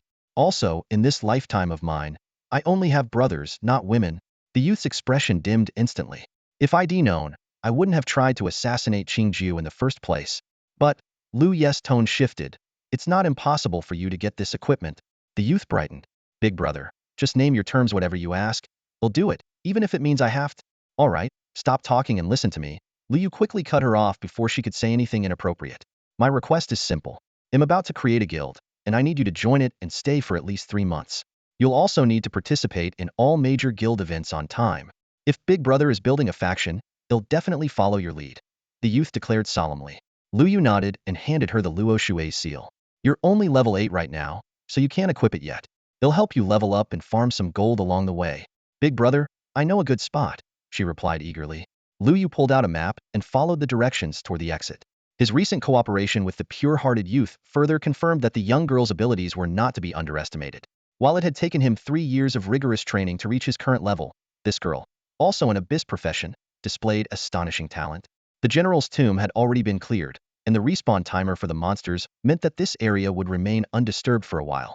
Liu began to strategize how to recruit the pure-hearted youth into his ranks. Initially worried about lacking the right bargaining chip, he was pleasantly surprised when an assassin-specific golden item appeared at just the right moment. As for her previous 2 assassination attempts, Liu had long since decided to let bygones be bygones after they had taken down the skeleton general together. Besides, she hadn't succeeded either time and had even been counter-killed by him twice. Her golden ring was still in his possession. Big bro, we'll take you to a leveling spot, the pure-hearted youth said eagerly, thrilled to return to level 20 after obtaining the seal of Luo Shui. Having witnessed Liu Ye's jaw-dropping efficiency at clearing monsters, she immediately suggested a leveling map she had discovered. As the first player to reach the second-tier main city, she had access to numerous high-quality leveling areas but had always been held back by her lower level, making her hesitant to explore them. What map? Tell me about it first, Liu asked. The pure-hearted youth tilted her head in thought for a moment. It's a dwarven mine, but it seems the dwarves there have mutated and become highly aggressive. This description made Liu frown. In his understanding, dwarves were renowned for their craftsmanship and business acumen, maintaining neutrality even after the abyss descended. While they charged humans exorbitant prices, they had never shown hostility. The current monsters were projections of their respective races. Why would the dwarves suddenly become unusually combative? Liu decided to investigate this unfamiliar map himself. After all, his memories were primarily focused on the first-tier main city and the myriad races battlefield, so he had indeed overlooked some details about the second-tier main city. If the rewards here didn't measure up to other known maps, he could always adjust his plans. For now, his top priority was to gather enough gold to establish a guild. The purchase of the golden mask had already drained his savings of 10,000 gold coins, and forming a guild required another 10,000. Currently, he only had the 3,000 gold coins obtained from defeating the skeleton general, leaving him 7,000 short. He needed to raise the remaining amount as quickly as possible. The two of them moved swiftly, one after the other. With movement speeds of 30 to 40, they sped toward their destination like 2 fleeting shadows. A few minutes later, a dark, towering mountain appeared before Liu. This was Wanjin Mountain. Its surface was riddled with caves of various sizes, all excavated for mining ore. Revered as a sacred site among miners and blacksmiths, the mountain not only produced a wide variety of ores, but also became an ideal spot for farming gold due to the monsters carrying large amounts of coins. Liu frowned in thought. According to his memory, this place was supposed to be predominantly inhabited by nether creatures. So why were there so many dwarves here? The innocent-looking young man took the lead and entered the nearest cave, with Liu following closely behind. From time to time, Liu marked the cave walls with a tool, a habit that caught the young man's attention. Big bro, why are you making marks? The young man asked curiously. To avoid getting lost, Liu replied tersely. Getting lost? The young man scratched his head. But you can just use a return scroll when you want to leave. This isn't an evil map or anything. He trailed off mid-sentence, suddenly realizing something and wisely shutting his mouth. Return scrolls, being non-droppable items, could only be carried one at a time. And since Liu hadn't reached the second-tier main city yet, it was clear he didn't possess one. All right, take me to see those dwarves you mentioned, Liu said, his interest piqued by the strange behavior of these dwarves. After passing through 2 or 3 branching paths, a group of dwarves with unusually dark skin came into view. Liu immediately recognized the blackened hue was the hallmark of the nether race's slow-acting poison, which had already deeply infiltrated their bodies. This explained the dwarves' drastic change in behavior, and why Liu had never encountered them at Wanjin Mountain in his previous life. By that time, this branch of the dwarves must have been completely wiped out, along with their in-game projections. It was clear that even before the barrier between races had been lifted, the nether race, as the most powerful faction of the abyss, had already begun targeting the dwarves in secret just as goblins had quietly taken control of the starter village. However, at the moment, the safety of other races was not Liu's primary concern. His immediate priority was to gather 10,000 gold coins and establish a guild. Big bro, Those are the dwarves I was talking about, the young man said, pointing at the group ahead. Lu Yu nodded. All right, let's get started. The Golden Miners, as level 30 elite monsters, had their specific attributes obscured due to the level gap, but Lu Yu could infer from their occupational traits that these dwarves, who focused on secondary professions, were not particularly strong in combat. They excelled in skills like gold prospecting, stone chiseling, and mining, and were originally a peaceful race. For reasons unknown, they had suddenly become hostile. Lu Yu decided to end the fight quickly. With a wave of his hand, the towering figures of the Skeleton General and Goblin General materialized in the area. The abrupt commotion immediately drew the dwarves' attention. No longer their usual amicable selves, asking about business, they gripped their iron pickaxes tightly and charged forward with furious roars. The Goblin General swiftly activated its skill, generating a powerful suction force that lifted dozens of dwarves off the ground, then slammed them back down. Controlling so many level 30 monsters at once was clearly strenuous, but this brief period of control was sufficient. The Skeleton General seized the opportunity, charging into the midst of the dwarves. Its skeletal warhorse reared up high, unleashing a war stomp. The ground quaked, and the dwarves, who had just started to get back on their feet, were once again thrown into disarray. Watching this, Lu Yu couldn't help but recall how he had been ambushed by an innocent-looking youth earlier, which had driven him to search for similar area effect attack skills. Unfortunately, the Skeleton General had yet to drop the skill book for it. Still, such close-range area attacks seemed much better suited for warrior classes. After the first round of attacks, over a dozen dwarves were left severely injured, one of them even critically hit and shattered into fragments, disappearing on the spot while dropping 5 gold coins. Lu Yu couldn't help but marvel at how wealthy the dwarves were. Back in the general's tomb, a single skeleton would only drop 1 or 2 silver coins on average. Lu Yu brandished his winchant staff, coordinating with the 2 generals to take turns attacking the remaining miners. These dwarves, focused on secondary professions, were utterly outmatched. Their attacks couldn't even penetrate the Skeleton General's defense, highlighting the stark contrast between combat and non-combat professions. By comparison, even level 30 skeleton archers could break through the Skeleton General's defenses, though they were entirely useless in mining or other similar tasks. One by one, the miners fell, and gold coins rained down like a storm. The sight made Lu Yu realize the crucial role of secondary professions in the abyss. Players couldn't rely solely on farming monsters to obtain a full set of equipment. They had to depend on secondary professionals like miners and armor smiths. In fact, equipment crafted by top-tier armor smiths could even surpass the quality of gear dropped by bosses. In this game world, the importance of secondary professions cannot be underestimated. Potions crafted by alchemists, gourmet dishes prepared by chefs, and fine brews created by brewers are all of much higher quality than the standard items sold in stores. Although most players are currently focused on leveling up their combat classes, over time, a group of players will inevitably shift their attention to these non-combat professions. After all, not everyone enjoys constant fighting, and these hands-on, task-oriented professions can achieve a status equal to, or even surpass, combat classes. The battle continued. In less than a minute, dozens of dwarves were effortlessly defeated, leaving nearly 300 glittering gold coins scattered across the ground. With a wave of his hand, the Goblin General summoned the coins as if they were magnetized, and they flew into his palm. He respectfully handed the spoils to Lu Yu before resuming his vigilant position behind his master. The young and innocent teammate watched with a beaming smile. Enjoying a 55 experience share after forming a party, she didn't need to lift a finger and had already leveled up to 11 in no time. Returning to level 20 seemed just around the corner. Let's go find the next one. Got it, boss. Follow me. The pure-hearted youth, familiar with the terrain, led Lu Yu through 2 more caves, where they encountered another group of dwarves wielding pickaxes. Without hesitation, Lu Yu commanded the Goblin General to unleash Ocean's Embrace, followed by the Skeleton General charging into the fray. This tried-and-true strategy once again proved effective. Such dwarf settlements were scattered throughout the caves, with an average of 1 every 3 minutes, yielding about 300 gold coins each time. This efficiency far exceeded Lu Yu's expectations. At this rate, he could gather enough funds for the guild establishment order within half an hour. The young teammate was overjoyed. This was equivalent to farming monsters in a level 20 zone, granting her incredible experience bonuses all without having to lift a finger. Suddenly, a cry for help echoed from nearby. Adventurers! Adventurers! I'm a level 1 miner hired by Lingfeng City. Please, I beg you, save me. A ragged old dwarf was shouting desperately. Boss, there seems to be a quest over there, the young teammate said excitedly. Wilderness quests, especially rescue missions, often came with generous rewards. I noticed it already, Lu Yu replied, focused on eliminating monsters. His top priority was raising funds to establish his guild. Realizing Lu Yu's lack of interest in the quest, the young teammate wisely held her tongue. She understood the value of a powerful ally over a single quest. Although both were Abyss-class players, she specialized in assassination and duels, while Luyu excelled in large-scale battles. After yet another group of dwarf miners was wiped out, the gold in Luyu's inventory finally surpassed the 10,000 mark. Alright, time to establish the guild. Stay here and keep leveling up. They'll head back to the main city. Got it, boss.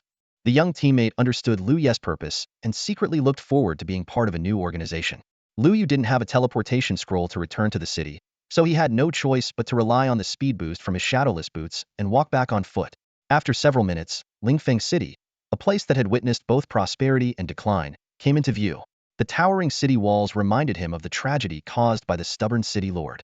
Outside the gates, people bustled about, but the dark crimson name above Lu Yu's head stood out starkly, almost black in color. Even though he had hidden his ID, to other players, that glaring red was impossible to ignore. Who's that? A high-level red-named player, daring to wander near the main city? Judging by the color, his infamy value must be at least 10,000. More than that. I've seen players with 30,000 infamy, and they weren't this deep red. This guy must be a PK expert. He's probably killed a ton of people. Should we team up and take him down? Red-named players like him lose almost all their equipment and inventory when they die. As murmurs spread among the crowd, all eyes turned to Lu Yu. Some players were eyeing his shadowless boots, while others noticed the intricate patterns on his bracers, recognizing them as anything but ordinary gear. In no time, dozens of players had surrounded Lu Yu. For them, killing a renamed player was not only guilt-free but also came with the possibility of earning rewards from the city lord. Lu Yu shook his head lightly and raised one hand. Two skeleton soldiers materialized beside him. Careful, he's a summoner, someone called out, but the group remained unfazed. After all, two level 30 monsters were hardly a threat. Then, three more skeleton soldiers appeared. The players hesitated briefly but continued to close in. Based on known information, summoners could only summon up to 5 creatures. But in the next moment, dozens of skeletons suddenly emerged, encircling the players entirely. Gasps erupted from the crowd. This is impossible. He must be cheating.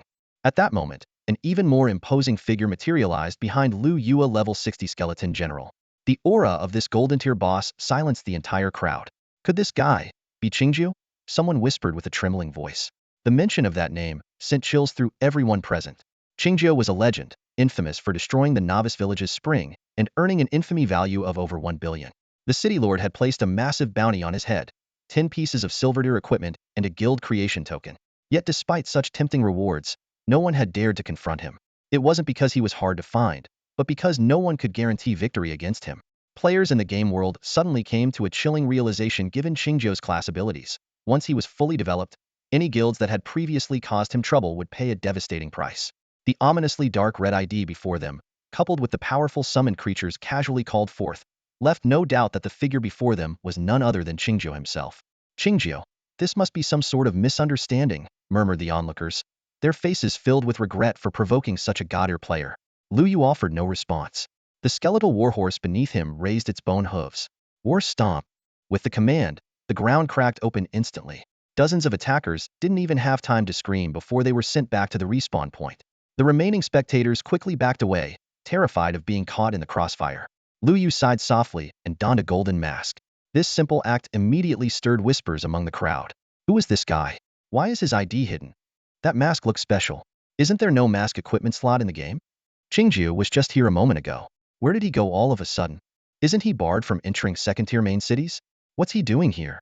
I heard he has a guild creation token that even Champion Alliance couldn't buy off him, no matter how high the price. Exactly. Holding on to a guild creation token, he can't even use. Why not just sell it for some bronze gear? Shows how little you know. He's a top player. You can't compare yourself to him. The murmurs faded quickly, and no one recognized the man behind the mask.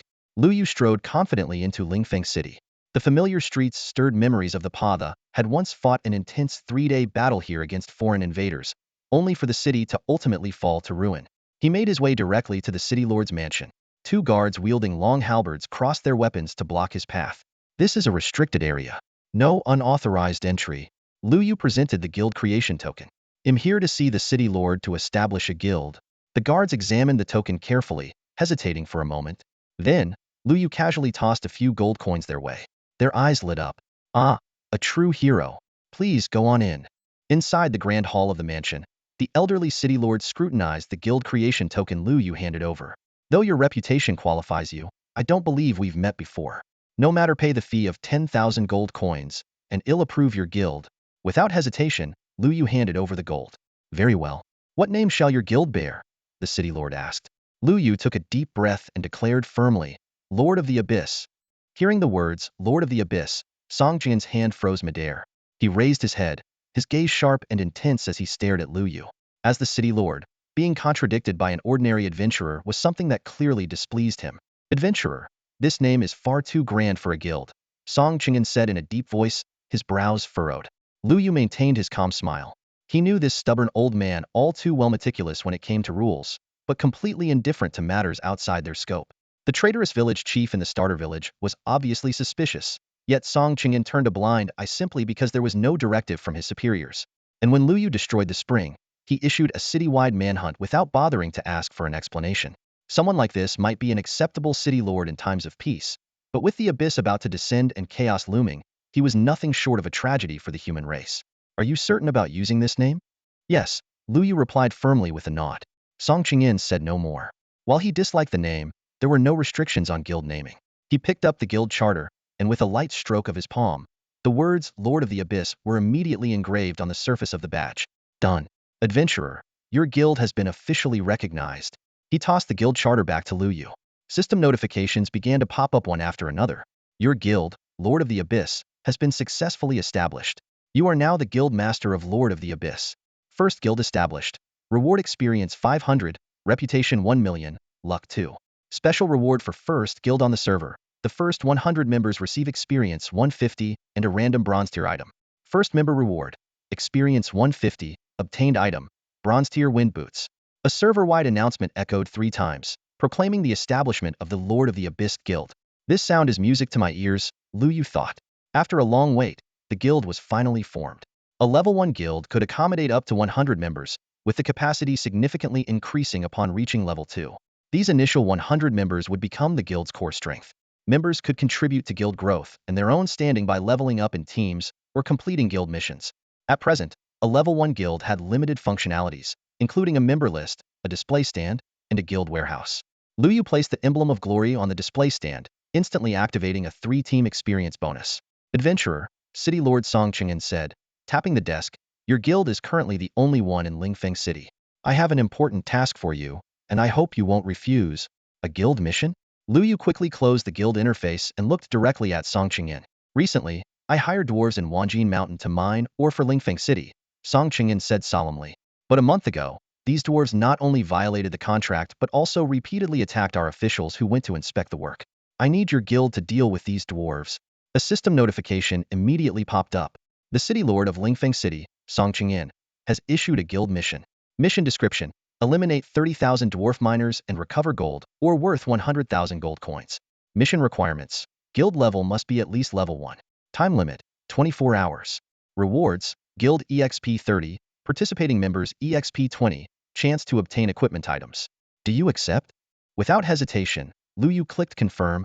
A guild mission directly issued by the city lord was a rare opportunity. How could he possibly refuse? The system promptly notified. You have accepted the mission, punish the dwarf miners. This mission requires at least 3 guild members to complete. Adventurer, I leave this matter in your hands, Song Jian said before lowering his head to continue his work, signaling that Lu Yu could leave. As Lu Yu walked out of the city lord's mansion, he removed his golden mask and exhaled deeply. Before he could think further, a flood of messages came pouring in. Yuga, I saw someone create a guild, turns out it's you. Add me in. I want bronze gear. Big bro, you started a guild.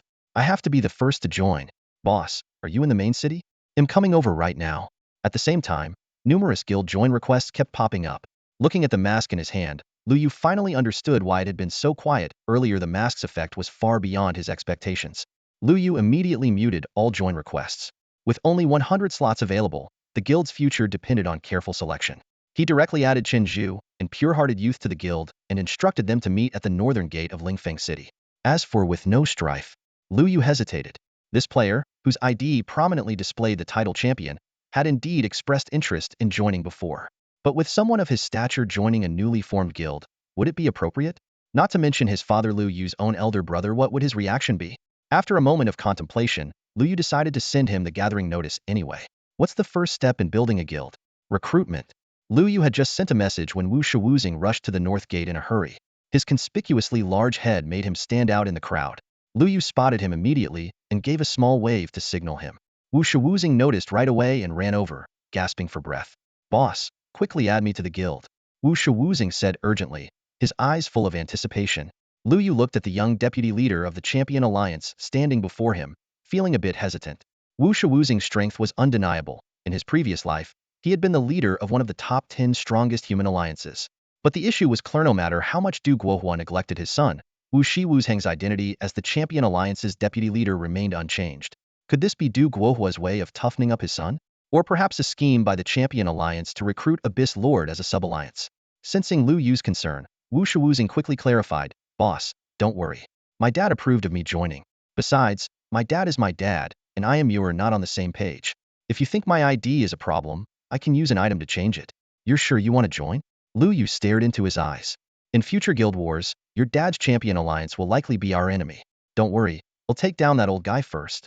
Wu Shiwuzing replied firmly. Lu Yu nodded and added him to the guild. Not long after, pure-hearted youth arrived, while Chen Zhu was the last to show up. It turned out that earlier, Chen Zhu had recognized pure-hearted youth at the main city's teleportation array and had wanted to draw his sword, but the city's ban on fighting stopped him. He ended up tailing pure-hearted youth discreetly, only to lose him at a corner. After searching for quite some time, he finally made it to the north gate. What the heck? Chen Zhu exclaimed, his eyes widening in shock when he saw pure-hearted youth's ID, now carrying the Abyss Lord Guild tag. Pure-hearted youth looked at Chen Zhu in confusion, then glanced at Lu Yu. Boss, does he not know about my deal? Wu Shiwuzing and Chen Zhu both wore puzzled expressions. Lu Yu sighed and explained, don't phrase it like that. All I did was trade a golden tier necklace for 3 months of your labor.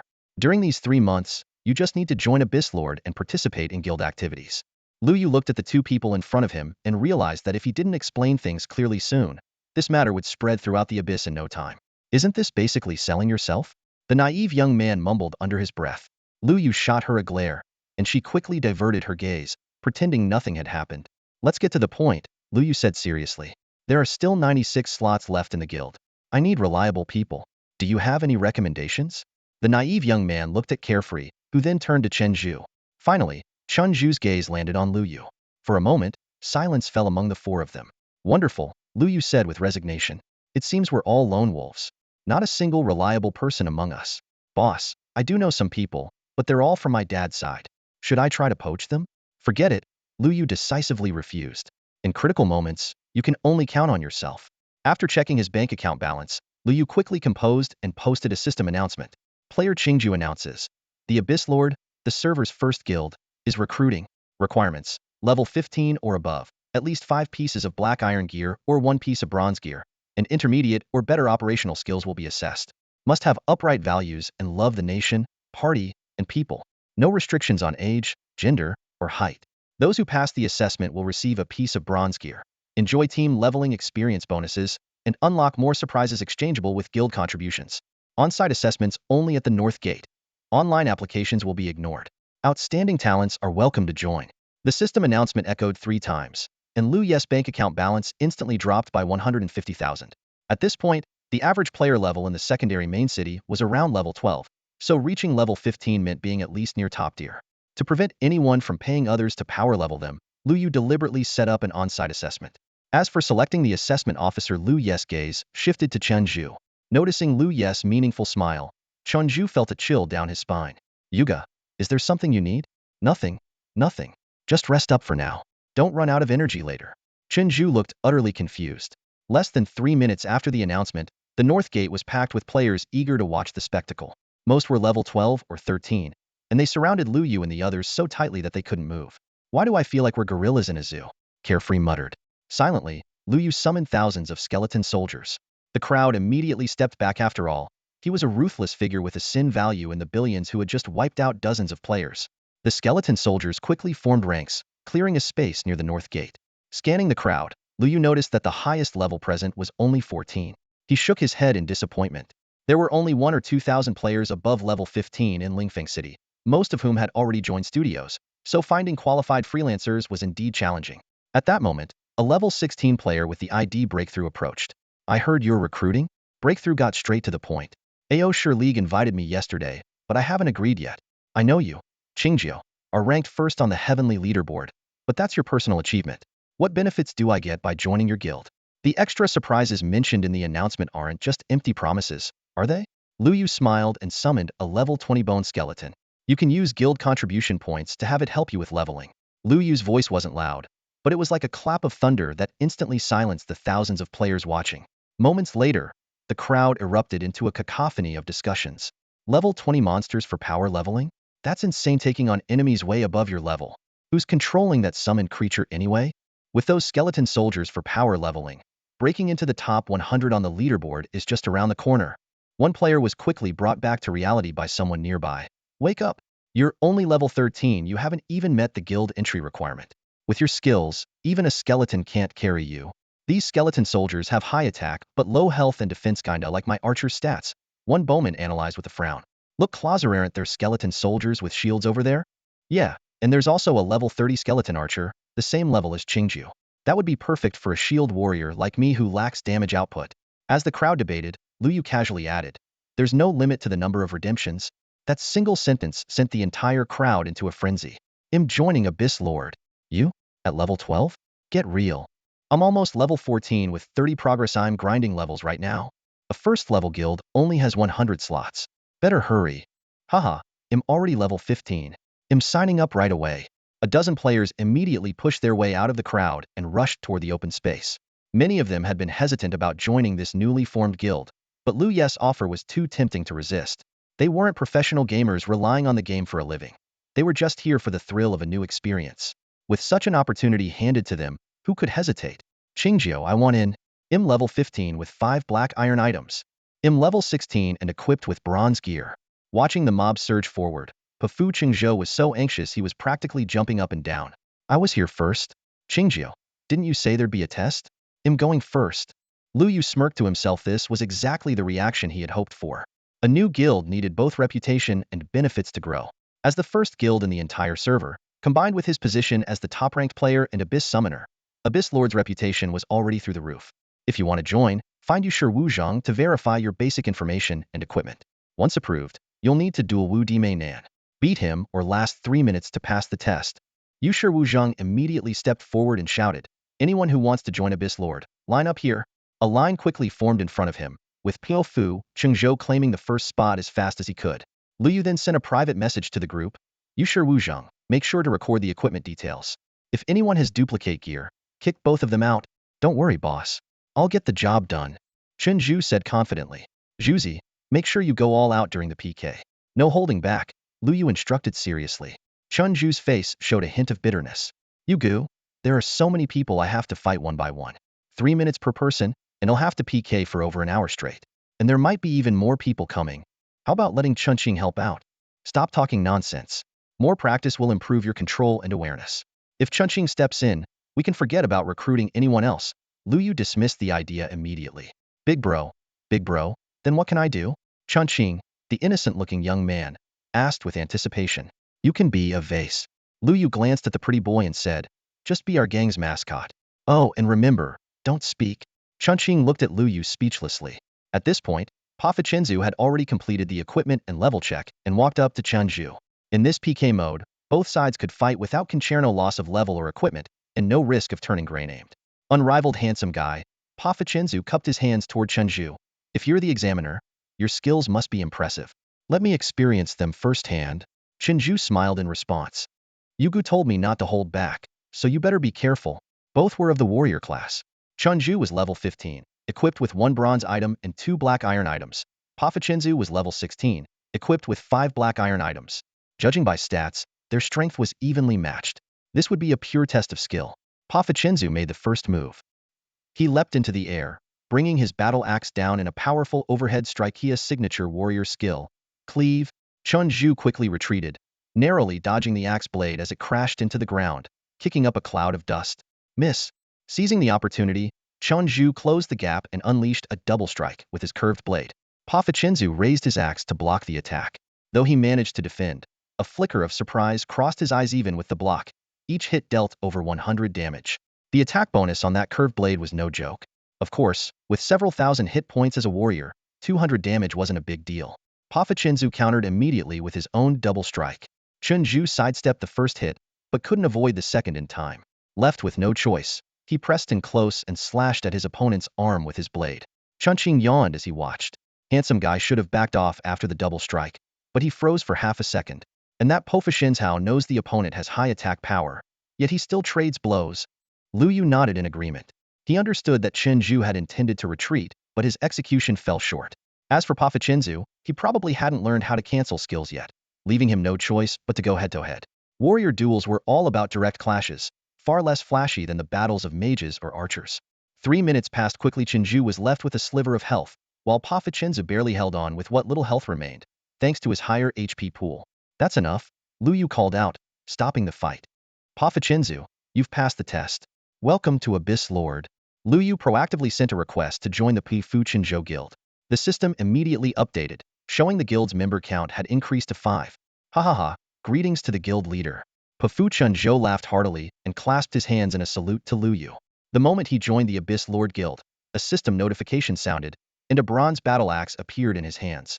His level also rose to 17. Pa Fu Chenzhou swung his brand new battle axe with enthusiasm, his eyes gleaming as he looked at Chun Zhu. Hey, buddy, let's spar again sometime soon. I guarantee I'll have you picking your teeth up off the ground. Just don't go crying to your mom when it happens. Lu Yu nodded silently. Pa Fu Chenzhou truly lived up to his imagia typical bold and straightforward man from the Qilu region. His actions and words exuded an air of unreserved frankness. After joining the guild, he immediately displayed his zeal for maintaining order, swiftly dispatching an assassin who tried to ambush the innocent, pure youth with 2 quick, precise swings of his axe, sending the attacker back to respawn. After a short break, Chun Zhu began his second trial. This time, the challenger was Bai Di Xiaoxiong, a level 15 archer whose equipment consisted entirely of black iron gear, just meeting the guild's entry requirements. The shy-looking young man stood silently before Chun Zhu, activating PK mode. As the fight began, Bai Di Xiaoxiong demonstrated exceptional tactical skills. He fired an arrow, then turned and sprinted, keeping the distance at the edge of his attack range. Every time Chun Zhu closed in, he would turn back, fire 2 more arrows, and increase the gap again. This kiting strategy went on for a full 2 minutes, ultimately wearing Chun Zhu down and defeating him. After reviving, Chun Zhu looked exasperated throughout the entire match. He hadn't even managed to touch Bai Di Xiaoxiong's cloak. Lu Yu welcomed the skilled archer into the guild, silently admiring his precise control over distance. Even for Lu Yu himself, closing in on such an opponent would be challenging without summoning skeleton archers for a ranged standoff. The third candidate was a level 15 warrior named Washuranai Dai, clad entirely in black iron gear. Before the fight even started, he began taunting, "Hey, so-called invincible handsome guy, are you ready yet? I'm on a tight schedule. Handsome guy? What a joke, have some shame." These words immediately infuriated Chen Zhu, who was taking a moment to rest. Wu Shi Wu Zheng hinted in the guild chat, "Invincible? I'll let you take care of this guy. You know what I mean," accompanied by a suggestive emoji. "Thanks, bro." Chen Zhu instantly caught on. Pa Fu Chenzhou burst out laughing. Ha ha ha, so he's just here to get wrecked. Invincible, take him down. Even the usually reserved Bai Di Xiaoxiong sent a laughing emoji. Chun Zhu tightened his grip on his scimitar, his expression cold as he stepped up to Washuranai Dai and activated PK mode. The moment the 3-second countdown ended, Chun Zhu's figure blurred as he launched a double strike. 2 fierce attacks struck Washuranai Dai like lightning, immediately taking out a third of his health bar. WOC. I wasn't even ready. You were looking for trouble. Before Washuranai Dai could finish his sentence, Chun Zhu leapt high into the air and delivered a powerful downward slash. Critical hit. Washuranai Dai's expression changed drastically as his health plummeted to the danger zone. Seizing the opportunity, Chun Zhu followed up with one final strike, and Washuranai Dai collapsed to the ground.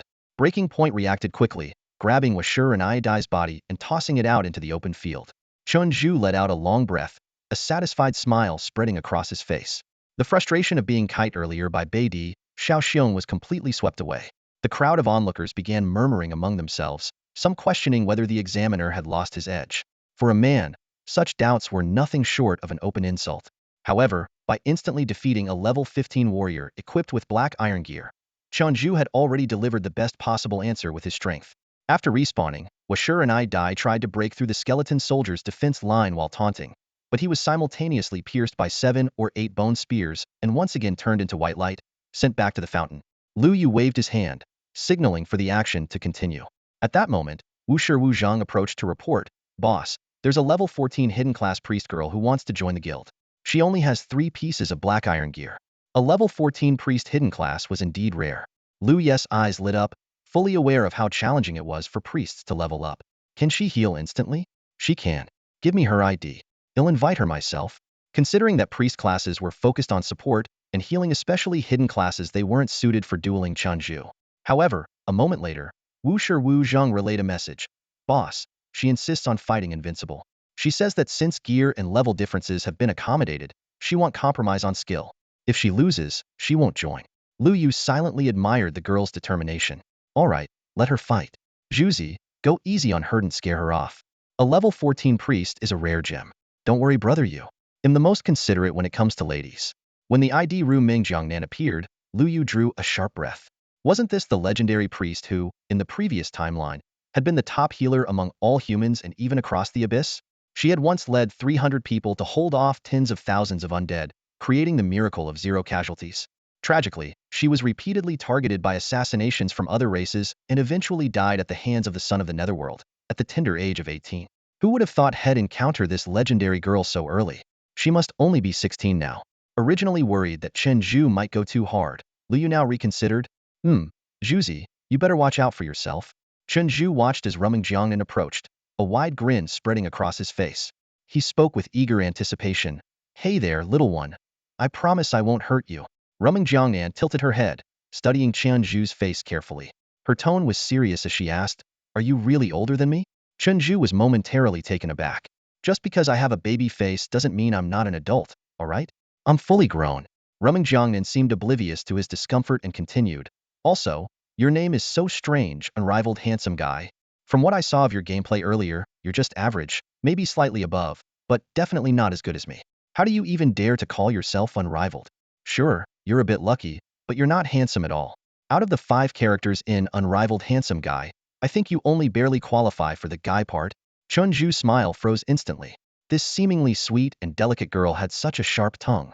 In the game chat, the group buzzed with lively discussion. Lu Yu chuckled to himself. Turns out Rumming has been this sharp-tongued since she was little. Pu Chenzhou commented. Honestly, I think Rumming Jiangnan makes a good point. Unrivaled hasn't even beaten me before. Pure-hearted youth chimed in. I've been wanting to say that for ages. I even doubt if he really qualifies as a guy. Northern Bear sent a nodding emoji in agreement. Peaceful Soul voiced concern. Do you think he'll be upset if he sees us saying all this in the group? Pu Chenzhou replied. Can't take it back now. Pure-hearted youth reassured. Don't worry, he's busy in a PvP match. By the time he sees this, we can flood the chat with emojis to push these messages up. I've already seen it. Chenju suddenly interjected. When you guys were joking about my name earlier, you weren't this bold. The moment a pretty girl shows up, you all reveal your true colors. The other players, who had been spectating, began discussing as they noticed a petite priestess stepping forward. A priest class character challenging a warrior unknown? Isn't that just asking for trouble?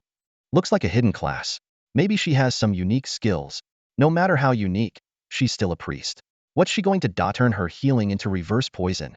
I heard Qingju wanted to give her a pass, but she insisted on taking the test. Wow, such bravery for someone so young.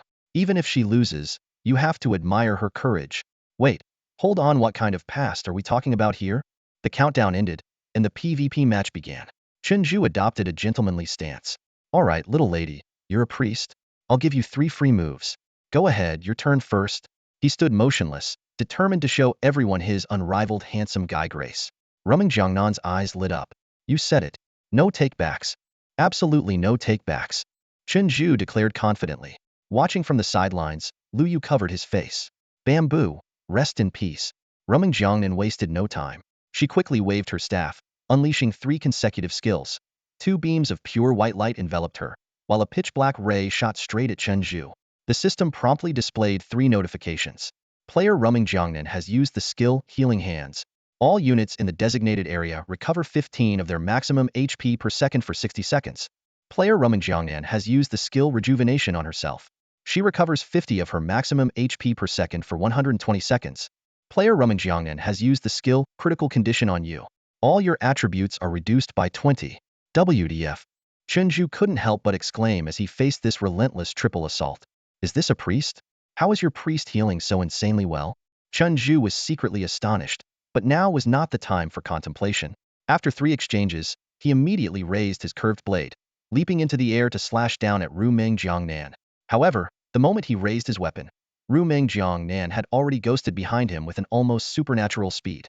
A dark glow erupted from the tip of her staff as the system popped up a notification. Player Rumeng Jiangnan has used the skill, Even Gods Cannot Save You. You will lose 5 of your maximum health per second for 10 seconds. As Chen Zhu landed, he spun around sharply, unleashing a double strike. But both slashes missed entirely. Miss. Rumeng Jiangnan had already left her original position. In this brief half-second exchange, Chen Zhu had completely realized the vast disparity in their skill levels. I surrender. Without hesitation, Chen Zhu clicked the concede button. Initially, he had harbored hopes of landing a critical blow to defeat his opponent, but now that thought was completely extinguished. He couldn't even touch the hem of her robe, let alone talk about a decisive strike. Rather than being slowly worn down, it was better to surrender and retain a shred of dignity. Rumeng Jiangnan glanced at him. A grown man, surrendering so quickly? Chen Zhu was speechless. At that moment, Lu Yu stepped forward, breaking the awkwardness. Rumeng Jiangnan, welcome to Abyssal Lords. Wait a moment. Rumeng Jiangnan interjected. I'm starting to doubt whether your guild is strong enough to be worth joining. Everyone calls you Qingju the Great, but I've never seen your skills for myself. Fight me. If you beat me, I'll join. If not, I'll wait for another guild to form. All right. Lu Yu agreed decisively. He understood clearly that if he couldn't win Rumeng Jiangnan's respect through strength, even if she joined now, she'd leave sooner or later. The PK mode was activated, and the countdown ended. Lu Yu smiled and said, just like with my brother. I'll let you have 3 moves first. Rumeng Jiangnan looked slightly surprised. You know my skills, and you still dare to let me have 3 moves? Lu Yu kept his smile and didn't respond. Rumeng Jiangnan let out a light scoff, raising her staff to cast the same 3 skills she had used against Chen Zhu. The onlookers immediately erupted into murmurs. Lu Yu remained calm, raising a hand. Suddenly, countless white bones surged from the ground, assembling in midair into a towering skeletal general over 3 meters tall. Though this skeletal general lacked a mount, its massive frame exuded an overwhelming sense of dominance. Rumeng Jiangnan's expression didn't change as she fixed her gaze on every movement of both Lu Yu and the skeletal general. The skeletal general slammed its massive hand onto the ground. Sea of corpses and blood. The skill's effect activated instantly within its range. The unit with the highest vitality would suffer 80,000 damage per second. As the sole enemy target and a high vitality priest, Rumeng Jiangnan collapsed in an instant. The PK match ended. This round doesn't count. Rumo Jiangnan protested loudly as soon as she revived. You used a level 60 golden boss against me. That's not your true strength at all. Lu Yu chuckled lightly. I'm a summoner. What else am I supposed to use if not my summon creatures? How about this? How about you refrain from using your priest skills, and we have a rematch? Rumo Jiangnan was at a loss for words. Lu Yu's point was valid, but the frustration of being instantly defeated was hard for her to swallow. If you think it's unfair for me to use summon creatures, I can have someone else fight you, Lu Yu offered. Fine.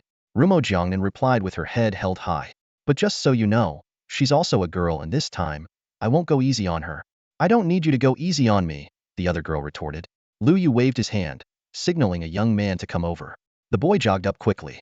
A level 9 Abyss Shadow Assassin against a level 14 Saint Hand, it's barely fair, Lu Yu said, patting the boy on the shoulder. Don't hold back. Big bro, just watch me, the boy replied confidently. As soon as the countdown ended, Rumo Jiangnan had barely raised her staff when 2 strikes landed on her back. The backstab combo left her no time to react, and she was down again in an instant. You're not the once unstoppable Rumo Jiangnan anymore. How long will it take for me to beat that pride out of you? Lu Yu teased as he watched her struggle to her feet. What do you think of our guild's strength now? He asked. Not bad, Rumo Jiangnan muttered, turning her face away to avoid his gaze. So, when are you going to recruit me into the guild? As soon as Rumo Jiangnan joined, the guild chat became lively. Members like Yishir Wu Zheng, Invincible Handsome Guy, and Pure-Hearted Youth all welcomed her enthusiastically. Only Pafuchin Zhou and Beidi Little Bear teased her, remarking that they hadn't received such a warm welcome when they joined. The workload for the recruitment trials began to increase. Chen Zhu could no longer handle it alone. Each PvP match required full concentration, and she needed 1 or 2 minutes of rest afterward, which slowed the process significantly. Lu Yu had no choice but to bring Pafuchin Zhou and Beidi Little Bear into the evaluation process. Beidi Little Bear, in particular, despite being quiet and reserved most of the time, was ruthless in combat and especially skilled at taking down warrior classes with no mobility skills. After more than an hour, over 40 more people had passed the trials. However, none were at Rumo Jiangnan's level, and not even one could match Chen Zhu's skills. Most candidates barely scraped through by surviving until the timer ran out, while many others, despite having the required level and gear, lacked the operational skills and had only reached the criteria through sheer time investment. Yusher Wujing had once suggested that Lu Yu slightly relax the recruitment standards. Based on the current selection criteria, even those who were rejected could easily serve as a centurion in the Champion Alliance. However, Lu Yu firmly adhered to the principle of quality over quantity. These 100 recruits had to be the best of the best. Even if it took a few extra days to fill the roster, he was determined to maintain the standards and avoid compromising. As time went on, the number of applicants dwindled, and the onlookers gradually dispersed. In the end, 46 players successfully passed the rigorous assessment and joined Abyss Dominator, bringing the total number of members, including Lu Yu and his team, to an even 50. The new recruits gazed at Lu Yu with bright, eager eyes, filled with anticipation. For most of them, joining Abyss Dominator was primarily motivated by Lu Yu himself. His reputation and the allure of training with his summoned creatures were irresistible. Standing before the group, Lu Yu's voice rang out with authority. Brothers, by joining Abyss Dominator, you are now my brothers. From today onward, we fight side by side, and together, we will build Abyss Dominator into the strongest guild. We will trample those so-called veteran guilds and top studios beneath our feet. Abyss Dominator. Abyss Dominator. Crush the veteran guilds. Crush the Champion Alliance. Boss Qingjiu is amazing. Cheers erupted from the crowd. Boss Qingjiu, take us leveling.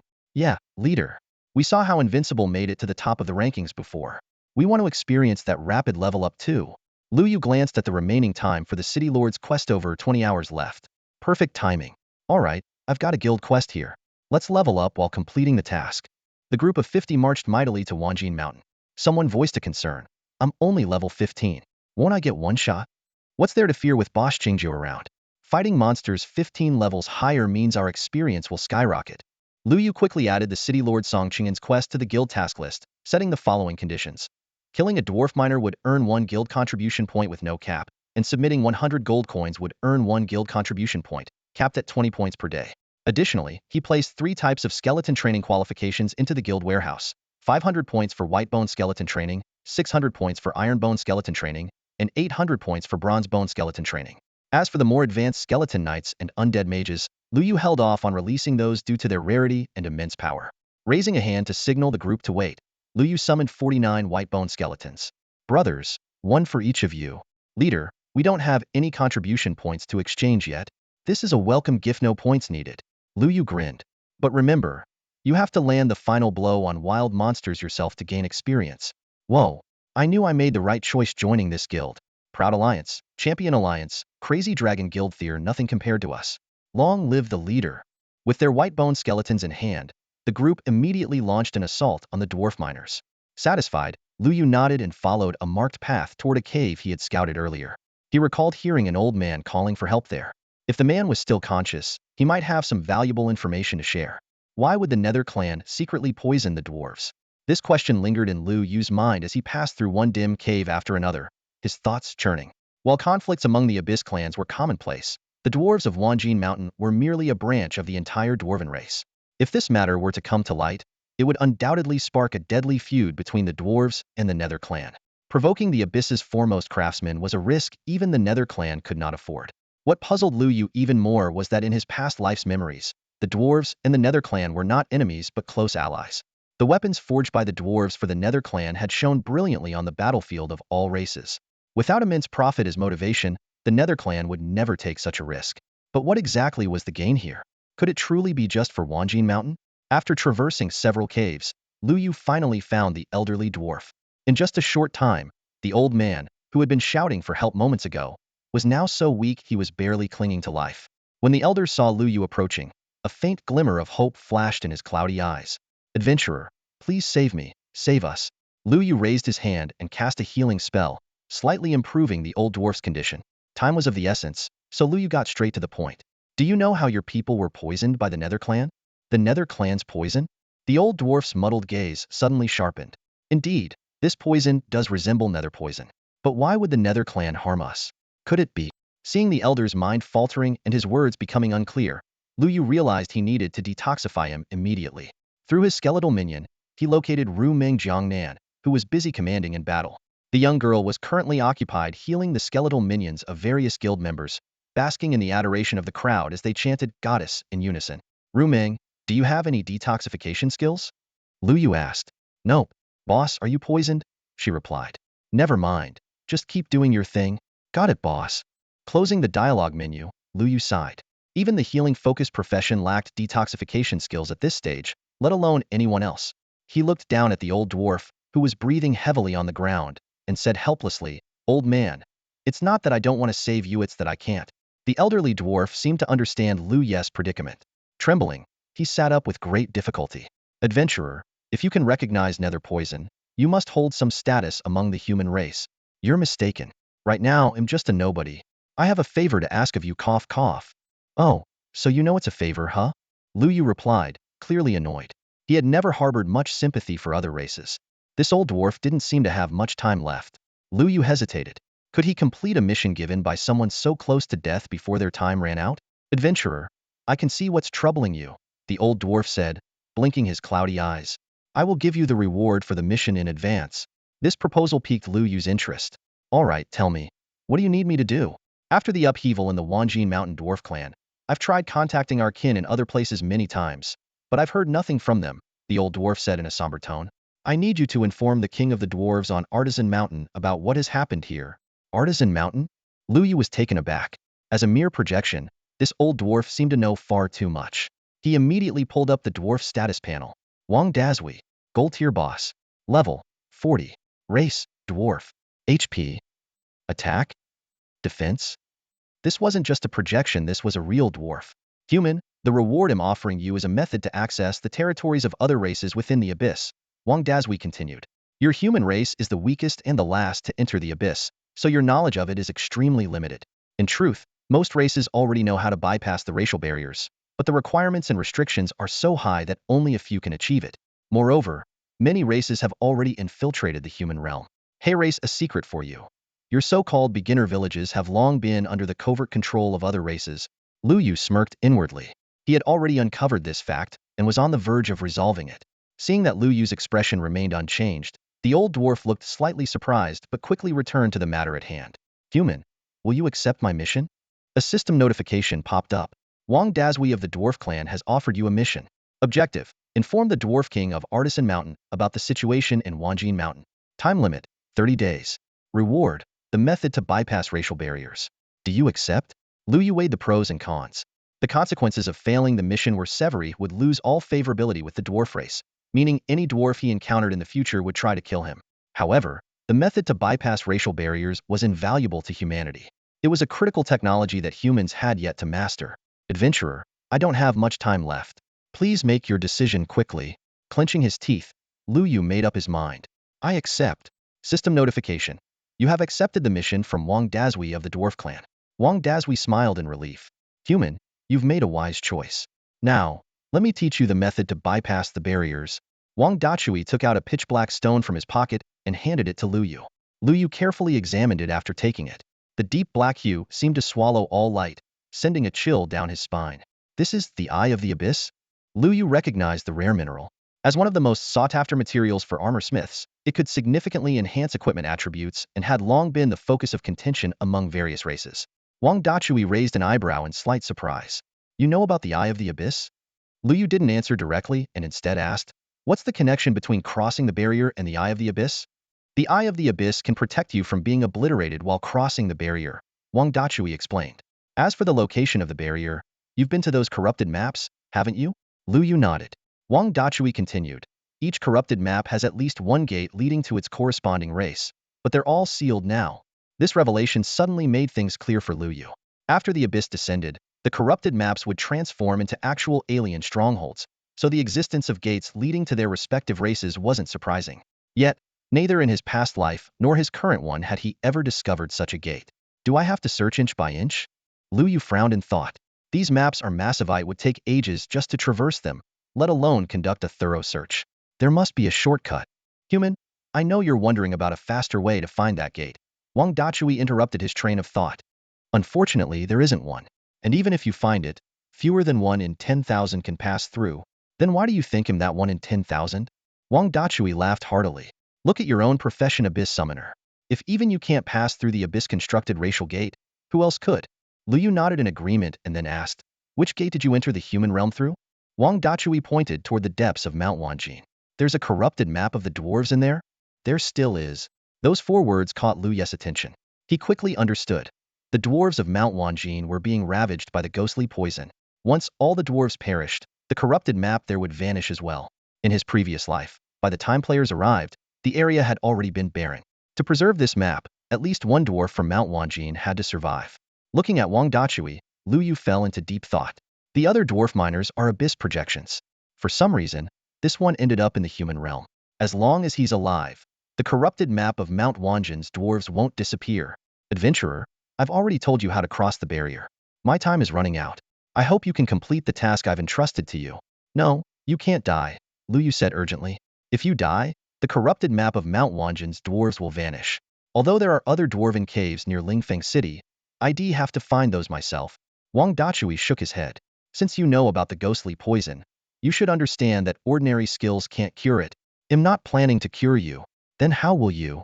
Before Wang Dachui could finish his sentence, a cold flash swept through the air. A long blade descended, and his health bar instantly dropped to 0. A system notification flashed, announcing that Lu Yu had successfully defeated the Dwarf King, Wang Dazue, earning a 50 experience boost and 20,000 reputation points. Immediately after, the system prompted him, asking if he wanted to add Wang Dazue to his summoning space. The current available slots were displayed as 310. Without hesitation, Lu Yu chose yes. In a flash of light, Wang Dazue's body disintegrated into fragments and merged into his summoning space. With a simple gesture, Wang Dazue reappeared at the same spot, his health fully restored, though the poison status remained. How did you do that? Wang Dazue asked in disbelief, staring at Lu Yu. I suppose I should call you Master now? The title caught Lu Yu off guard. His previous summons, Li Er, Wang Guafu, and even Shueli, had lost all their past memories after entering the summoning space, retaining only absolute loyalty to him. While Shueli's case was yet to be confirmed, both Li Er and Wang Guafu had clearly forgotten their previous lives. You still have your full memory? Lu Yu asked quickly. Not entirely, Wang Dazue replied, shaking his head. Most of it is intact, but some parts have become blurry. Considering Wang Dazue's extensive knowledge of the Abyss and other races, Lu Yu immediately pressed for details about the memory gaps. After a moment of thought, Wang Dazue gave an unexpectedly amusing example. I remember having a crush on a little dwarf when I was 2 or 3 years old, but now I can't recall what she looked like. Lu Yu was speechless. Who could remember things from that young, let alone have a crush at such an age? Master, I don't feel so well. I think I need to rest, Wang Dazue suddenly said. This was a sign of the nether poison taking effect. Without delay, Lu Yu returned him to the summoning space. With Wang Dazue present, at least the evil maps inside the space wouldn't reset. As for the plan to visit the dwarf clan, Lu Yu wasn't in a rush. The 1-month deadline gave him plenty of time, and considering the potential hostility the dwarves might have towards humans, he needed to ensure he had sufficient self-defense capabilities first. For now, the guild mission for the city lord took precedence. Upon returning to the cave, Lu Yu saw that his teammates had cleared nearly 100 tunnels. Some of the earliest cleared tunnels had even respawned new dwarf miners. The mission progress had reached 5,62130,000, with Ru Mengjiangnan standing out the most. The female player had single-handedly held the tunnel, using precise healing spells to keep her skeletal warrior above 80 health despite being surrounded by dozens of dwarf miners. At this pace, the mission could be completed in another 2 to 3 hours. Lu Yu headed to the initial cave and summoned skeletal soldiers to handle the remaining cleanup. While the dwarf miners weren't strong fighters, their mining skills were exceptional and made them valuable recruits. Thinking about the future demand for ores among players choosing crafting professions, Lu Yu couldn't help but smirk. Monopolies might be frowned upon, but being the monopolist himself didn't seem so bad. As the skeletal soldiers continued to autonomously slay dwarf miners, Lu Yu idly opened the forums. A striking headline immediately caught his attention. Shocking! Aoshi versus Quanglong, all for this. Aoshi and Quanglong are fighting? Lu Yu glanced at the eye-catching headline. The game had only been live for a week, a critical period for player development, so a clash between the two major guilds at this time was definitely unusual. Clicking on the video, the screen immediately displayed a chaotic battle scene. Amid the dense crowd, gray-named players from the Aoshi and Quanglong guilds were locked in fierce combat. Among the chaos, Zhu Xiaochuan's figure stood out distinctly. Having replaced his old bronze curved blade, Zhu Xiaochuan now wielded a new silver-deer curved blade that gleamed with a cold metallic sheen. He darted back and forth among the Quanglong guild members, his ghostly step combined with phantom leap making him as elusive as a specter. Every time he appeared, a Quanglong player would fall. Before long, Quanglong's sharpshooter, gunslinger, noticed this formidable opponent. He quickly fired a few fire element arrows, attempting to force Zhu Xiaochuan away from the fray. Despite having an advantage in level, Gunslinger maintained a cautious long-range attack strategy against this unpredictable specter-like foe. However, Zhu Xiaochuan's mobility skills were too agile. With just a few phantom leaps, he closed the distance and broke through Gunslinger's range. If not for the timely arrival of Quanglong's dragon sniper to assist, Gunslinger might have met his end. It ultimately took the combined efforts of Dragon Sniper and Gunslinger to barely hold their ground against Zhu Xiaochuan, whose strength was matched by his uncanny skills. Aside from these three, the overall power of the two guilds seemed evenly matched.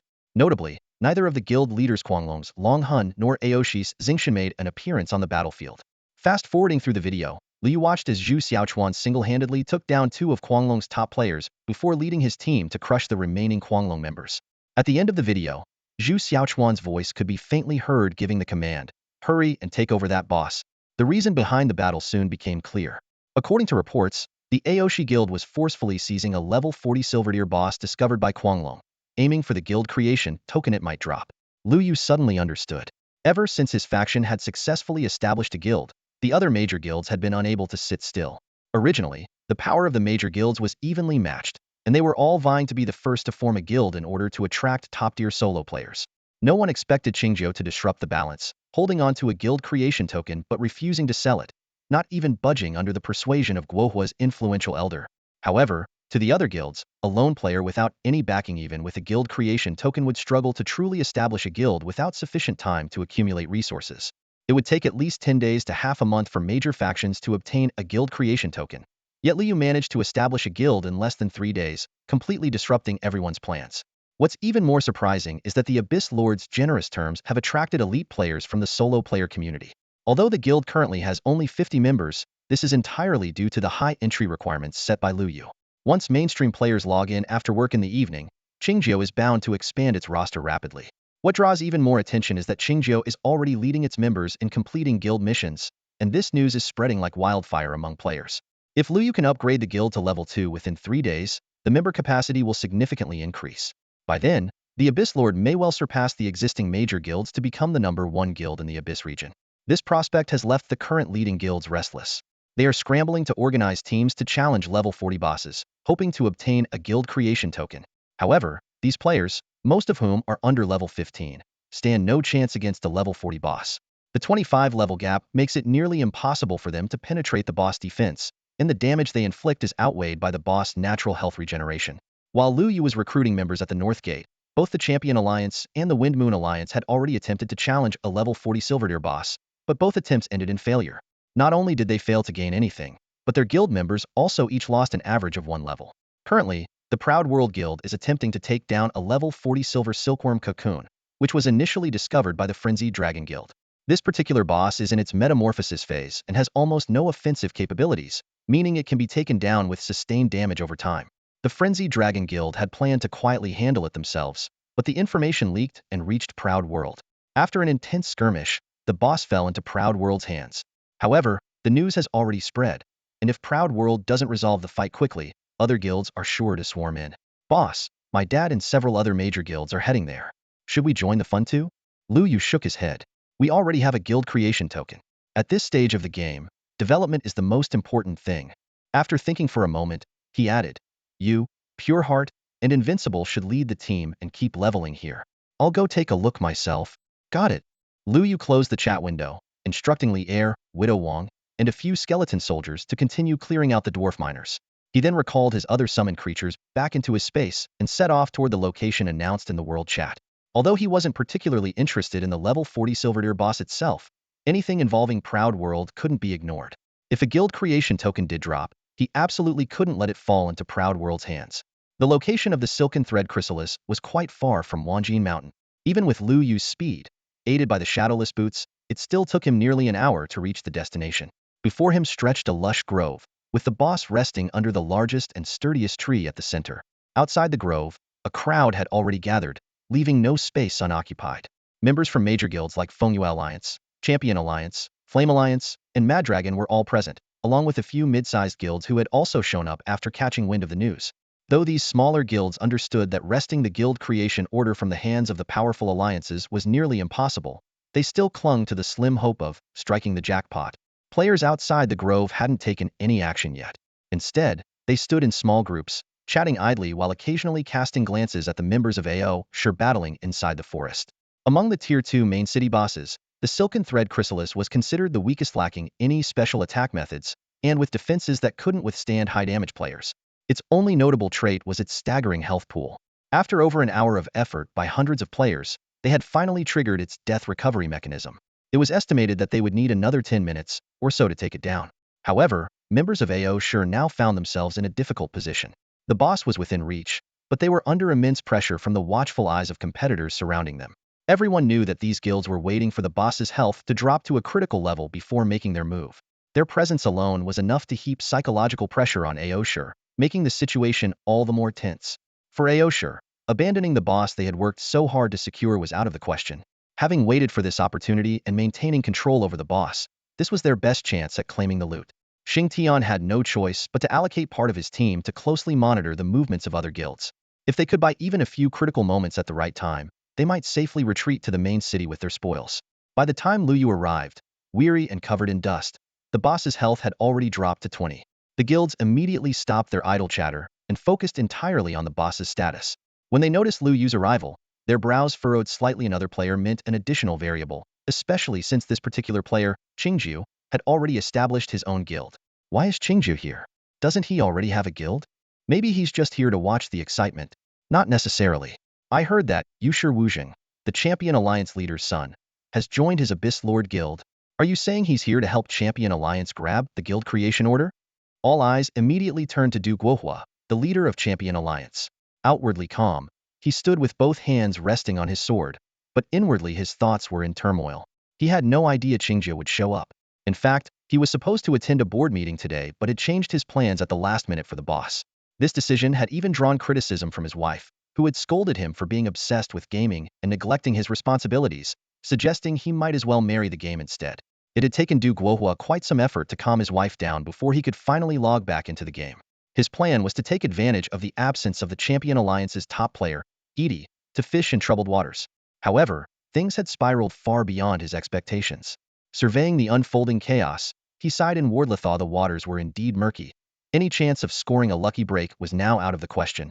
That brat, Du Xiaoqian, he muttered through gritted teeth. Why didn't he give me a heads up before Qingju showed up? When he logs out, I'll make sure to treat him to a dish of stir-fried pork as payback. Lu Yu walked slowly toward the edge of the forest, causing nearby players to instinctively back away and clear a path for him. Although many were itching to challenge this infamous red-named player, the video of Qingju's summoned beast slaughtering over a dozen players outside the city had already gone viral on the forums. No one was eager to become the next victim. Within the forest, the Silver Silk Cocoon's health had dropped to just 15, but the expressions on the members of the Aoshi Guild grew increasingly grim. Among them, Zhu Xiaochuan and Xingtian were particularly tense. They knew Lu Yu wasn't here just to spectate. One had betrayed him, and the other had driven him out of the studio. Sooner or later, the score would be settled. Xingtian glared fiercely at Zhu Xiaochuan.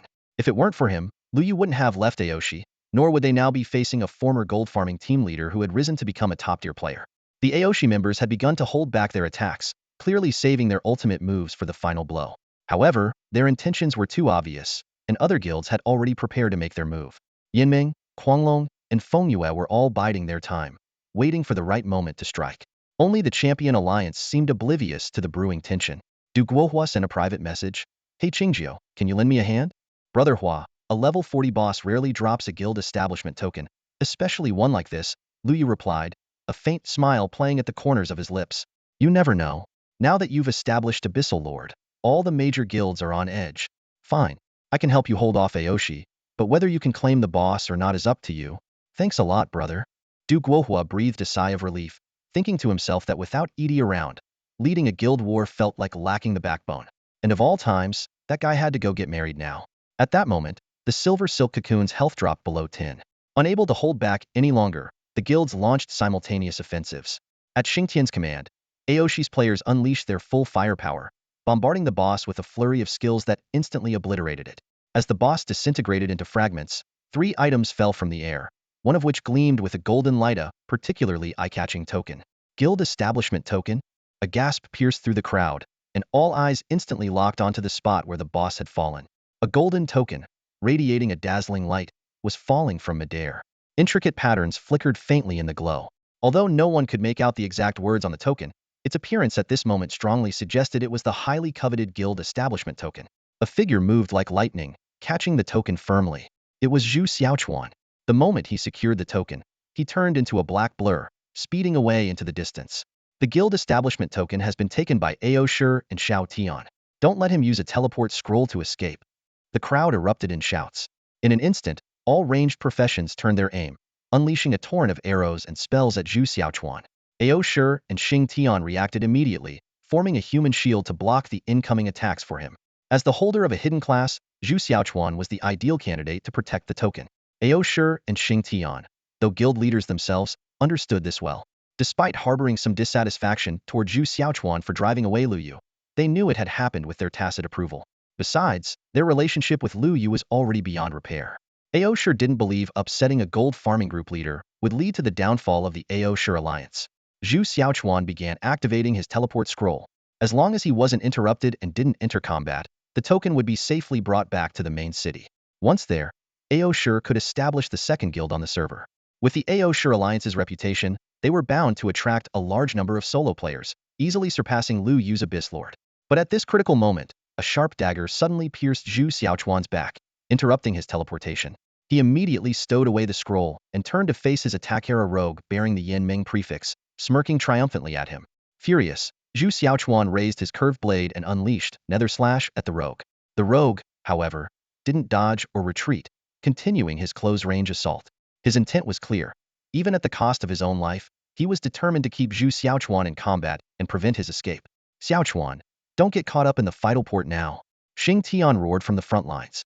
The Ao Shi alliance was barely holding its ground against the combined assault of 4 guilds.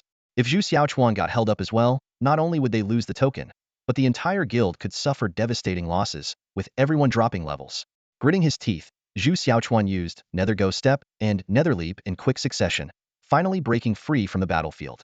Du Guohua was about to lead his men in pursuit when he noticed Lu Yu standing calmly in place, showing no intention of intervening.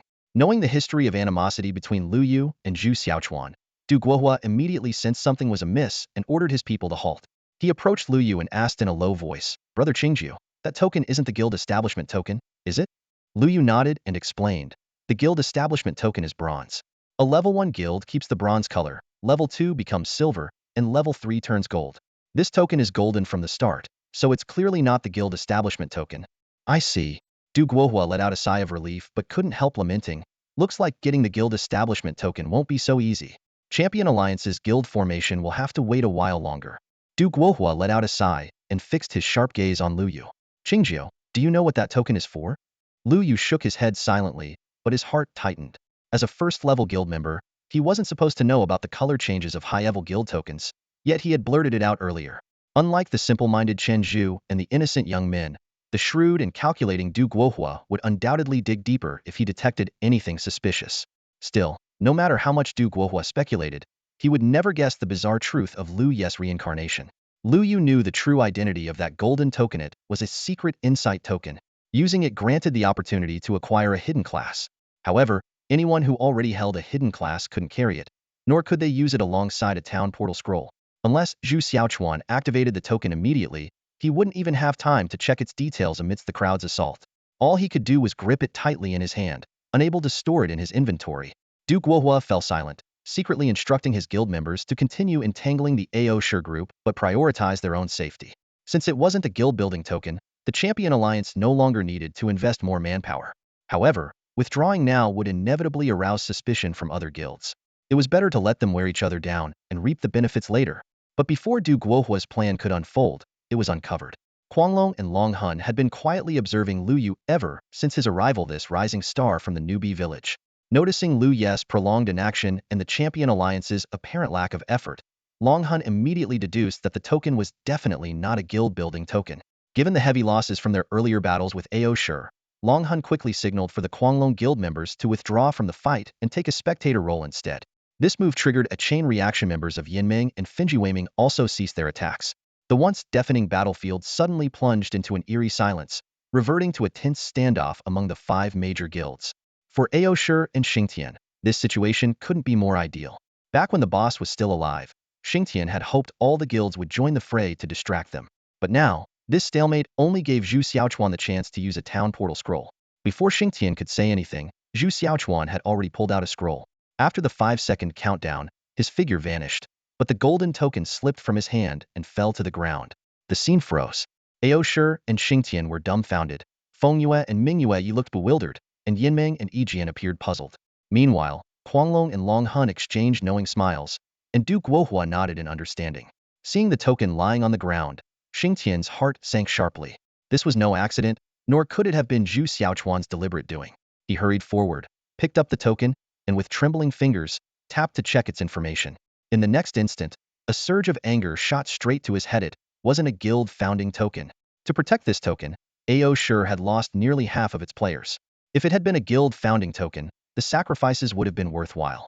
But reality dealt him a harsh blow. This was merely an insight token, only useful for selecting a hidden profession. Xingtian gritted his teeth and glared at Lu Yu, who had remained motionless the entire time. Now everything was clear. Lu Yu must have known the token's true nature all along. However, the situation had already reached this point, and the token had to stay. Even though it wasn't a guild founding token, gaining an additional hidden profession's power could still offset some of the losses. Perhaps someone could awaken a powerful profession like Zhu Xiaochuan, making it not a total loss. The token revealed that players with hidden professions could not carry it. As a nether songster, Xingtian could only toss the token to Aoshi's deputy leader, Ao Tian. Ao Tian caught the token and immediately pulled out a return scroll, ready to leave. The other 4 major factions, realizing the truth, understood that continuing the fight was pointless. Since it wasn't the guild founding token, it was better to retreat and recover their levels. But just then, Lu Yu moved. A piercing neigh echoed across the battlefield as the skeleton general mounted its warhorse and charged toward Ao Tian like an arrow released from a bow. It tore through the defenses of hundreds of Aoshi players and slammed heavily into Ao Tian.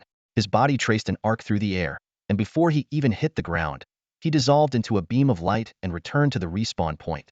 The golden token spun in the air. Xingtian reached out to grab it, only to see it suddenly change direction, drawn by a mysterious force toward Lu Yu's side. The goblin general caught the token steadily and respectfully handed it to Lu Yu. Lu Yu took the token and examined its information. It was an insight token for secondary professions, allowing the choice of alchemist, beast tamer, golden hoe farmer, or armorsmith. Each profession required completing a different advancement quest. Clenching the token tightly, Lu Yu understood the immense value of these 4 secondary professions. In the future of the game, a powerful secondary profession could prove as impactful as an entire army. This token was something he absolutely had to secure. Xingtian glared at Lu Yu with gritted teeth, his face unable to hide his fury. Lu Yu, don't push me too far. The boss was taken down by us, and we were the ones who got the loot first. Aren't you afraid of people talking behind your back for such blatant robbery? Lu Yu shrugged nonchalantly. Why should I be afraid of people who only dare to talk behind my back? Besides, wasn't this boss originally discovered and initiated by the Huanglong Guild? You from Aoshin swooped in halfway and claimed it as yours. If the token is to be returned, shouldn't it go back to Long Hun and his team? What does it have to do with you? Hearing this, Long Hun burst into laughter. Qingju is absolutely right. But we in Huanglong can afford to win or lose. In this game, the strong rule. Since Qingju has the token now, it belongs to him. We're not like some people who are too afraid to make a move yet bark incessantly like stray dogs. This was no less than a direct insult aimed at Xingtian, and his face turned crimson with anger. If he didn't find a way to save face now, Aoshin's reputation among other guilds would be utterly tarnished.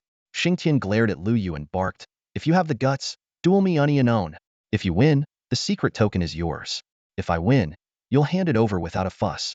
As soon as he said this, murmurs erupted among the surrounding guilds.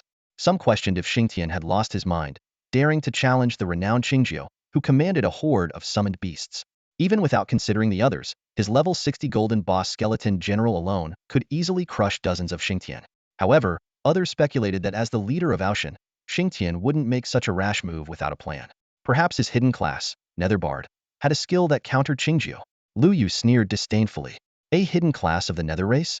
A duel? With you? Or are you confident you can finish me off in under 30 seconds? Xingtian's face instantly fell, panic flashing across his eyes. How does he know about the 30 seconds? Lu Yu chuckled, ignoring Xingtian's shock. As a Netherbard, Xingtian had the all-encompassing lament skill, which dragged both him and his opponent into an isolated space for 30 seconds. In this space, no one could interfere, and the target would suffer a 10 reduction in all attributes. This was Xingtian's confidence in challenging Lu Yu, but Lu Ye's precise mention of the time had shaken him to his core.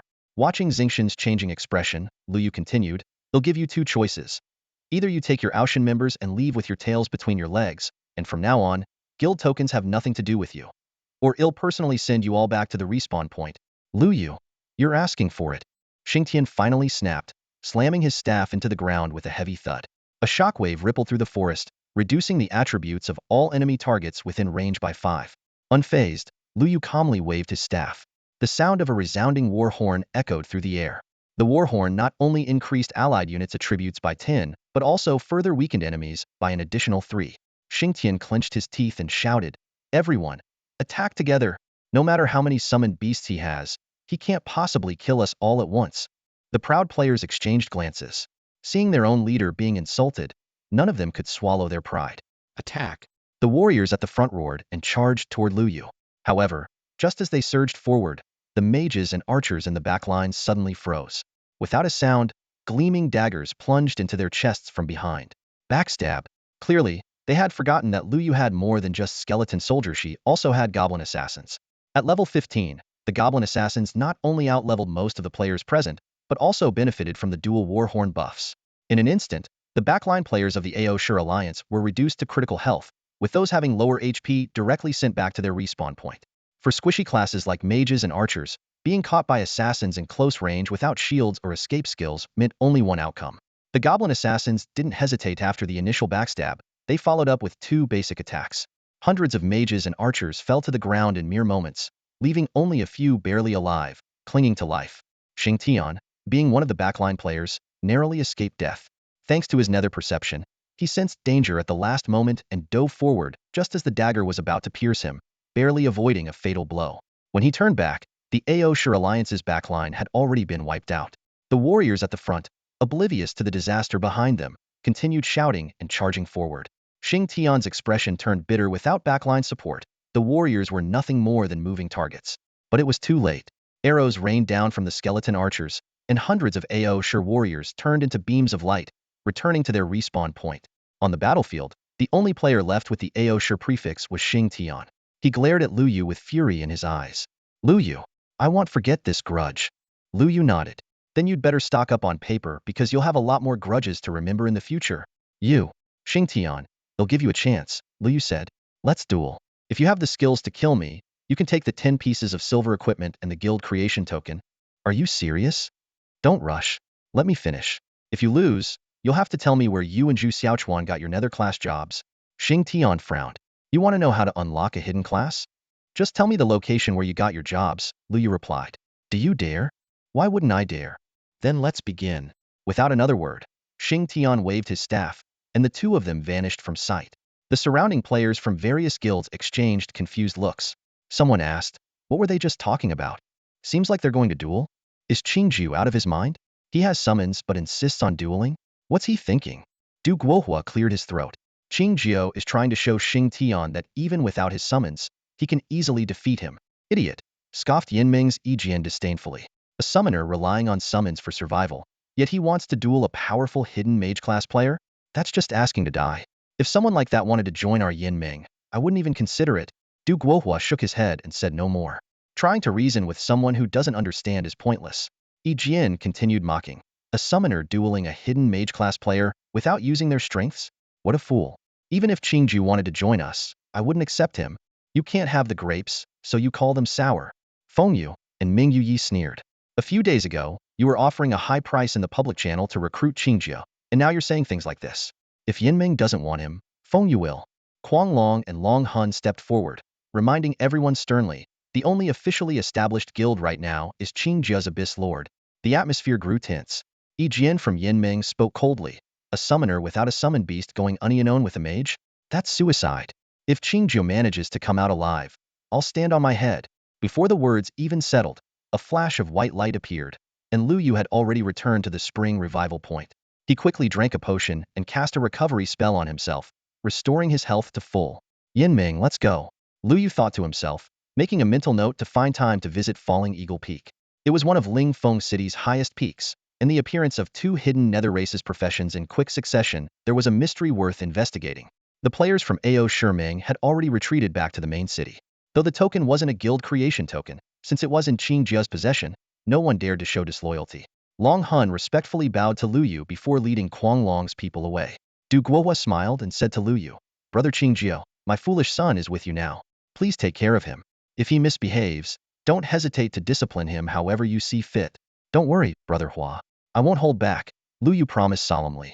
The Champion Alliance suffered the least losses this time, and Duke Wohua left with his people, satisfied. Just then, Ming Yuyi approached Lu Yu, swaying her slender waist. Her long, fair legs and her alluring figure, partially concealed yet tantalizingly visible, made Lu Yu swallow involuntarily. In the abyss, appearances and physiques couldn't be altered, so it was clear that this leader of Feng Yumeng was a stunning beauty in real life as well. "Brother Qingjia," Ming Yuyi said in a sweet voice, "I didn't expect you to be so skilled. You took down the Ao Shi Meng leader in under 30 seconds. We invited you to join our guild before, but you didn't even respond." Lu Yu steadied himself and replied, "If the Feng Yu leader has something to say, please get straight to the point." "Ah," Ming Yuyi sighed as a few female players from Feng Yumeng behind her teared up. "I wanted to express my feelings, but also to ask for a little favor. If you happen to come across a guild creation token in the future, I hope you can help us Feng Yumeng. We're just a group of weak women, we can't compete with those awful men." "Weak women?" Lu Yu chuckled. "How did you manage to rank among the top 10 elite guilds then? Earlier, when fighting over the guild creation token, you were the fiercest ones. Even after Yan Meng backed off, you killed 2 Ao Shi Meng members." "Fine then," Ming Yuyi said, looking disappointed. "I just hope that in the next guild war, Brother Qingjiao can show us some mercy." With that, she turned and left with her people. If you want to open a skylight in the roof, asking directly might get rejected. But if you first threaten to tear off the entire roof, they might actually agree to the skylight. Lu Yu smacked his lips, a glimmer of understanding flashing in his eyes. Ming Yue's true intentions were now crystal clear. She didn't actually want him to seize the guild formation token, but rather hoped to avoid a direct confrontation between him and the Fengyue Alliance in the upcoming guild battle. Glancing at the system time, nearly 2 hours had passed since he left Wanjin Mountain. With less than 3,000 kills remaining to complete the guild task, returning now seemed pointless. The video of him single-handedly annihilating the Proud World Alliance had caused a sensation on the forums. As a member of Abyss Dominators, his guildmates felt immense pride when mentioning their leader, and their confidence in conversations had markedly increased. Lu Yu quickly reorganized the guild's hierarchy, promoting Chen Zhu and Yushi Wujing to vice leaders, and assigning them to handle subsequent matters. As for members wanting to exchange contribution points for summon creatures, the skeleton soldiers left behind at Wanjin Mountain could address that need. Once everything was arranged, Lu Yu took out the secret insight token. Most players in the game hadn't discovered a way to take on secondary professions yet, and were focused solely on improving their primary roles. However, for Lu Yu, who had already reached level 30, twice the level of the average player, it was the perfect time to explore a secondary profession, especially since he held the key to a hidden profession. Activating the token caused 4 holograms to appear in the air. A potion master holding various colored vials, a beast tamer wielding a whip, a farmer carrying a golden hoe, and a smith gripping a hammer in each hand. The system prompted him to choose one as his secondary profession, each corresponding to a unique job quest. Lu Yu carefully weighed the pros and cons of each option. The potion master was an advanced version of an alchemist, capable of crafting more effective potions and even special function elixirs. The beast tamer offered additional pet slots and higher capture rates, but it overlapped too much with his primary summoner role. The golden hoe farmer could cultivate high-quality medicinal herbs, but required substantial time and land resources. The smith, on the other hand, could forge exceptional gear. Half of the top 10 items on the equipment leaderboard in his previous life had been crafted by dwarven smiths. He glanced at his current equipment, a bronze-tier weapon, the Whispering Wind Staff, bronze-tier chest armor, the Crocodile King leather armor, gold-tier bracers, sealed embrace, and silver-tier boots, shadowless shoes. Yet, more than half of his 11 equipment slots remained empty, a stark contrast to his status as the top-ranked player. Having ruled out the beast tamer and golden hoe farmer options, Lu Yu found himself grappling with the tough choice between potion master and smith. Lu Yu decisively pressed his finger on the shadow of the armorer profession, causing the other 3 profession shadows to vanish instantly. The system immediately displayed a prompt. Subprofession armorer selected. Proceed to Lingfeng City to find the blacksmith Zhao Daju to accept the hidden subprofession quest. This was a perfect opportunity to handle the gang mission of disciplining the dwarf miners as well. Stowing the token away, Lu Yu set off directly for Lingfeng City. As night fell, both in game and in reality, the world was illuminated by the glow of countless lights. The number of players outside Lingfeng City surged, creating a bustling atmosphere. When Lu Yu appeared, his infamous ID, which was so red it was nearly black, once again caused a stir. However, this time, everyone instinctively kept their distance, even more cautiously than before. They had noticed that his ID seemed even redder than before. Lu Yu put on a mask and strode into the city. Along the way, a system prompt notified him. Gang mission completed. He first headed to the city lord's mansion to submit the mission to Song Chingyin. Surprised and impressed by the speed of completion, Song Chingyin gave him a look of approval. The system displayed. Gang received a 30 experience bonus. Individual received a 20 experience bonus, but no equipment or item rewards. Lu Yu habitually curled his lips at this, and as he made his way to the blacksmith's shop, he opened the gang chat. The chat was already in an uproar. Some members were showing off their newly acquired black iron and bronze gear, but what caught Lu Yu's attention was someone obtaining a radiance token. He immediately proposed a trade in the chat, offering bronze gear in exchange, which caused an even bigger commotion. Before long, the deal was made, and the second radiance token was placed on display, granting the gang members an additional 6 experience bonus. The blacksmith shop was sparsely populated, and the few customers who inquired about prices left shaking their heads. Everything was either black iron or bronze equipment, with prices steep enough to deter most. Lu Yu headed straight to the inner room, where he found Zhao Dazhu, a towering blacksmith wielding a hammer. I want to take up the armorer profession. There's no such thing as an armorer here. Only an armor crafter, Zhao Dazhu replied without even looking up. Lu Yu placed the secret token in front of him. The moment Zhao Dazhu saw the token, the 2-meter tall giant suddenly teared up, his eyes reddening as tears streamed uncontrollably down his face. Master, you can finally be saved. Zhao Dazhu wiped away his tears and looked directly into Lu Yu's eyes. Adventurer, I'm just an ordinary armor craftsman. I don't have the qualifications to appoint you as an armorsmith. But my master, he is a grandmaster in armorsmithing. If you wish to become an armorsmith, you'll have to seek him out. Lu Yu listened quietly as the system timely displayed the next task prompt. Where can I find your master? Zhao Dazhu sighed deeply, hesitation written all over his face. At that moment, Lu Yu recalled memories from his past life. The blacksmith in Lingfeng City had an irreconcilable enmity with the city lord, Song Qingjin. Song Qingjin had tried multiple times to eliminate this blacksmith, but restrained himself because Zhao Daz's forging skills were the only ones reliable enough to support the city. Without hesitation, Lu Yu removed his mask, revealing the prominent Qingji ID above his head. Master Zhao, I have a blood feud with Song Qingjin. I saved the elder of the novice village, yet he issued a bounty on me. Such a tyrant is unworthy of being a city lord. My goal in becoming an armorsmith is to assemble a righteous army, overthrow him, and let a virtuous leader govern this city.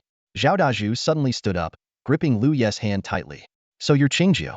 My master has spoken of you before, saying you are a man of honor who has made great contributions to the novice village and the human race. Lu Yu was puzzled. Who was Zhao Daz's master, and how did he know him? If it's you who wants to become an armorsmith, then he'll tell you where my master is, Zhao Dazhu said, pulling out a piece of charcoal. He quickly drew a map on the ground, pointing to a specific location. My master is here. Before he could finish speaking, he blacked out the entire map with the charcoal. Lu Yu silently rejoiced that he had taken a picture just in time.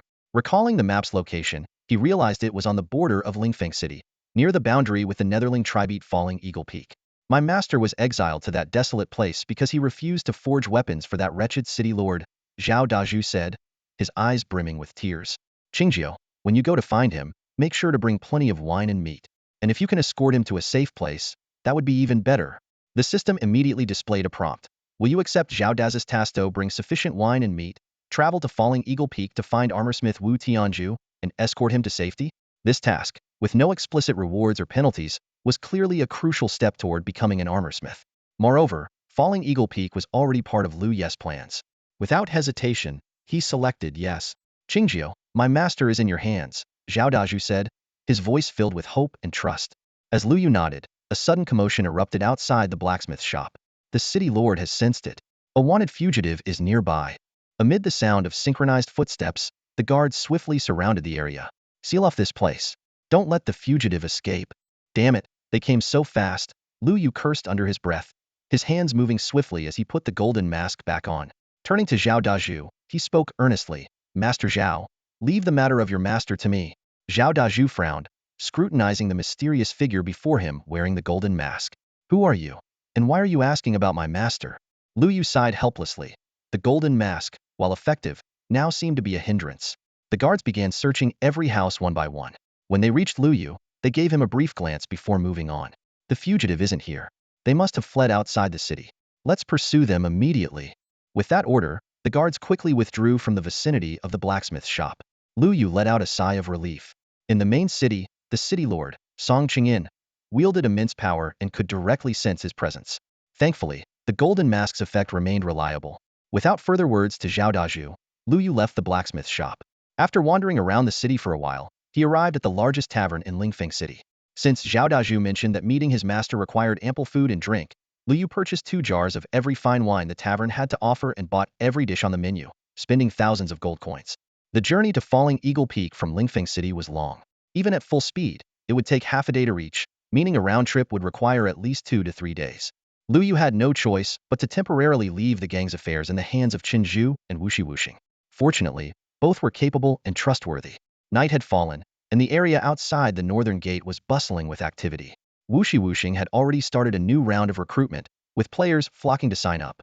Earlier in the day, many had seen the recruitment video of the Abyss Lord on the forums, and the terms were highly enticing. Joining the group granted bronze equipment, and members could exchange for high-level summon beasts to assist in leveling up.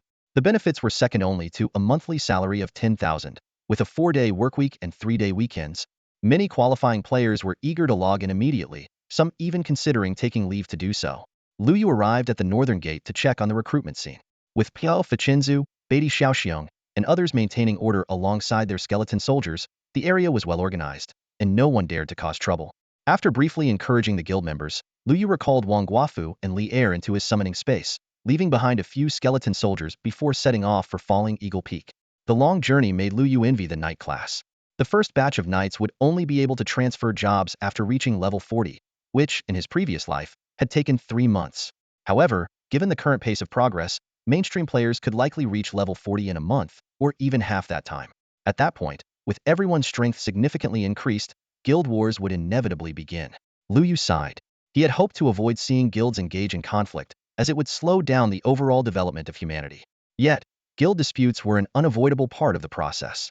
It seemed he had no choice but to step up and take on the role of the Grand Alliance leader. Lu Yu, while contemplating his next move, steadily made his way toward Falling Eagle Peak. After traveling for most of the day, he finally arrived at the foot of the mountain. Gazing upward, he saw the peak shrouded in mist, its summit obscured.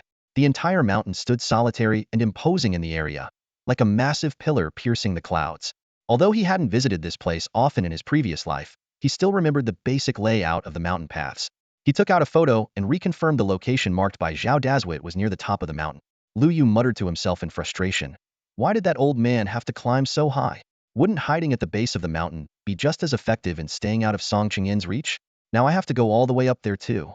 To prepare for any potential dangers, Lu Yu summoned all his combat forces, a boss-level summon beast, necromancers, and skeleton archers. Falling Eagle Peak was divided into 3 sections from bottom to top. In the first section, where Lu Yu currently stood, the area was dense with trees and tangled vines. He followed a narrow path, surrounded by the sweet scent of flowers. However, he was well prepared, covering his mouth and nose with dampened cloth. These seemingly pleasant fragrances were actually laced with deadly toxins, potent enough to cause a poisoning effect far more lethal than the venom of the blackwater python when accumulated. Suddenly, a vine lashed out like a serpent, followed by countless others springing into action as if receiving a command. They whipped toward Lu Yu from all directions. Remaining composed, Lu Yu directed his 4 necromancers to cast the group's skill, Ghostly Flames. The purple-black fire spread outward, appearing gentle but unleashing astonishing power upon contact with the vines, reducing them all to ashes. Interestingly, the vines didn't disintegrate into light beams and returned to the summoning space as usual. Lu Yu paid it no mind and continued climbing swiftly. As the altitude increased, the floral scent grew even stronger, so intense that it was detectable even through the damp cloth. To make matters worse, the number of vines multiplied exponentially, nearly blotting out the sky. Realizing he had become a target, Lu Yu decided to go all out. Just as the necromancers prepared to unleash another wave of fire, the vines abruptly retreated like a receding tide, vanishing from sight along with the overpowering fragrance. Such intelligence, Lu Yu thought to himself. If he weren't in a rush to take on his secondary profession, he might have considered capturing this entity for his own use. However, his priority was finding the armorsmith for now. The prey wouldn't escape. He could always return later to claim it. With the danger gone, Lu Yu removed the damp cloth and pressed onward toward the mountain summit with large strides.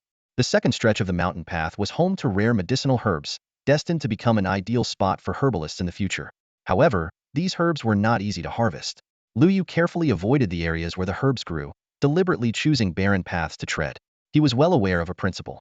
Where herbs were scarce, wild creatures were also less likely to appear. The journey was mostly uneventful, except for a few venomous snakes that were swiftly dealt with by the two generals.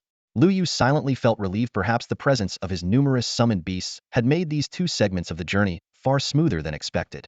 As he stepped onto the third stretch of the path, Lu Yu looked around. All he could see were blue skies and white clouds, with no sign of even a single eagle in flight. This was highly unusual. Falling Eagle Peak was not only named for its towering heights, but also for the abundance of eagle-like wild creatures that had always inhabited the area. Could it be that the blacksmith, driven by hunger, had hunted all the eagles here? Lu Yu shook his head, dismissing the idea. Even if that were the case, the system's respawn function would have brought the eagles back. There had to be another explanation. Still, the absence of wild creatures was a welcome convenience. The location marked by Zhao Dazhu was just ahead. Focusing his thoughts, Lu Yu quickened his pace. Climbing over a large boulder and gazing into the distance, he spotted a figure leaning against a pine tree. Though the person's face was indistinct from afar, their robust, muscular frame unmistakably marked them as someone accustomed to forging iron. Lu Yu hurried forward, but the winding mountain path made the seemingly short distance take a full half-hour to traverse. Upon closer inspection, the man appeared to be around 50 years old, with a rugged face, exceptionally developed arm muscles, and a rounded belly, a classic blacksmith's physique. Yet at this moment, his face looked haggard, and his eyes were filled with weariness. The system displayed Wu Tianju, Earth Tier Boss, Level 80, HP 80, Attack, Defense. Lu Yu's eyes widened in astonishment. An Earth Tier Level 80 boss. That was 3 tiers higher than the Gold Tier. Clearly, Wu Tianju's Earth Tier status wasn't due to combat prowess, but rather an extraordinary mastery of a secondary profession, much like a dwarven miner. Compared to Wu Tianju, a dwarven miner seemed insignificant. As Lu Yu approached, Wu Tianju looked surprised. "Adventurer, how did you make it here?" he asked. Without hesitation, Lu Yu took out some wine and meat, offering them up. "Master Wu, you've been through a lot here. Please, have something to eat first." Wu Tianju seemed about to ask more questions, but his attention was immediately captured by the food and drink. Without another word, he began devouring the meal ravenously. Watching him, Lu Yu nodded to himself, thinking that with this hearty meal, negotiating the smithing apprenticeship later would likely go smoothly. After all, being personally guided by an Earth-tier blacksmith was a rare opportunity. It wasn't until dusk that Wu Tianju finally licked his lips contentedly. Having polished off all the food and drink, he was now using a twig to pick his teeth. "So, adventurer, what brings you to me?" he asked. Lu Yu recounted what Zhao Dazhu had told him and expressed his desire to become a blacksmith apprentice. To his surprise, Wu Tianju frowned and said, "So you're Qingjiu, huh? Not as impressive as the old man made you out to be. And you clearly have better wine on you but didn't bring it out. If you don't hand over that wine, I won't let you apprentice under me." Lu Yu looked puzzled. "I have better wine on me?" Lu Yu carefully examined the items inside the package. Apart from a pile of ordinary materials and miscellaneous objects, there were only 2 items worth noting: the deer hunt token and the Biluazaji ring. "Master Wu, there's not even a morsel of food or drink in my backpack, let alone any fine wine," Lu Yu said helplessly. "Don't think you can fool my nose just because you didn't put the wine in your backpack." Wu Tianju sniffed deeply, a blissful expression spreading across his face. Not just one, at least 3 kinds of fine wine." Seeing Wu Tianju's reaction, Lu Yu was initially puzzled, but then a thought struck him. 3 kinds of wine? His eyes turned to Li Er in the summoning space. This guy was a winemaker, and back in the Novice Village Tavern, he had been selling 3 exquisite brews. Lu Yu immediately summoned Li Er to inquire. Sure enough, Li Er promptly produced 3 treasured bottles: a 10-year-aged Newer Hong, a 30-year-aged Yulaxiang, and a 50-year-aged Zuixinwang, very wines he had sold at the tavern. The moment Wu Tianju saw the 3 bottles, his eyes lit up, and he instinctively reached out to grab them. But Lu Yu, quick as lightning, snatched the wine away and looked at the greedy old man with a meaningful smile. This old fellow had eaten so much of his food without a word of thanks, and now he wanted to snatch the wine? He definitely wasn't going to indulge him. "Adventurer, what is the meaning of this? Didn't you bring out the wine for me to drink?" Wu Tianju asked indignantly. "No," Lu Yu replied bluntly. Wu Tianju wiped his greasy mouth, his tone shifting immediately. "All right, tell me, what brings you to this master of armor crafting? If it's equipment you want, with the food you just gave me, I could at most craft you a bronze piece. But if you hand over those 3 bottles of wine, I might consider crafting silver equipment or even gold. Of course, you'll need to provide the materials yourself. That's the rule." "I don't want equipment." Lu Yu shook his head. "Then what do you want?" Wu Tianju asked, tilting his head back to drain his wine cup, greedily licking at the drops that fell, savoring them with a look of utter delight. "Most people who come to me want me to craft equipment for them. If you don't want equipment, then what is it you're after?" I want to become an armor craftsman. PHFFD. Cough, cough, cough. Wu Tianju choked, sputtering and coughing violently, spraying the wine he had just sipped into the air. You want to become an armor craftsman?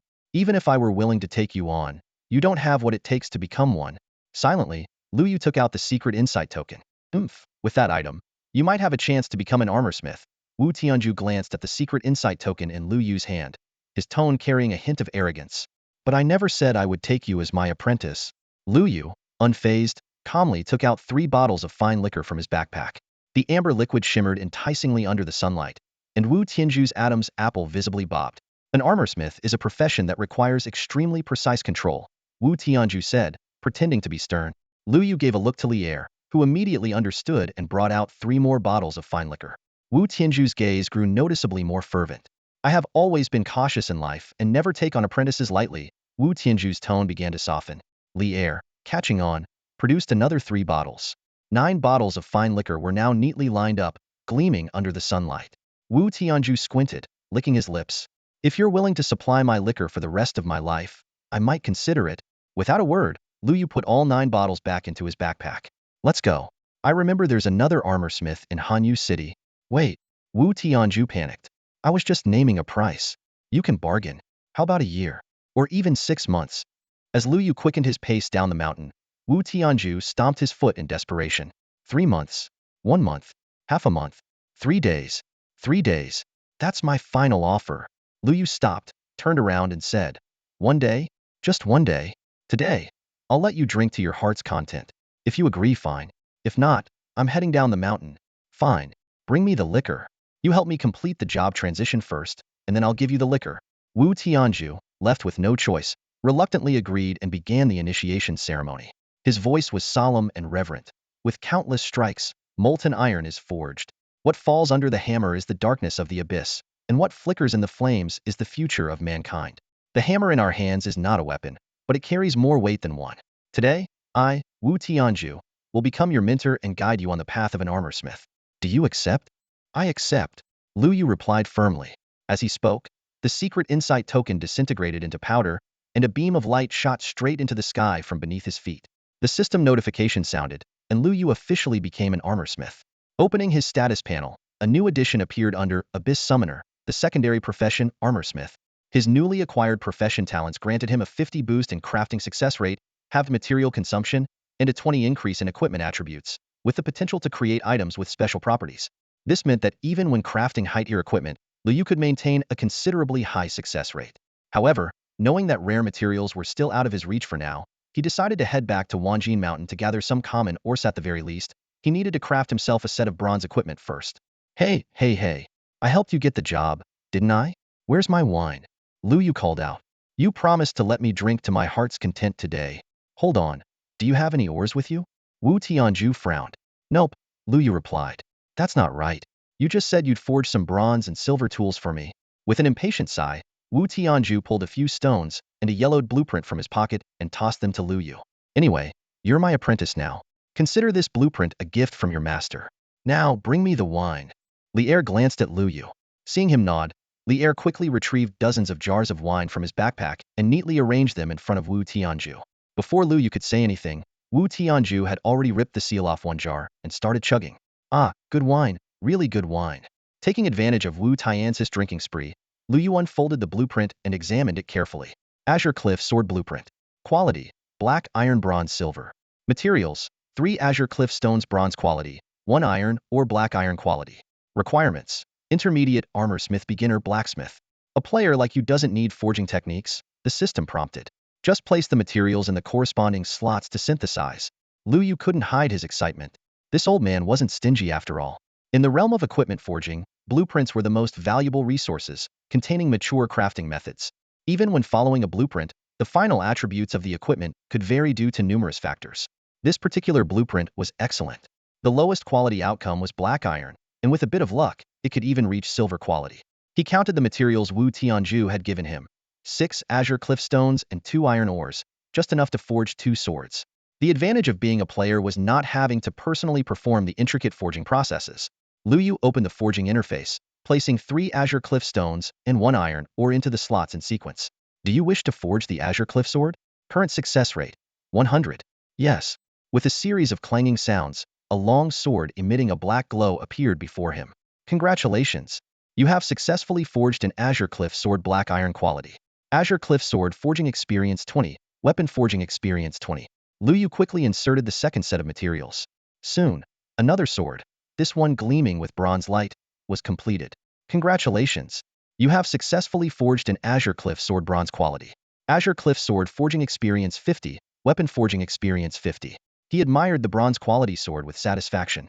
It was decent for its level. Thinking about Wu Tianju, who was still using a black iron weapon, Liu decided to gift him the bronze sword. As for the black iron one, he placed it in the guild's warehouse for members to exchange with contribution points. By this time, Wu Tianju had already downed 3 jars of wine. His face was flushed, and he was visibly tipsy. He swayed as he opened the 4th jar, took a couple of gulps, and then looked at Lu Yu with bleary eyes. Kid, do you know why I agreed to take you as my apprentice? It wasn't just for these jars of wine. As soon as Lu Yu revealed his ID, the old man before him gave a meaningful smile. I see.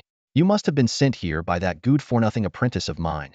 His forging skills are mediocre, but he does have an eye for people, Wu Tianju said, squinting as he scrutinized Lu Yu. It takes guts to apprentice yourself to a wanted man like me. As if you're the only wanted man around, Lu Yu retorted, curling his lips in disdain. Wu Tianju sized him up carefully, and suddenly realization dawned on him. No wonder. So, you're Qingjiu. I heard the old village chief of Newbie Village number 12315 mention you once. He said you're a spirited young man with great ambition and a mind full of strategy. He was sure you'd accomplish great things someday. Well, that old guy actually praised me like that. Lu Yu's interest was piqued. What else did he say? The old village chief said that once you meet me, you'll probably end up supplying me with all the liquor I'll ever need for the rest of my life. Who's this old village chief? Never heard of him. Lu Yu immediately denied any connection, feigning ignorance. Wu Tianju was left speechless for a moment.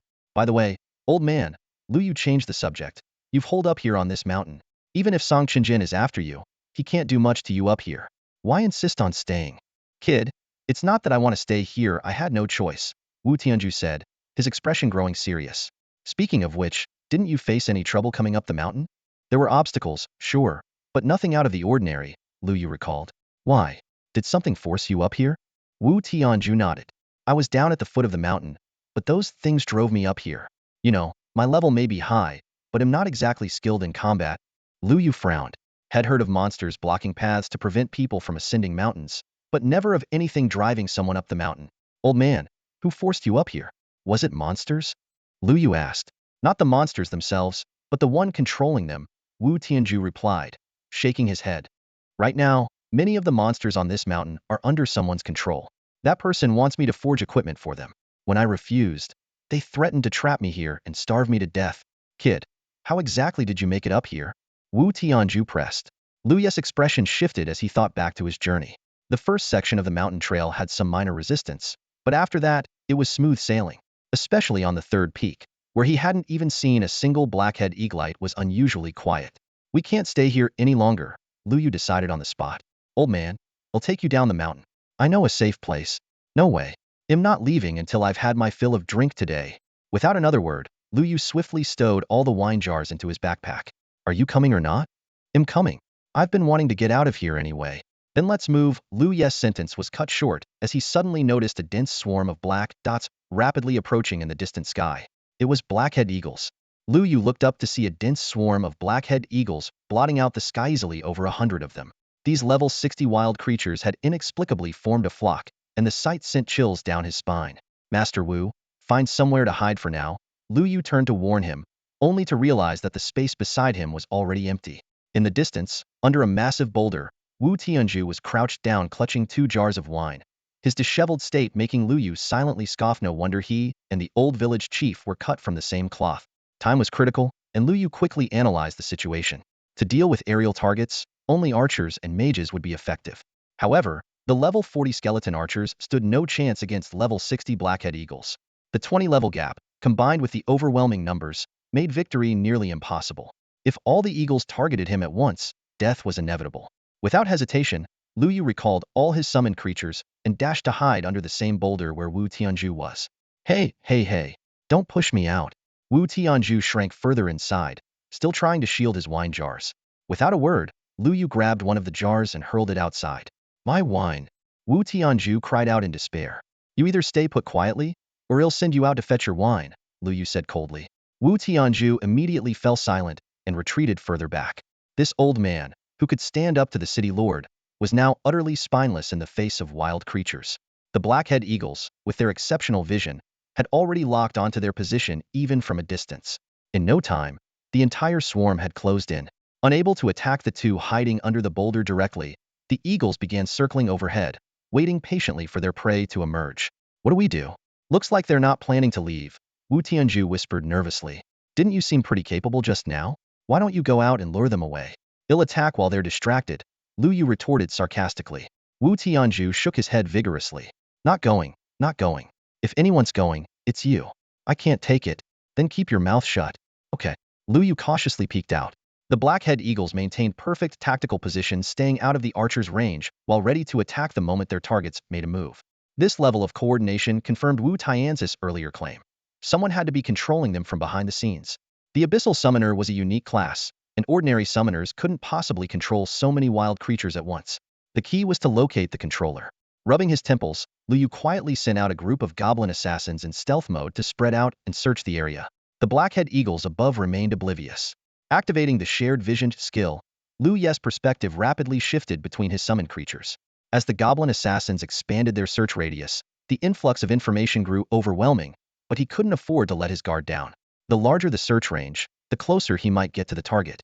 Suddenly, as Lu Yu's vision jumped to another summoned creature, a shadowy figure entered his line of sight. That's the one. Before Lu Yu's words had even fully landed, the surrounding goblin assassins locked onto their target. It was a mysterious figure shrouded entirely in a pitch-black cloak, concealed from head to toe. However, almost the instant the goblins identified their target, the figure, who had been gazing at the sky, suddenly shifted their piercing gaze toward the stealthy goblin assassins. This abrupt and chilling change sent alarm bells ringing in Lu Yu's mind. Before he could even recall the goblin assassins, a staff flashed out from within the cloak like lightning, unleashing a black beam that struck a goblin squarely in the face. The goblin's health bar plummeted to 0 in an instant. What shocked Lu Yu even more was the unmistakable sight of the hand gripping the staff pitch black as ink. It was a defining trait of the Netherkin. And it wasn't just a projection. This was a real Netherkin. As a race gifted with innate nether sense, most stealth and invisibility skills were utterly ineffective against them. Ever since mastering the method to traverse into other races' territories, Lu Yu had been exceptionally cautious of every wild creature he encountered. Wang Dazue had once mentioned that although the conditions for transformation were stringent, meeting the criteria made infiltrating other races entirely feasible. This method had long been an open secret among the other races, and it was highly likely that many non-human infiltrators were already hidden among the human population. Unfortunately, the Netherkin's movements were too swift. Before Lu Yu could inspect their attribute panel, his field of vision was abruptly cut off. When he attempted to switch perspectives, he discovered that all the goblin assassins had been wiped out. Lu Yu's expression grew grim. The presence of a Netherkin at Falling Eagle Peak might explain Zhu Xiaochuan and Xing Tian's hidden class origins. But this revelation only complicated matters further. Were they aware of this? Had they struck some kind of deal with the Netherkin? Even if they were unaware, such a collaboration could spell catastrophic consequences for humanity. What was even more alarming was the sheer scale of the threat. With Zhu Xiaochuan and Xing Tian wielding Netherkin-based classes, coupled with this Nether Beastmaster capable of controlling wild creatures, it meant that at least 3 Netherkin hidden class users had infiltrated Lingfeng City. Such a formidable lineup begged the question. What exactly were they planning? But for now, the priority was survival. He and Wu Tianju were trapped on the mountain, with their return scrolls rendered useless. Their only option was to fight their way out. Lu Yu's mind was racing as he quickly analyzed the current situation. There was only one member of the Yuming clan in sight, and based on Wu Tianju's intel, the other 2 had most likely already left. Their destination and intentions could be set aside for now. The priority was dealing with the enemy in front of him. He recalled the strength he had displayed when ascending the mountain. The beast tamer, choosing to hide and only manipulate the blackhead eagle to engage him from a distance, clearly lacked confidence in defeating him in direct combat. This only strengthened Lu Yu's resolve to face the opponent head-on. The only challenge was how to deal with the blackhead eagle circling in the air. While a beast tamer's control over wild creatures was limited by time, waiting for that time to run out wasn't an option. The enemy would likely have fled long before then. With 2 members of the Yuming clan already infiltrating the human territory, letting this one escape was not an option. Having made up his mind, Lu Yu turned to Wu Tianju and said, "Stay here and don't move. I'm going to deal with that Yuming clansman." Just as he was about to move out from behind the boulder, Wu Tianju grabbed his arm. You said that person is from the Yuming clan? How can you be sure? Dark skin and the profession of a Yuming beast tamer. There's no mistake, Lu Yu replied curtly. Wu Tianju's expression immediately turned serious. I'll go with you. If an alien race dares to invade our human territory, they must be eradicated no matter how far they run. Lu Yu gave the old man an incredulous look and asked, Old man, do you have any attack skills? Can you perform displacement maneuvers? Wu Tianju shook his head repeatedly, prompting Lu Yu to sigh in exasperation. You're just going to get yourself killed.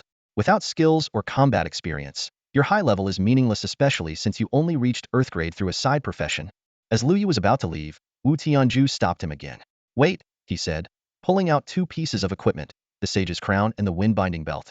Both were golden tier items. One increased maximum mana and enhanced magic power, while the other boosted defense and resistance. I forged these when I was younger, Wu Tianju said. They're not as good as the one Song Chungan stole, but you can make do with them for now. Looking at the two golden tier items, Lu Yu couldn't help but marvel inwardly. The best equipment he had was only a single golden tier item, yet this old man called these Makito. Then again, considering Wu Tianju was an Earth-grade blacksmith capable of crafting even better gear, his attitude made sense. Although the two golden artifacts were incredibly valuable to Lu Yu, they seemed rather unimpressive in Wu Tianju's eyes. Lu Yu quickly equipped himself with the items, feeling the surge in attributes that bolstered his confidence against the Nether clan. Old man, stay here and be careful not to get your eyes pecked out by the eagles, Lu Yu warned. Wu Tianju smirked. You should be worried about yourself. Once you're out there, every black eagle will have its eyes on you. Lu Yu nodded. He had initially planned to leave a summoned creature behind to protect the old man, but it seemed unnecessary now. Taking a deep breath, he stepped out from behind the massive rock and dashed toward the direction of the Nether clan. In the distance, a goblin assassin was already lurking in the shadows, tracking his every move. Lu Yu focused solely on advancing. Almost the moment he left the cover of the rock, the black eagles in the sky locked onto him. Despite the speed boost provided by his shadowless boots, the gap between him and the diving eagles was rapidly closing. Soon, the nearest black eagle was within 3 meters. At such close range, the sheer size of the black eagles was terrifying. Their wings spanned 7 to 8 meters, and their massive talons could easily grip an adult. The lead eagle swooped directly over Lu Yu, its talons poised to seize his shoulder, with dozens of others following closely behind. The time had come. Although he hadn't managed to lure all the black eagles, he couldn't afford to wait any longer. Lu Yu abruptly ducked and summoned the mermaid Shirley. As soon as she appeared, she opened her mouth and unleashed a piercing, soul-shattering scream that echoed across the mountains. Lu Yu, being the closest, was hit first and collapsed to the ground in pain. Though the black eagles, with their superior levels, managed to stay airborne, they were momentarily thrown into disarray. At that moment, the goblin general activated his all-encompassing pull, a powerful suction force that dragged the eagles down to the ground. The skeleton cavalry immediately charged, their iron hooves trampling the eagles' wings to prevent them from taking flight again. Meanwhile, the skeleton general unleashed his sea of corpses and blood, killing one black eagle every few seconds. The mountain peak was soon filled with the anguished cries of the eagles. Lu Yu struggled to his feet. Though his health and mana were intact, the shock to his soul would take time to recover from, leaving him vulnerable even against ordinary players at the moment. Just then, the remaining black eagles in the sky, under the command of the Nether clan, launched a coordinated dive attack, clearly intent on giving him no room to breathe. With Shirley's soul-shattering scream still on cooldown, and knowing the risk of fainting if she used it again too soon, Lu Yu couldn't rely on her a second time. The goblin general's all-encompassing pull alone was no longer enough to drag the eagles from the sky. Desperate, Lu Yu summoned 4 necromancers. Spectral flames filled the air, weaving into a fiery net to intercept the diving eagles. However, the black eagles easily dispersed the flames with a few powerful flaps of their massive wings. Damn it! Lu Yu cursed, scanning his summoning space for any remaining trump cards he could use. Lu Yu quickly assessed the resources of his summoned beasts. Lear could at most hold off 1 or 2 Blackhawks. Widow Wang's single-target illusions were of little use, and Wang Dazhui was too preoccupied with the effects of the Netherworld poison. As for the Crocodile King, the Blackwater Python, and the Thousand-Year Tree Spirit, it was better to let them stay in the summoning space rather than sending them to their deaths in vain. A real hero relies on himself, not the heavens or his ancestors, Lu Yu murmured to himself. With a flick of his wrist, skeletal archers and goblin archers appeared. While these archers couldn't completely neutralize the Black Hawks in the short term, the skeletal archers could at least inflict some damage, and the goblin archers, though weak, were better than nothing. Arrows rained down, but most were easily deflected by the Black Hawks, leaving only shallow scratches on their wings. These level 60 Black Hawks maintained their ferocious dive, just as Lu Yu had anticipated. He quickly swung his staff and cast a duplication spell, creating an identical clone beside him. Without hesitation, he downed a red potion and used a healing spell to restore his health. The leading Black Hawk lunged at him, its sharp talons aiming straight for Lu Yu's face. At the critical moment, Lu Yu raised his arm to block, activating the damage reduction effect of his bracers. Even so, the impact of the talons left his arms numb, and his health plummeted by nearly 1,000 points. This was with a 50 damage reduction. Had it been the full force, 3 or 4 Black Hawks would have ended his life. The first Black Hawk used the momentum to spin back into the air, while the second one followed closely. Lu Yu rolled to the ground, narrowly dodging the attack, and commanded the skeletal general to strike. The bone blade pierced through the wing of the Black Hawk, pinning it to the ground. As the skeletal soldiers swarmed in, 5 more Black Hawks dove in from the flanks. The Netherworld clansman had clearly adjusted his strategy. Lu Yu's lips curled into a faint smirk as he feigned panic, standing motionless. When the talons of 10 Black Hawks were less than half a meter away, he suddenly activated his vanish ability, his body becoming intangible as he phased through the oncoming talons. The 5 Black Hawks, unable to stop their momentum, collided heavily with one another. Their talons pierced into each other's bodies, and amidst piercing screeches and a flurry of feathers, they flailed desperately but could no longer take flight. The skeletal soldiers quickly encircled them, pinning the incapacitated Black Hawks in place. But this was only the beginning. More Black Hawks were diving down from the horizon. However, Lu Yu let out a sigh of relief. His clone had already located and pinned down the Nether clan member, which meant the opponent could no longer focus on controlling the Blackhead Eagles. This made the aerial battle much easier to handle. At close range, detailed information about the Nether clan member appeared before Lu Yu. Yumi Silverdeer Boss. Level 35. Race Nether clan. Skills: Nether Perception, Nether clan innate skill. Beast Mastery. Shadow Orb. This young man named Yumi was renowned in his clan for his beast mastery. His Nether Perception was an innate skill possessed by every pure-blooded Nether clan member, a top-tier auxiliary skill that Lu Yu had always coveted. As for the Shadow Orb, its power had already been demonstrated earlier, effortlessly eliminating a goblin assassin in a single strike. However, these 2 skills alone were not enough to earn him the title of a Silverdeer Boss. Similar to Lu Yu, Yumi's strength primarily stemmed from his ability to control wild creatures. But in front of Lu Yu, his beast mastery was overshadowed. The initial dozens of Blackhead Eagles had already been slain and summoned by Lu Yu. These new summoned creatures were entirely free from Yumi's control and were now under the command of the more powerful Lu Yu. If Lu Yu were in a different race, others viewing his attribute panel would see far more than just Silverdeer Boss. The Skeleton General alone, one of his summoned creatures, would qualify him for Gold Tier. And if his other summoned creatures and skills were taken into account, even Dark Gold Tier wouldn't be out of reach. At this moment, Lu Yu's clone was engaged in a standoff with Yumi, buying time for the main body to deal with the remaining Blackhead Eagles. However, Yumi was clearly aware of this strategy. Lacking Lu Yu's ability to multitask, Yumi needed to eliminate the clone as quickly as possible. Otherwise, as more Blackhead Eagles were summoned, the tide of the battle would completely turn. Yumi struck first, launching a Shadow Orb directly at Lu Yu's face. The clone sidestepped to dodge and countered with a basic attack, which Yumi easily evaded. This fight was far from a traditional mage duel. There were no dazzling spell exchanges, only the occasional Shadow Orb from Yumi and Lu Yu's repetitive basic attacks. This made Lu Yu even more eager to acquire offensive skills. Basic attacks were not only slow but also easy for skilled opponents to avoid, making them far less practical than spells. After several exchanges, Lu Yu's clone was hit by multiple Shadow Orbs, reducing its health to a dangerous level. Meanwhile, the Blackhead Eagles under Yumi's control still held a numerical advantage. "Human, you're finished," Yumi declared, firing another Shadow Orb directly at the clone's escape path. At this range and speed, evasion was no longer an option. But Lu Yu smiled, no longer attempting to dodge. "Did you forget? My summoned creatures far outnumber your beasts. What kind of summoner fights without using their summons?" From the very first exchange, Lu Yu discerned that Yumi's strength was far inferior to Zhu Xiaochuan's, barely reaching a Quasa first-class level. While Yumi was fully focused on dealing with Lu Yu's doppelganger, he completely overlooked the changes happening around him. Under Wang Widow's guidance, a group of goblin assassins silently surrounded Yumi. To ensure the ambush succeeded without a hitch, Lu Yu was willing to sacrifice his doppelganger rather than risk Wang Widow using illusions that might expose their presence. When the moment was right, Wang Widow suddenly appeared behind Yumi, seamlessly executing a sealing skill followed by a backstab. Taking advantage of the opening, the goblin assassins launched their own backstabs one after another. Due to the effects of the sealing skill, Yumi's defenses were rendered useless, and his health plummeted below 30 in an instant. Panic set in for Yumi. Among the younger generation of the Nether clan, he was far from remarkable. The only reason he had obtained the hidden class of beast tamer was sheer luck, happened to meet the conditions to cross the barrier. Tasked with a special mission, he had initially planned to capture the human race's master blacksmith as a bonus achievement. However, not only was his mission on the verge of failure, but even his life was now in grave danger. The fear of death made Yumi think of his family back home.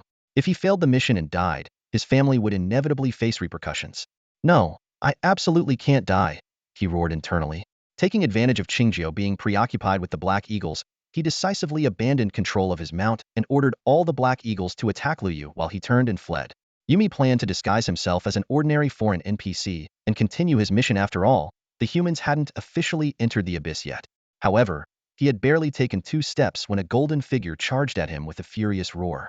Behind this figure was an ironclad army of skeleton warriors, perfectly positioned to seal off the entire mountaintop. This was precisely Liu Yu's plan. From the moment he gauged Yumi's strength, he anticipated that the latter would attempt to flee. Thus, he had summoned the skeleton soldiers in advance to block all escape routes. With 2 Nether clan members already infiltrating the human race, he was determined not to let a third one escape. By this time, Liu Yu had already dealt with most of the Black Eagles. Without their master's control, the remaining Black Eagles, though still ferocious, lacked coordination and were easier to handle. He let his own Black Eagle engage the remaining wild ones, while he calmly made his way toward Yumi. Li Er and Wang Widow were relentlessly pursuing Yumi. Although Yumi's level was nearly 10 higher than theirs, he was utterly helpless against Li Er's golden body defense and Wang Widow's assassin techniques. This impromptu pair worked together seamlessly. One focused on defense, while the other moved between shadows, executing seals and backstabs. They left Yumi barely able to fend them off. In the blink of an eye, Yumi's health dropped to 10. With a slight wave of his hand, Liu Yu signaled to Li Er and Wang Widow, who immediately understood and ceased their attacks, retreating to the side. Yumi, you can't escape today. Let's have a talk, shall we? Liu Yu stood in front of Yumi, speaking in a calm tone. Although Yumi looked disheveled and his clothes were in tatters, his eyes still gleamed with arrogance. A mere human dares to speak to me? In the abyss, it's recognized that the Yuming clan is the strongest. Your human race hasn't even stepped into the abyss yet. Liu Yu remained silent. At that moment, Li Er stepped forward and delivered a heavy slap across Yumi's face. The system showed that Yumi's health dropped by another one. How dare you speak to my master like that? You must have a death wish, Li Er said coldly. Yumi glared at Li Er, opened his mouth as if to retort, but ultimately swallowed his words. I think you still want to live, Liu Yu said slowly. I can give you a chance. Tell me, what is your clan planning to do in the human realm? Seeing Yumi keep his mouth shut, Liu Yu continued, I assume you haven't completed the mission your clan assigned to you yet. I know your rules. If you die before completing your mission, even in the line of duty, your relatives and friends will face repercussions. Why not tell me your mission? I won't kill you, and your clan will think you're still working on it. It might not be a long-term solution, but at least it will keep your family safe for a while. Liu Yu felt like a villain, coaxing a naive child. Yet he maintained a relaxed expression, as if this was merely a deal that heavily favored Yumi. Yumi was visibly shaken. He knew that if he refused, this man would surely kill him. Their captain had warned them before this person was highly knowledgeable about the abyss and couldn't be treated like an ordinary player. Taking a deep breath, Yumi finally gritted his teeth and said, just kill me. You humans are not worthy of negotiating with the Yuming clan. Liu Yu nodded. Fair enough. If your superiors find out you leaked information, your relatives and friends wouldn't just face minor consequences. I'll grant your wish. In a flash of cold light, Yumi collapsed to the ground. The system immediately displayed. Experience gained 100, reputation 2000. It also asked whether to add Yumi to the summoning space. Current available slots, 610. Liu Yu chose to capture him and promptly summoned Yumi back. The newly resurrected Yumi appeared dazed, kneeling on one knee. Greetings, master. When questioned about his clan's mission, Yumi seemed to be in agony and ultimately collapsed to the ground, shaking his head frantically. Realizing no further information could be obtained, Liu Yu returned him to the summoning space. This situation was similar to what had happened with Li Er, and Wang Widow. It appeared to be some kind of seal set by the clan's strongholds, locking critical memories after a change in state. Liu Yu sighed and decided to shift his focus to Zhu Xiaochuan and Xingtian, though they knew nothing about the abyss. There was also the matter of Wu Tianju's placement. Perhaps the Gathering Outlaws camp could use a blacksmith? Meanwhile, in a distant swamp, 2 dark figures moved swiftly. Suddenly, one of them stopped. Captain, what is it? Yumi has died once. I knew that weakling couldn't be relied upon. Fortunately, he didn't reveal our plan. Now, his mission falls to you. Understood, the other figure said before disappearing into the darkness. Liu Yu led Wu Tianju down from Falling Eagle Peak at a leisurely pace, skillfully avoiding the wild creatures along the second section of the mountain path. Although the herbs were rare, to someone who wasn't an herbalist like him, they were nothing more than weeds, so he chose to skip them altogether. Upon reaching the first level, Lu Yu immediately summoned Yumi, commanding it to subdue the only wild creature in the area, the vine demon. This silverdeer boss boasted 40 health points, 450,000 attack points, 600 defense points, and a variety of skills, including vine entanglement, fragrant toxin, and wild growth. Most importantly, like all plant-type creatures, it had a natural fear of fire. Lu Yu was no stranger to plant-type creatures. Apart from this vine demon, he had only encountered the Millennium Tree Demon. This massive race in the abyss was typically gentle, merely guarding their territories. However, after the racial barriers were broken in his previous life, their fatal weakness to fire led to near extinction, with only a few survivors who had learned fire-resistant skills managing to escape annihilation. It was precisely because of this race's unique potential that Lu Yu decided to capture the Vine Demon. Under Yumi's control, 4 undead mages simultaneously unleashed ghostly firestorm. The Vine Demon writhed in agony within the sea of flames, but was unable to break free from the beast-taming spell's grip. Eventually, it transformed into a beam of light and entered Lu Yu's summoning space. On the ground, it left behind 2 pieces of equipment, a silver-grade helmet and a pair of bronze-grade leather boots. Although they were of little use to Lu Yu, he could distribute them to Chen Zhu and the pure-hearted youth.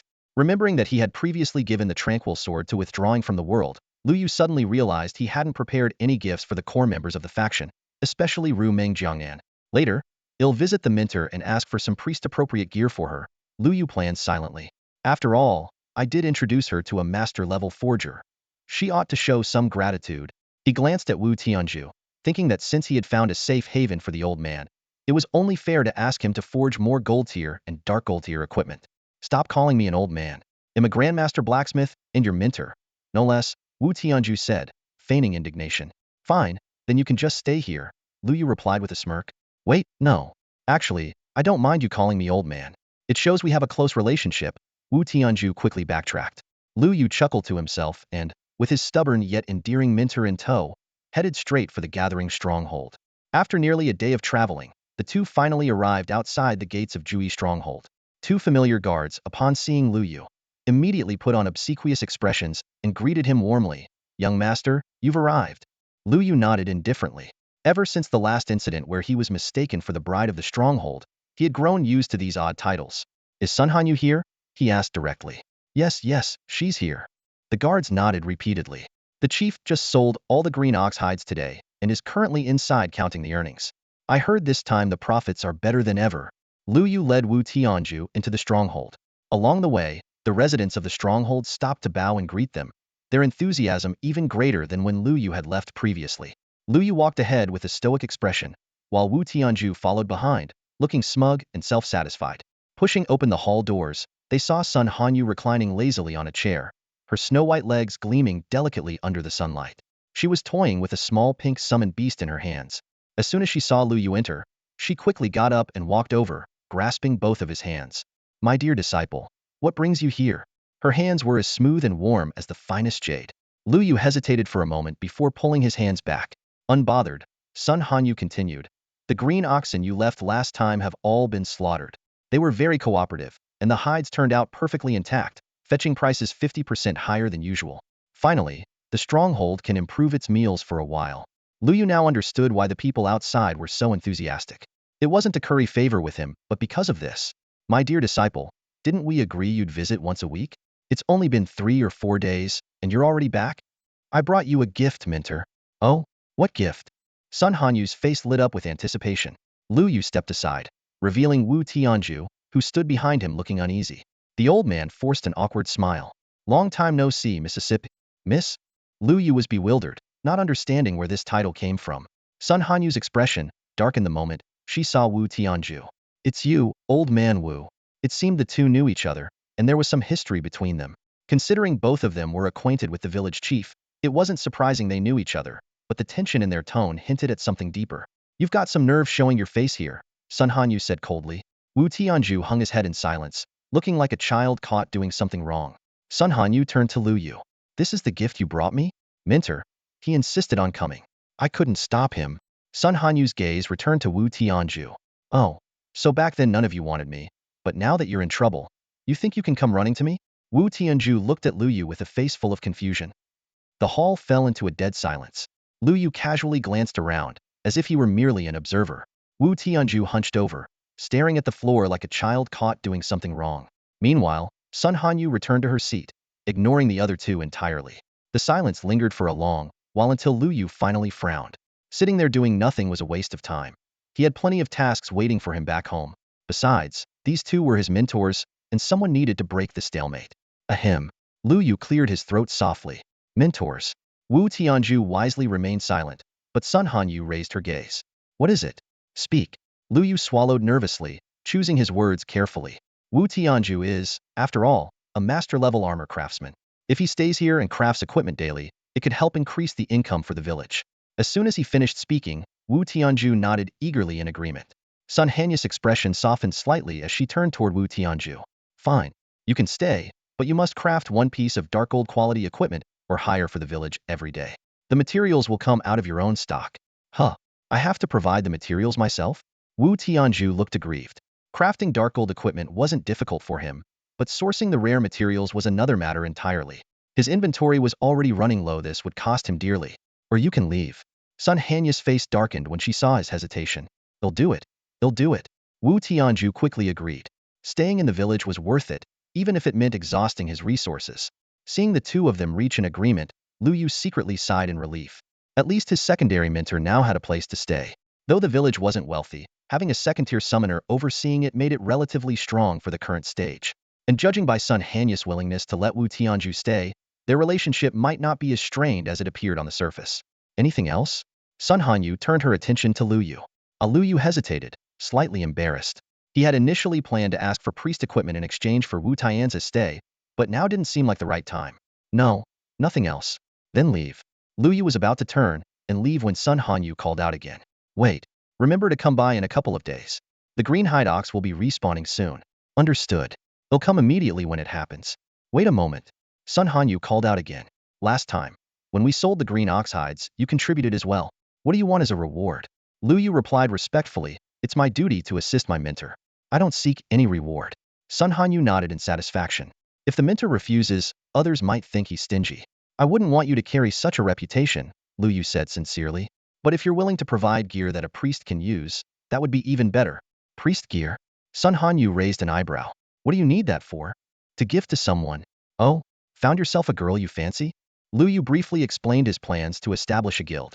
Realization dawned on Sun Hanyu's face. So you're the one setting up that guild. If you need priest gear. She turned to Wu Tianju. Get him something. Me. Wu Tianju looked confused. Weren't you the one who said you'd compensate him? What, unwilling to give him something? No, I'll do it. Wu Tianju quickly nodded and rummaged around before pulling out a bronze robe. Something better, Sun Hanyu said coldly. A dignified earth-tier armorsmith, and you're trying to pass off bronze gear? Wu Tianju awkwardly withdrew his hand and muttered under his breath. I already gave away 2 pieces of gold gear earlier. Hearing this, Sun Hanyu asked for an explanation. Lu Yu clarified that it was a token of apprenticeship, as he was learning armorsmithing as a secondary profession under Wu Tianju. Learning armorsmithing from this old fellow isn't a bad choice, Sun Hanyu remarked. His personality might be lacking, but his skills are solid. She shot a glare at Wu Tianju. Now hand over some gold-tier gear.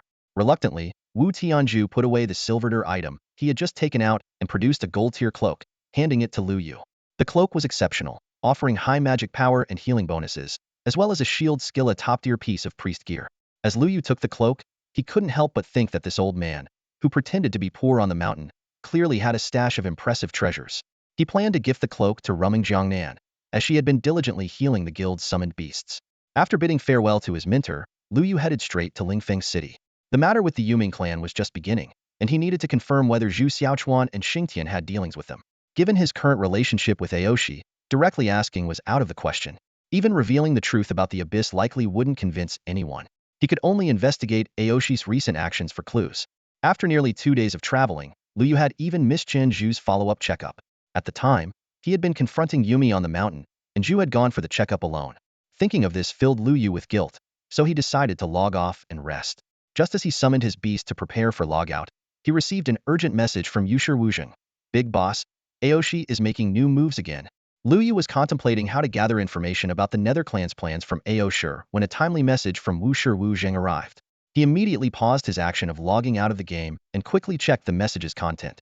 It turned out that Ao Shur and his group had set their sights on a special targeted task issued by the city lord. Completing it would reward the participants with a guild establishment order. Ever since Lu Yu founded Abyss Dominator, the guild establishment order had become a highly coveted item among all major guilds. Once a guild reached level 2, the number of members it could recruit would increase significantly, allowing them to quickly absorb elite solo players. The city lord's task? Lu Yu frowned slightly. Although Song Qingyan was known for his stubborn personality, he had always maintained a firm stance on issues involving otherworldly races, which was why he was entrusted as the city lord of a level 2 main city. Logically, this matter shouldn't have any connection to the Nether clan. In his previous life in the game, there had never been a precedent of obtaining a guild establishment order through completing a city lord task. After a brief silence, Wu Shi Wu Zheng elaborated in detail. Shortly after Lu Yu left Lingfeng City, news of the task spread among the major guilds. Since Qingju had temporarily left, guilds that were either allied with or antagonistic toward Qingju wouldn't be affected, making this the perfect opportunity for guilds to compete for the boss and secure the guild establishment order. Ao Shur Alliance was the first to discover a relatively easy boss to tackle and began secretly mobilizing their members. However, large-scale operations like this were inevitably hard to conceal. The Quanglong Guild, which had their boss stolen by Ao Shur Alliance last time, was the first to notice something unusual. Being slightly weaker than Ao Shur Alliance, Quanglong chose to expose the information directly in the public channel. As the news spread, all major guilds flocked to the scene to witness Ao Shur Alliance's boss battle. Having learned from their previous failure, Ao Shur and Xing Tian quickly changed their strategy. Instead of monopolizing the boss, they proposed cooperating with other guilds to encircle it together. This sudden shift took the other guild leaders by surprise, creating an awkward situation. Eventually, several guild leaders reached an agreement. Each guild would send 300 members to jointly attack the boss, and the guild with the highest damage output would have priority in selecting the loot. This proposal was accepted by all parties, and the boss raid began immediately. At first, all guilds gave their maximum effort, trying to maintain a lead. However, because their overall strength was fairly evenly matched, no clear frontrunner emerged. It wasn't until the boss entered its death recovery and invincibility phases that the Yin Alliance's members suddenly began to noticeably hold back. The members of the Aoshi faction adopted the same strategy, saving their ultimate abilities on cooldown without using them. Although both sides tried to conceal their intentions, the top-tier guild members present quickly noticed something unusual and joined this tacit accumulation of power. When the boss's health was about to run out, chaos erupted. All the major factions simultaneously launched surprise attacks on the others around them, and the battlefield descended into utter mayhem. The champion alliance leader, Du Guohua, was the most anxious at this moment since granting their top combatant an extended, first-rank marital leave had weakened their guild strength. Amid the most intense part of the skirmish, Aoshi and Xingtian seized the opportunity to pull the boss into an isolated space. In less than 30 seconds, the system announced the boss had been defeated. The chaotic battlefield suddenly fell silent, and all factions immediately turned their focus toward the Aoshi alliance. However, when Xingtian emerged from the isolated space and emptied his inventory in front of everyone, the result was unexpected. There was no guild creation order. While the factions were disappointed, they also felt a sense of relief. After a brief discussion among the leaders, they decided to distribute the loot according to their original gentleman's agreement, as though the earlier battle had never occurred. The system showed that Aoshi had achieved the highest damage output and could choose their reward first. Without hesitation, Xingtian selected a silver token engraved with the words recruitment order. Although this token had already been identified as not being the guild creation order, Xingtian's complete disregard for other items raised suspicions among the others. In reality, the seemingly ordinary token was a recruitment quest item issued by Song Qingyan, the lord of Lingfeng City. Upon activating the token, Xingtian received an exclusive quest, with the reward being none other than the guild creation order. Though the other factions deeply regretted it, the exclusive nature of the quest meant only Xingtian could complete it, leaving them helpless to intervene. To prevent Xingtian from obtaining the guild creation order, the major factions deployed members to guard the 4 city gates of Lingfeng City, ready to kill him on sight. They hoped that by delaying him until the quest expired, Xingtian would fail to secure the guild creation order. Lu Yu read the message sent by Yushi Wujing and appeared deep in thought. When he saw the recruitment order, he had already guessed part of the situation. Recruitment orders are typically issued when the main city faces a significant problem, offering challenging tasks but with generous rewards, sometimes even negotiable with the issuer. It seemed likely that Xingtian had negotiated the guild creation order as his reward. Do you know what Xingtian's quest is? Lu Yu asked. Yushi Wujing replied with a helpless emoji. Apparently, only Xingtian knows. Even Xiao Chuan is in the dark. Lu Yu began to quickly recall the challenges Lingfeng City faced during this point in his previous life. Considering this was still the early stage of the game, where players were significantly weaker than NPCs, the quest had to be urgent yet within the player's capabilities. Suddenly, a thought flashed through his mind. Could it be that incident? Liu Yu quickly assessed the timing and the current situation in his mind. With a slight furrow of his brow, he was almost certain this was that matter. No wonder Xingtian had been holed up in Lingfeng City. Delaying any action on the mission, rushing things before the right time would be futile. His gaze shifted to Wushi Wujing's avatar, and he couldn't help but silently admire him. This individual truly warranted a second look.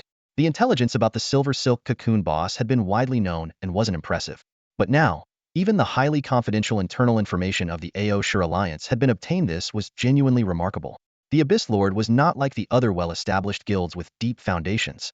Those guilds had intricate, interwoven relationships, and planting spies among one another was commonplace. However, the Abyss Lord was so new that it couldn't even be certain whether it had internal spies, let alone the capability to plant them elsewhere. It was clear that Wushi Wujing had leveraged personal connections to acquire this information. To ordinary players, all they saw was a skirmish between a few top guilds, with some additional guards inexplicably stationed at the city gates. As for what happened during the fight, or why people were guarding the gates, they were entirely in the dark about such details. Liu Yu absent-mindedly ran his fingers over the Qingya sword in his backpack, deep in thought. This bronze-grade item was indeed somewhat underwhelming. It seemed he needed to think of a way to compensate Wushi Wujing more generously. A capable ally like this must not be allowed to waver in loyalty. He firmly believed that sincerity would always yield returns. This principle extended to how he treated other guild members as well. Although the Abyss Lord currently only had 100 or so members, and there were bound to be spies from other guilds among them, he was confident that sincerity could win over most of them. As for the ungrateful ones, they would naturally face consequences once exposed. He displayed the attributes of the Qingya sword to Wushi Wujing, and as expected, the other party instantly lit up with excitement. Although Liu Yu himself was already equipped with several silver and gold-grade items, for most players, a bronze-grade item was still highly coveted and out of reach. After exchanging a few more words, Liu Yu closed the chat interface and sent a message to Chen Zhu, instructing him to log off and review their findings. The game pod opened slowly, and as Liu Yu stepped out, he felt his consciousness still lingering in the game. He stretched and moved his body deliberately, trying to reorient himself to the real world. In another room, Chen Zhu's pod also opened gradually. His baby-faced expression was filled with confusion, and it took him a while to snap back to reality.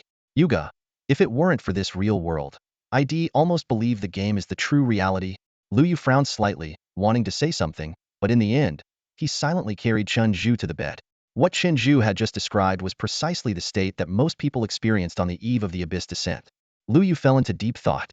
By all accounts, there was still nearly a year before the Abyss would descend. So why was Chen Zhu already sensing something? Could the Abyss be arriving ahead of schedule? He observed Chen Zhu carefully and quickly dismissed the idea. Currently, Chen Zhu was the only one experiencing this sensation, which suggested that the change was personal to him. His gaze fell on Chen Zhu's legs, and Liu Yu realized this might be the key.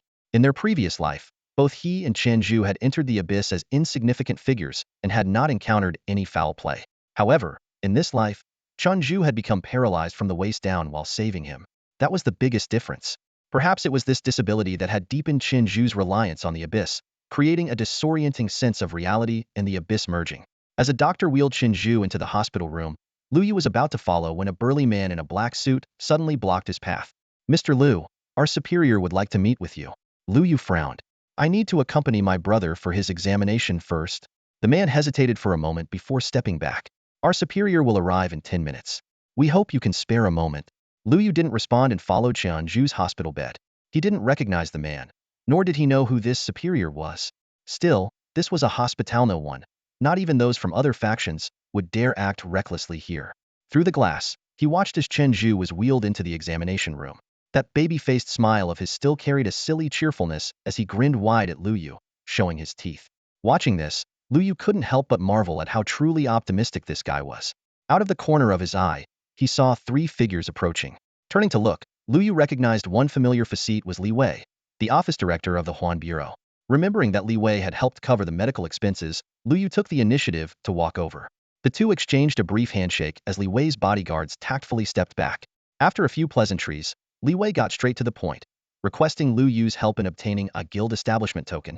While he couldn't disclose too many details, Li Wei emphasized that this token was of critical importance to them as government officials and assured Liu Yu that they were willing to pay any price he named. Liu Yu frowned in thought. In his previous life, the Huan Bureau hadn't been so eager to form guilds. Why were they so desperate this time? He agreed to try and help but cautioned that his profession might result in a lower drop rate for the token. As for payment, He said they could settle it later since the government wouldn't default on their debts. Li Wei expressed his gratitude and was about to leave when he suddenly turned back. Mr. Liu, if possible, we hope you can obtain a few more guild establishment tokens to sell. The sooner humanity can form more guilds in the abyss, the better. With that, Li Wei departed briskly. Liu Yu smacked his lips and thought selling guild establishment tokens wasn't a bad idea after all. By the way, Director Li, there's one more thing, Liu Yu said as soon as his voice trailed off. Li Wei immediately turned around, his expression focused. 2 days ago, when I went downstairs to buy food, I noticed 2 men in black following me. Although I eventually shook them off, I thought I should report this to you. Hearing this, Li Wei's face darkened instantly. Understood, I'll handle it. With that, he left quickly with 2 bodyguards in tow. Liu Yu's gaze shifted back to Chen Zhu, who was lying on the machine. Over the past 2 days of traveling, he had also been contemplating the sale of the guild creation order. It was undeniably a win-win decision. It could rapidly enhance the overall strength of the human race, while also benefiting him. The only issue was that his guild, Lord of the Abyss, had not yet reached level 2. However, with the experience accumulated over the past few days, it should be enough soon. As Li Wei had mentioned, the sooner the human race had more guilds, the better. An hour later, Chen Zhu was wheeled out of the examination room. The doctor pulled Liu Yu aside and whispered, "You've been taking care of Chen Zhu all this time, correct? Are you his family?" "Sort of. I'm his father," Liu Yu replied with a nod.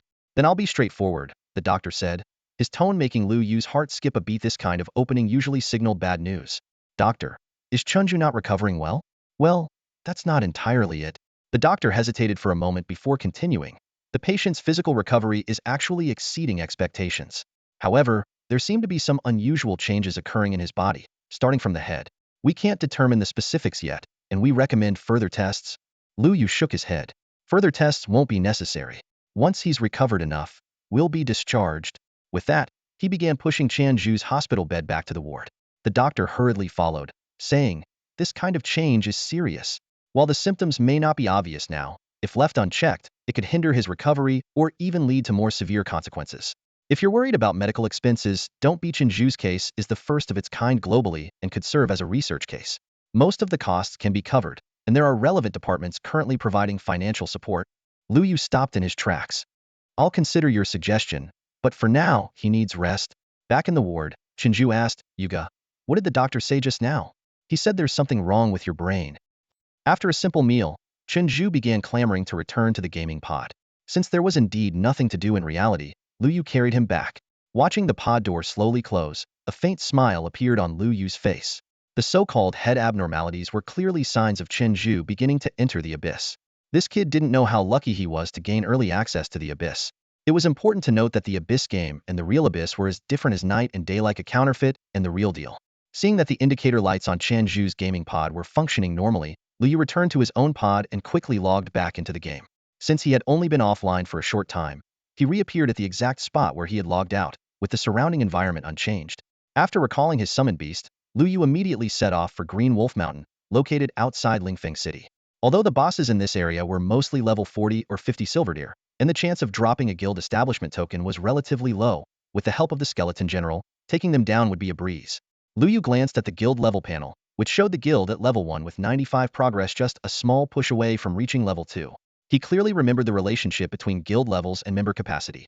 A level 2 guild could hold 1,000 members, level 3 could accommodate 10,000, level 4 could host 100,000, and level 5, the highest level, could house up to 200,000 members.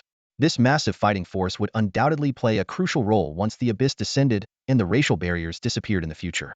After several hours of trekking, Liu Yu arrived at the foot of Green Wolf Mountain. In the distance, a few level 25 green wolves lurked behind the trees, watching him warily. These low-level wild creatures posed no threat to him. Just as he was about to command his skeleton soldiers to clear a path, a system announcement suddenly echoed through the game. "Attention, all players. The Golden Stone's secret realm has appeared on the eastern side of Lingfeng City. The realm will open in 1 hour. Rich resources lie within. Best of luck to all players." Liu Yu frowned. Not only had this secret realm appeared 2 full days earlier than in his previous life, but its type had also changed from Herbworm to Golden Stone. Secret realms, as special dungeons in the game, were extra resources provided by the Abyss to all races. The Golden Stone's secret realm contained a wealth of ores essential for forging equipment, while the Herbworm's secret realm produced various medicinal materials. Although only players could enter these realms, the materials obtained could also be used by NPCs, leading to a flood of NPC-issued quests related to them. Lu Yu was almost certain that the mission Xingtian would soon receive was tied to this secret realm. The importance of that item even surpassed the first guild establishment token. Unfortunately for Xingtian, Lu Yu was determined to claim it for himself. Just then, a private message popped up from No Strife. Hey boss, what's this golden stone secret realm? Should we go in? Don't rush. They'll handle it, Lu Yu quickly replied. He then issued a command in the guild channel. All online members, gather at the east gate of Lingfeng City immediately. A few minutes later, all members of Abyss Lord gathered at the east gate of Lingfeng City. The players, equipped with return scrolls, instantly traversed hundreds of miles to assemble, displaying efficiency far superior to ordinary travel. Lu Yu scanned the surroundings and noticed that nearly half of the faces were unfamiliar.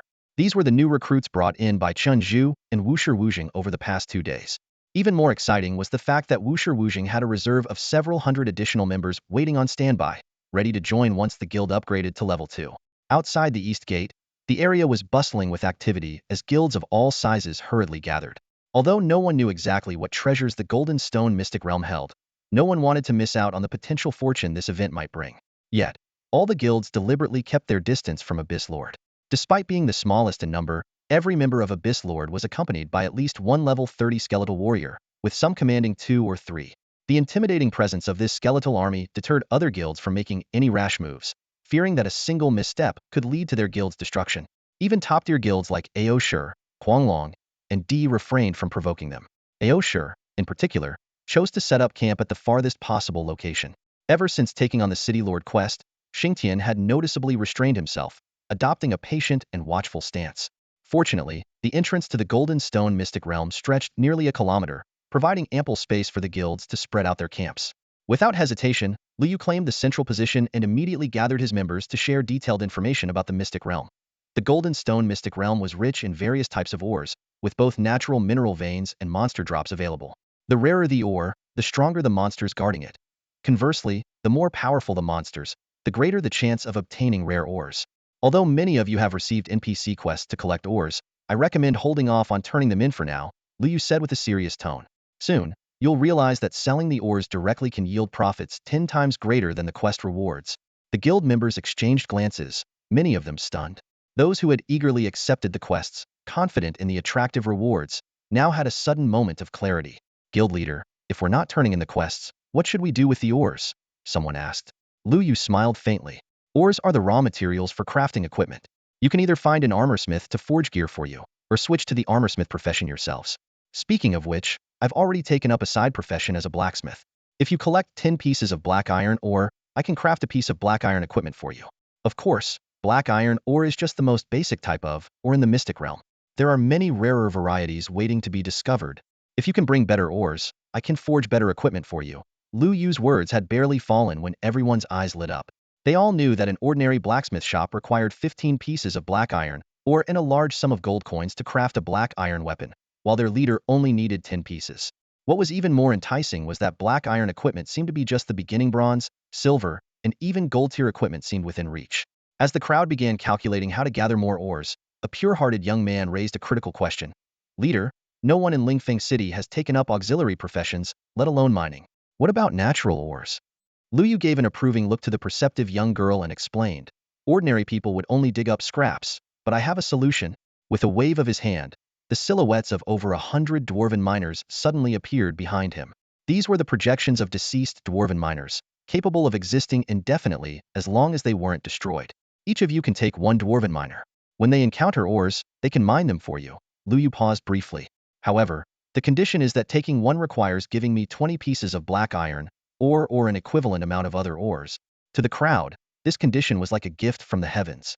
Other factions would have begged for such an opportunity. In an instant, the members surged forward, shouting, Leader, give me one. I want that female one. In no time, all 99 dwarven miners were claimed. Lu Yu promptly reminded them, remember, when entering the Golden Stone secret realm, you will be teleported randomly. Keep physical contact with your summon, or the system won't teleport you together. At that moment, a message came through from Wushi Wujing. Boss, the news you shared has already spread to all the major factions. Lu Yu remained unfazed. Even if other factions knew, they wouldn't be able to train a large number of miners in a short time. Moreover, with the random teleportation mechanism, the Abyss Lord's people wouldn't need to worry about being ambushed. Most of the ore resources would inevitably end up in their hands. The countdown to the secret realm's entrance had reached its final 10 seconds. All the players crowded at the entrance, but Lu Yu's gaze shifted toward the direction of Aoshi and Xingtian. Ores were important, but the real key lay in that particular thing. When Xingtian met Lu Yu's smiling gaze, an ominous feeling surged in his heart. 3, 2, 1. As the countdown hit 0, the barrier at the entrance dissolved like a thin mist. Aoshi and Xingtian strode in immediately, followed by Lu Yu, who entered the Golden Stone's secret realm with a calm smile and an unhurried pace. A blinding flash of light swept through, and the surroundings shifted in an instant. The system notification promptly echoed. Players have entered the Golden Stone's secret realm. The realm will close in 24 hours. Any players remaining will have their inventory cleared and be forcefully teleported back to the main city's spring. Lu Yu turned to glance back, but the entrance had already vanished. There were only 2 ways to leave the secret realm: using a return scroll or other teleportation items, or defeating wild monsters to obtain keys that unlocked the void exit. For Lu Yu, the latter was clearly the only option. The air was thick with a heavy metallic scent, creating an invisible sense of pressure.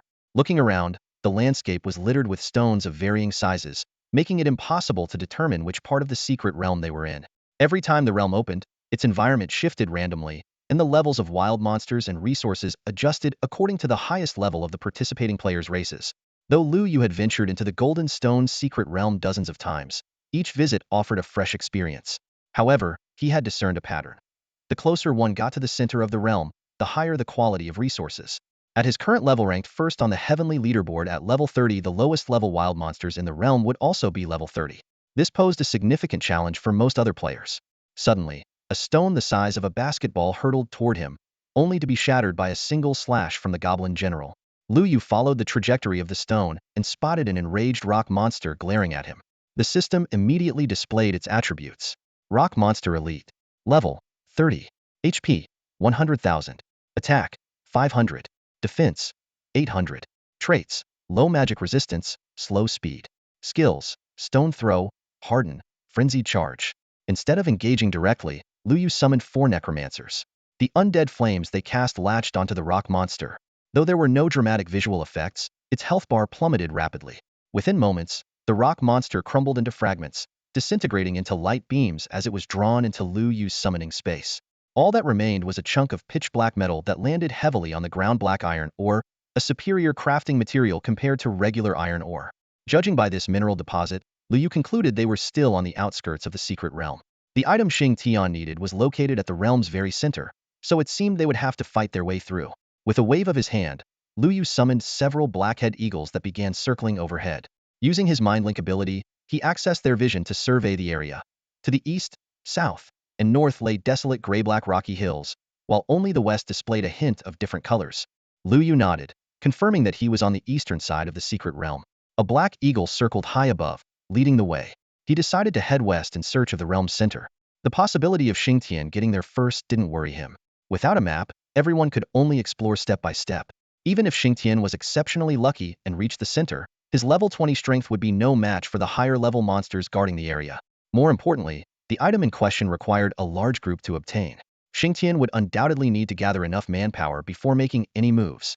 Taking advantage of this opportunity, Lu Yu decided to scour the area for mineral resources along the way. As a blacksmith, crafting top-tier equipment required not only experience but also a substantial amount of raw materials for repeated forging. He immediately summoned all his summoned creatures and instructed them to spread out and search for mineral deposits. The dwarf miners were tasked with excavating any discovered veins, ensuring no resource was overlooked. Before long, Lu Yu's backpack was filled to the brim with various ores. Most were common materials like iron ore and black iron ore, with only one piece of bronze, or being somewhat valuable. It seemed that quality resources were indeed scarce in the outer regions. He ordered his hundreds of elite summoned creatures to quicken their pace, leaving the task of collecting ordinary ores to the skeleton soldiers following behind. After traveling several miles at full speed, the surrounding landscape began to change. The dull gray hues gradually faded, replaced by an expanse of bluish-green desert terrain. A massive boulder made of Qingya stone blocked the path ahead, instantly reminding Lu Yu of the first weapon he ever forged, the Qingya sword, crafted from this very material. This area was scattered with Qingya stones, and larger boulders were guarded by Qing stone golems, whose colors blended seamlessly with the environment. These level 32 elite monsters were slightly stronger than ordinary stone golems, but were still no match for the skeleton cavalry. A single charge from his troops was enough to annihilate them. Lu Yu personally inspected the giant boulders the golems had been guarding. The system notification revealed that the boulder contained not only bronze-grade Qingya stone, but also silver-grade Qing steel. Finding silver-grade minerals in the outer region of the secret realm filled Lu Yu with anticipation for the resources deeper within. The mid-level areas might hold gold-grade minerals, and the innermost depths could even contain dark gold or diamond-grade treasures. If his speculation was correct, the quality of the mysterious item at the heart of the realm was likely extraordinary. An hour later, the nearby greenstone vein had been completely mined by Lu Yu. His backpack now contained over 100 pieces of Qingya stone and more than a dozen pieces of Qingyang stone. The sheer quantity of Qingya stone alone was enough to forge around 10 Qingya swords. Looking around and finding no more worthwhile mining spots, Lu Yu decided to continue heading west. Along the way, he mostly encountered ordinary rock creatures that only dropped small amounts of black iron ore again. Though the rewards were modest, they were better than nothing. By now, his backpack had accumulated over 1,000 pieces of black iron ore, enough to forge approximately 100 pieces of black iron equipment based on the success rate of a blacksmith. As he walked, Lu Yu began considering how to distribute this batch of equipment. While giving gear to his guild members could enhance their overall strength, he understood the importance of not offering too many benefits freely, as it could lead to a sense of entitlement. He decided to distribute the equipment through a system of contribution points or by exchanging it for other valuable items. However, with the game's progression, black iron equipment was about to become the mainstream gear. Especially with the opening of the Golden Stone's secret realm, ordinary players would be able to gather a few pieces of black iron gear within 3 to 5 days. This realization made Lu Yu understand the need to shift his focus toward higher-end development. With this in mind, he quickened his pace while opening the forging interface and placed 10 pieces of black iron ore inside. Thanks to his blacksmithing profession's innate skill, the usual consumption of 20 ores was halved. As the sound of hammering echoed, a brand new pair of black iron boots appeared on the interface. The system immediately prompted, "Congratulations! You have successfully forged black iron boots. Forging experience for black iron boots 20, forging experience for footwear 20. The boots had average stats, so Lu Yu directly stored them in the guild warehouse, setting the required contribution points for exchange. He then took out another 10 pieces of black iron ore and continued forging. This type of single material forging would randomly produce various equipment, mainly helmets, chest armor, and other large pieces, with only a slim chance of creating accessories like rings or necklaces. Lu Yu had 2 goals for this round of forging. First, to fill the equipment gaps for his guild members, as even he still had a few unequipped slots, and second, to accumulate forging experience in preparation for crafting higher quality gear in the future. Before long, the 1,000 pieces of black iron ore had been transformed into 100 pieces of equipment, including a few accessories. Lu Yu selected a black iron ring for himself to fill one of his empty slots. As for necklaces and cloak-specialized equipment that required unique materials, they remained unforgeable for the time being. He also crafted equipment from the crocodile hide and blackwater python skin he had been storing in his backpack, resulting in a bronze chestplate and a black iron bracer. These items were also added to the guild warehouse. Finally, with a few hundred pieces of iron ore and black iron ore still left in his backpack, Lu Yu decided to hold on to them for now and refrain from further crafting. Lu Yu busied himself organizing the freshly collected ores while pondering how to allocate these resources efficiently. These basic minerals were not only crucial for crafting equipment, but also needed to be reserved for emergencies. Fortunately, thousands of skeleton soldiers at the rear were tirelessly gathering more of these essential ores. As he pressed forward, the surrounding terrain underwent a dramatic transformation. The endless expanse of rocky wasteland vanished, replaced by a towering, majestic mountain. It seemed he had reached the midpoint of the secret realm. Just as Lu Yu prepared to climb the mountain, he overheard a conversation between 3 individuals nearby. "Finally, we're out of that cursed wasteland. Big bro, why wouldn't you let us mine all that black iron ore? You don't get it. Black iron ore is just the most basic material. It's only good for crafting a few black iron items at best. Black iron gear is still decent. I only have 4 pieces of black iron equipment on me anyway. Trust me, I know what I'm doing. My prospector instincts tell me this mountain holds higher quality minerals. At least silver grade. Maybe even veins of gold grade or..." "Seriously?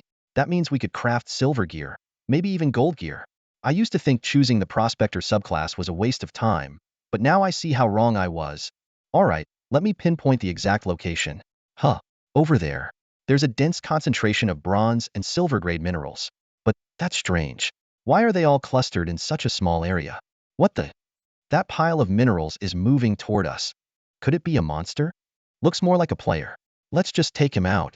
The 3 exchanged a knowing glance. Night Widow Kicker immediately activated stealth mode, while the other 2 hid behind a massive boulder. Lu Yu chuckled to himself.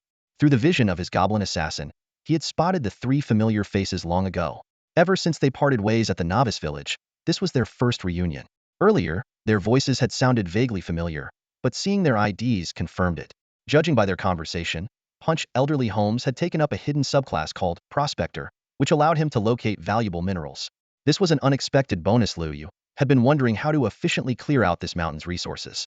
The moment Night Widow Kicker entered stealth mode, a dagger struck him, forcing him out of hiding instantly. Punch Elderly Homes and Kick Orphanages had barely reacted before they felt the cold edge of a blade pressed against their throats. They froze in place, unable to move. Liu approached them slowly, wearing a gentle smile. Long time no see. The trio's expressions immediately darkened, as if they had swallowed bitter herbs. Of all the places in this massive secret realm, why did we have to run into this jinx? What's wrong? Not happy to see me? Liu asked, his tone light. Happy. Very happy. The three replied hastily, though their bitter expressions betrayed their true feelings. You don't look very happy, Liu said, shaking his head. The three quickly forced smiles, though they looked more pained than joyful. Seeing their pitiful attempts, Liu finally nodded in satisfaction and smiled. So, I hear you've become a prospector? His gaze settled on Punch Elderly Homes. Punching Nursing Home spoke nervously. Master Qingjio, back in the newbie village, it was the three of us being immature and disrespecting you. Now that we've reached the second-tier main city, for the sake of being from the same village, could you just let us go like a puff of air? Kicking Kindergarten and Night Kicking Widow's door nodded repeatedly by his side. After the incident in the newbie village, they had fully realized that Qingjio was not someone they could afford to provoke. Even a top-tier guild like Proud World had to tread carefully around Liu, let alone small fry like them. Liu smirked coldly and shook his head. Back in the newbie village, you guys targeted me multiple times with other players, and I never held you accountable. Now that I've finally run into you, why would I let you off so easily? Didn't you say we're from the same village? When villagers meet, shouldn't there be tears of joy? The three of them were on the verge of tears. Master Qingjio, Grandmaster Qingjio, please show us the way, and we'll follow your lead without question. You still haven't answered my earlier question. Liu stared directly at Punching Nursing Home. Did you take the Prospector class? Yes. Punching Nursing Home quickly nodded. I was lucky enough to become a prospector. I can detect rare minerals within a 10-mile radius and also mine and collect them. Whatever you need, we'll find it for you right away. Liu nodded in satisfaction, thinking that Punching Nursing Home was at least sensible. Start by telling me about the mineral resources nearby. Under Liu's gaze, Punching Nursing Home broke out in a cold sweat. Master, to the east, south, and north, there are mainly iron and black iron deposits. In the mountain to the west, there are some silver quality minerals. Only silver quality? Liu squinted his eyes. No, there are gold quality ones too. Gold quality minerals as well. Punching Nursing Home had planned to withhold some information, but didn't dare to under Liu's piercing gaze. How much gold quality mineral is there? A lot. Exactly how much? More than all the minerals in your backpack combined.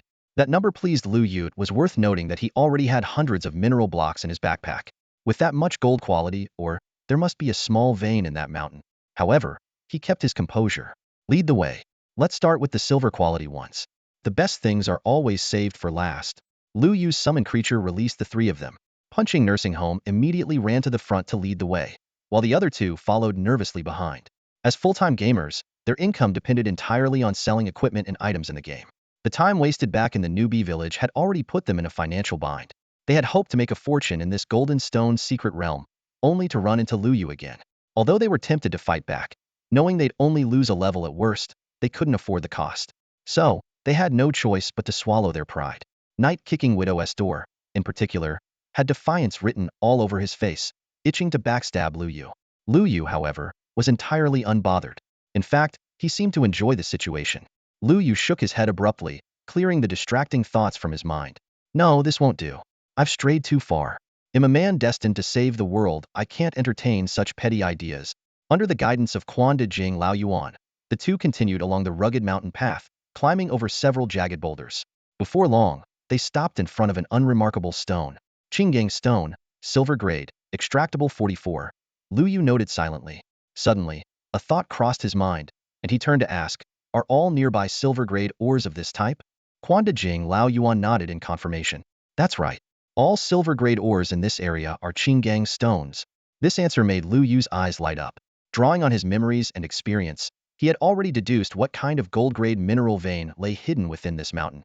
The dwarven miners quickly extracted the Qinggang stones and handed them to Liu. Although these silver-grade ores were hardly worth his attention, he decided not to waste them. He instructed Quandajing Lao Yuan to lead him to every Qinggang stone deposit in the area, ensuring they collected all of it. After gathering the Qinggang stones, the group ventured deeper into the mineral vein. They scaled steep cliffs and eventually arrived at the entrance of a narrow cave, just wide enough for one person to pass through. The cave was dimly lit, reminding Lu Yu of his early days in the goblin caverns back in the beginner village, fumbling through the darkness. But now, he was far stronger. With a simple gesture, he summoned 4 necromancers. The flames burning in their eyes and on their staffs illuminated the entire cave. In the eerie blue glow, a vast expanse of deep blue came into view, streaked with intricate golden veins that extended deep into the cavern.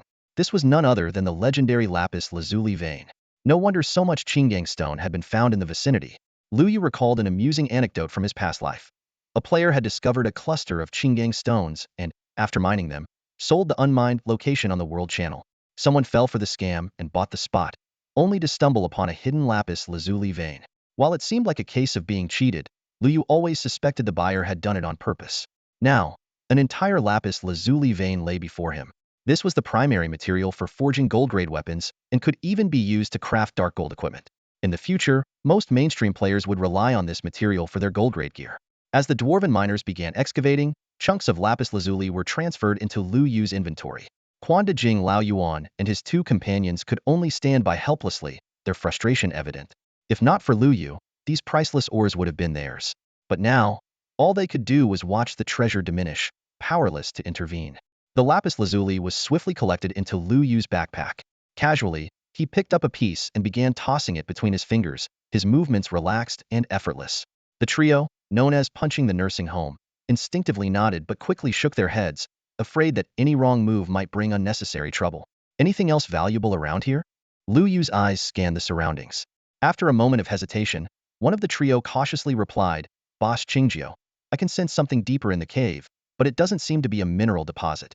It's buried quite deep, and digging it out might take a lot of time." Raising an eyebrow, Lu Yu's interest was piqued.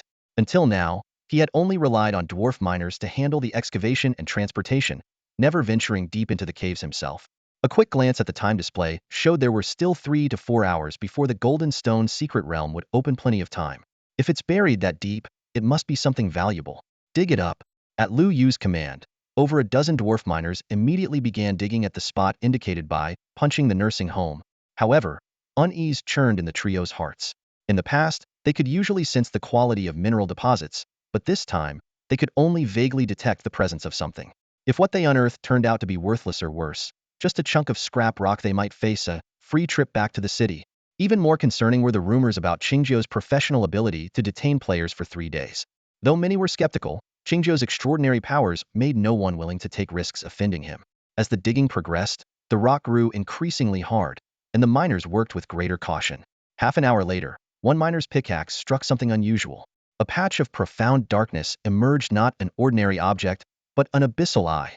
Lu Yu's eyes widened in astonishment as he took the stone from the miner. He retrieved the abyssal eye he had previously acquired from Wang Dachui and compared the two. They were nearly identical, except the newly unearthed one was larger. To think I'd obtain an abyssal eye so early in this life, Lu Yu thought to himself. Looks like I'll have an extra ally for the expedition into the alien lands. Seeing the satisfied expression on Lu Yu's face, punching the nursing home finally let out a sigh of relief, wiping the cold sweat from his forehead. He didn't recognize the peculiar stone, but its immense value was undeniable. Lu Yu carefully put the 2 pieces of abyssal eyes back into his backpack and then took out a piece of lapis lazuli, tossing it lightly to Punch's elderly Holmes. The latter scrambled to catch it, nearly dropping the mineral in his excitement, but quickly steadied himself. "Remember how this mineral feels," Lu Yu said. "If you ever find more, I'll buy it at a high price." Punch's elderly Holmes immediately pledged, "If you need it, boss, I'll dig it up and deliver it to you as soon as I detect any." "Don't give me that," Lu Yu smirked. "It'd be impressive if you didn't just sell it off in secret. I keep my word, whatever price others offer, I'll pay double. So before selling, you'd better check with me first. If you don't want to meet, we can use the trading platform." "No way, no way," Punch's elderly Holmes replied respectfully, though inwardly he was thrilled. By now, he fully understood the value of this mineral. Lu Yu had deliberately revealed the value of the abyssal eye and wasn't worried about the other party inflating the price. After all, in the later stages, such items often became priceless and unavailable. Rather than letting him mistakenly think it was worthless and missing out, it was better to make him aware of its significance. This way, he would undoubtedly put effort into finding more, and Lu Yu could benefit from it. Are there any other minerals nearby? Lu Yu asked. None.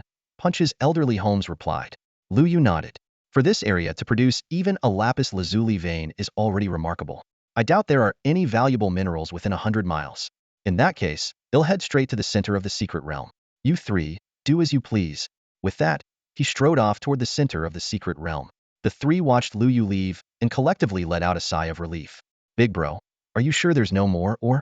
Kix Kindergartens asked. Punch's elderly Holmes shook his head. There really isn't. Kix Windows of Widows chimed in discontentedly. Big bro, he doesn't know the exact situation. Why didn't you keep something back? Keep what? Punch's elderly Holmes countered. How do you know which of his words is a test? We're lucky to still be alive. True, Kix Kindergartens agreed. And we got the lapis lazuli. Someone on the forums sold one for 30,000. That's enough for the three of us to enjoy life for a while. 30,000 isn't much. Kix Windows of Widows scoffed. One night with a girl each and it's gone. Kix Kindergartens joked. The three of yous could share one. They turned to look at Punch's elderly Holmes, who had fallen into deep thought. What are you thinking about, big bro? After a moment of silence, Punch's elderly Holmes said, I'm wondering what that stone is. The one that even Lu Yu wants so badly. If we could find more and sell it to him, we'd make a fortune. Sell it to him? He almost got us killed. Yeah, he did. Punch's elderly Holmes admitted, shaking his head. But right now, he's the only one who knows the true value of that mineral. If we want to sell it at a high price, he's our best option. Lu Yu smiled faintly. The idea of punching the nursing home was indeed insightful. As for the abyssal eye, there was almost no information available on the market, and others had no way of determining the true value of this stone. If he recklessly paid a high price for it based solely on his interest, wouldn't it be as risky as the tulip mania back in the day? He nodded to himself. A truly smart person should delve into the reasons behind market trends, rather than blindly following the crowd. After confirming that the punch the nursing home trio had not deceived him, and that this area had indeed been mined out, Lu Yu decisively severed the mind link with the goblin assassins and instructed them to continue stealthily tracking the trio. Although the treasures at the center of the secret realm were his primary objective, Lu Yu had no intention of leaving just yet. After all, the timing for the secret realm's opening was unpredictable. If he missed this opportunity, who knew how long it would take for the next one? With the punch the nursing home group serving as a human detector clearing the path ahead, his search efficiency was greatly improved. As he sped westward, just as expected, there were hardly any minerals to be found.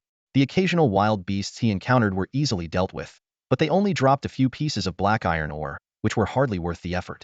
Lu Yu decided to ignore these minor creatures altogether and focused on hurrying forward. In his backpack, hundreds of pieces of lapis lazuli and blue steel ore remained unused for now. These high-quality materials were far too valuable to waste as practice. He planned to visit Wu Tianju, the old forging master, after leaving the secret realm to obtain a few blueprints.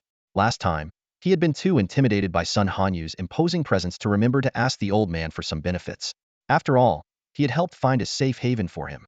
While traveling, Lu Yu kept himself busy. He had a blueprint for the Qingya sword on hand, and with plenty of materials available, it was the perfect opportunity to practice. As he hammered and forged, system notifications kept popping up. Congratulations! You have successfully forged a black iron Qingya sword. Congratulations!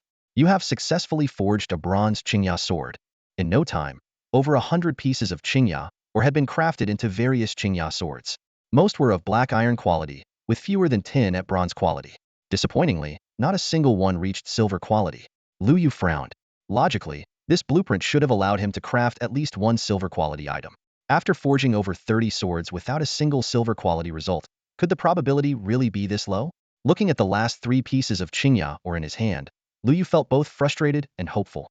It was like playing a gacha game without a guaranteed reward. Despite hundreds of disappointing pulls, he still held out hope for the next 10 draw.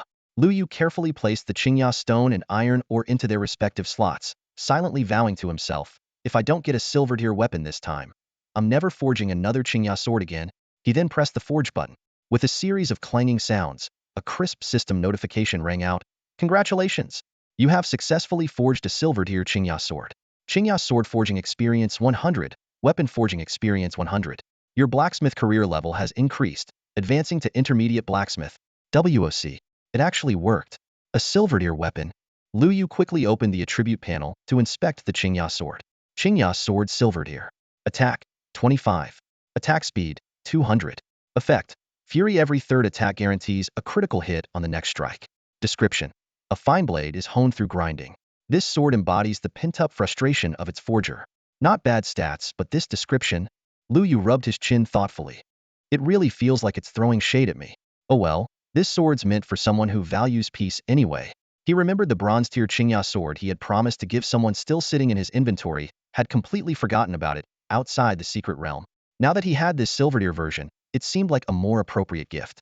In his inventory, there was also a golden-tier cloak meant for roaming Jiangnan. Glancing at the elegant cloak, Lu Yu felt an itch to try it on, but ultimately resisted the urge. It was a women's item and not quite suitable for him.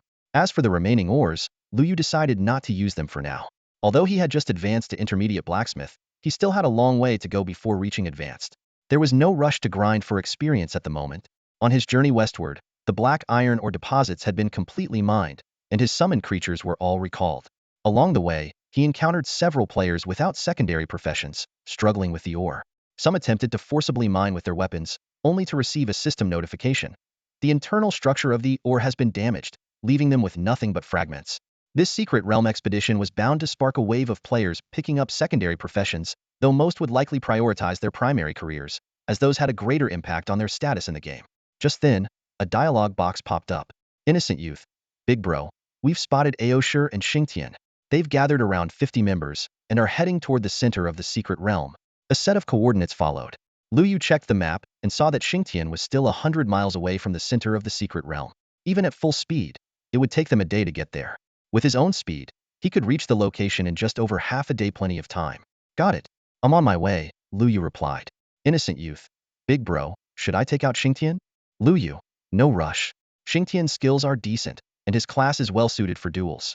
If you slip up, it'll only backfire. Just keep tracking them for now. Innocent youth. Understood. Big bro waiting for you to kick things off.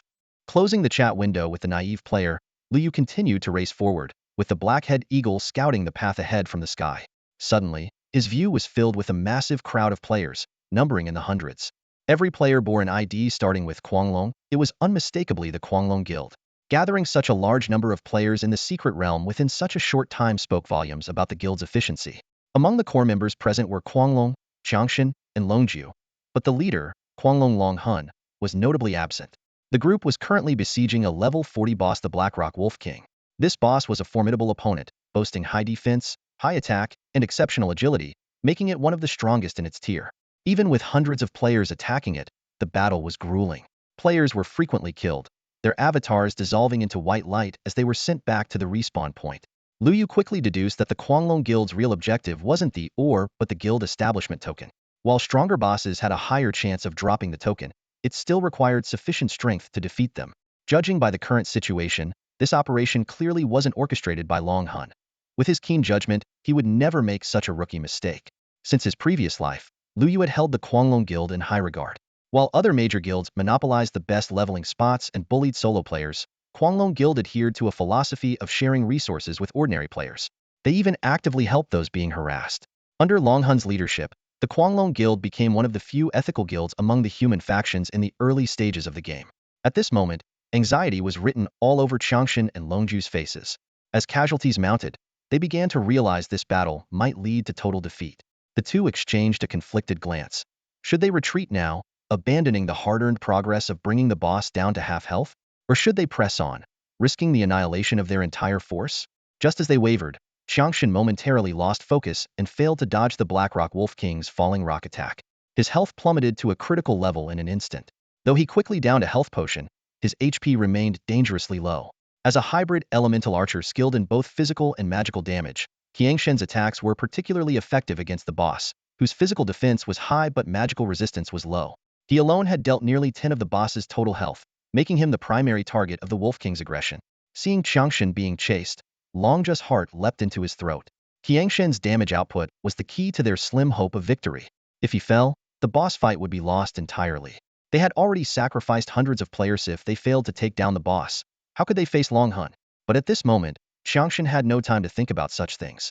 His sole focus was on staying alive, while the healers struggled to keep up with the boss's relentless damage. One more hit, and he would be finished. He focused all his attention on escaping now. Facing the Blackrock Wolf King's far superior speed, he was well aware of the dire consequences of dying in this boss fight. Without a tank to hold the front lines, facing the Wolf King's relentless pursuit alone, put him in an incredibly precarious position. In the face of such an overwhelming power gap, any fancy maneuvers seemed utterly futile. The Blackrock Wolf King unleashed its falling rock skill again, raining down a barrage of stones with no place to hide. Letting out a helpless sigh, Gunslinger found himself recalling the figure of the Dragon Soul Guild leader. Before undergoing surgery, the leader had entrusted the guild to him and Longju, hoping they could bring a surprise by obtaining the guild creation order.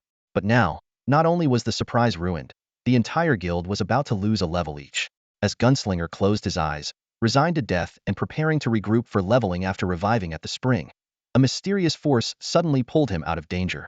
Opening his eyes, he saw rocks crashing down in front of him, kicking up a cloud of dust. Turning around, he found himself staring at a burly goblin who was intently watching him. Lu Yu emerged from behind the goblin general. Qingjiu, thanks for the save. Gunslinger quickly expressed his gratitude. Lu Yu spoke coldly, rushing into a boss fight without assessing your strength properly, and now you're stuck, aren't you? Gunslinger mumbled an explanation. We did calculate. For 100 people, 2 hours, it should have been doable. Oomph. Lu Yu interrupted. Did you think the boss was a wooden dummy? Just standing there for you to hit? The boss kills one of your frontliners every 30 seconds. The more you fight, the fewer people you have. Where's your 400 now? Gunslinger suddenly realized why the fight had become increasingly difficult. Lu Yu continued to reprimand him. And you call yourselves the core of Kuanglong? Would Dragon Soul ever make such a rookie mistake? Ahead, the Skeleton General and Goblin General had already taken over the battle, and the members of the Kuanglong Guild had all retreated. Longju approached to express his gratitude, but a single glare from Lu Yu silenced him immediately. Knowing you can't win and still dragging this out, are you trying to wipe out your whole guild? Lu Yu scolded. I still think we had a chance. Longju muttered under his breath. Oh, then why don't you keep fighting? Lu Yu pretended to withdraw the two generals. Gunslinger quickly stepped in to mediate. Please, Qingjiu, don't be angry. Our leader was right, destroying the novice village. Spring might have been a good thing. Players are improving much faster now. This comment caught Lu Yu by surprise. Not everyone could discern this point. This Dragon Soul Guild seemed to have some potential after all. As the Blackrock Wolf King was forced into its golden phase and lost its death recovery ability, it stood no chance against the two generals' relentless assault. Lu Yu laid out his terms. If the guild creation order drops later, it's mine. Everything else is yours. If there's no token, we split the loot evenly. As soon as he finished speaking, the Blackrock Wolf King was subdued and sealed into the summoning space. For items dropped near its corpse. Although there was no guild creation order, a dark brown skill book appeared among the loot. Longju said, Qingjiu boss, since you killed the boss, we can't take the loot? Gunshin immediately agreed. Boss, according to the rules, these items should belong to you. We owe you for saving us, and we'll properly thank you once our leader returns. Saying this, he gestured to the other members of the Crazy Dragon Guild, signaling them to prepare to leave. Wait a moment, Lu Yu called out to them. Boss, do you have any other instructions? They asked. Lu Yu took a deep breath and, in a calm tone, said, My best friend was in a car accident a few days ago. The doctor suggested he recover inside the gaming pod. Over the past couple of days, his condition has significantly improved, and he's almost fully recovered. You might want to let Longhun spend more time resting in the gaming pod as well. Longju and Gunshin exchanged glances before bowing deeply to Lu Yu. Thank you, Qingjiu boss. We'll definitely suggest this to our leader, they responded. After that, they led the remaining 100 or so members southward, seemingly planning to continue leveling up in the mid-ear area, abandoning their attempt to reach the center of the secret realm. Watching them leave, Lu Yu let out a soft sigh.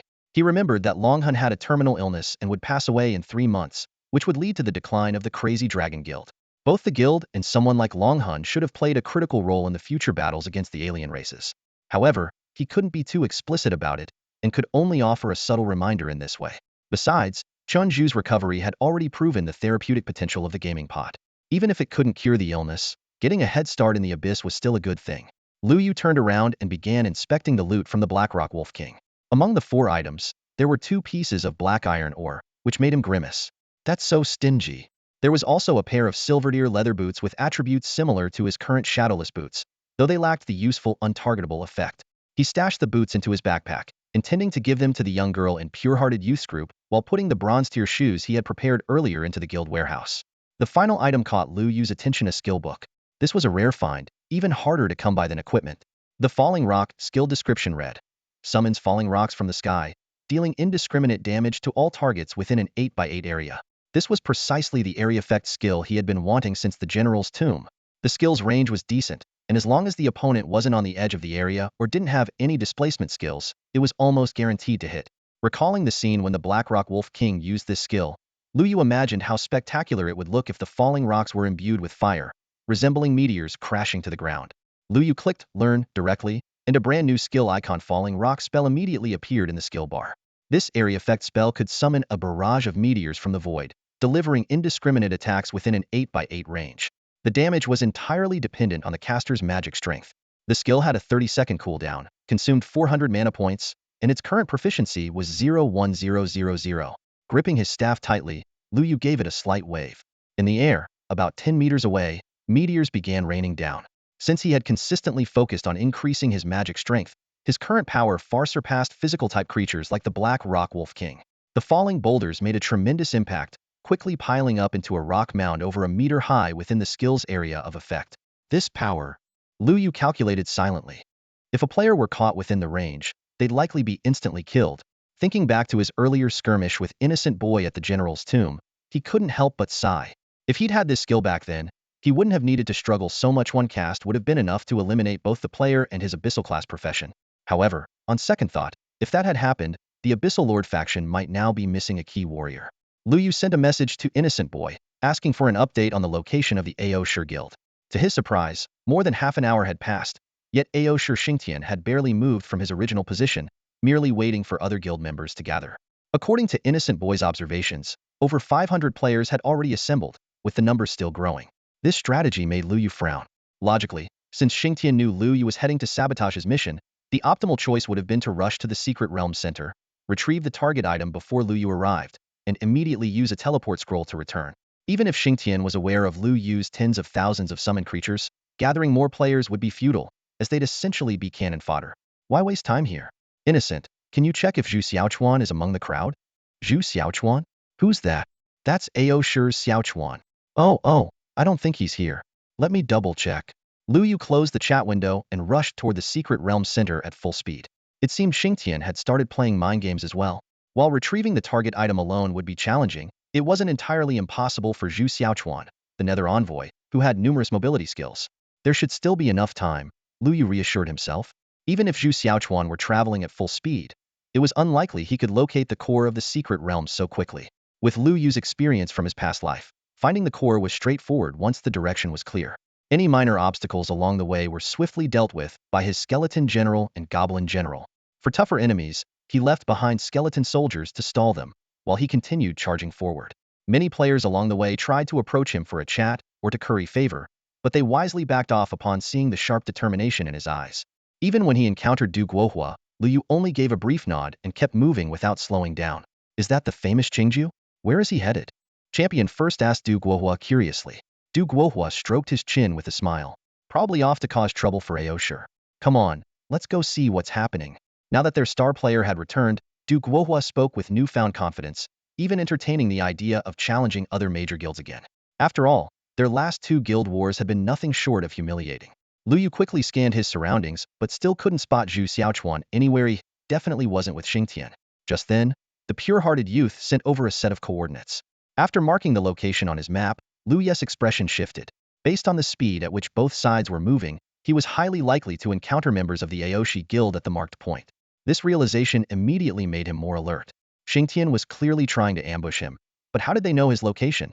A thought flashed through his mind. He was being watched. Lu Yu maintained his pace, but his sharp eyes started scrutinizing the rocky terrain around him. While his current strength was enough to deter most people from provoking him, it was clear that someone had already been tailing him in secret. In this rocky area, spotting someone in stealth mode was challenging, but not entirely impossible. Before long, Lu Yu caught faint, almost imperceptible footsteps about 10 meters to his left.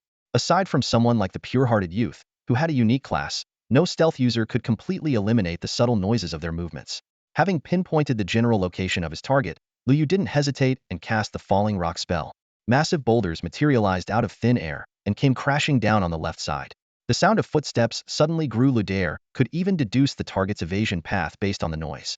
The person was moving extremely quickly, likely equipped with a pair of golden quality boots. It seemed that someone in the Aoshi Guild possessed height ear gear. Was it Zhu Xiaochuan? If it was, Lu Yu wouldn't need to rush toward the heart of the secret realm. But then again, the Netherworld Messenger class could only learn stealth skills after its first advancement. Though the target's speed was impressive, the sheer coverage of the falling rock spell was overwhelming. Eventually, one of the boulders struck its mark.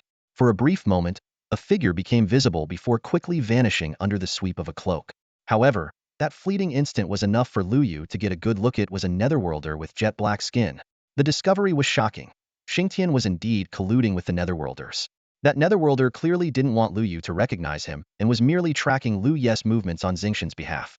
What he hadn't anticipated was that Lu Yu possessed an area effect skill capable of countering stealth effectively. The presence of a netherworlder in the Golden Stone's secret realm was terribly bad news.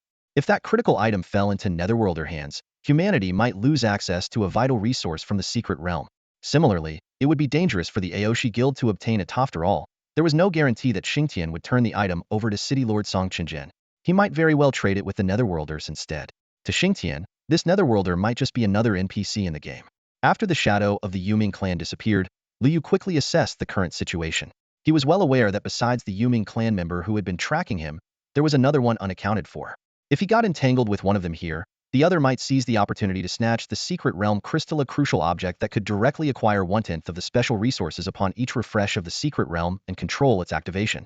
The immediate priority was to head to the core of the secret realm to ensure the crystal's safety. The threat of the Yuming clan could be temporarily set aside. Lu Yu glanced down at the map, his brows furrowing slightly. In less than half an hour, he would encounter the Ao Shur faction's forces. While their 1,000-strong group didn't pose a genuine threat, they would inevitably delay him.